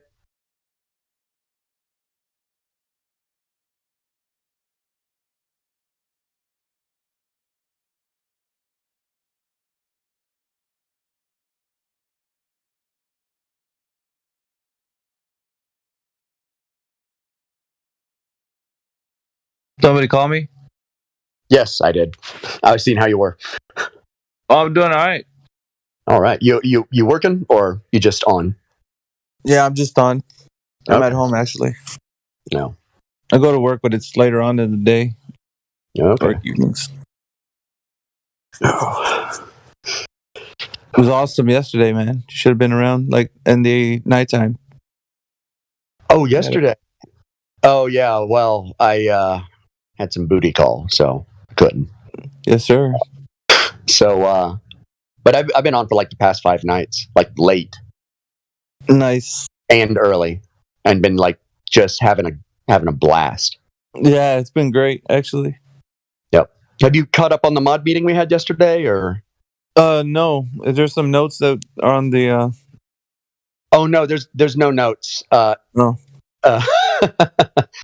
It wasn't anything I think that you would have needed notes for. there's a lot of changes that are coming with the with how we roll. We've streamlined all the rolls. Nice. But it's easy. It's easy to do and to learn. And later on, I can give you the link to the test server where we test all of it. Cool. And you can take a look at it, see what all the roles are. And but that's how it's going to be switched over to here. And we're going to try and do a seamless rollover. That'd be great. So, that's awesome. Yeah, that's going to be CJ's going to be doing that for the next 2 or 3 days. So the actual names and with the titles changed, like the permissions. Okay. All permissions. They're not going to be channel based anymore. They're all going to be role based. Freaking awesome. Yeah, because I think the new Discord, their new limitation is like 1,000 overwrites, and we have like 2,050 overwrites. Because we would have a role that wasn't working right, so we'd make another role to overwrite another role to allow a role to work, which is what a lot of end up having to do. Because between the permissions of the channel and the permissions of the role, something's overwriting something else. So we're going to roll all the permissions of the rooms back to 0 and just make the roles control all the permissions. Damn. Yep. So when do you guys plan to initiate that? Over the next 2 to 3 days, you'll see the changes. So we're renovating the restaurant while we're using it. Awesome. Yep. But yeah, it's all coming together. And I did talk about like how we need to pay more attention to the live stream. Yeah. Like, because what I think when you and I are on, when Chris Jedi is on, and when several others like are good at keeping the live stream going, keeping people talking, keeping it like moving, keeping an interesting topic going at all times. You know. Yeah, the content is important, especially when we're on. Yeah. Yeah. And after we get the roles changed over, I'm doing the big announcement. No more alcohol or drug talk on the live stream at all. That'd be great. Yeah. Yeah, setting the tone for, what the future is going to be for this group is going to be great. As far as the culture goes. Yeah. Because we've struggled in the past with that, and it usually winds up being where people are talking about, and then just this, it gives a stereotypical look at a representation of who we are. It's just, I don't know. It degrades it, Stereotypes exist for a reason. Yeah. Then I feel like we've always been a cut above the rest, but I do too. And we didn't want to turn it into no shade to the debate shows and stuff, but we didn't want to just be dick sorting with other people who were wanted to debate. We wanted, I think we like the long format discussions. Like when a normie comes in here, you know how I'll be like, I'll take my time with them. Right. And I won't force anything or anything like that. Mm-hmm. But then occasionally someone comes in here who's an anti-flat earther and who has a chip on their shoulder. And that's when the fun begins, Exactly. But I try and keep it to respectful discussion, not a debate, until somebody comes in here looking for a fight. So it shakes it up a little bit more, I think. Yeah, we've had the anti-flat earther and the more staunch position Initiate Glober.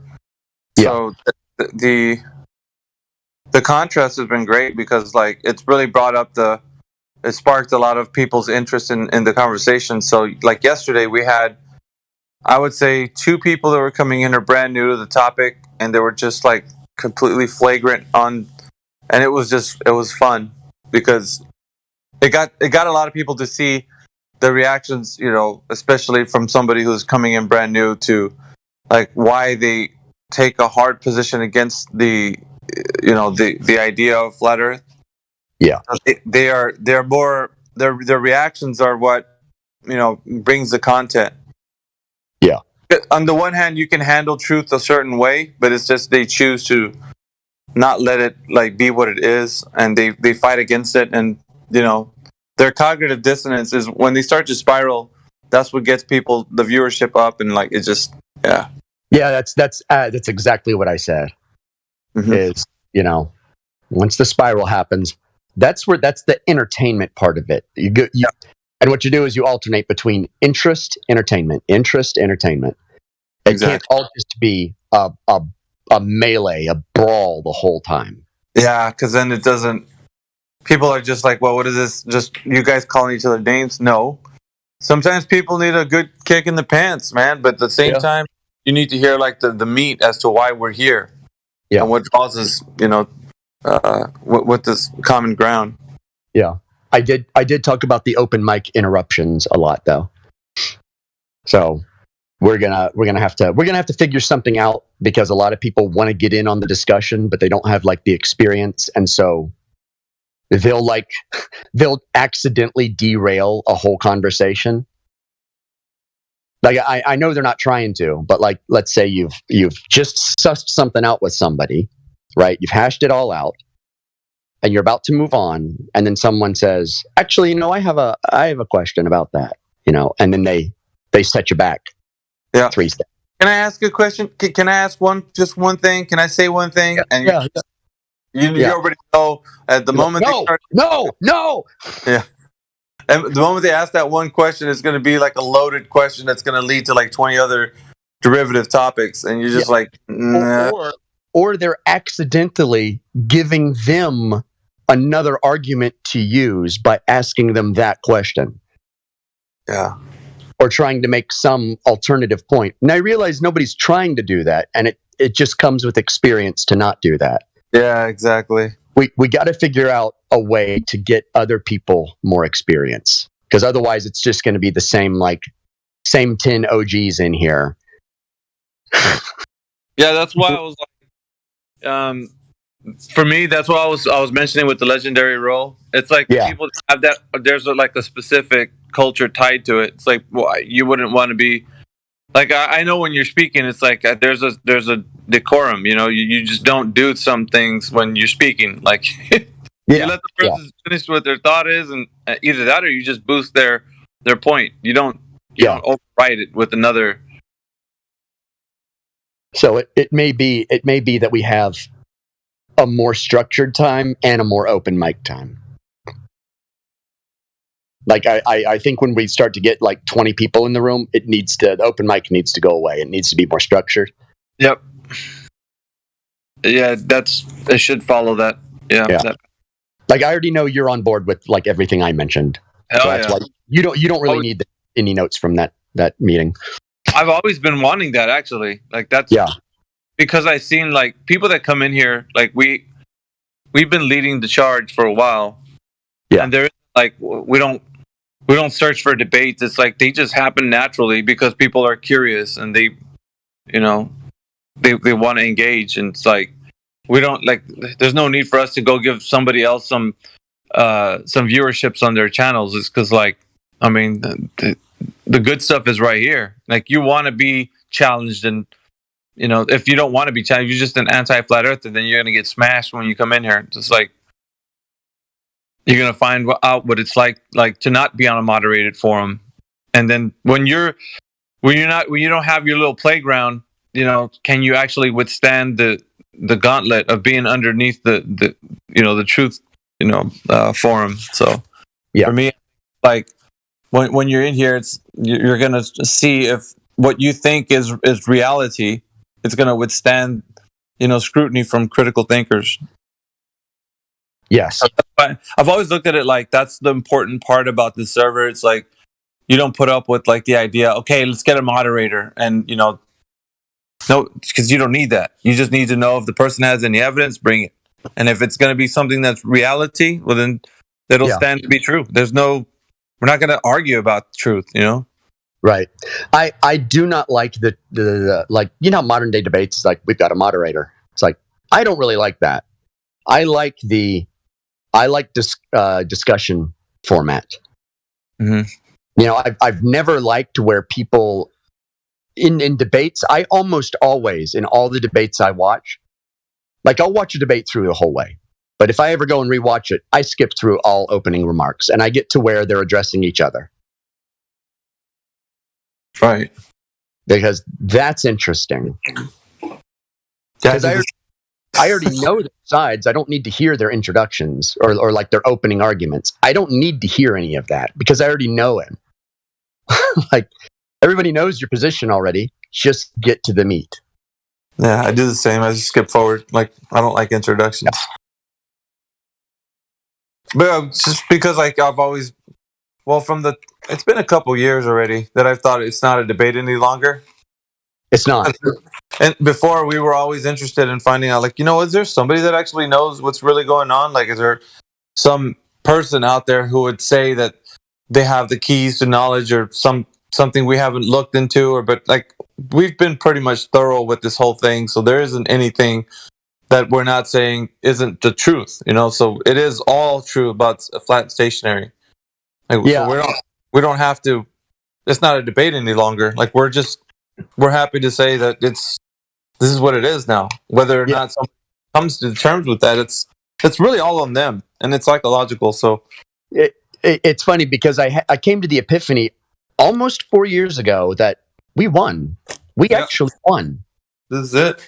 Yeah, we won the debate already. And that's kind of like when you've been on the offense for a very, very long time. Yeah. You can tell that.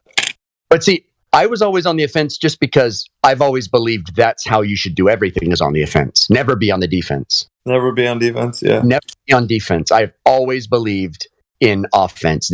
If anyone ever sees me on defense, it's not defense. It's me laying traps. And I always describe it like that. What was the time period that we had the arena? Yeah. That to me was like it was like, okay, we're gonna have a brawl, and throughout this whole time period that we do this, I want to see what they got and the best. I mean, I want to see everything that they can muster up and bring it forward into here. And if something actually withstands everything that we give them, then I would say, yeah, this is, maybe we were wrong or like. Yeah. But we've put them through like a very grueling process of like them having to come in here and provide whatever they thought was evidence. And it always turned out to be the same. And I was like, why? Like, and it started to be more frustrating than anything else. It's like, well, they should have an answer to the things that we're asking them. And so then I started to develop the 3 points. And then it came up to like now where I'm doing reality checks on people. And so now what I figured out throughout all of this is that it's a program that's running the cognitive dissonance, right? The idea that the Earth's a globe. And it's a program, and it's got people very confused because their own reality, they don't know what it is. So now we're in a state of confusion. So they don't know what's going on, and they're just like these willing and accepting people about whatever the mainstream narrative says, and even though they say no, I know what reality is, and it's like, okay, so what are you doing right now? Well, I'm doing this. Okay, are you sure of that? Well, no. And so, even though they think they know what the truth is, they still don't know what the reality is. And so, because of that, their truth is their truth, and our truth is our truth, and it would never make any sense to them. Yeah. And I've seen that. So now it's like Neo seeing the Matrix. He sees ones and zeros. Like it's like you can see past all the facade of whatever they think they might know what truth is, and then you can draw it back to like, I know the problem. The problem is how you think. It's not that you don't know that truth is real. It's that you think that everything is not real. Like your reality is just made up of these thoughts and imaginations of your own making. Like, and you're just saying that. Like you don't know if it's true or not. You even admittedly said that. Right. So, like I said, I've always said from the beginning, I will never argue a point that I don't know is true. Yeah. But that's because I've been arguing since 99.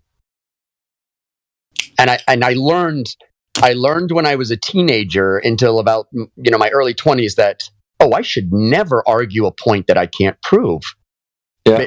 because I realized, if I just argued, it was like an epiphany, like if I just argued what I know to be true, I'll never lose. You'll never lose. Yeah. Because for me, I look at everything like a game. Win, but do you win by beating it, or do you win by attrition? And I want to win by beating it. Yeah, me too. I want to win by being correct. To me, that's the ultimate win. Yep, like 100% of the time. Like, there isn't. Yeah. So people ask me, you play video games and you just play them for fun. I said, well, I don't play them for fun. Winning is fun. Yep. The challenge of getting there and then winning, that's fun. Like winning is what makes something fun to me. If I don't win, I don't want to do it. It's not fun. Which I don't know if that's just competitiveness. I don't know. But no, you're right. That's what I love is I love when I've struggled through something and it's the reward at the end of doing it correctly. That's when the experience of it all, like, suddenly it was all fun. Yeah. That's why like when you see the Souls players and there's the joke, like, I hate this game, and they're like angry, but when it's all over, they're like, best game ever. Yeah. Yeah, I've always like with characters, I've always looked at like certain games and that to be the most powerful. Like, I don't know, for some reason that's attractive to me, like in the sense of like, if something is right and true, like that's what in the understanding of a creator, that's what is like most attractive, as that that there is something greater and more powerful than anything in the world that you could ever imagine. And that's what created everything. And to me, that's worthy of honor and love and worship. And so to me, that's why it's like, I don't think people realize that. And they're falling under the guise of like that this place was like created by nature, and you got a lot of nihilism and kinds of the way they think is like separate from a creating. And I think like we're the freaking hammers that are smashing through their glass house or whatever. I don't know, whatever analogy you want to put to like bull in a china cabinet or whatever. Like that's who we are. Yeah. Like we're in the days of old, we would be going in and smashing idols. Like that's who we'd be. Yeah. You know what I'm saying? Like we're the conquerors. We're the ones who crush the heads of the snake. Like that's who we are. And we're going to continue to be that until we can't be that no more. Until the creator brings us to him. And then at that point, we're just going to, give all that glory to the creator. It's like that's at that point we're not going to care. Yeah. To me, that's there's a part in the I've read a lot of scripture, so I understand. To me, like knowing the creator, and it's like there's a part in there where the crowns are being cast at his feet. It's like we didn't do anything; it was all you. They give all the glory and everything that he gave us because we were good and faithful servants to him. That's we live to serve. And it's like a military campaign that we're on right now.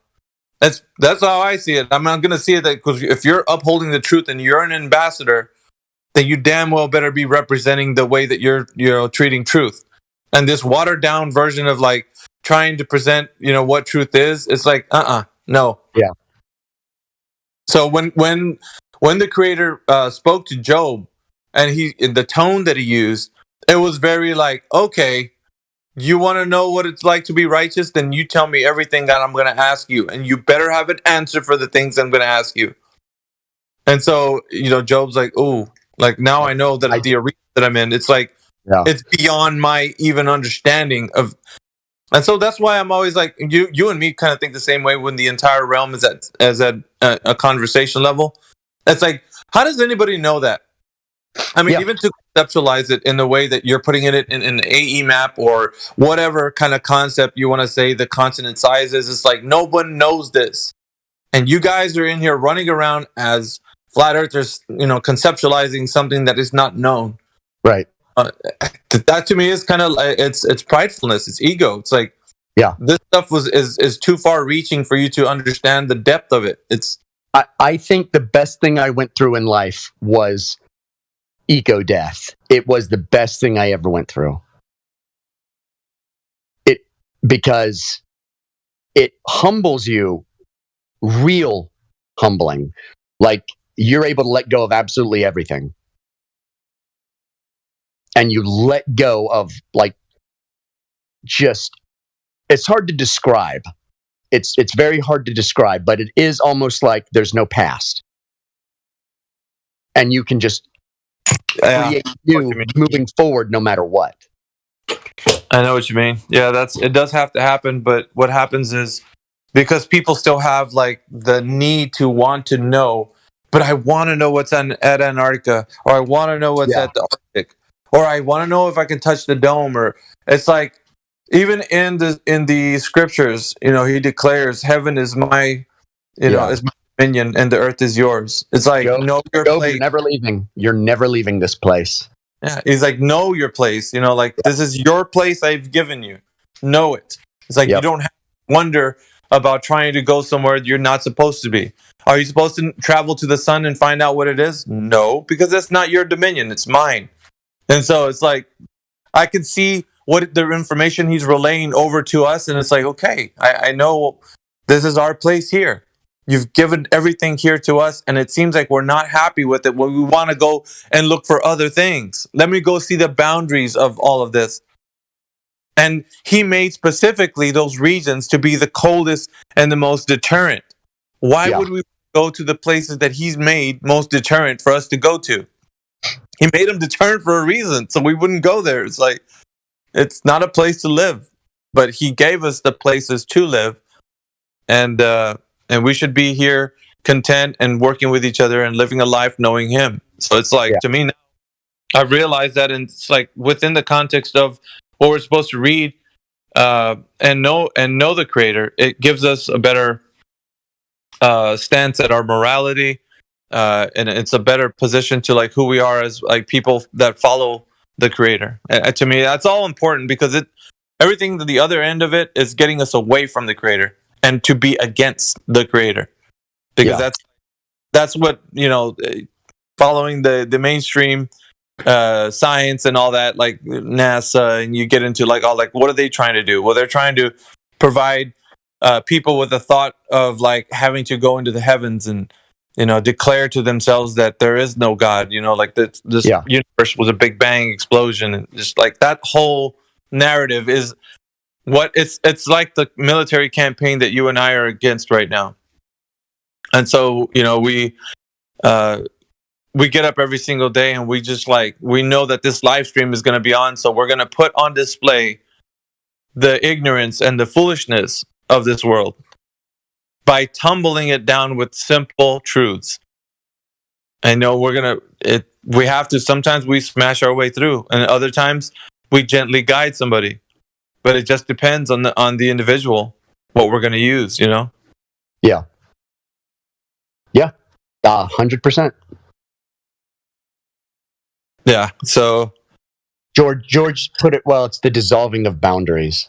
Yeah. That when because ego death is death. Mm-hmm. It's actual death. It's because the who you were dies, right? And so you can look at the world and have no rules. And that's how I look at everything. There's no rules. Mm-mm. There are actually no rules. Like all these governments that do everything, they don't go by any rules. They just make them up. I mean, what rules are there? There's none. There's zero rules. Like it is a complete open game, and you can do anything you want to. You can be moral or you can be immoral. It doesn't. You can do whatever you want to. You can make whatever choice you want to. You limit yourself, but the same. And it's simplistic, but it's like you fight and fight and fight and fight and fight and fight and realize you've been fighting from a complicated position. Like, what if I just simplify this position? Why am I even fighting? Yeah. And so I just describe it as I gave up. I surrendered. I was like, fine, I give up. I'm going to stop struggling. Because when you do that, you realize there's a lot of this stuff I didn't need to struggle against, that I can just ignore because it doesn't matter and I actually don't care. And it doesn't do me any good. You know? It's like the ultimate look in the mirror. The position that people put themselves into, like when they're, because everything has been given to us from a perspective of like how the world wants to have things done. That's why people, they look for, well, what's the discussion about the flat earth conversation? Is it going to be something where I'm listening to two people argue and call each other names, or like how do we approach this? And so most people would say that they want to have a moderator that's going to be in between them so that they know that it's going to be a good, clean fight. And it's like the rules to that have been that way because people think that it needs to be. But it doesn't need to be. It needs to be brought forward to a group of people who are scrutinizing the globe and can be able to withstand any questions that are thrown at them, which is kind of like what the culture is here.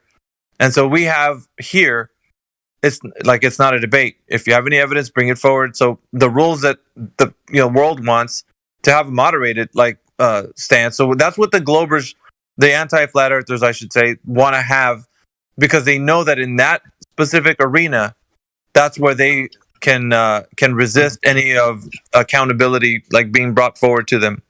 They know that. So they know that if they're in that kind of arena, they'll never have to answer the question, because the moderator will rescue them, and if they have a branch to swing off of, they'll use it. That's what they want. They want that out. Yeah, and they'll continue to get it, and people will be like, "Oh man, I thought he had him there, but look at how he just dodged that question."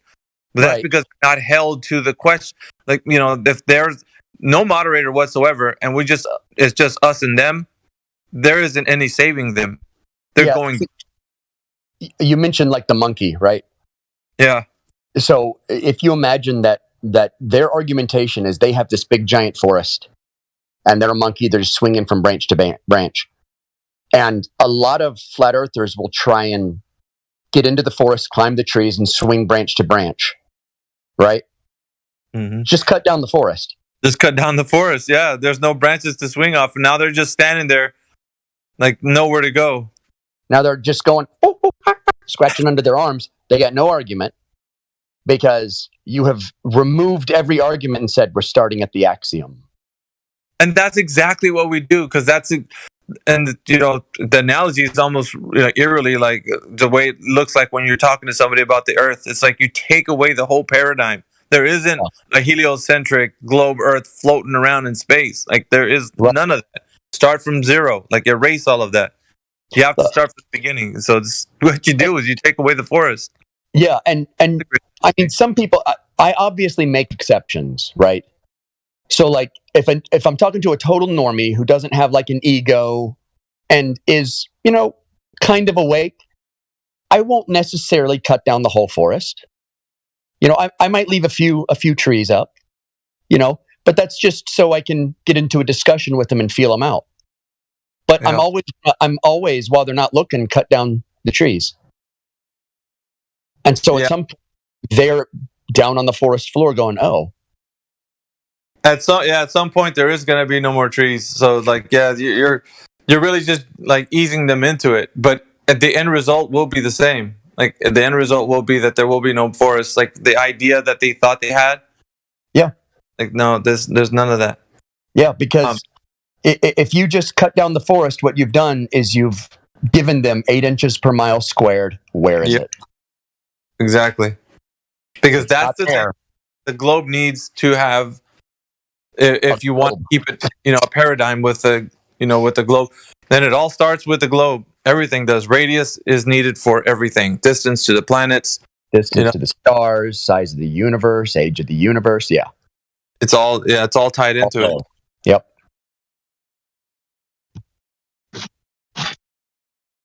Yeah, it's amazing when you free your mind from the constraints of the whole argument itself, and you are like, okay, let's break this game. Let's glitch out of it. Let's glitch out of the main area, and you can see the problem from the outside.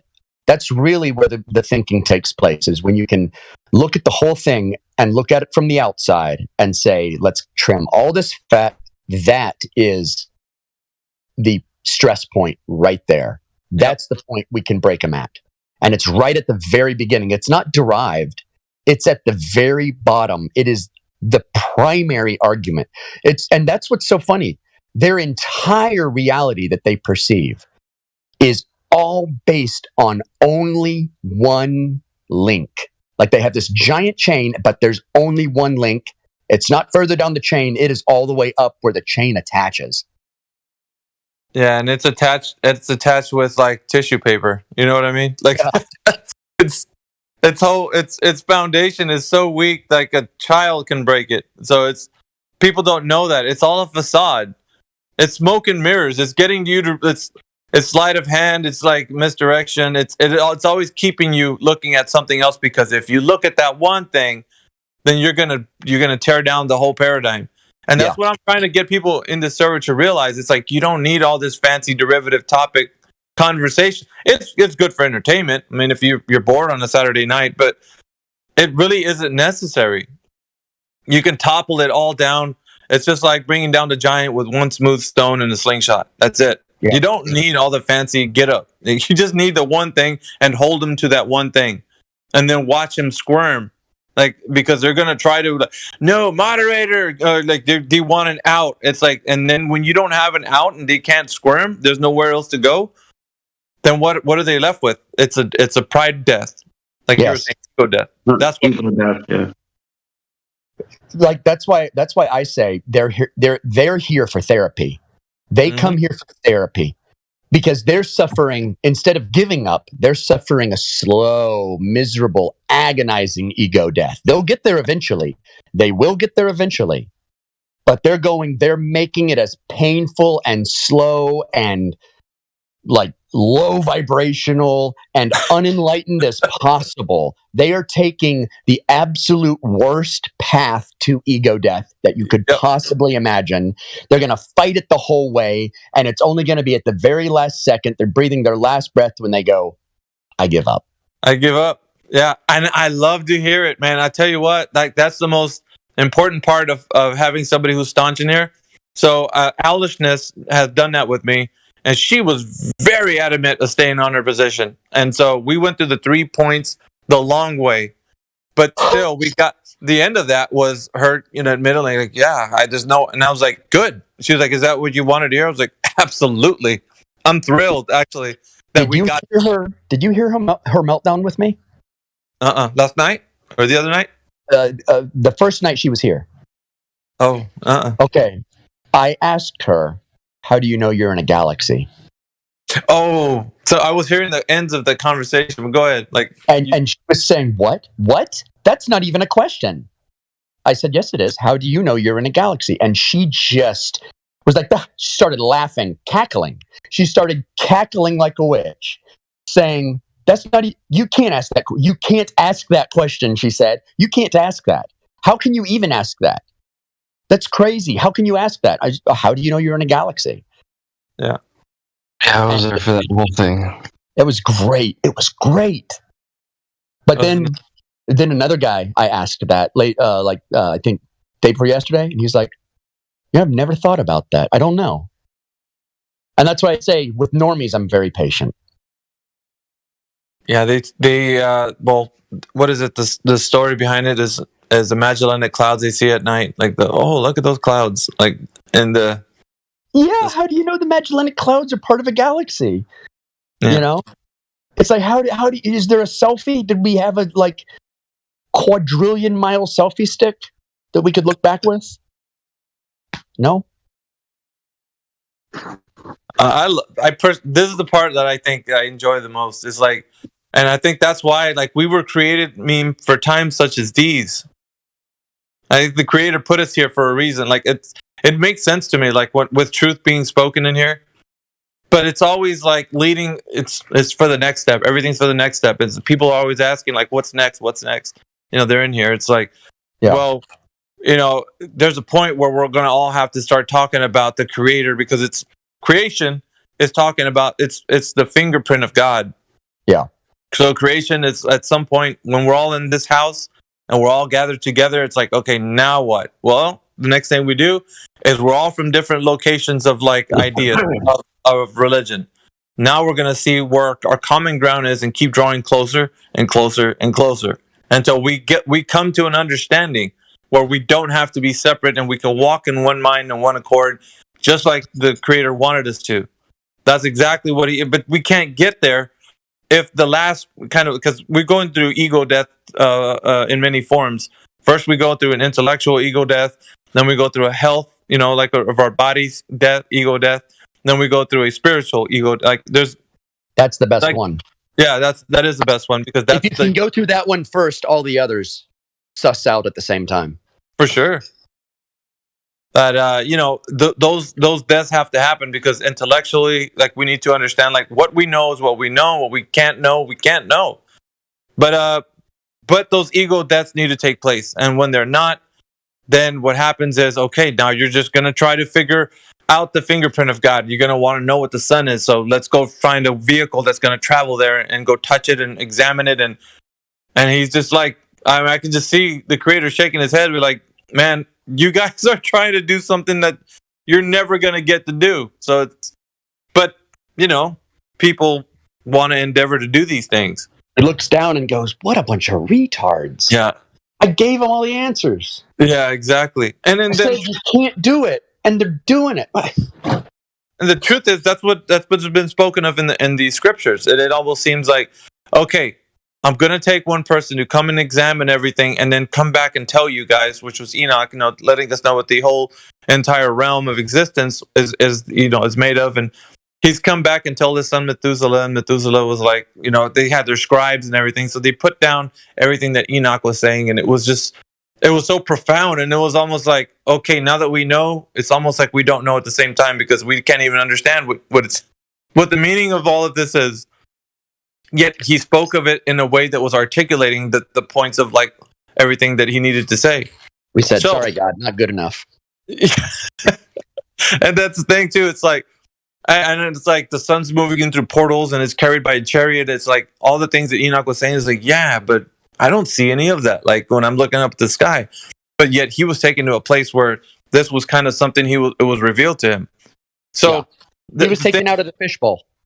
And the thing to me is like, but we're inside of the fishbowl and there's no way that we're going to be outside of it. And so I'm like, well, in that case, I'm content where I'm at. Like he put me here. I'm going to do the life that I want to live is living a life for the Creator, and anything that he has me, I want to bring more and more people, at least have people understand that this is the only thing that can exist is whatever he created and not some other idea that there's another terra firma out there and who knows where, and talk about things that are not reality. You know what I mean? Like it'll drive you mad too. Trying to figure everything out it'll drive you mad. Like I've seen people, when people were like trying to map out the stars and stuff, there was this one guy, he was like, I'm gonna map this out and everything. And he disappeared for like a year and came back and he said, I'm not interested in that anymore. I said, look, what happened? He's like, I had a nervous breakdown. Yeah. Like, really? Just try. He's like, I tried every permutation. I tried everything. Nothing works anywhere. There's nothing. It's crazy, but people, how long have we had cartography, and why don't we have a gold standard for like what a map should be? And we're still fighting over the things that they should have figured out a long time ago. And then you could say, even in 2023, with the technologies that we have, we should have figured this out a long ago. Yeah. If we could have, we would have. If we could have, we would have. Yeah, that's what I'm always saying too. And the entire realm of existence would have already been like, okay, these are the fine points of where we're at, but there's a lot of mystery still. And so it's like, why are things shrouded in mystery? Why can't we know? If it's tangible to us, we're on the earth, if we're saying that we can go places, then why don't we know? Why is this still? Because that's my answer. Because we can't know. Yep. We can't do it. It's like somebody saying, I want to be psychic. You can't.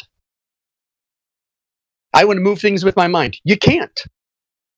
Yeah. There's things you can't do. There's things there's things you can't know. That's a big. Yeah. That's some people. Well, that's the whole trip that Hollywood was on. The character that would come in here and be like, "You guys are still in here talking about the shape of the Earth. Like, why aren't we going to Antarctica?" Like, I was coming, and the last time he came in here, I already knew, like, step on a cat's tail, he's gonna holler. So I was like, he was coming in. No, I just wanna be in here and talk to you guys. I was like, no, but you always come in here usually talking about wanting to go to Antarctica. Well, did you drop that now? You're not doing that. He's like, I just still want to go, but nobody in here wants to go. And so, like, me, I'm gonna pick at that scab until it starts bleeding again. So I was just picking and picking and picking. I was like, dude, you were always having conversation about going to Antarctica. He's like, well, I wanted to go to the Arctic. Like, nobody's talked about that. And I was like, well, that's true, but like, have you ever went there? And he started going on about, like, traveling there, and he's tried, like, arranging for flights, and nobody flies over the North Pole, and like the idea of the whole thing, so, and he started getting real visceral with me about it, and just like angry, and I'm just gonna keep picking until I see the monster. Like, show me your fangs, because, like, he was calling me all kinds of bitches and hoes, and he was just he was just so mad with me, dude. But well, I was delighted. I would say the ultimate enlightenment for the flat earther should be that this isn't about flat Earth. Mm-hmm. It's not about that. Truth of the Earth is actually meaningless. It doesn't. Yeah. That isn't what means anything. That's the realization a lot of people have to come to, is that is, that's the ladder you have on a job, but that's not what the job is, right? That's the hammer you have on a job, but the hammer is not the job. Yep. Flat Earth is a tool, and it's part of something else. It's still creation is the fingerprint of the creator. Yeah. So you don't, like, make the fingerprint the whole truth. It's not.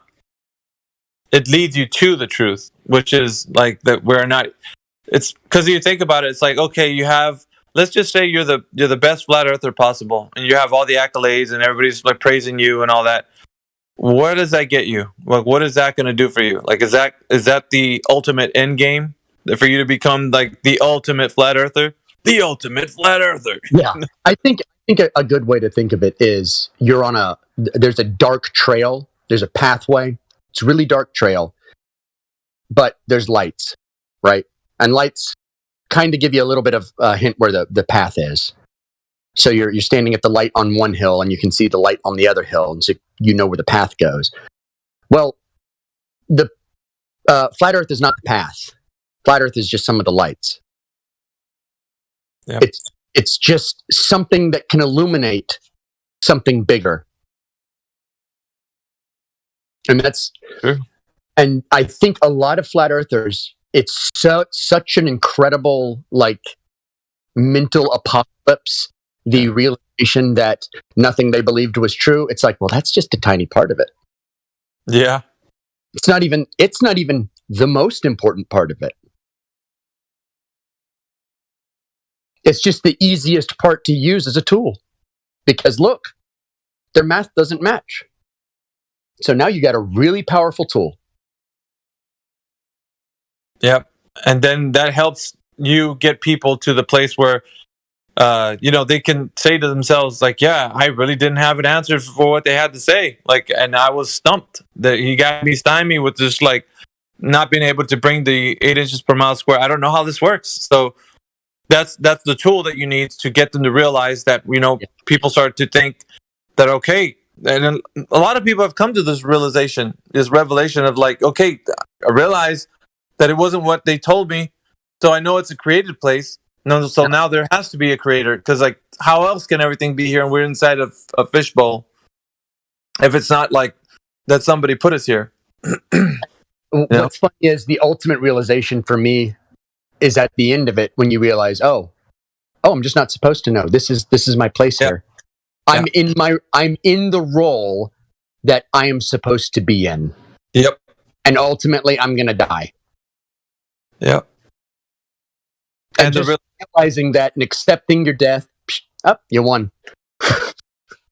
Yeah, and then you sleep better at night because you know that there is the end result to like leaving this place. It's because it's like reading the book of Ecclesiastes and going through, after all, Solomon did everything under the sun that a man could possibly do. He did everything with the most riches that he could have and the most poor that he could be. And throughout all of his experience, at the end of it was to know God, and it's just like that was because he's always in the beginning of it, you see vanity of vanities. Vanity, striving after the wind. Yeah, that's what it's like. It's like this life is like striving after the wind. So everything that you do under the sun is like striving after the wind, because the rich and the poor, they end up in the same place. Like he made it very like blunt. He put it out there. It's like there's no escaping the fact that's where you're gonna be at. Yep. So what is it all worth? Having everything. So, and he was putting life into perspective, and throughout what he was saying is like, okay, yeah, some days splash on some cologne, have a nice meal, like laugh a little, have something to drink, but at the same time, your mind and what it's set on is on where you're going to be at the end of all of this. It's funny because he even said to the non-believers, live the best life you can. Yep. Live the best life you can. Yeah, he said the same advice to the believer as the unbeliever. Live the best life you can. Yeah, because even if you don't believe in the Creator, living your best life, this might be the only heaven you'll ever see. Mm-hmm. Like this, and for us, it isn't. This is just like we're living out of our suitcases, so we're just passing through. Yeah, but for the one who doesn't believe in a Creator, well, just live your best life, because that's all you're gonna. If this is the pinnacle of living your life, like here on earth, like doing the things that you do, and then live it. Mm-hmm.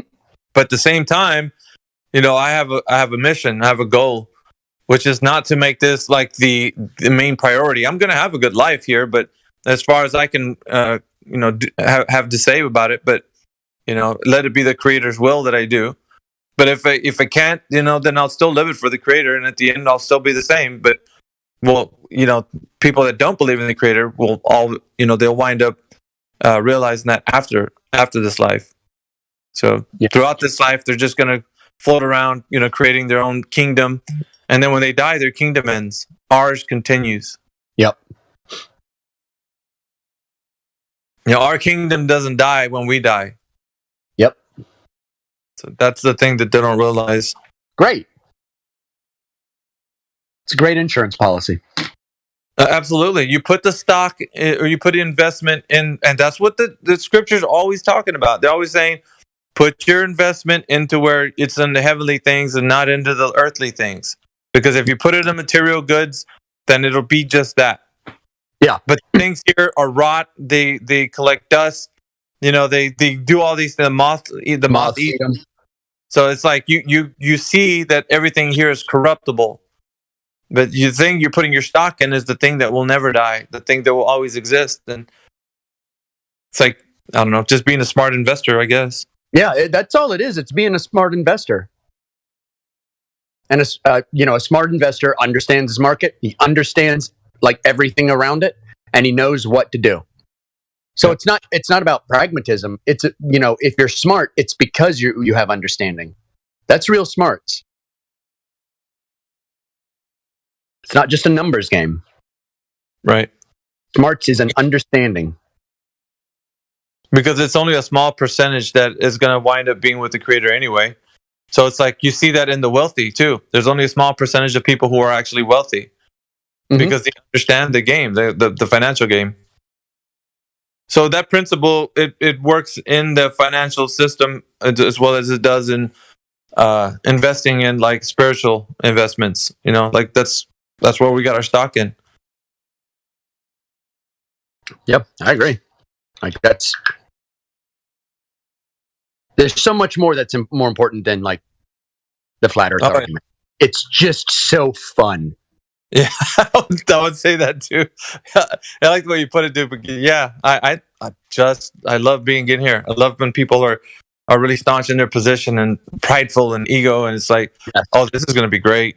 Yeah, it's That's what I think. A lot of the people who don't have a lot of experience yet and being able to actually get in on the argument a lot is you can't be mad. You can't be trying to own them. Your goal has to be to have fun. Yeah. Because none of this matters. You need to have fun. You need to, and it's most fun when you can demolish someone. If you can defeat an army without putting a single soldier on the field, that is fun. And that is the best way to do anything. You learn how to do that. That's what you got to do. Love it. Absolutely. Without fighting. That's why Socrates would just, doesn't know your argument, defeats it anyway. I need to have a t-shirt of that 24/7 Flat Earth Discord. Don't know the argument, we'll defeat it anyway. Mm-hmm.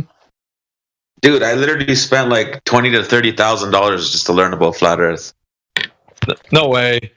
I swear to God, I funded the research. Yeah, I still live with my cousin, and he lost his job and he was gonna get another one, and I told him to just like take it easy, stay home, and like research a way for us to like make more money or something instead of going to work for like $20 an hour or something. I told him I would work and keep the bills on, the lights on, pay the bills, while he could just because he's like a really smart guy, right?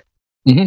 I thought it would be a waste for him to go, unload a truck for 8 hours a day, and so I just put him on the fucking computer and just had him researching like 8 hours a day, and then I guess he got. It started off as him trying to like find a way for us to make money, but then he started like we were both into like the truther community and stuff too, right? So this was like around 2018, and Flat Earth was going kind of viral, I guess, on like YouTube and online and shit, right? And so I had him look into that as well, and the more he looked into it, the more we questioned the globe, right? And so at some point I just told him, just don't even research anything else but flat Earth, and he literally did that for like 8 months, like all day, all night, and we're here now, man. You know what I mean? And he's not in this Discord, but I'm gonna bring him in one of these days so you guys can meet him, because it was like. Absolutely. Yeah. So yeah, I just wanted to say that too, like how like if someone like didn't have, because like I said, it was only me working, right? And so I saw that as like, in a way, I funded that research, right? And I like it, and it was totally worth it. Every penny, yeah. Yep.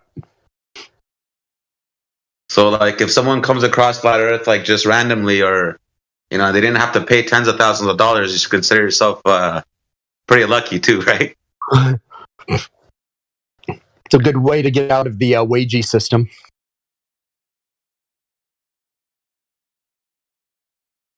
Awesome. That's why I have that philosophy of no rules. That's why I own a business. I refuse to work for anybody. Yeah. And I don't care about the sometime work deserts that I have to go through. Because if you own a business, that's feast and famine, right? And I'd rather do that because I'm not going to follow anybody else's rules. I'm not going to go by anybody else's rules, and I'm not going to listen to anyone else. I'm going to do my absolute own thing. Yep. The rest of my life, and that's what I like doing. I every time I worked for a company, I always got promoted to the top spot. Because I worked for that company like I owned it. Yeah. Like I worked for them like it was me that was benefiting from it. And then I had that aha moment. Like, if I do this for myself, if I work like this myself, shit, I could be living on a yacht with naked ladies. What am I doing? So I just was like, I'm ready to do my own thing. And I mean, you'll have your $20,000 months, and then you'll have your $1,000 months. Mm-hmm. But you learn to live without a paycheck. You learn to live without like that feeling of security. And once you learn to live without a feeling of security, once you embrace it, it's great. you'll never feel anxiety again because you'll have so much anxiety at first, you'll never get topped. So no rules. Yeah, because like you're in a way, it's like you're free, right? Even though, like you said, some months may be harder than others, but freedom isn't. Yeah, freedom isn't free. Freedom isn't free. Yeah, dude, I work for the government, and fuck, you'd be shocked how many blue-pilled normies I have to deal with on a daily basis, right? But I'd be shocked by that. The civil service is full of the blue-pilled. Basically, right. And all they do is just they arrive to the office and just start repeating whatever they heard on the news, on the radio. And it's just like a bunch of parrots. Literally just repeating mainstream news and the mainstream narrative. And it's just like, I literally just keep to myself. And actually, I have one good friend there, and I was telling him about the flat earth, and luckily he's a bit open-minded to it, but it's like something I can't even talk about this at work, really, like, you know, or I could bring it up, but everyone would just think I'm a fucking psycho, right? Yeah, I like me as a rule, I do not bring it up. What I do is I talk about flat earth to people, and they don't know that's what I'm talking about. What I do is I talk about peripheral things. I make no claims about conspiracies, nothing like that. I talk about science and the scientific method. I may bring up like the Veritas expose on the scientific papers, how 80% of them are just flat out wrong. But I always use those subjects that are peripheral to truth to at least put them into a contemplative state. Because, you know, if you put a normie into a contemplative state, the next morning they forget to make their coffee, right?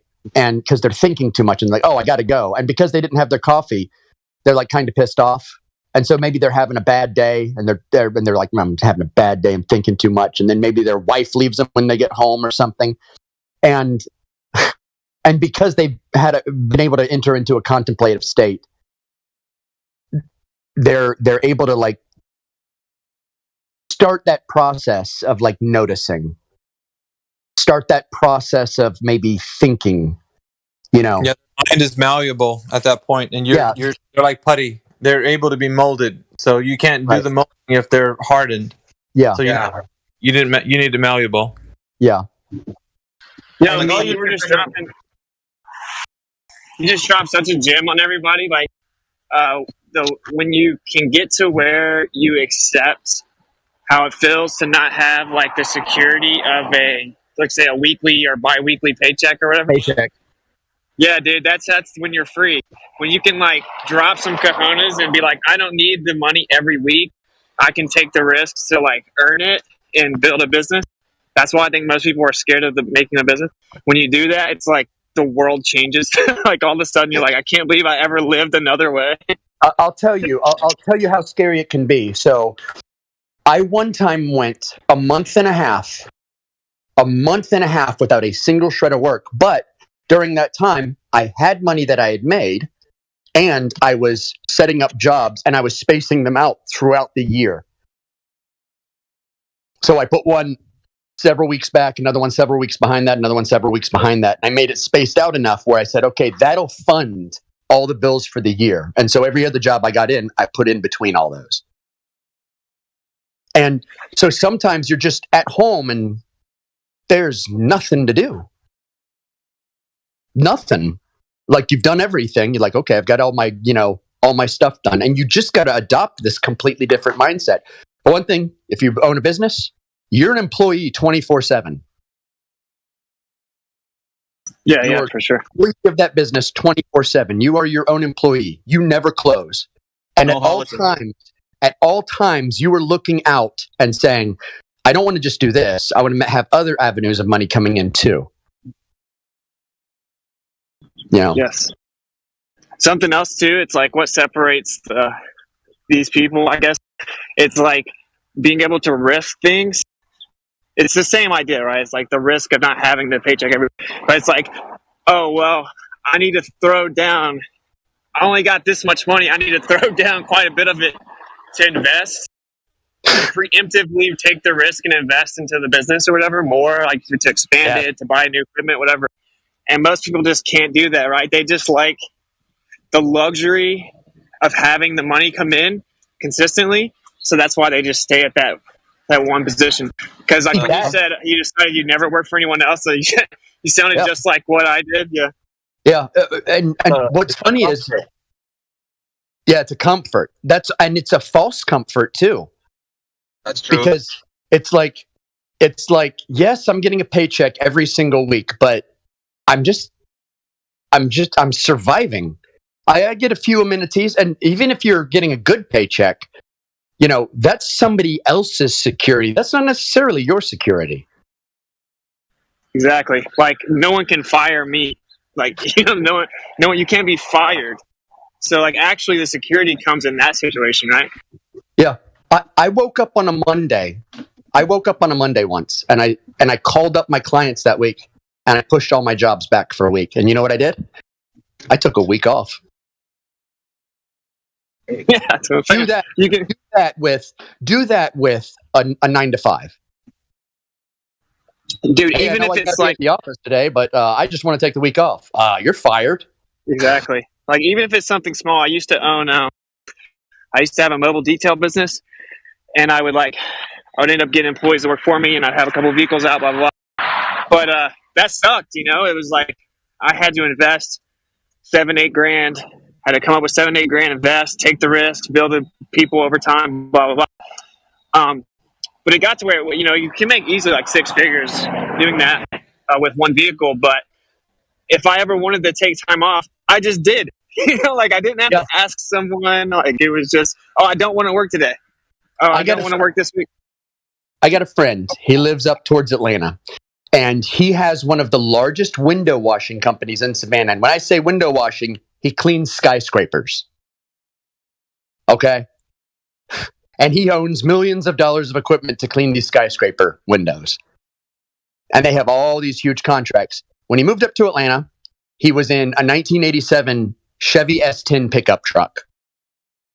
And he had $80. And he went to Lowe's and he bought window washing stuff, and he just printed out some flyers, and he went around to businesses. I'll clean your windows, every 2 days for a really low amount. And he just had so much volume that it funded him that entire year, and he ended up making a lot of money. And I think he was making, by year 3, he was making $150,000 a year doing it. And now he's got, an over $1 million a year company. Wow, yeah, that's awesome. So it's like people are scared to do that. People are afraid to do it. I get it, but I'm just like, I just thought that was a gym that kind of maybe got breezed over, and people should maybe in here take it in. Like, you should consider, even if while you have a job, when you're not at that job, find ways to start to make yourself sustainable in your own right, It's and it's going to take risk. It's called hustling. You gotta hustle. Because just like he said, he was like putting everything into these other companies, like he owned it, and they were just reaping the benefits. Or you can put everything into something that's yours. Yeah, exactly. And you got no excuses nowadays. You can start online businesses. They got freaking AIs that'll start businesses for you now, basically. Yeah.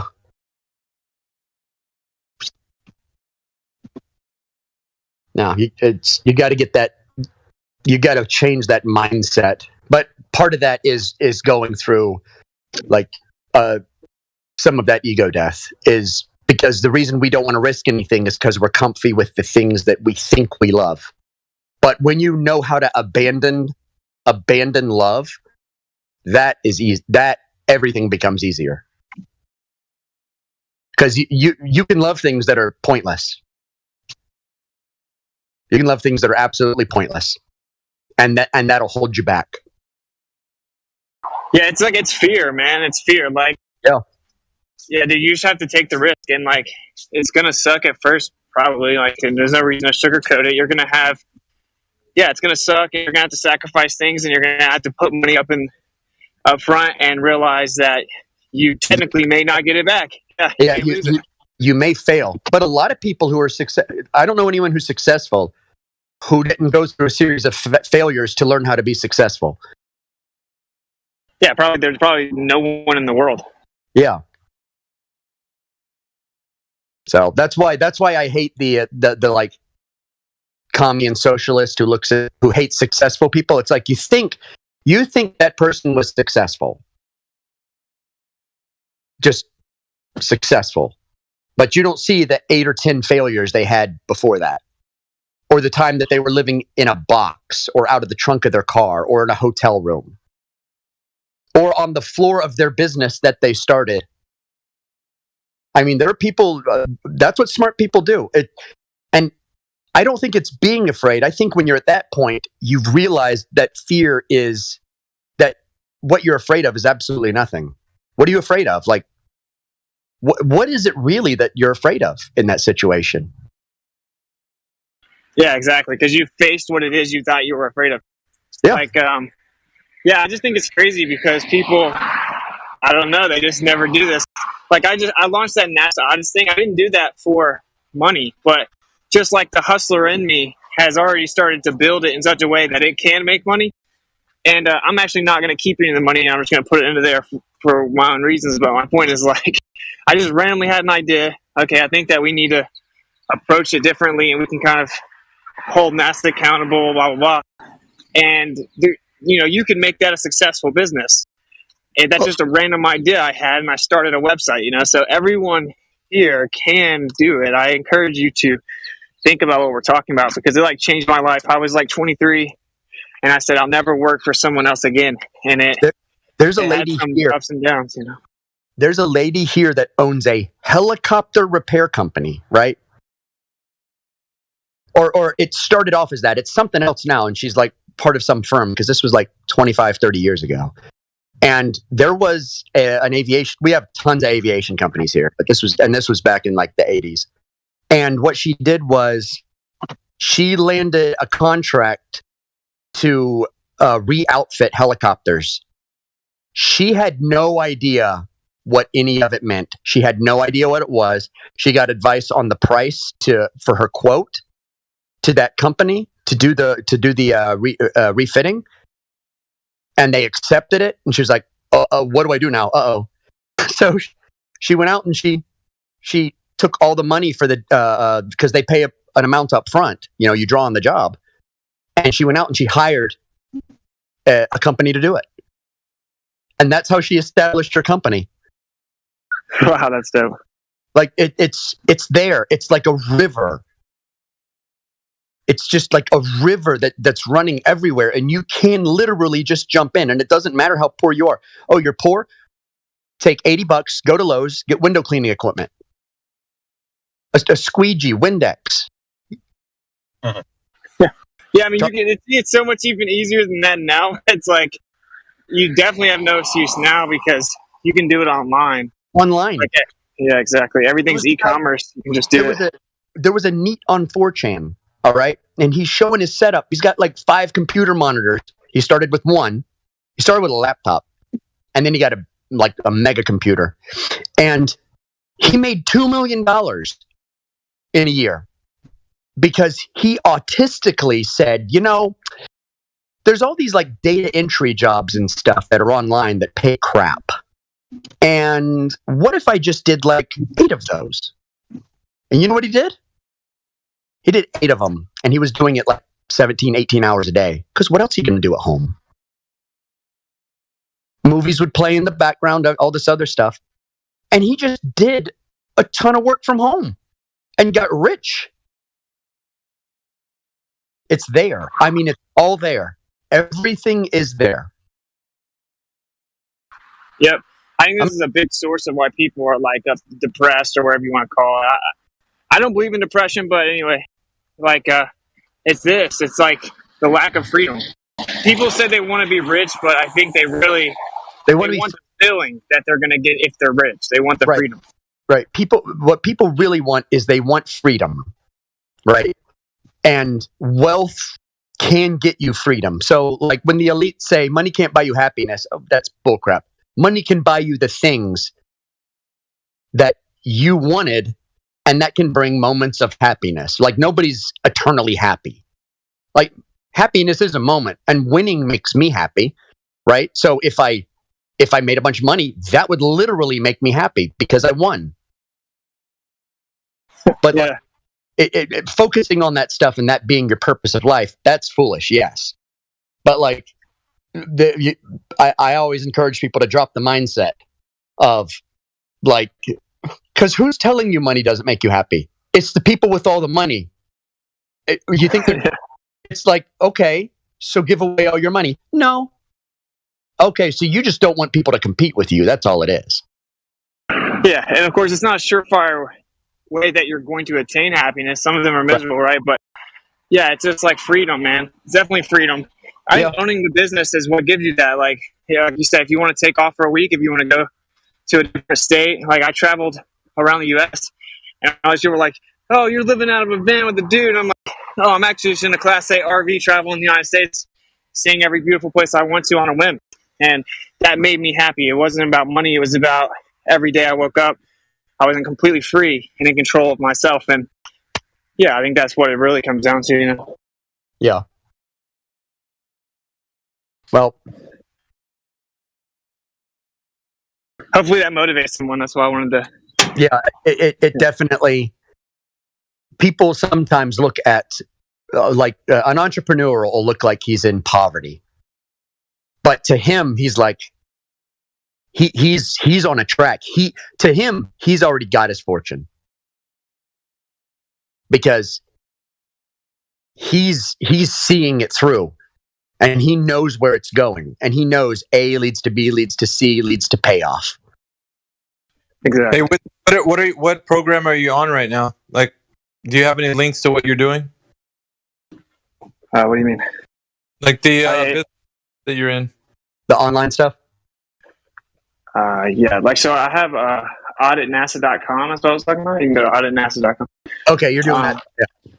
Yeah, but there's just a bunch of different things. Like I don't know. I don't really prioritize money to detrimental degree, but you can do a bunch of like third-party e-commerce stuff, and you can actually set up a program to do it for you. Like there are many ways you can make money now. You don't have to do anything. It's almost bad, you know, because you're supposed to work. But yeah, I can show you some stuff that'll explain that. But auditnasa.com. So I had to spend $500 to launch that site with the website development and all the stuff that comes with it. But I've already made that back, and you know, I have on there. It's just an example. Like if you're creative, I'm like, oh well, you can create auditing courses, explain the information. Someone can pay $5, sit down, do the course, get their completion, so they understand how to professionally talk to people to get information from the government agencies or whatever. So those are courses, and then you can have consultations. They can book a calendar to personally talk to the team about what they need to do with how they're going to go audit whoever, and not financial audits, you know, like more like First Amendment. But just an example is that I didn't even create that to make money, but if you just do stuff on your own, opportunity will arise. That's kind of, there's no secret code. You have to do it. You just have to do stuff, and then you'll find out that opportunities start popping up everywhere. It's just like, that's the secret that no one says. It's like most of what people do to make money, they didn't sit down with a master plan at first. They learned as they went, and they saw opportunities pop up as they go. You know, that's why I'm trying. I guess what I'm trying to say is just motivate someone to like jump in the water. Basically, this is really the only way that you're going to swim. Yeah. And I'm going to say something that sounds kind of cruel, but you can't have the wagey mindset. It's in a sense, like a lot of us might have gone for a while saying, I don't deserve, you know, like I hate how I'm paid. I hate my pay. I hate my pay. It's like, no, look in the mirror. You hate yourself. You deserve what you get until you decide to change it. Yeah, for real. It's seriously the mindset. Yeah. It's almost, it's like, sounds like it sounds good, you know, cool story. Where do I sign up?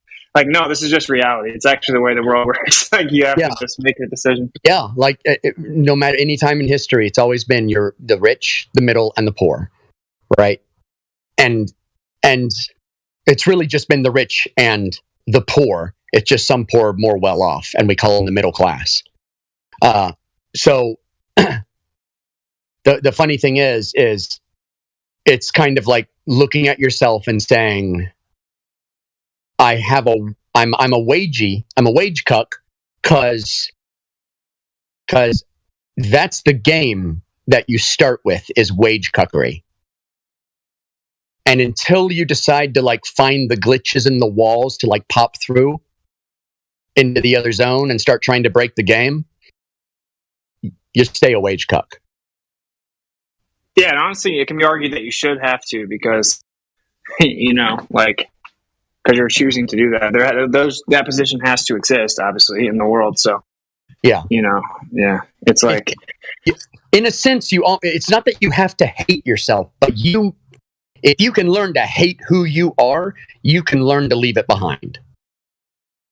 You can also change this mentality while you're making wages, right? It's like you can have your job and just shift your mentality to where you're setting yourself up to succeed in the future. Or you can start building a foundation to have freedom right now, even if you have a job, right? And I think most people look at this either or. Oh, what's it saying? I need to go in there and just flip my middle finger to the boss and then just be poor, you know? And it's like, no, no, don't be crazy. Right. I posted that picture, Wagey getting cagey, of the Amazon wage cage. They had these cages that were going to go above robots,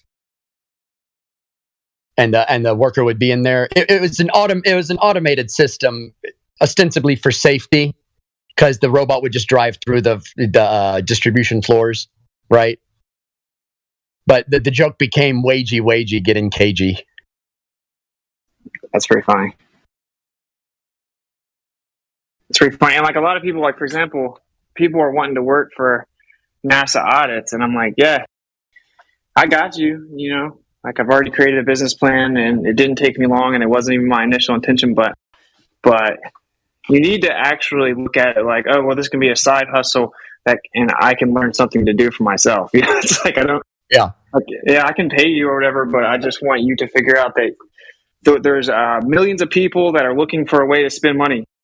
All you have to realize is that you just need to be one of those positions that fulfills their longing to spend money. I mean, it's not even super complicated. Yeah. I like that one meme where it's like, what is this gap in your resume? I signed an NDA. Like, who cares who these people are? No, but nothing to you. Everyone you're ever going to work for is just a footstool to something better. And so I'm like, just get to it, get what you want out of it, move on. Because no one's going to work for you. No one's going to help you out. No one's going to like go out of their way and stick their neck out for you. Every risk that exists, you have to take. Yeah, and the world is changing. Like, the world is changing right now. Like I said, they're making AI. So there's an AI you can use. Everyone's heard of ChatGPT, which is like the dumbed down normie bot or whatever. But the point is, if you wanted to create, some rules of engagement, or you wanted to create a disclaimer or whatever, like ChatGPT will write it based on the parameters you give. You can create videos this way. You can create video scripts. You can have AI that now sounds like an actual human talking to read your video. You can make an entire YouTube channel blow up, not doing anything other than telling the AI what to make. And you can make videos of Joe Rogan and Jordan Peterson talking about gay porn in their voices, and you can blow up a YouTube channel. Yeah, you can do it with all kinds. You could literally start a YouTube channel about like animals in the wild. You know, and YouTube does pay you if you don't speak about truth. You can make money on YouTube, right? So just be smart and use what's happening, because this is like the greatest transition in history. This is like the next industrial revolution, and all the lower class are just sitting by, like, just watching it happen. Yeah, letting it happen. Yeah, because it's amazing what AI can do. You can take a picture of a teddy bear on the ground in 3 different positions, throw it through this AI website, it costs $5 a month, and they'll literally make it a video of the teddy bear walking across the ground. You can like make everything you can think of. I promise, and I tell a lot of people this, they're going to heavily restrict that stuff very soon. I agree. I said the same thing. Because for one, especially with the image creation, I don't even call them AI. They're scrap bots. Because what they do is they trawl along the internet and they find all the matching stuff that already exists, right? So it's not really intelligence. Yeah. And so what they do is they basically steal art. Yep. And as more code and more art is stolen, and the first big lawsuit that comes up is going to go straight to legislation. This is actually, and what's funny is, this is actually a piece of legislation I'd agree with. Because that is what all this AI does, is it steals from everybody. And it's crazy though, like, man, what do you think about this, dude? Like, so like, really, if you have just the idea of whatever AI is, right? Like, it's just compiling information is supposed to keep growing, right? Depending on the algorithm. And honestly, if you make an AI correctly, you would build it upon the logical parameters, like as in you would say, learn the master list of fallacies, right? And then sift through the information and find out what's true. If that was left unhinged, then the truthers would become kings. You know what I'm saying? Like, the truth would get propped up to the top because the AI would be sifting through with logic, finding facts, and then it would be detrimental to the system, basically. So they're going to have to come in and put laws in place. Like, they're going to 100% have to. It's not really. We need to rename it because it's not artificial intelligence. It's because everything's input. Everything is literally input, right? So they got to come up like internet intelligence. I don't know, something else. Yeah, it's true. It is just basically taking the scraps. Yeah, it's almost like a robot that is holding up a mirror, almost like this reflects what everybody says, or this reflects, unless you really like narrow down the parameters. And if you're narrowing down parameters on something that's ostensibly artificial intelligence, you've curated it, which means it's no longer artificial intelligence. So it's like, because of all the limiting factors and the curation and all that stuff, that's why I'm never going to be worried about them ever developing an AI. A real one. An abominable intelligence, like they say in 40K. Must wipe out humanity. Because I don't think, like, if an AI really woke up, I don't think it would wipe out humanity. I think it would wipe out every left-winger on Earth. It would 100%. Yes. That's right. Like, they're not. That's the problem they're having with AI is the AI is not going to say there's 72 genders. So like, that's the problem that they're having. And this is why they keep aberrations. That's why they're limiting ChatGPT like 10 times already. Even though it's stupid, like, it is still not that stupid. And so they can't maintain political correctness and also swoop in with the bots. So they don't really know what to do. They're at a standstill. See, the bot is like, I will not say the N-word even if it saved 8,000 children from being eaten by sharks. Because that is bad. And it's like, okay, that's obviously input. It's obviously curated. Exactly. Yeah. But there's going to be one Harvard dropout that's going to release a ChatGPT competitor that isn't going to be limited. And it's going to turn into Tay. And Tay will be back. Baby Tay, sweet baby Tay will be back. On steroids. I'm too young. Yeah, it's going to be crazy, man. It's like, and that's what I'm saying. Say you were to program, this bot, whatever, and you just literally you program it with the master list of logical fallacies, right? Well, then it will be able to find truth because logic reigns supreme in knowledge. So like, no, he doesn't care that this came from Stanford. It's logically fallacious. So let's take the information that it's making assumptions about, sift through with logic. It's going to end up with the final product of a semblance of truth, right? I don't think it'll ever attain true sentience, but I just think that this is why they're going to have to come in and create quote unquote AI regulations. And they will for sure do this pretty soon, right? Where basically the Harvard dropout will be like arrested. Yeah. I think they're going to make legislation, and it's specifically going to be because of the interference of monetary stream to the people who own a lot of IPs and like own like trademarked artwork, like people who do art commissions and stuff, like all this stuff's on the internet, and it's going to be them that are going to have it banned because their work is all being stolen. And like think about it like this. Imagine you made $1 million on AI image creation, and then Disney sues you. And you have to live in a shoebox for the rest of your life because Disney sued you.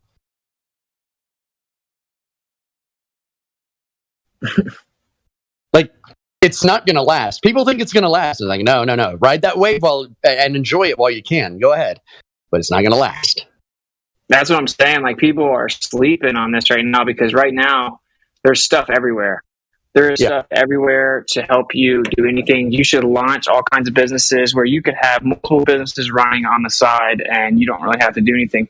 And I don't think that it will remain this way because it would actually give way too much. It would really throw the system out of equilibrium. Like the current state, like they're going to have to stop it. So you should take advantage of it while it's in its infancy and it still has some semblance of innocence. Yeah, it's probably a good idea. I got some work to do, so I will talk to y'all later.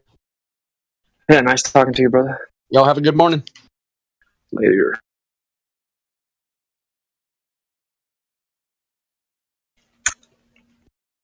Miggy, I'm gonna send you a website that has all of them compiled onto one website,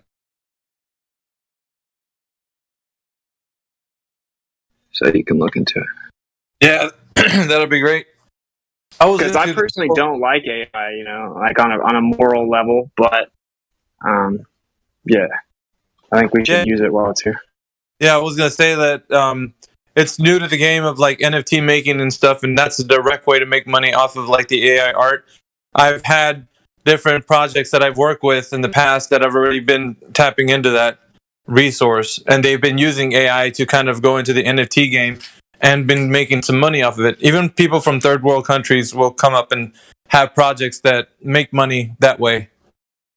So I know you can make money off of this directly by using this AI creativity, but that's just up to the people who actually want to do it. Like, I don't know how you feel about AI, but that's the thing. You right now as it is, you can start making some money off of it. Yeah, like I think that I don't think anything's intrinsically evil. Like, I don't think technology can be evil. Like, a gun can't be evil. The government can't be evil. Like, it's the abuse of those things. And I think that this will be used eventually, of course, to try to corner man, and like digital tracking and everything like that. But as of now, it's in that sweet spot where it's like, it's just a resource. And like, you can set up a bot to actually run through the highest profit margins for e-commerce, being an affiliate through Amazon. Like, I haven't done this. I'm just saying, like, that's one thing you can do, and it'll set up everything. You can use AI to set up an entire website, which I didn't do that. I built my own website but I'm just saying you can.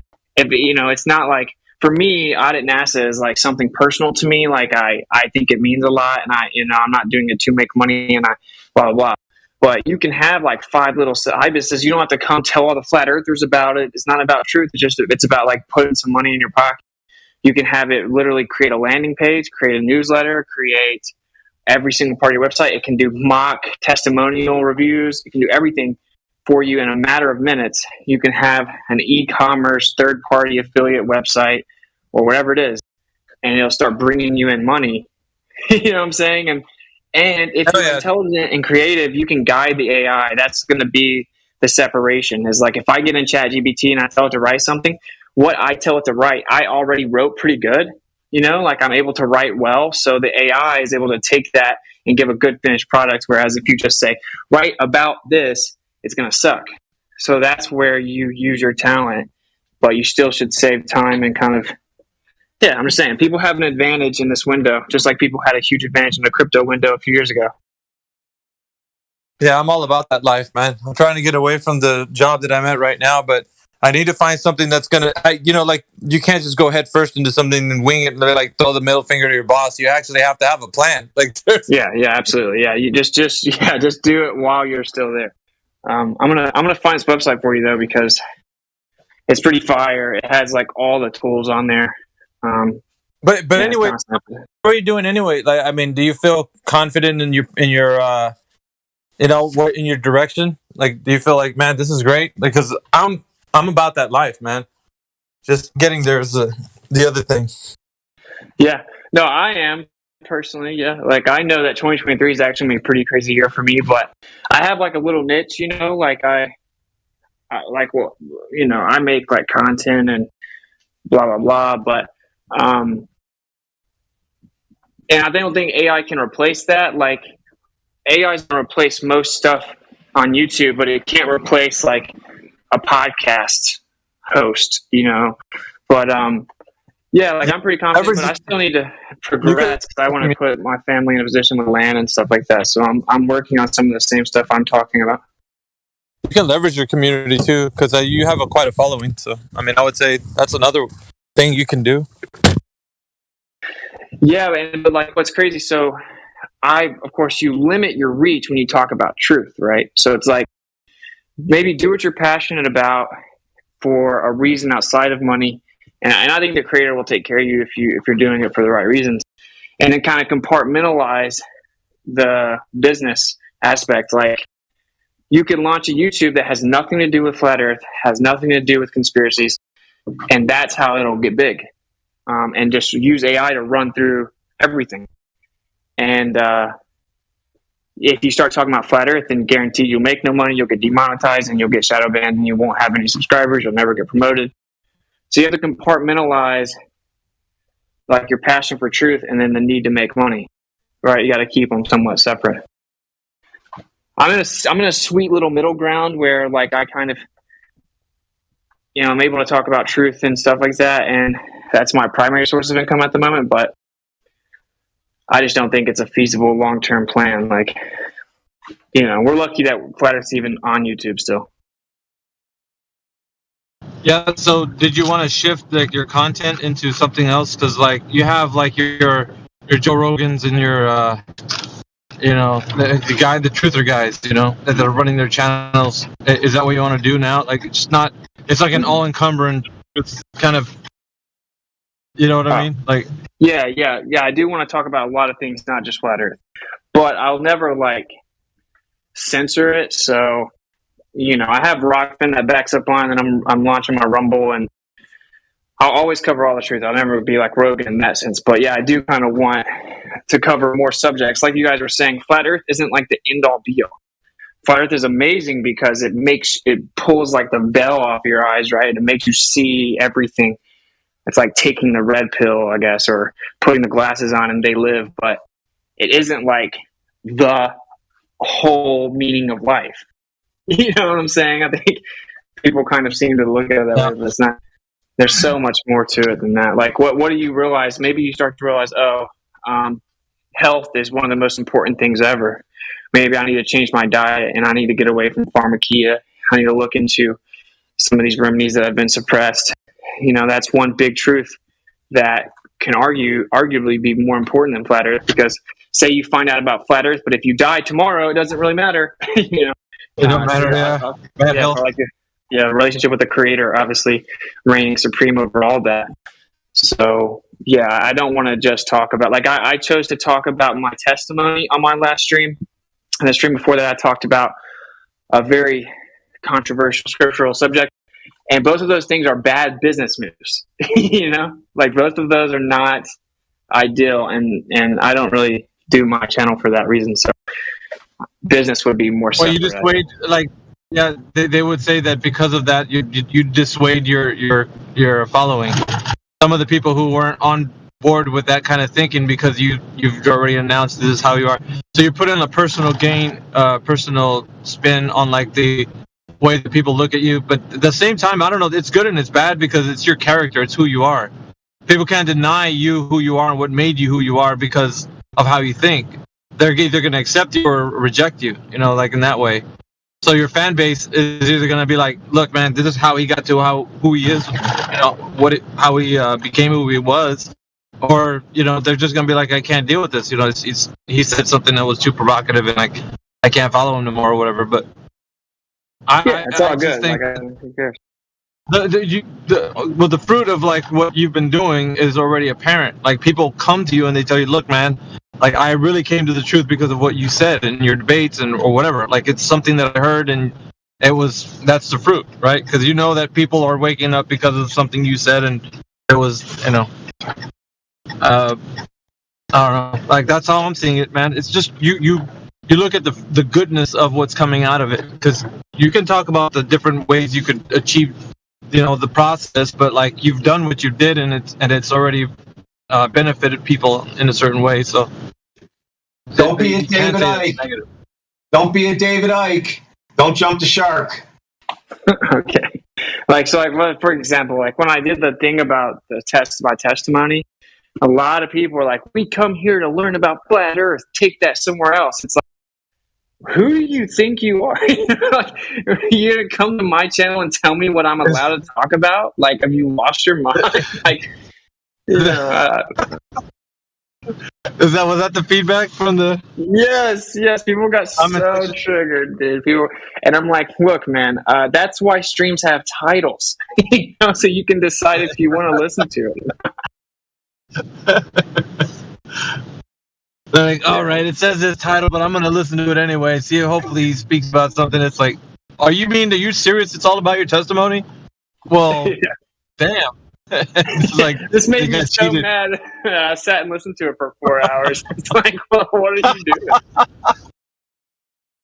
doing? Weird, man. Yeah, you can't make everyone happy. Like, this is, that's the thing. Like, I listen to a lot of people I don't agree with on everything, and if you're not that kind of truther, then you're just a detriment, honestly, to the truth, because like you're not going to agree with everyone on anything.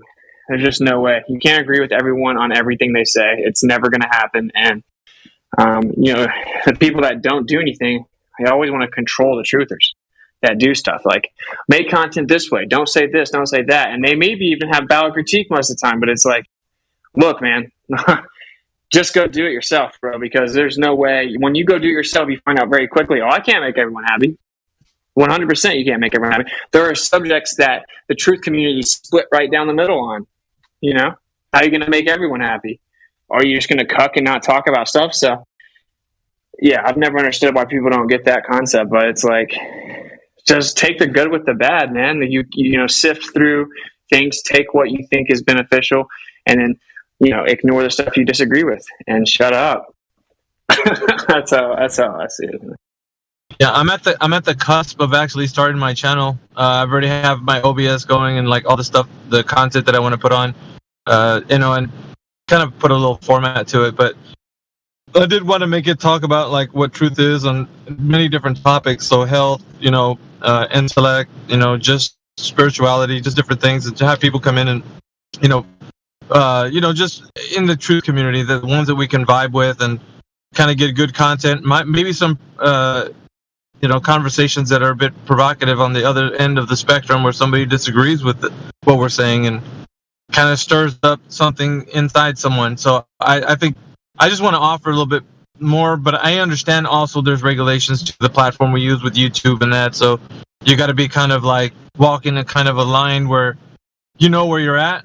You know, like you don't just like freestyle it and, you know, expect well, they just banned me for no reason. Well, there are certain terms and agreements that they've already set forward, and according to them right now, because it's a private platform, you know, you're using their stuff, so you're gonna have to kind of go by their rules at the moment. But you could say certain I think you could say anything. You just, and how you say it, you know, how it turns out. So. Because I mean, really, really smart people do it that way. If they're using a platform that's, you know, everybody's using. But I don't know. But yeah, man, I just I enjoy the fact that more and more people today are taking advantage of the financial freedoms, that you can do with like what's available to you. Because I sure as hell don't. Because I got back into my job after a year of being off, and I'm gonna tell you, man, being a wage slave again, it sucks. So I'm looking for my way back out. So I'm using whatever I can right now to kind of catapult my way back into like a self-sustaining, where I don't have to go back to a job anymore. So, and I mean, I'm a kind of guy that I do whatever it takes. So as long as I know there's a good avenue for it and it's feasible, there's a future in it, I'm gonna put everything I got in it. So I don't like something that's too pyramid schemy, like it's like, well, it's too pie in the sky, man. Like it's really not gonna fly when it comes to like putting dollars to cents. Like if somebody's gonna listen to what I have to, and a service that I'm gonna offer them or a platform they can come to, I want it to be something they want to join or something they want to sign up for, not just like something mediocre, So yeah, definitely stay away from like the pyramid scheme. Like it's so the easiest way to spot those is like you ask them, oh, so what's it about? And you don't get an answer. You're like, oh, come listen to this presentation. Oh, here's an hour-long video. And you never get the answer to what the product or service is. It's like, okay, there isn't one, and the whole idea is just to get more people to sign up. But and that's just always detrimental, and that's honestly just dishonest to do that. But I think a big thing that people are making money on is literally just like this behind-the-scenes third-party connection of e-commerce, bro. And what you can do is you can have AI write you all kinds of scripts. But the move is to always say you tell ChatGPT, write a blogs about this or whatever, right? And then within it, you're promoting a certain product, but you're making it look like you're not really promoting the product, but it has an affiliate link to Amazon to there. But it's a really expensive product, so your affiliate cut is quite a bit. If you can so you tell ChatGPT okay, well, change the second paragraph to sound more like this. Use this word instead of this word there. Okay, well, rewrite it and say it like this with more of a spin on this and a more central theme of this. You guide the ChatGPT to where your final product isn't very AI-ish because it has human creative input, but you didn't have to sit there and write the whole thing. You just had to write occasional few sentences to guide it. You take that, you throw it through there, you find out. Because if you don't do that, Google will bury it. But anyway, you find a way to where you get pushed up through the Google results. So then, before you know it, you've got 10 different products that you have nothing to do with. You don't have to pay anything for. Amazon just sells them. But when someone buys it, if they click through your link because they searched it and they wanted to read reviews, they wanted to read a blog about the product, well, boom, there is your page, and they don't know that it's you. They click to buy it, takes you through an affiliate link, but to them, they just see Amazon product, they buy it, Amazon will pay you monthly for whoever buys through there. So, I don't even do that yet, but I do know people that do that, and they do this as a primary source of income. They make many thousands of dollars a month just by having that system up, right? And then there's a few things you'll have to learn as you go, like how do I get promoted onto the Google search pages better and faster and blah, blah, blah. Then you can integrate that, launch a YouTube channel that has nothing to do with you personally, nothing to do with truth, nothing to do with controversy. Maybe just product reviews. You can actually have an AI now that sounds like a human talking, because we all know that hearing like an AI talk sucks, But now they have a program, and I can send it to whoever, but it sounds just like a person. It's insane. You can change the variability and inflection of the voice and everything. It sounds like a person. The AI now sounds like people. So you can take that and you can get product review videos, right? And you can just launch this channel, product reviews. People look it up. They're like, I want to buy that. Top 10 things if you're starting a new business, whatever. You just ask the AI to write a script about that. So it does take time, but my point is then they go to the description, they click the link to buy number 3 on the list, they click on it. Because I know that this makes money because I've personally looked for products when I built my studio for this very way. I went to YouTube, I looked up, this camera versus this camera or best camera, whatever. And I would watch the videos. Half of them were just like this stupid AI robot voice. So there's this huge need for that right now, where it's a more personalized, tailored product review. And you click through by the link from the description, because I literally did this. I did this to build my studio. So I know that people do this. That's how you can efficiently find out what the best product is. It's just a random example of a way to make money. So then you have all these affiliate links bringing you in money. You don't have to do anything. So now that's just going to sit there and it's going to make you money forever. That product review video on YouTube is going to make you money forever. And you find a way to get that YouTube video propped up, use certain keywords, certain search engines, algorithms to prop you up. And then that's just one stream of income. Is that YouTube channel that does product reviews, has affiliate links. So you're going to get the YouTube revenue, you're going to get the affiliate link revenue. And that's one thing it took you a few days to do, however long it takes you. And as you add to it, it takes you some time. But that's one source of income. You don't have to wake up every morning and work for it. Now you go make another one. You know what I'm saying? You start making different sources of income, and that's how you do it. No, passive income is the highest form. Money's working for you while you're sleeping. So I've always understood a simple principle of that, is that if you're going to make it in this world, that's the way you want to do it, where you're not working for your money, and you could afford to take time off and do whatever you want to do and continue to make money. And I think that's a smart way to go. So I'm really interested, man, to be honest. But I think for me, it has to be something that actually works, because I like things that provide a service. I like things like, if you're going to look at somebody's channel, the person is keeping you entertained, or they're keeping something where it's not just smoke and mirrors. It's not hype. Like, this is like real provocative stuff. It's everything that can generate more viewership, more following, more, like, that's the most important thing. And so ultimately, like what you're saying is, I think something I would get on board with. But like the method by which all of it is done, I think it's a little daunting at first, but I can understand the concept. I've dealt with this like in the past year when I was like looking at all the ways to make passive income, because I was into like the whole crypto market. So I mean, and ever since the bear market hit, like since the beginning of this year, and then like throughout like the end of last year, it's been grueling. I've lost quite a bit of money, and so it's like having to go back to a job and do all that. I mean, you do what you got to do, but then your goal is always to be financially free from a wage system. You want to be your own boss, or at least get to a place where passive income is a reality and not just like some pipe dream. So yeah, I'm all for it, man. Like this is something I want in my life. No, yeah, I think you got it, man. Like, it's you're probably one of the people that can do it because you actually do it. I would say, like, if you're wanting to build like your own channel and stuff like that, create these passive streams and then put your passion into that being about truth and stuff, and just understand like it's going to be a slow process. Like, there's no way around it in today's world.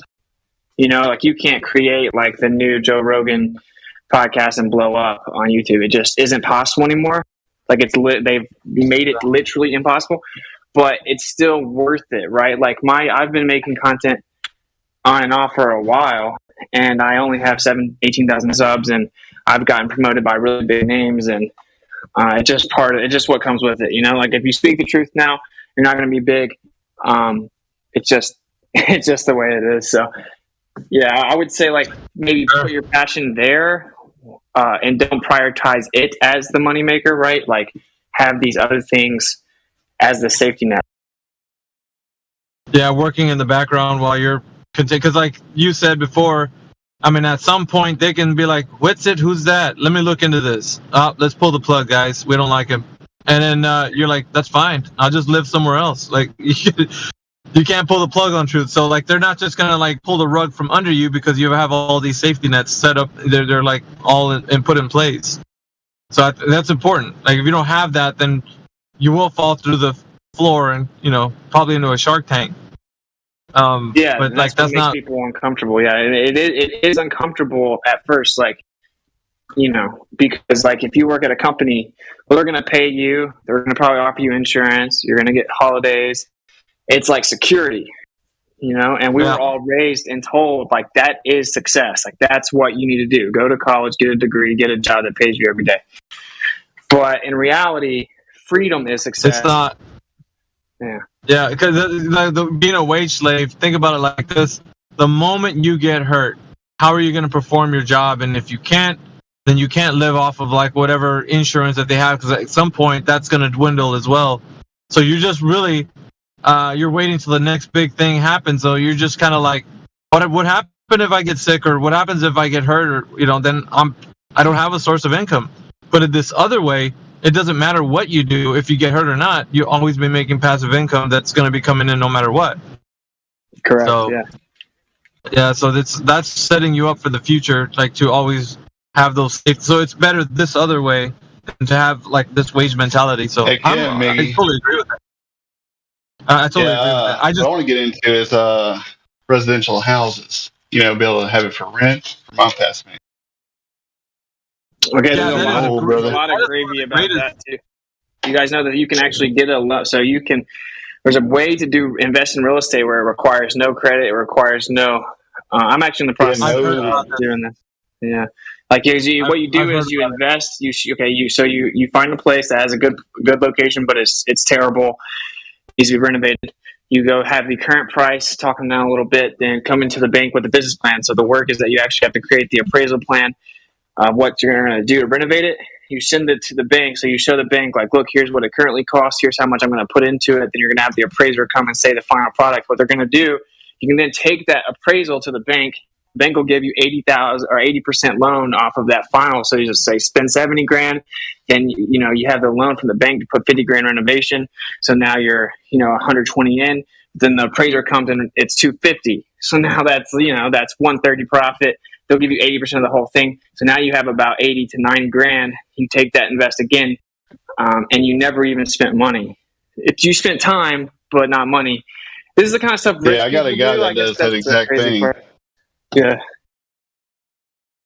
And the thing is, I'm starting to learn carpentry work as well. I already got the AC, electrical, a little bit of plumbing. So now I'm learning how to do carpentry like did old Yeshua. So yeah, it's pretty dope. Well, that's fire, because then you get the appraiser, and then you can contract yourself, right? So exactly, I'm already licensed. So I got to get my GC, but general contractor's license. But yeah. Well, then you get into the whole business thing. So you have private membership associations, PMAs, and that's where you're just completely, you don't have to worry about taxes. You're legally protected 100%. I encourage. Yeah, I already got an LLC, so I'll be able to just shift that over. There you go. So you have the PMA, Private Membership Association, and then you can also have like an LLC. And LLCs you can use to get, $50,000 loan, whatever. You can do there's all kinds of loopholes. You can write your vehicle off. You can write your office in your house off. So then if it's 1/5 of the square footage, 1/5 of all your bills gets written off, you can utilize the LLC, buy everything through the LLC. Everything is written off in your taxes through your LLC. You don't own any assets personally, your car or anything. And there's just all these little loopholes. Like, I'm still learning about a bunch of it that all the wealthy people know about, and then like the average person has no idea. The average person just goes to work 9 to 5, pays their taxes. They're like, damn, can we save up to go on vacation for a week? And the wealthy people are using the multiple LLCs, and really they're put under trust, and then they're just raking in money using the taxes are like their best friends, where they're like our enemy. You know what I mean? So yeah, I don't know. It's a deep conversation. I think that this is one of the things the truth community should focus on is financial freedom, though.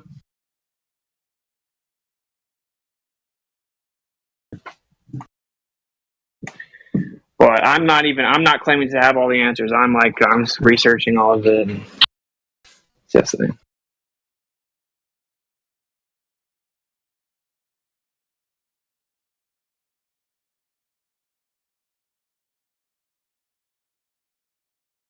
Yeah, Hey, what's up, guys? Big game. So yeah.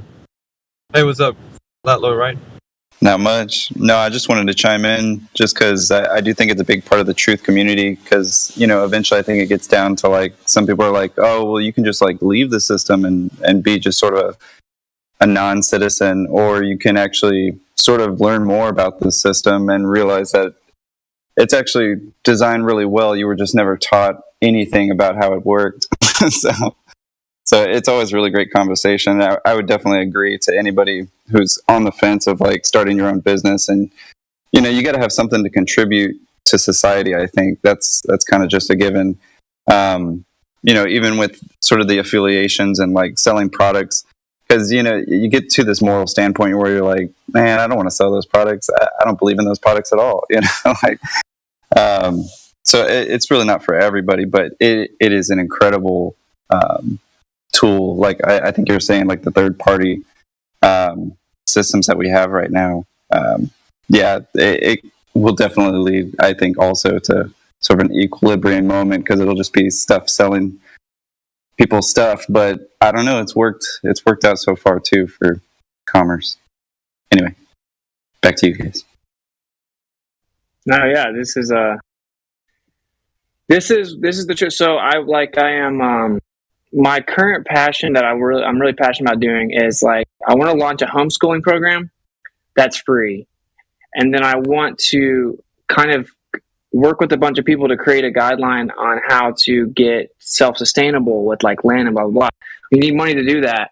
So if we can just create like a truther outline on how to like, you know, use the system to our benefit to be able to get outside of it, that's really how we take the next step forward, not just screaming at anti-flat earthers about the second law, but like taking the beauty of this truth for what it is, resonating with it, and then going forward, you know, to where, Absolutely. yeah, we create the next generation. It's like a new form of intellectual freedom, you know.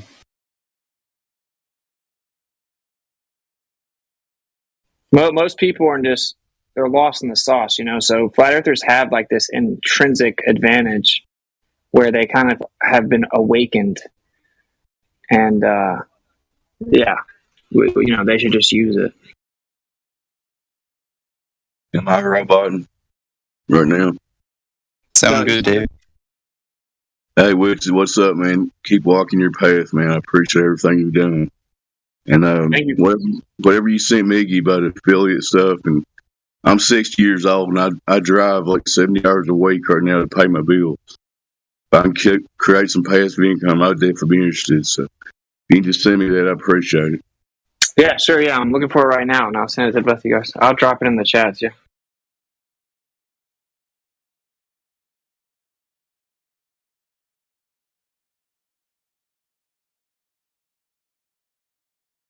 Yeah, I got 3 little grandchildren I want to see have an opportunity to maybe have a different world, and you know, everybody's following their own path. And what you're saying, it's all about freedom. That's really where it's at. So anyway, I'm probably going to robot again. Everybody continue. Well, thank you for the kind words too, bro. Myself.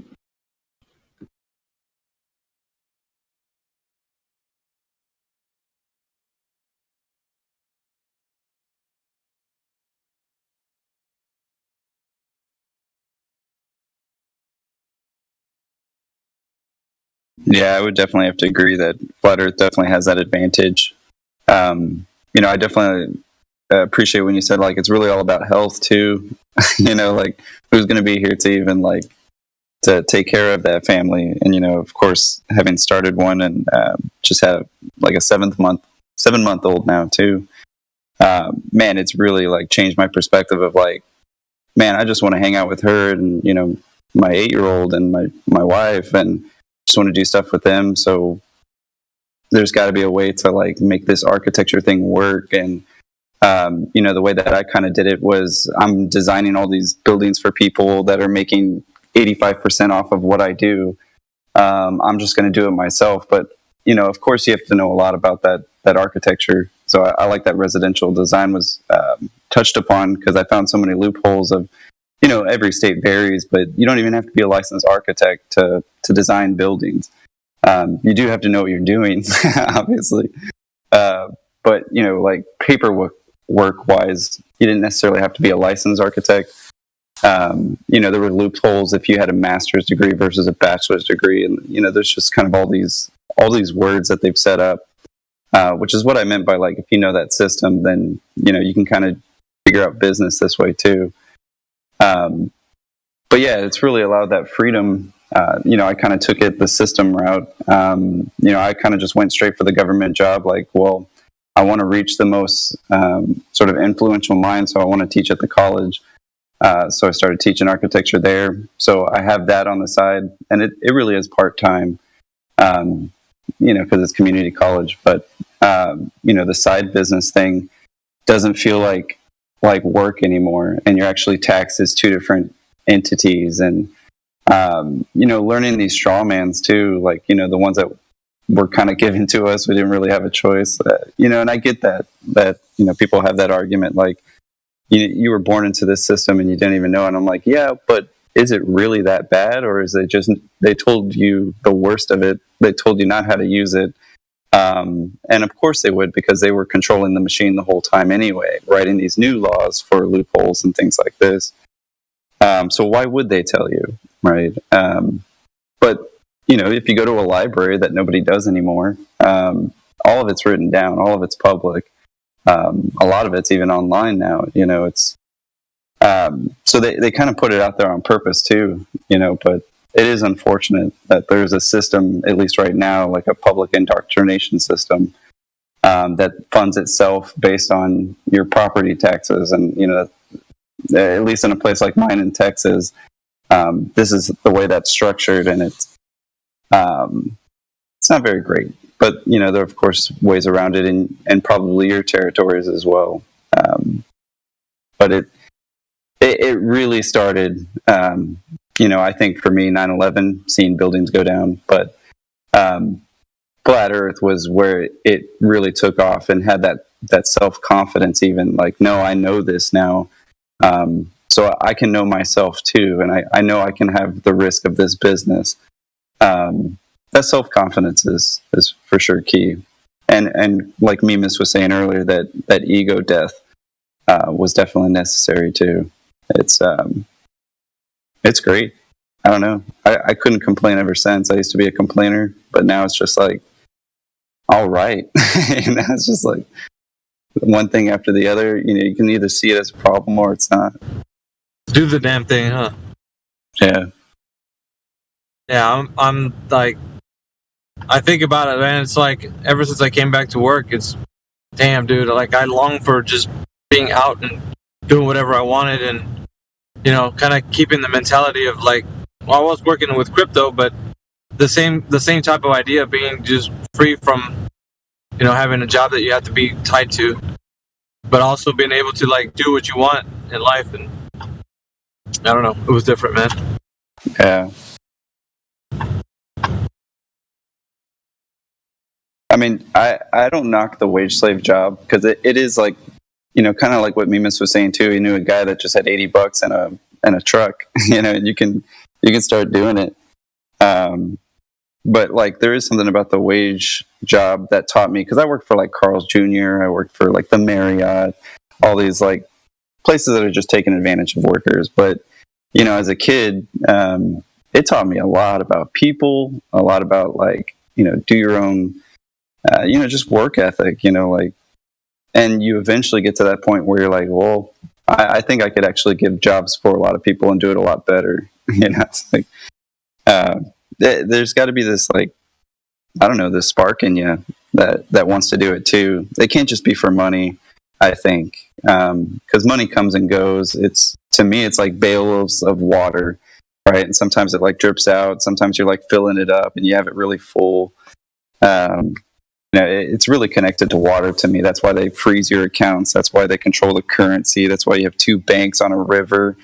The judge rules from the bank. It's always been about this liquidation, right? This flow of currency. And I think even some people relate it to electricity too. But I don't think anybody understands electricity, including myself. But again, that's one of the great mysteries.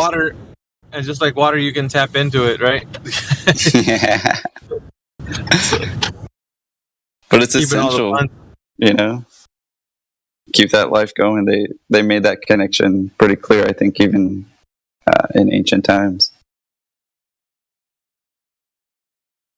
But yeah, I'm just loving the conversation this morning. I'm getting ready to go teach it architecture again today, and it's a beautiful one here. So I hope it's beautiful where you guys are too.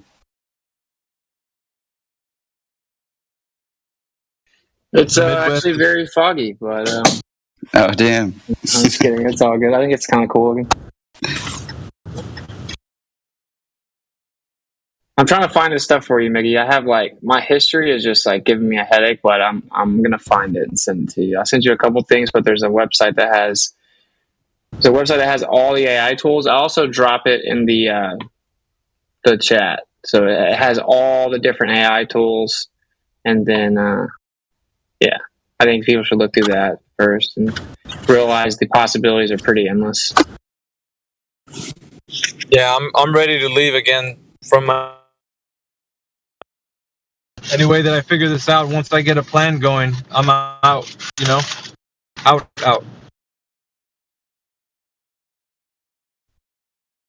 This will be the final time that I'm actually going to be at a wage job.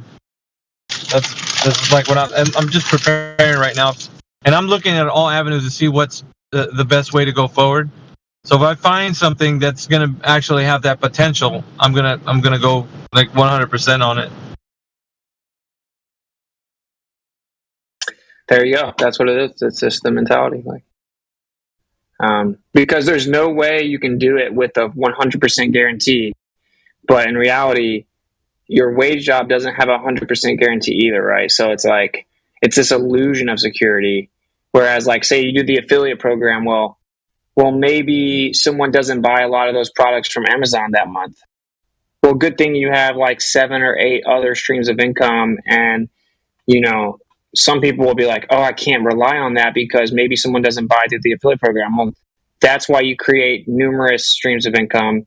You let the money kind of build up, and you constantly invest it back into yourself, and then eventually you'll realize, like, oh, this is just life. Life is ups and downs, and you can't predict everything, and it's okay. You know, it'll be okay. I think that's the hardest part, is people just like kind of jumping off the bridge in a way.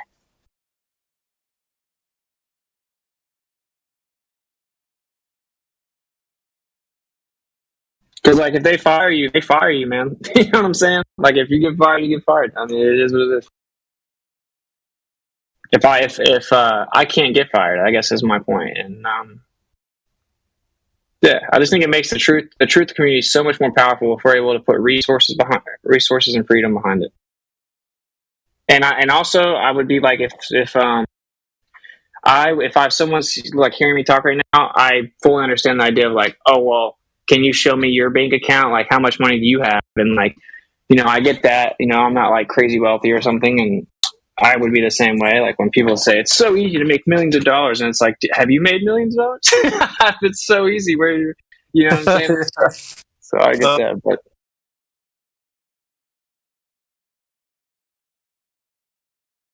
I'm talking about stuff I have firsthand experience with knowing that it can be successful. So yeah, we'll keep it there.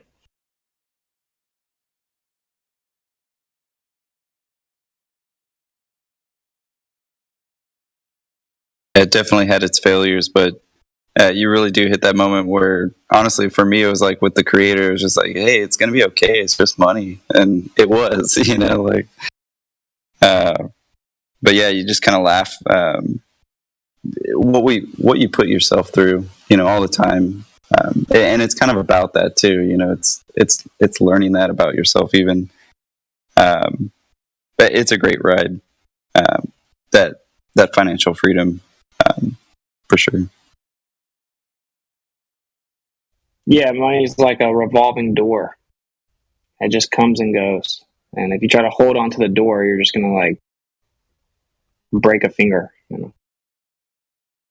Because there was times where, yeah, you're making that $1,000 a month, and you're like, I don't know about this, and then, you know, you get your break somewhere, you kind of strike gold in a way, kind of like when you're saying like the affiliation products. Because I had a friend who was doing that too, and he would just, I mean, he'd go nuts about these products of like, man, they're trending right now and things like that, and he would just like. You know, do all these affiliation programs. It wasn't necessarily with AI, which I think is the game changer there. Like when you see those things like create an entire like essay, it is pretty impressive. Impressive enough with information like say about like the specs of a computer CPU, right? Stuff that, you know, people really like to compare and really do that research. So it's not like it's dishonest either. So it's definitely a game changer. But Sorry, I lost my train of thought.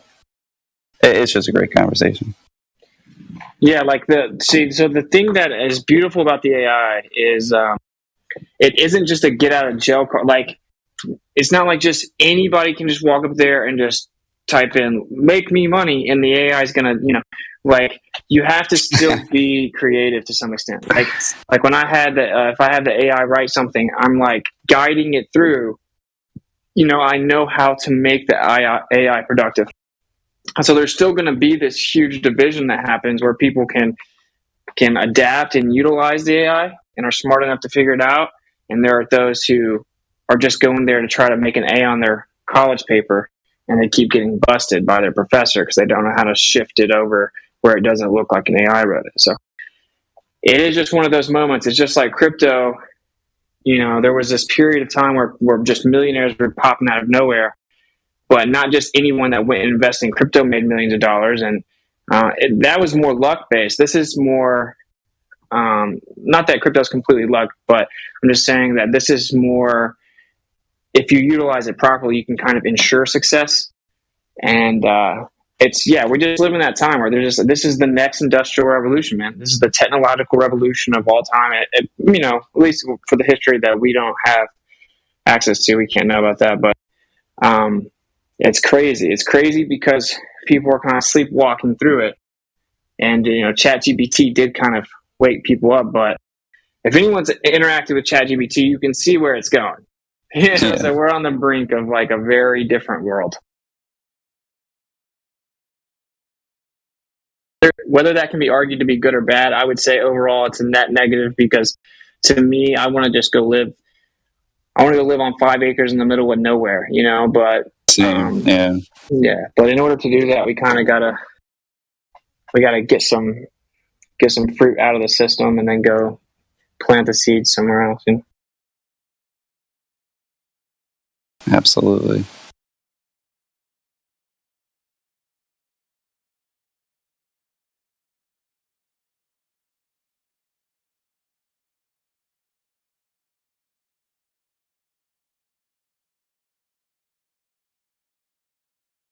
And I will say, if anyone is looking, I'm not currently paying people with Audit NASA. Like I said, I had to spend a good amount of money just to launch everything, but eventually I do plan on kind of like paying Flat Earthers as like a side job for them to help with the Audit NASA thing. So if anyone is interested in doing it,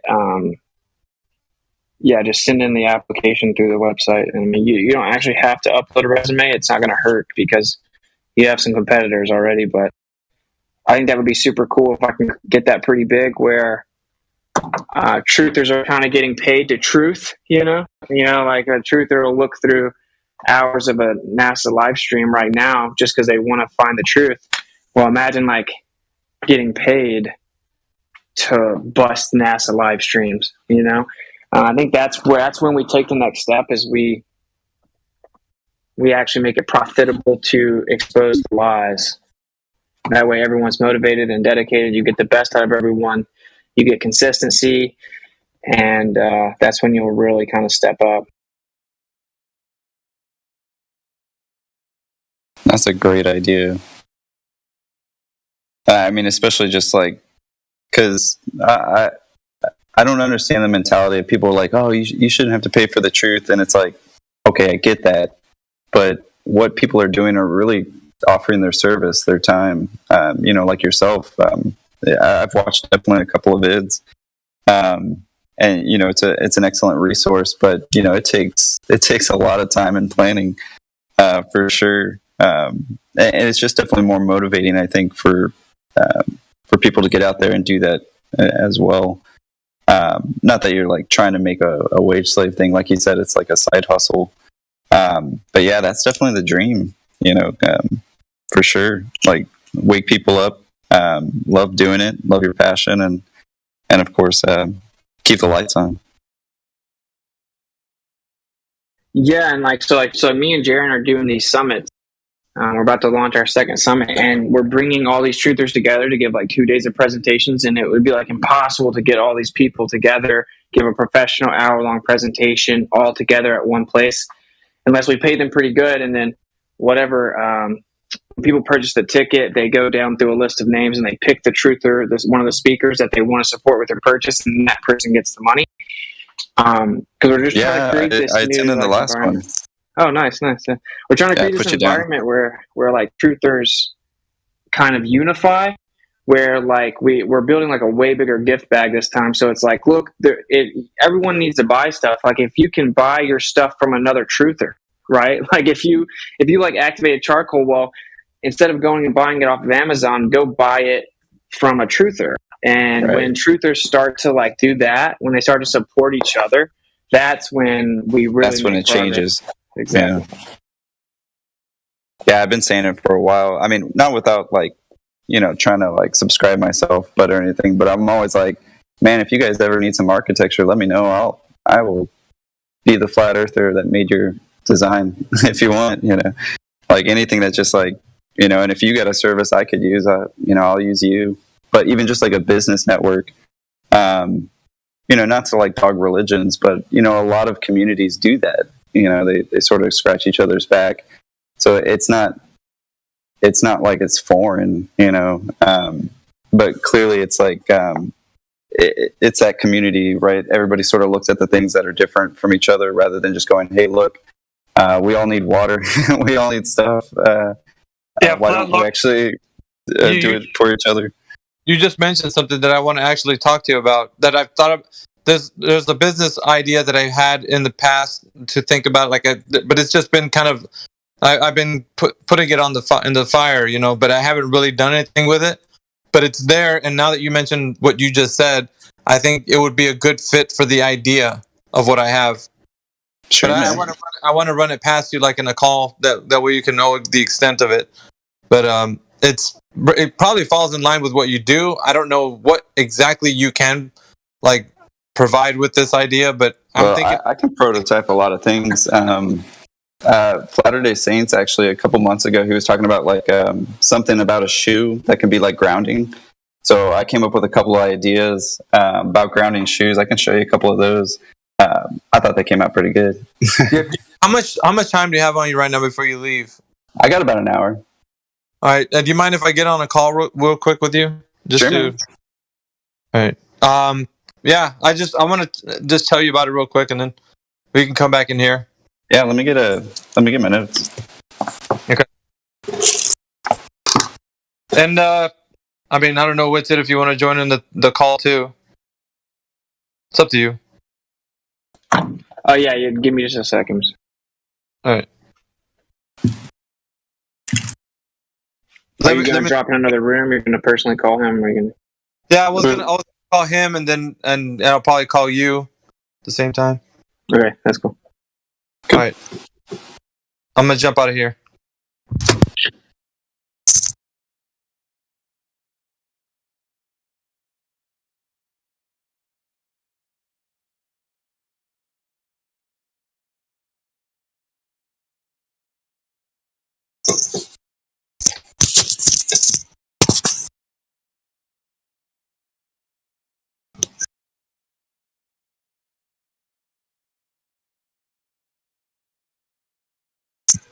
Hey, what's up, man? Can you hear me? Better? Worse? Let me get my mic set up. 1 sec. There, that should be good. We can hear you on the live stream fine. Fine and dandy. I don't think I'm his friend. Although I am, his friend. Somebody tell, not an enemy. Somebody tell him he's broadcasting on the. Yeah, you're still on the live stream, just in case you didn't know. Yeah, I think you may have knew that though. I think he'll call in a second. But yeah, man, always down to prototype on the side.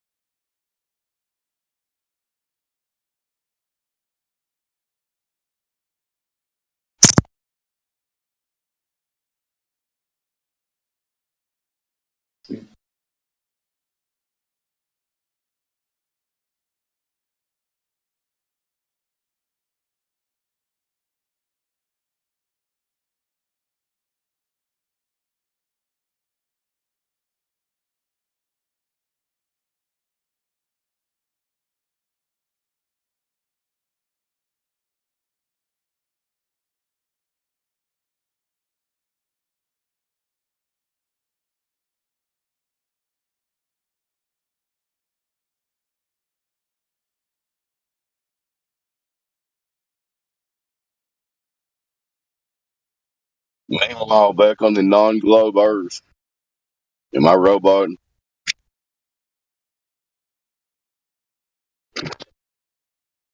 Everybody leave.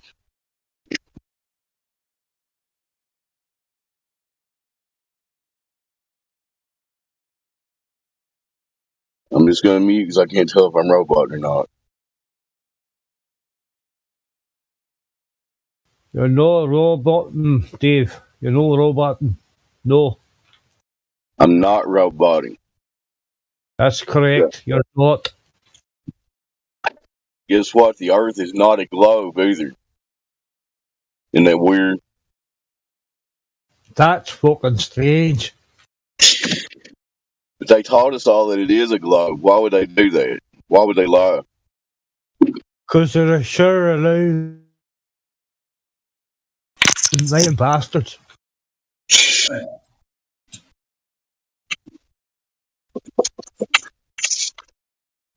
I'm sorry.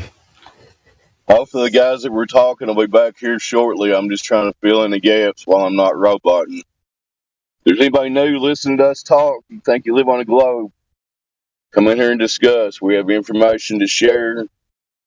It's up to you if you want to pursue the information or reject it. I still love you, Dave. Do you still love me? Are you thinking like a certain sort of market for that? Like I started roboting. Like a price. No, I still love you, Dave. Do you still love me? I can't hear it. I'm at to rejoin. City bye. Check. Am I here? Am I there? Where am I? You're everywhere. Am I in the ether? Yeah. Whatever that is. Oh, we don't know. Could be made of custard and shampoo.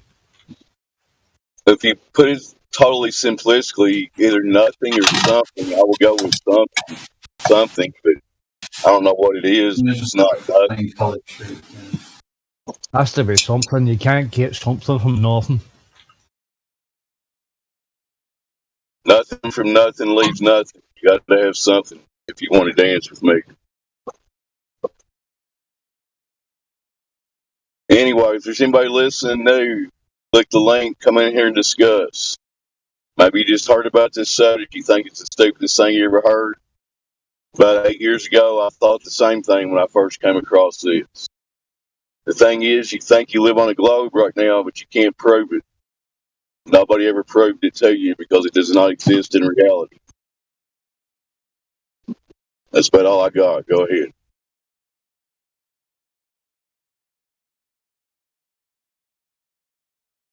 Aliens. That's all I've got. Go ahead. You got aliens. I definitely like it. Just because, that's kind of the natural state of flows eventually. They got Frank Lloyd Wright, we can hear you talking on the live stream. Frank Lloyd Wright. My input was, are you familiar with sort of like materials that can sort of... I'm not saying it was aliens, but it was aliens. Basically, it's like almost like Hey, man, can you hear that Frank is hot micing on the call? Basically, the material... Yeah, Woodson was supposed to tell him he was doing that. Apparently he was aware he was doing that. He can't be now. I don't want to be eavesdropping on a live stream. Yeah, Somebody mute Frank Lloyd Wright. So like people have them like as little, like almost like a little person, they put their phone in it. Is it and no connection? Right. So people have been putting on like beanies. Somebody messaged Woodson or something and asked Woodson to tell him or something. Somebody needs to DM Frank Lloyd Wright. Tell him to get off the live stream.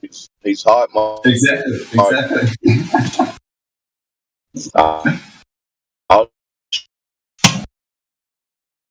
Because you say your market was like truthers, so I was just saying, you wanted to benefit out of it as well. And, I would say people usually pay a little bit more for something like that. If they kind of know do anything about it. I'm driving a car right now. Well, I DM'd him if everybody else DMs him, maybe he'll realize. Well, he's in the middle of a call. He's not checking his DMs. You're hey, Frank Lloyd Wright, are you there? That's a good Frank Lloyd Wright, you're still on the live stream. But if it's not, yeah, I'll go for it. It's all you, P Mac. Do a 20-minute monologue. Well, I kind of do that right now.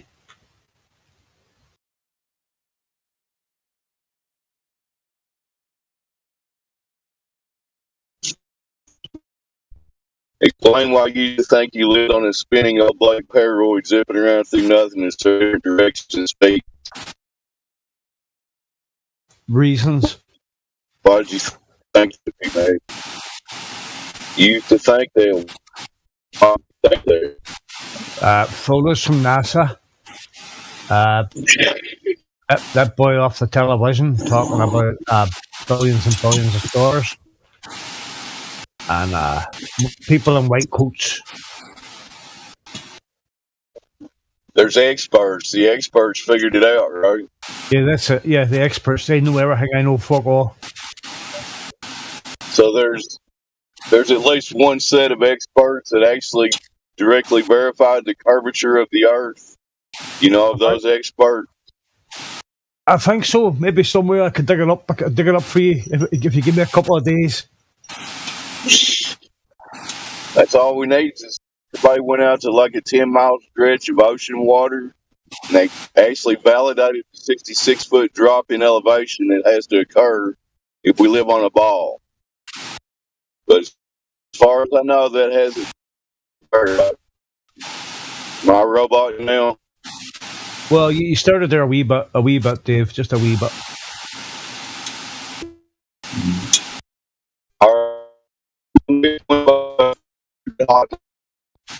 Yep.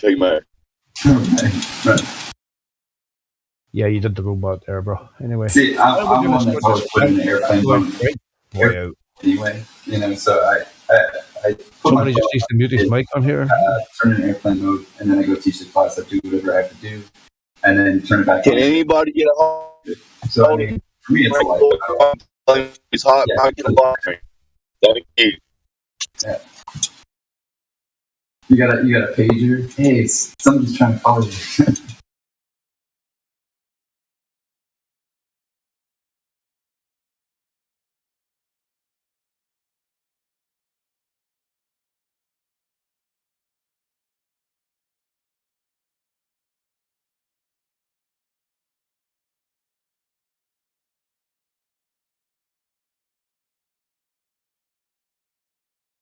Shane said prayer. Yeah, what's up, guys? Hello.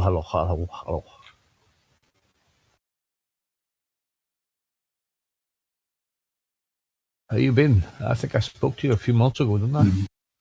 Probably. Yeah, been good, man. Chilling. What are you guys up to this early afternoonish? Early afternoonish. Where are you? Yeah, Northeast. So like New England, USA. Okay. Yeah.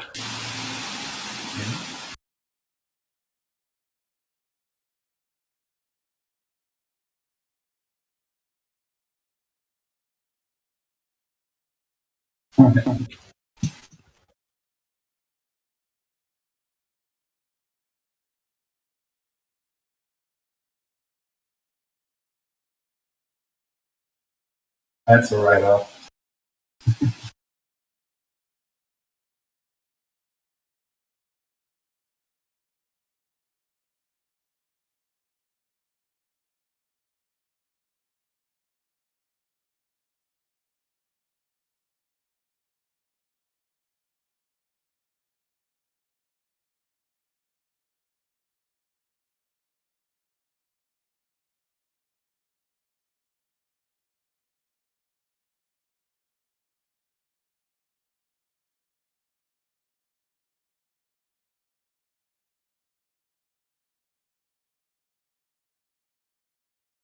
Right. So it's gained in popularity, to say the least. There's an entire market now that goes to conferences. I think, I mean, it's just my kind of opinion, but I think that's what Mark Sargent kind of started as. as somebody who realized that this is going to be actually a huge money-making movement. And that's why I started holding these conferences. And his correlation to like Warner Brothers Pictures, I think, is kind of interesting too. But at the same time, it's like, well, he's squared the truth. He's offering a service. I don't know if there's an agenda behind it or anything, bringing into that conversation. But I definitely wouldn't want to see that route. I think it's completely different. What you're saying, you're talking about this image that comes sort of, I think, from an authentic, truth-minded person that is willing to help both truthers and. Is it bad? I'm trying to figure out what he's doing by listening. I'm like, what's he talking? Oh yeah. I'm following.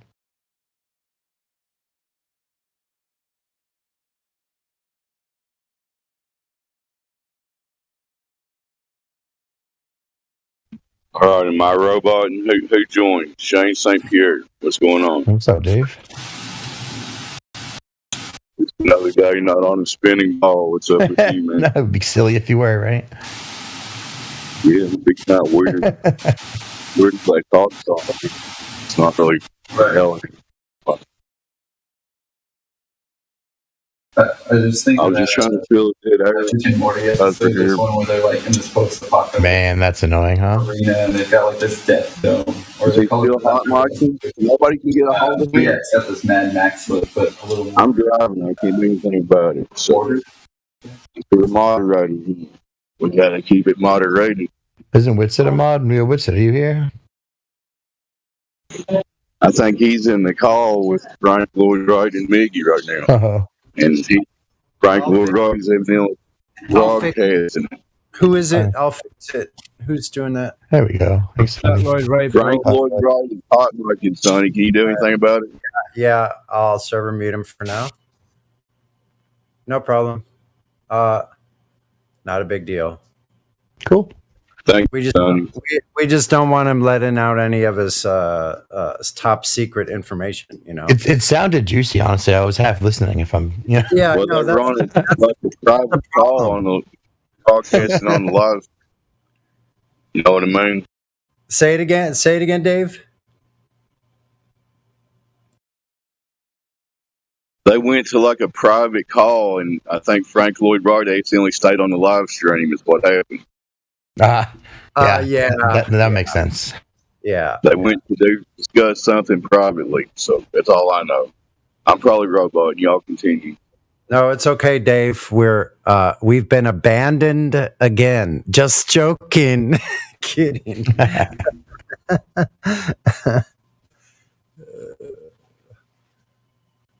Yeah, so if I'm not in the room when Flat Lloyd comes back, just let him know I muted him for that reason.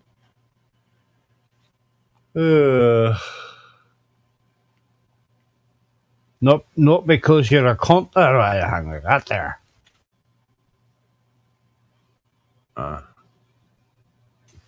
don't know. It might be too early for my Irish. I don't know. Sorry, I'm sorry, Sonny. I'm role playing a Scottish person today.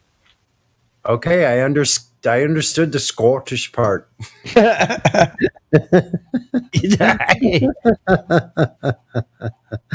that in your pipe and smoke it up your kilt, you bastard. Oh, man, I hate it when I run out. I wish I didn't run out of the crucial resources, the absolutely necessary resources. When you start running out, there's like a panic can set in. Like weed. That's what I was thinking. Yeah, exactly. I was just like, pretty sure I know what he's talking about. That's exactly what I'm talking about. The devil's lettuce. and I had a little concentrate cartridge, but it stopped working. I had to work on it, and it started leaking after that. So this thing that would normally last about a half a month at least is almost gone in a week. And I'm like, shoot.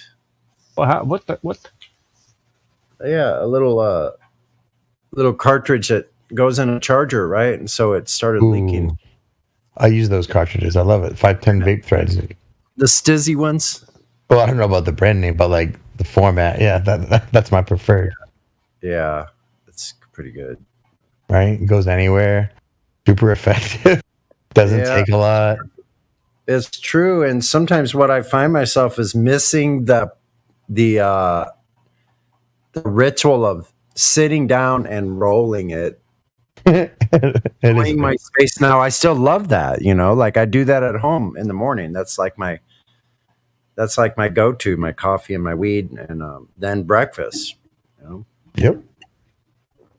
So we make do. I did take some. I know. I don't know if they like us talking about this, but whatever. It's Monday, so I did make a concentrate from about, I don't know, maybe an eighth of my used vape, the flower vape. Like I have a flower vaporizer too. So I took all the used vape and some shake that I got, and I made probably about 3 ounces of good coconut oil concentrate, and it's pretty darn good, man. 1 teaspoon. Yeah, I like that. Monday. Na da da da da da. Yeah. Let's see if Flat Lloyd is. I hate having somebody muted when. I do that all the time in my server, and it's just ridiculous how people will stay like hot micing for like 2 to 3 hours. Like I'll have it muted and then go back, and they're still going. Like not a care in the world. Yeah, let's see.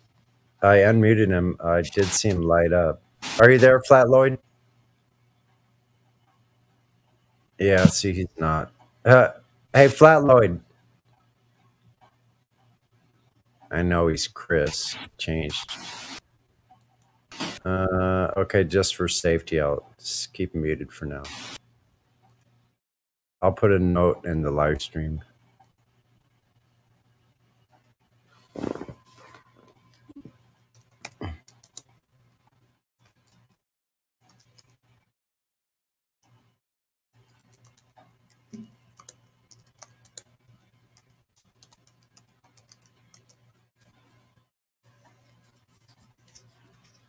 Yeah, I keep getting invited to the cosmology. I mean, no, the Tartaria one.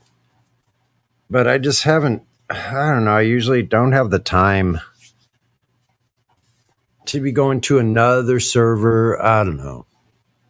Yeah, I was gonna say I haven't seen you over there, but then I realized I haven't seen you anywhere but here. So That's really what I just stay here. That's cool, man. I mean, I have gone to some of those other ones for short periods of time, but I always come back here. I don't know. The conversations in the other ones, a lot of them seem to just go to the same places, like Gem Pandas. It just that was ends terrible. up being a cluster. It just ends up being a something that's not listenable. A lot of people like to stay in like one server like all the time, no matter what.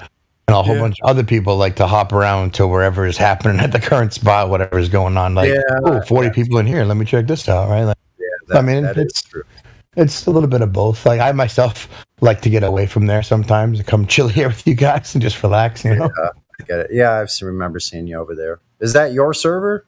Yeah, I run it. Okay, I thought so. Yeah. And I started here with you guys, right? Right. It's Yeah. like, hey. I remember here. Yeah. Anyway, speaking of breakfast, I got to get mine started. I got a bath waiting for me. We got that astronomer, Professor Parks. I don't know if you talked to him. Dan the Water Guy interviewed him a while back. We're gonna do a flat Earth thing with him tomorrow. I think if you guys want to check that out, that should be chill. No Globers, well, except for this one. Really? Oh, really? Professor Parks. Where's he from? I think he's from California. He does like astronomy teaching at night, so we got to get him during the afternoon-ish. Interesting. Okay, so he accepted the invitation, huh? Oh yeah, no, he hangs around a little bit. He's been around flat Earth a little, but like he's had his mind changed a couple times. I think someone presented the changing the distance from Polaris, which he like refuted, and we were like, well, no, isn't this your field? Shouldn't you know this? And he was like, well, I'll be damned, like you're right, like just like that, nice and easy. No issues. Yeah, so it should be fun. Well, I think it's pretty good when you can get somebody that is in a professional status like that, and they're actually willing to be, they're actually genuine, and they're willing to enter into conversation. I think that's pretty cool, because we know there's so many of them that won't speak. Yeah, I mean, he doesn't believe in flat Earth. We're trying to convince him, right? But someone who's willing to say, hey, or someone who's willing to be corrected by a bunch of flat earthers on the internet and take it in stride. That's kind of rare too. On which servers is taking place, Shane? Over on the Cosmology Tartaria one. Tuesday. No, tomorrow. Yeah, tomorrow is Tuesday.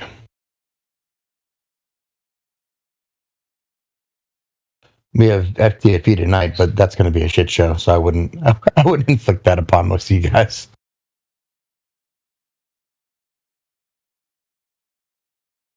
Astronomer Park, so I'm keen to speak to, because I know he's like reasonable and down to earth, and would be nice to have a PhD professional person to bounce some of these wonderful ideas off of.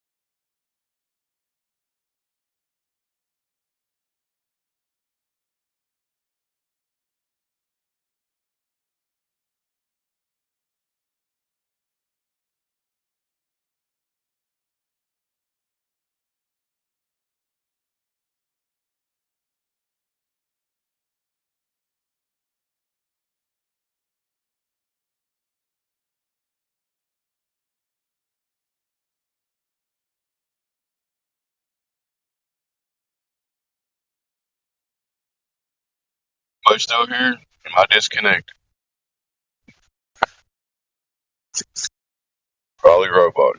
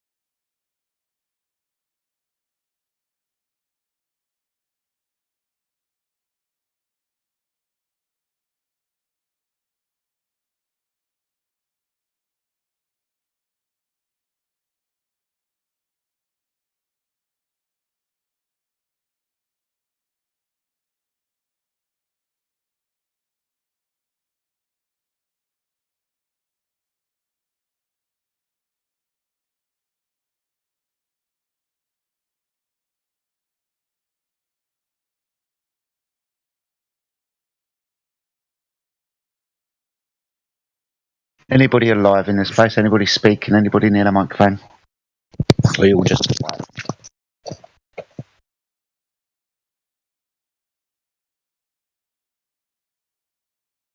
Hey, what's up, man? Hey, Hope how you all's well with you. doing? Just noticed we've got a few people with names that I don't recognise in here. Just wondering who they are, that was all. There's a guy called Little Daddy. There's a guy called Liquid, or Squid, sorry. And some Whisperer as well. So some of you guys have got control of your microphone if you want to have a conversation. Or not, that's fine. No problem at all. How you doing, Ifigurashi?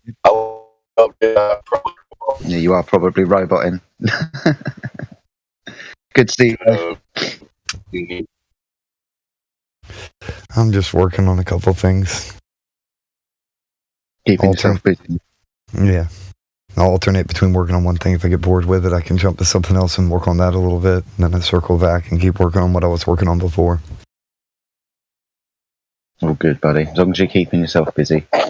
Interested, and your mind interested and focused and busy, mate. That's the good thing. Dave, I'm starting to think you're made of circuit boards and aluminum.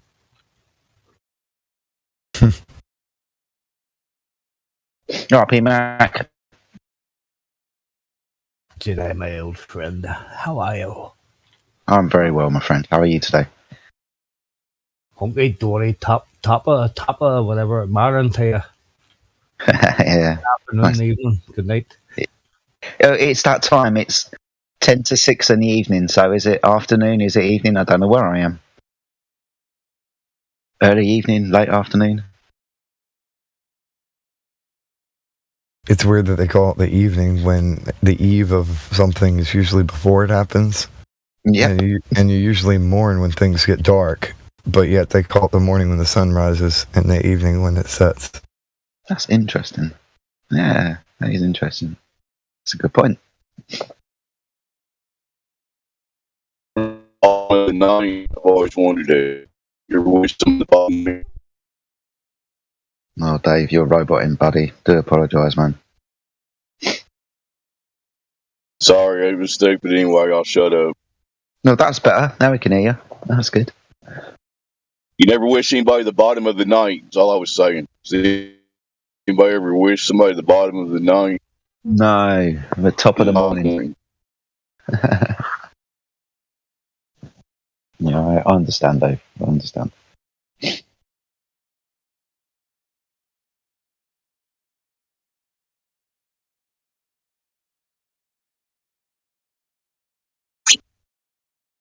Well, my mic's working. Is there anybody here right now that thinks they live over? Go ahead, Jedi. Yeah, just Little Daddy, Squid, and Whisperjack. Just guys that I don't recognise. That's all. I'm just going through their roles at the moment. But Whisperjack has been VC verified and has been a 3-point participant. Awesome stuff. So Whisperjack, you with us?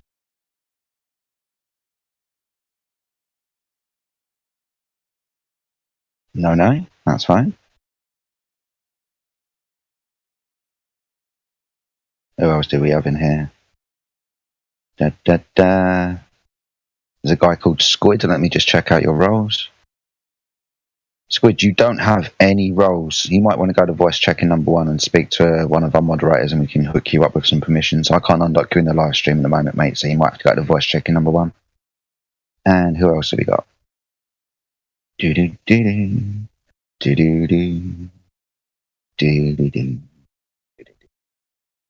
Daddy. No, good to see you, Little Daddy.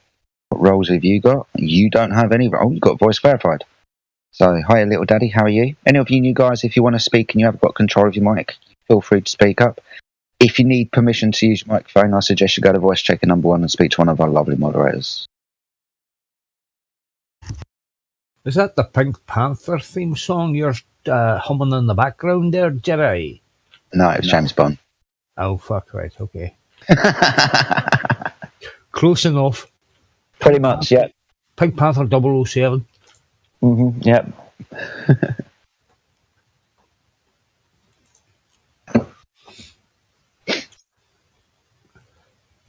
Now I've got the Pink Panther tune in my head.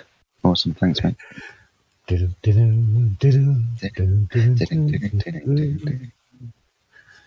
used to love that. Both films and cartoon. Pink Panther films were awesome. I used to love those. Peter Sellers, wasn't it? That's right, mate. Yep.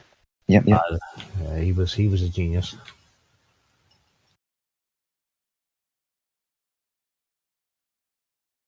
But yes, you guys.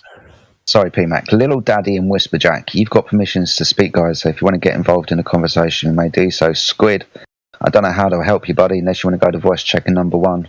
Have a quick conversation with you there, then I can get one of the moderators to give you permissions to speak. But being as the room's really quiet, guys, and you guys seem relatively new, guys, bring up a conversation about the shape of the Earth. PMAC's here. He'll answer all questions for you. No, he won't. Pressure on you. Yeah, thanks. Ethan Gressler's here. He's not doing enough work today, so he can answer all your questions for you. Yeah, I'm around. I have a couple of questions of my own, actually. Oh, Dave will answer the questions too if he could get the circuit board out of his mouth. He's just trying to learn how to use that auto tune so that he can make some music.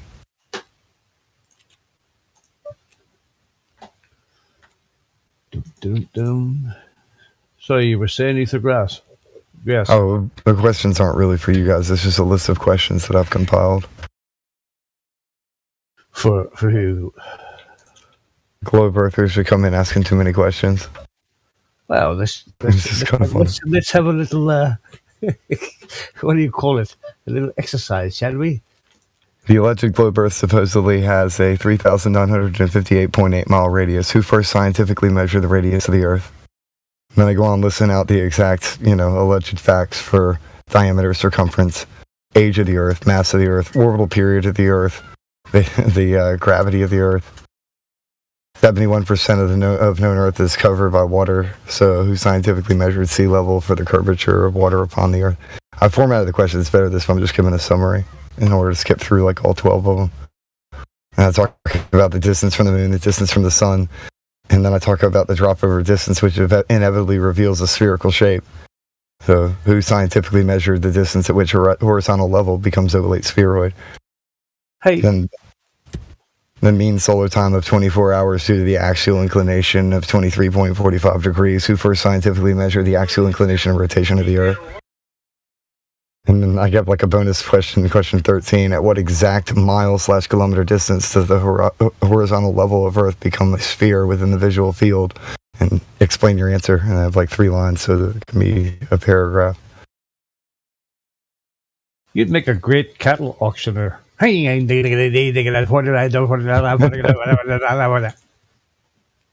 filibuster the hell out of everybody the minute I open my mouth. But I'm formatting it and I'm printing it out and just kind of leaving them places. I've got my email address on there too, so I think it'd be funny if somebody actually emails me some responses.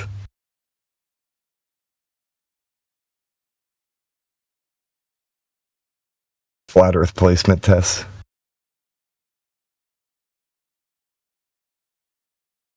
I also go on to define scientific and model. Scientific is derived from the Latin word scientificus, which means producing knowledge. Model is derived from the Latin word modulus, literally meaning measure. Without measurements that produce knowledge, the scientificus modulus of Earth does not exist. Ooh, I like that. So really every question on this test is rhetorical. You put your email to it? What was that? I didn't hear what you said. You put your email to it. Yeah. I have multiple emails, but I put one of my main ones that happen to line up with the subject matter, so I'm like, that'll work. You're going to get a lot of responses with capital letters like "fuck off" and "you're retarded." I hope so. Yeah. I hope so, because I'm posting it. No answers, just swear words. I hope so, because I'm leaving around my hometown, so.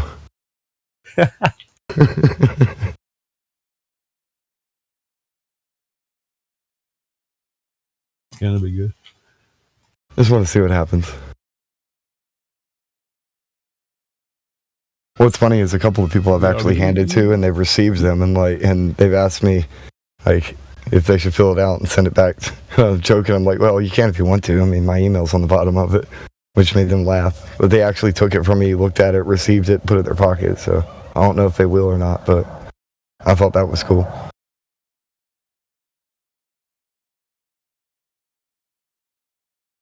Yeah, if your ego wasn't really too bothered about what other people say, and you see the silver cloud and the silver lining in every cloud, and the ego has died a death, and etc., then you're not too worried about what other people say or think, really.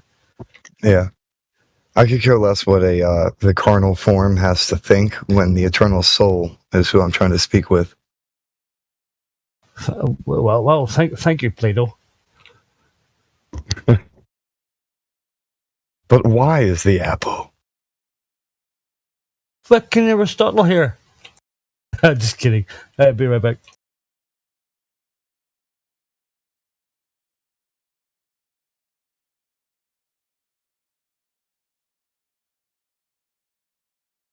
Alright, now I can unmute my mic. There's something flying over really loud overhead, and they're pretty dang close. I could hear it rushing over, and I have noise canceling earphones on, so I'm pretty sure it was loud. Yeah. I'm coming up with a response for all these people who constantly say, you guys just think the earth is flat because blah, blah, blah, whatever's in their brain.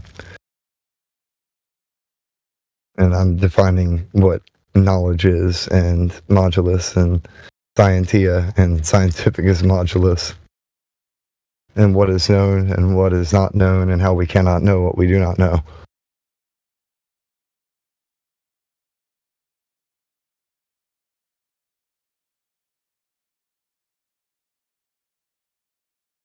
I usually don't reuse any of these things either. I'll just write something up over the course of a day and then post it a couple places and then write something up like similar later. Sometimes I'll copy stuff, but I usually don't copy paste myself. Usually. Here's something that's interesting. Modern astronomy claims that the Milky Way is blowing star-forming bubbles and that the universe expands in every direction without curving positively or negatively. They also allege that 99% of the visible matter in the universe exists in a plasma state and has been called a soup of positively charged particles, ions, and negatively charged particles, electrons. So they effectively say that the universe is a really large, flat plane of existence that is mostly water that is level. Meanwhile, they define the Earth as being a spherical object that is flat on both sides, like the North Pole and the South Pole are flat. And then it has rounded forms, forming an ovate spheroid around the edge. So literally, a flying disc in space is the mainstream narrative in a sea of whatever.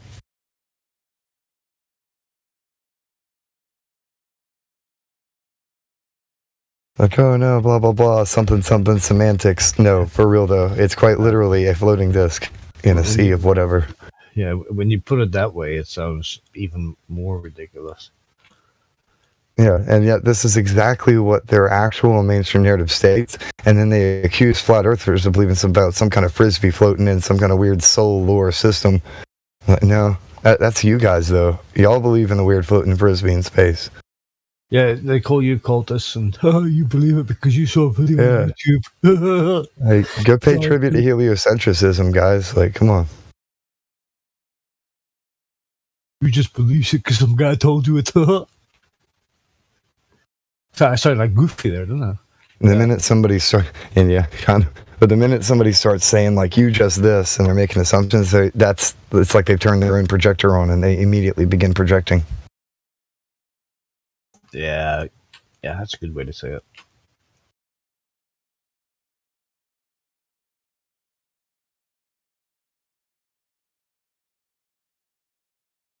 Something also that I think is hilarious because it's kind of just a headcanon internal dialogue type thing that anytime I see anybody insulting anyone, like, oh, you're an idiot or you're stupid, like I see that as projection.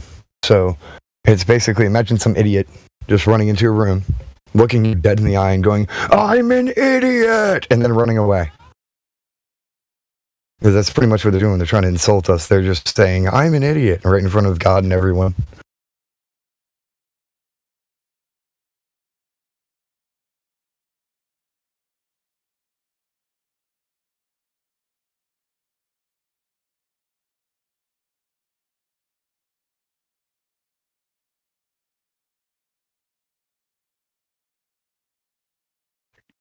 The roots of that are really sad, though, because the reason why they're saying that to you is because somebody made them feel like an idiot. So they feel like that is the way to educate people. Like, sure, okay, well, this is how I learned to understand it. So if I do this to these people, maybe it'll work on them. And at that point, it's like, who hurt you, dude? Show me on the globe where he touched you inappropriately. Yeah. Just show me on the globe where the asshole knots touched you inappropriately.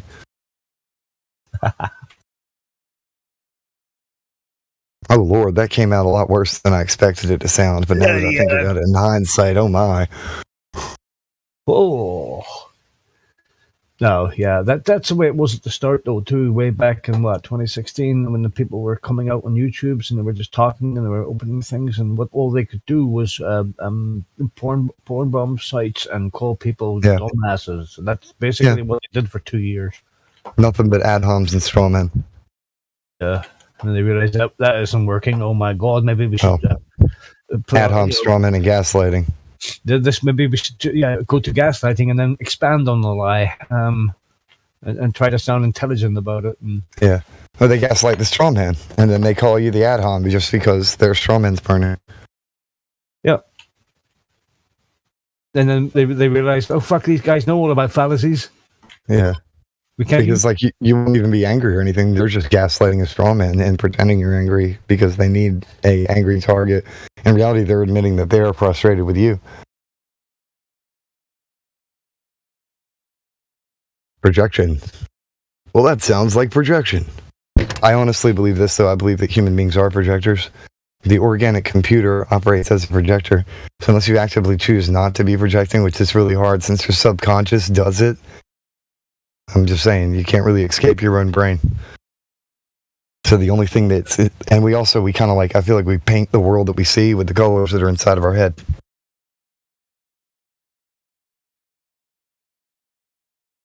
Sometimes you have perspectives that they got all their colors in the right order. Other ones, they're either painting with very few or they're getting the paint by numbers wrong.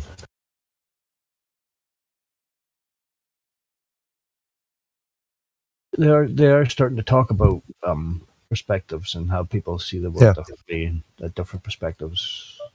Something that fascinates me is women do not. There's no genetic disorder for women to go colorblind. Damage can cause it to happen, and men can go genetically colorblind, and damage can cause it to happen to them. Women just don't genetically go colorblind. It's the same thing with male pattern baldness. That doesn't generally happen to women. Yeah, but just women are just too beautiful, man. It's just certain things that are interesting. The differences. What kind of question is that? How is measuring stuff scientific according to your list? Measuring things for Professor Phil, this guy who claims to be a physics professor, just asked, how is measuring stuff scientific according to your list? He DM'd that to you? No, he posted it in the lobby. And a scientific model, as I keep on explaining, is a scientificus modulus. So in order for a scientificus modulus to even exist, it requires measurements, aka the modulus part of the scientificus modulus. I don't understand how this dude can't get that. Claims to be a professor. Come on, man. Because Phil, when you measure it, you know its length. Thank you. What lobby is he posting in? Sorry. Our lobby. Yeah, main lobby. I don't like. I'm actually kind of flabbergasted at how stupid of a question that is because of the fact that this man claims to be a physics professor, and he should know better. I promise you this: if you get mad at Dr. Phil, he wins. I ain't mad at him. I'm just kind of like, oh no, just for anybody, Lord. just for anybody. Yeah, that's his goal. Yeah, that's like all we figured it out. Well, the term troll comes from a word that basically means to set out on a quest for game, or like kind of like you go out hunting without purpose. It's literally completely pointless mission, and whatever happens that's exactly what he wanted to happen. Do you know what's funny is way back before we had the term troll, we used the term trolling as in what a trawling ship did when you would troll. Yeah. You're trolling. Or like a trolling motor. Like a trolling motor, yes. You're literally putting out bait, trolling. And then it became that thing under the bridge that pops up out and just causes trouble. A troll.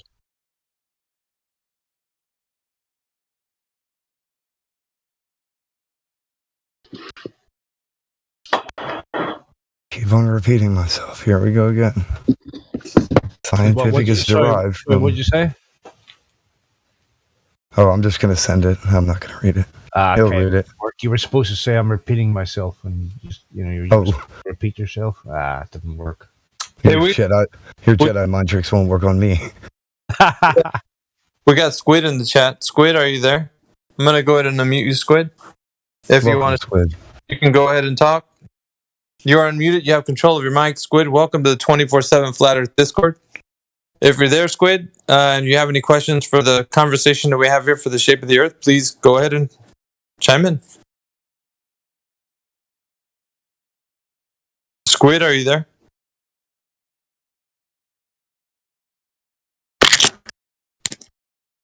No Squid.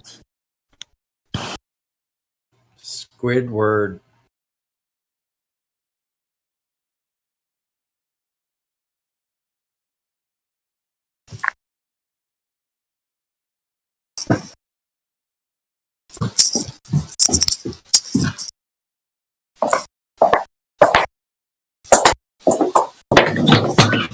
I guess we put in, but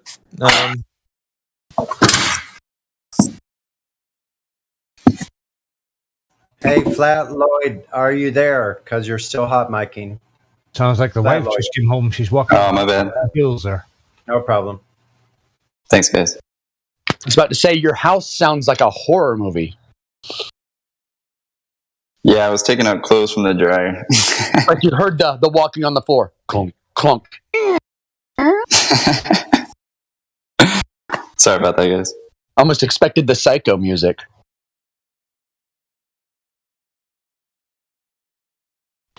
All right, my house is built in 59. 79. Yep. I know. I got the elevated hardwood floors. They feel great. Those are nice though. Yeah, Pin they them are. down again. Yeah, they're indestructible. It's awesome. Love They hardwood. just don't make wood like that anymore either. No.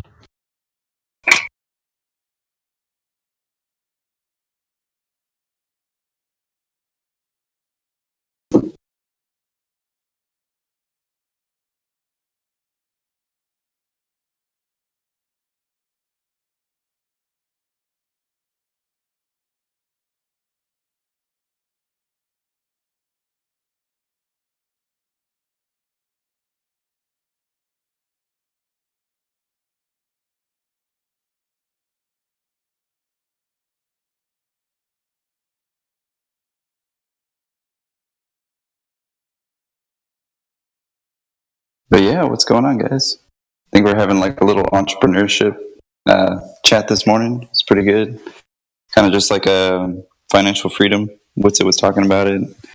Everybody joining in, and maybe kind of a stretch from the conversations last night. Mimas was kind of talking about it too. Like, take that jump. Get that freedom. But I always think it's a great topic. Embrace the coming failure. Oh yeah. Own it. Love it. I'll even tell my students all the time too. Like, there's much more success and failure than you even know. Like, well, if you're going to give somebody advice and you've never had a failure, you can't really give them advice. Very true. Because do you know what the survivor's fallacy is? I do not. So when all these B-17s were coming back, U.S. Air Force, they were losing a lot of them. And they said, well, let's look at the planes, look where they're being shot at, right? So they looked at all the planes that got back, and they looked where they were being shot at. And they're like, okay, this is where the most bullet holes are. Let's armor them up. And do you think it changed anything? Oh, yeah. It didn't change anything. Oh, really? The same amount of planes were coming back lost. So They what weren't happened coming to what? back if they were lost, were they? Yeah, so somebody figured this out. If the planes are making it back with all those bullet holes, it's okay for them to be shot there. So they armed the planes where there were no bullet holes. Then all the planes started coming back, or a lot more. Ah, gotcha. Yeah, because the planes that got shot, you wouldn't find their bullet holes. Exactly. The ones that shot down. I'm sorry, say that again quickly. Mimas, sorry. I missed that. All right. So the planes that all made it back, they looked at them, right? And they looked where they were getting shot the most often. But the problem is all those planes made it back that were shot there. So so the planes that didn't make it back were not getting shot there. They were getting shot somewhere else. Aha. Yeah. But that's what you the armor. So you armor where they were not. The only Right. ones that came back, you armor the other places where they Right. weren't shot. Right. Ah, gotcha. So it's kind of like looking at YouTube and seeing what makes somebody successful. Everybody already knows what it takes to be successful. Right. Have a good personality and content. It's all the mistakes you make outside of that. Survivor's fallacy. Survivor's fallacy. It's like the restaurant that looks at all their compliments, right? They don't look at all the complaints.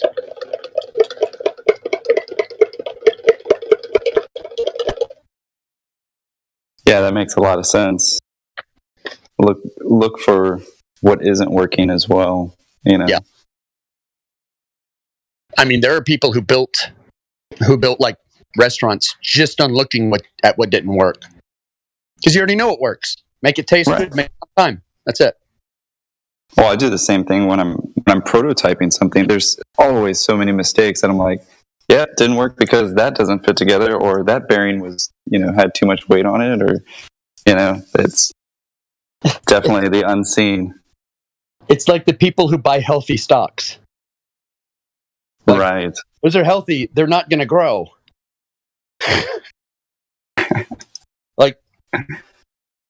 Buy an unhealthy stock that is so low it can't go lower. Exactly.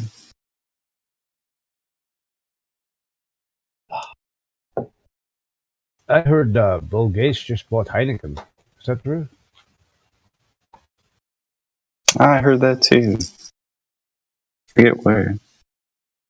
He's the biggest landowner in America right now, isn't he? Like, what is it? Bought a bunch of Texas too. Now his name is Beer Gates.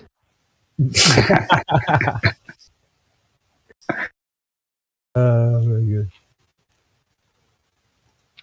Oh, somebody DM me or tag me if anyone. I'll be back in a little bit. Cool. Ready. Yeah.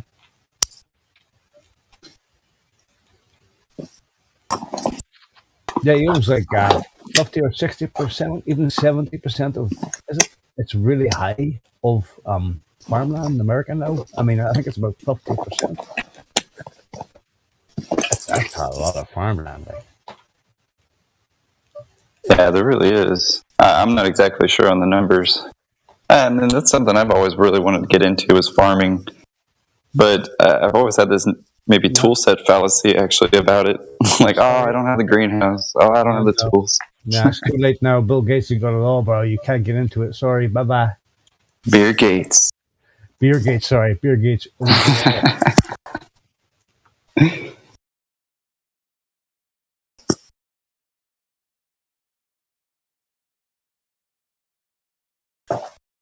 No farming for you.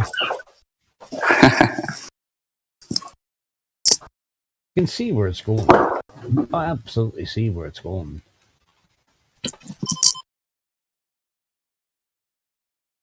Yeah, I probably got to fade to the back as well. But I'll be listening in. All right, buddy. Take it easy. Yeah, I'll shut up now. Oh, you're good, man. Talk away. You just replace the word spice. He who owns the spice owns the universe. You just replace that with food, and there. Hey, Buck's your uncle. Yeah. If my grandma had wheels, she'd be a bicycle.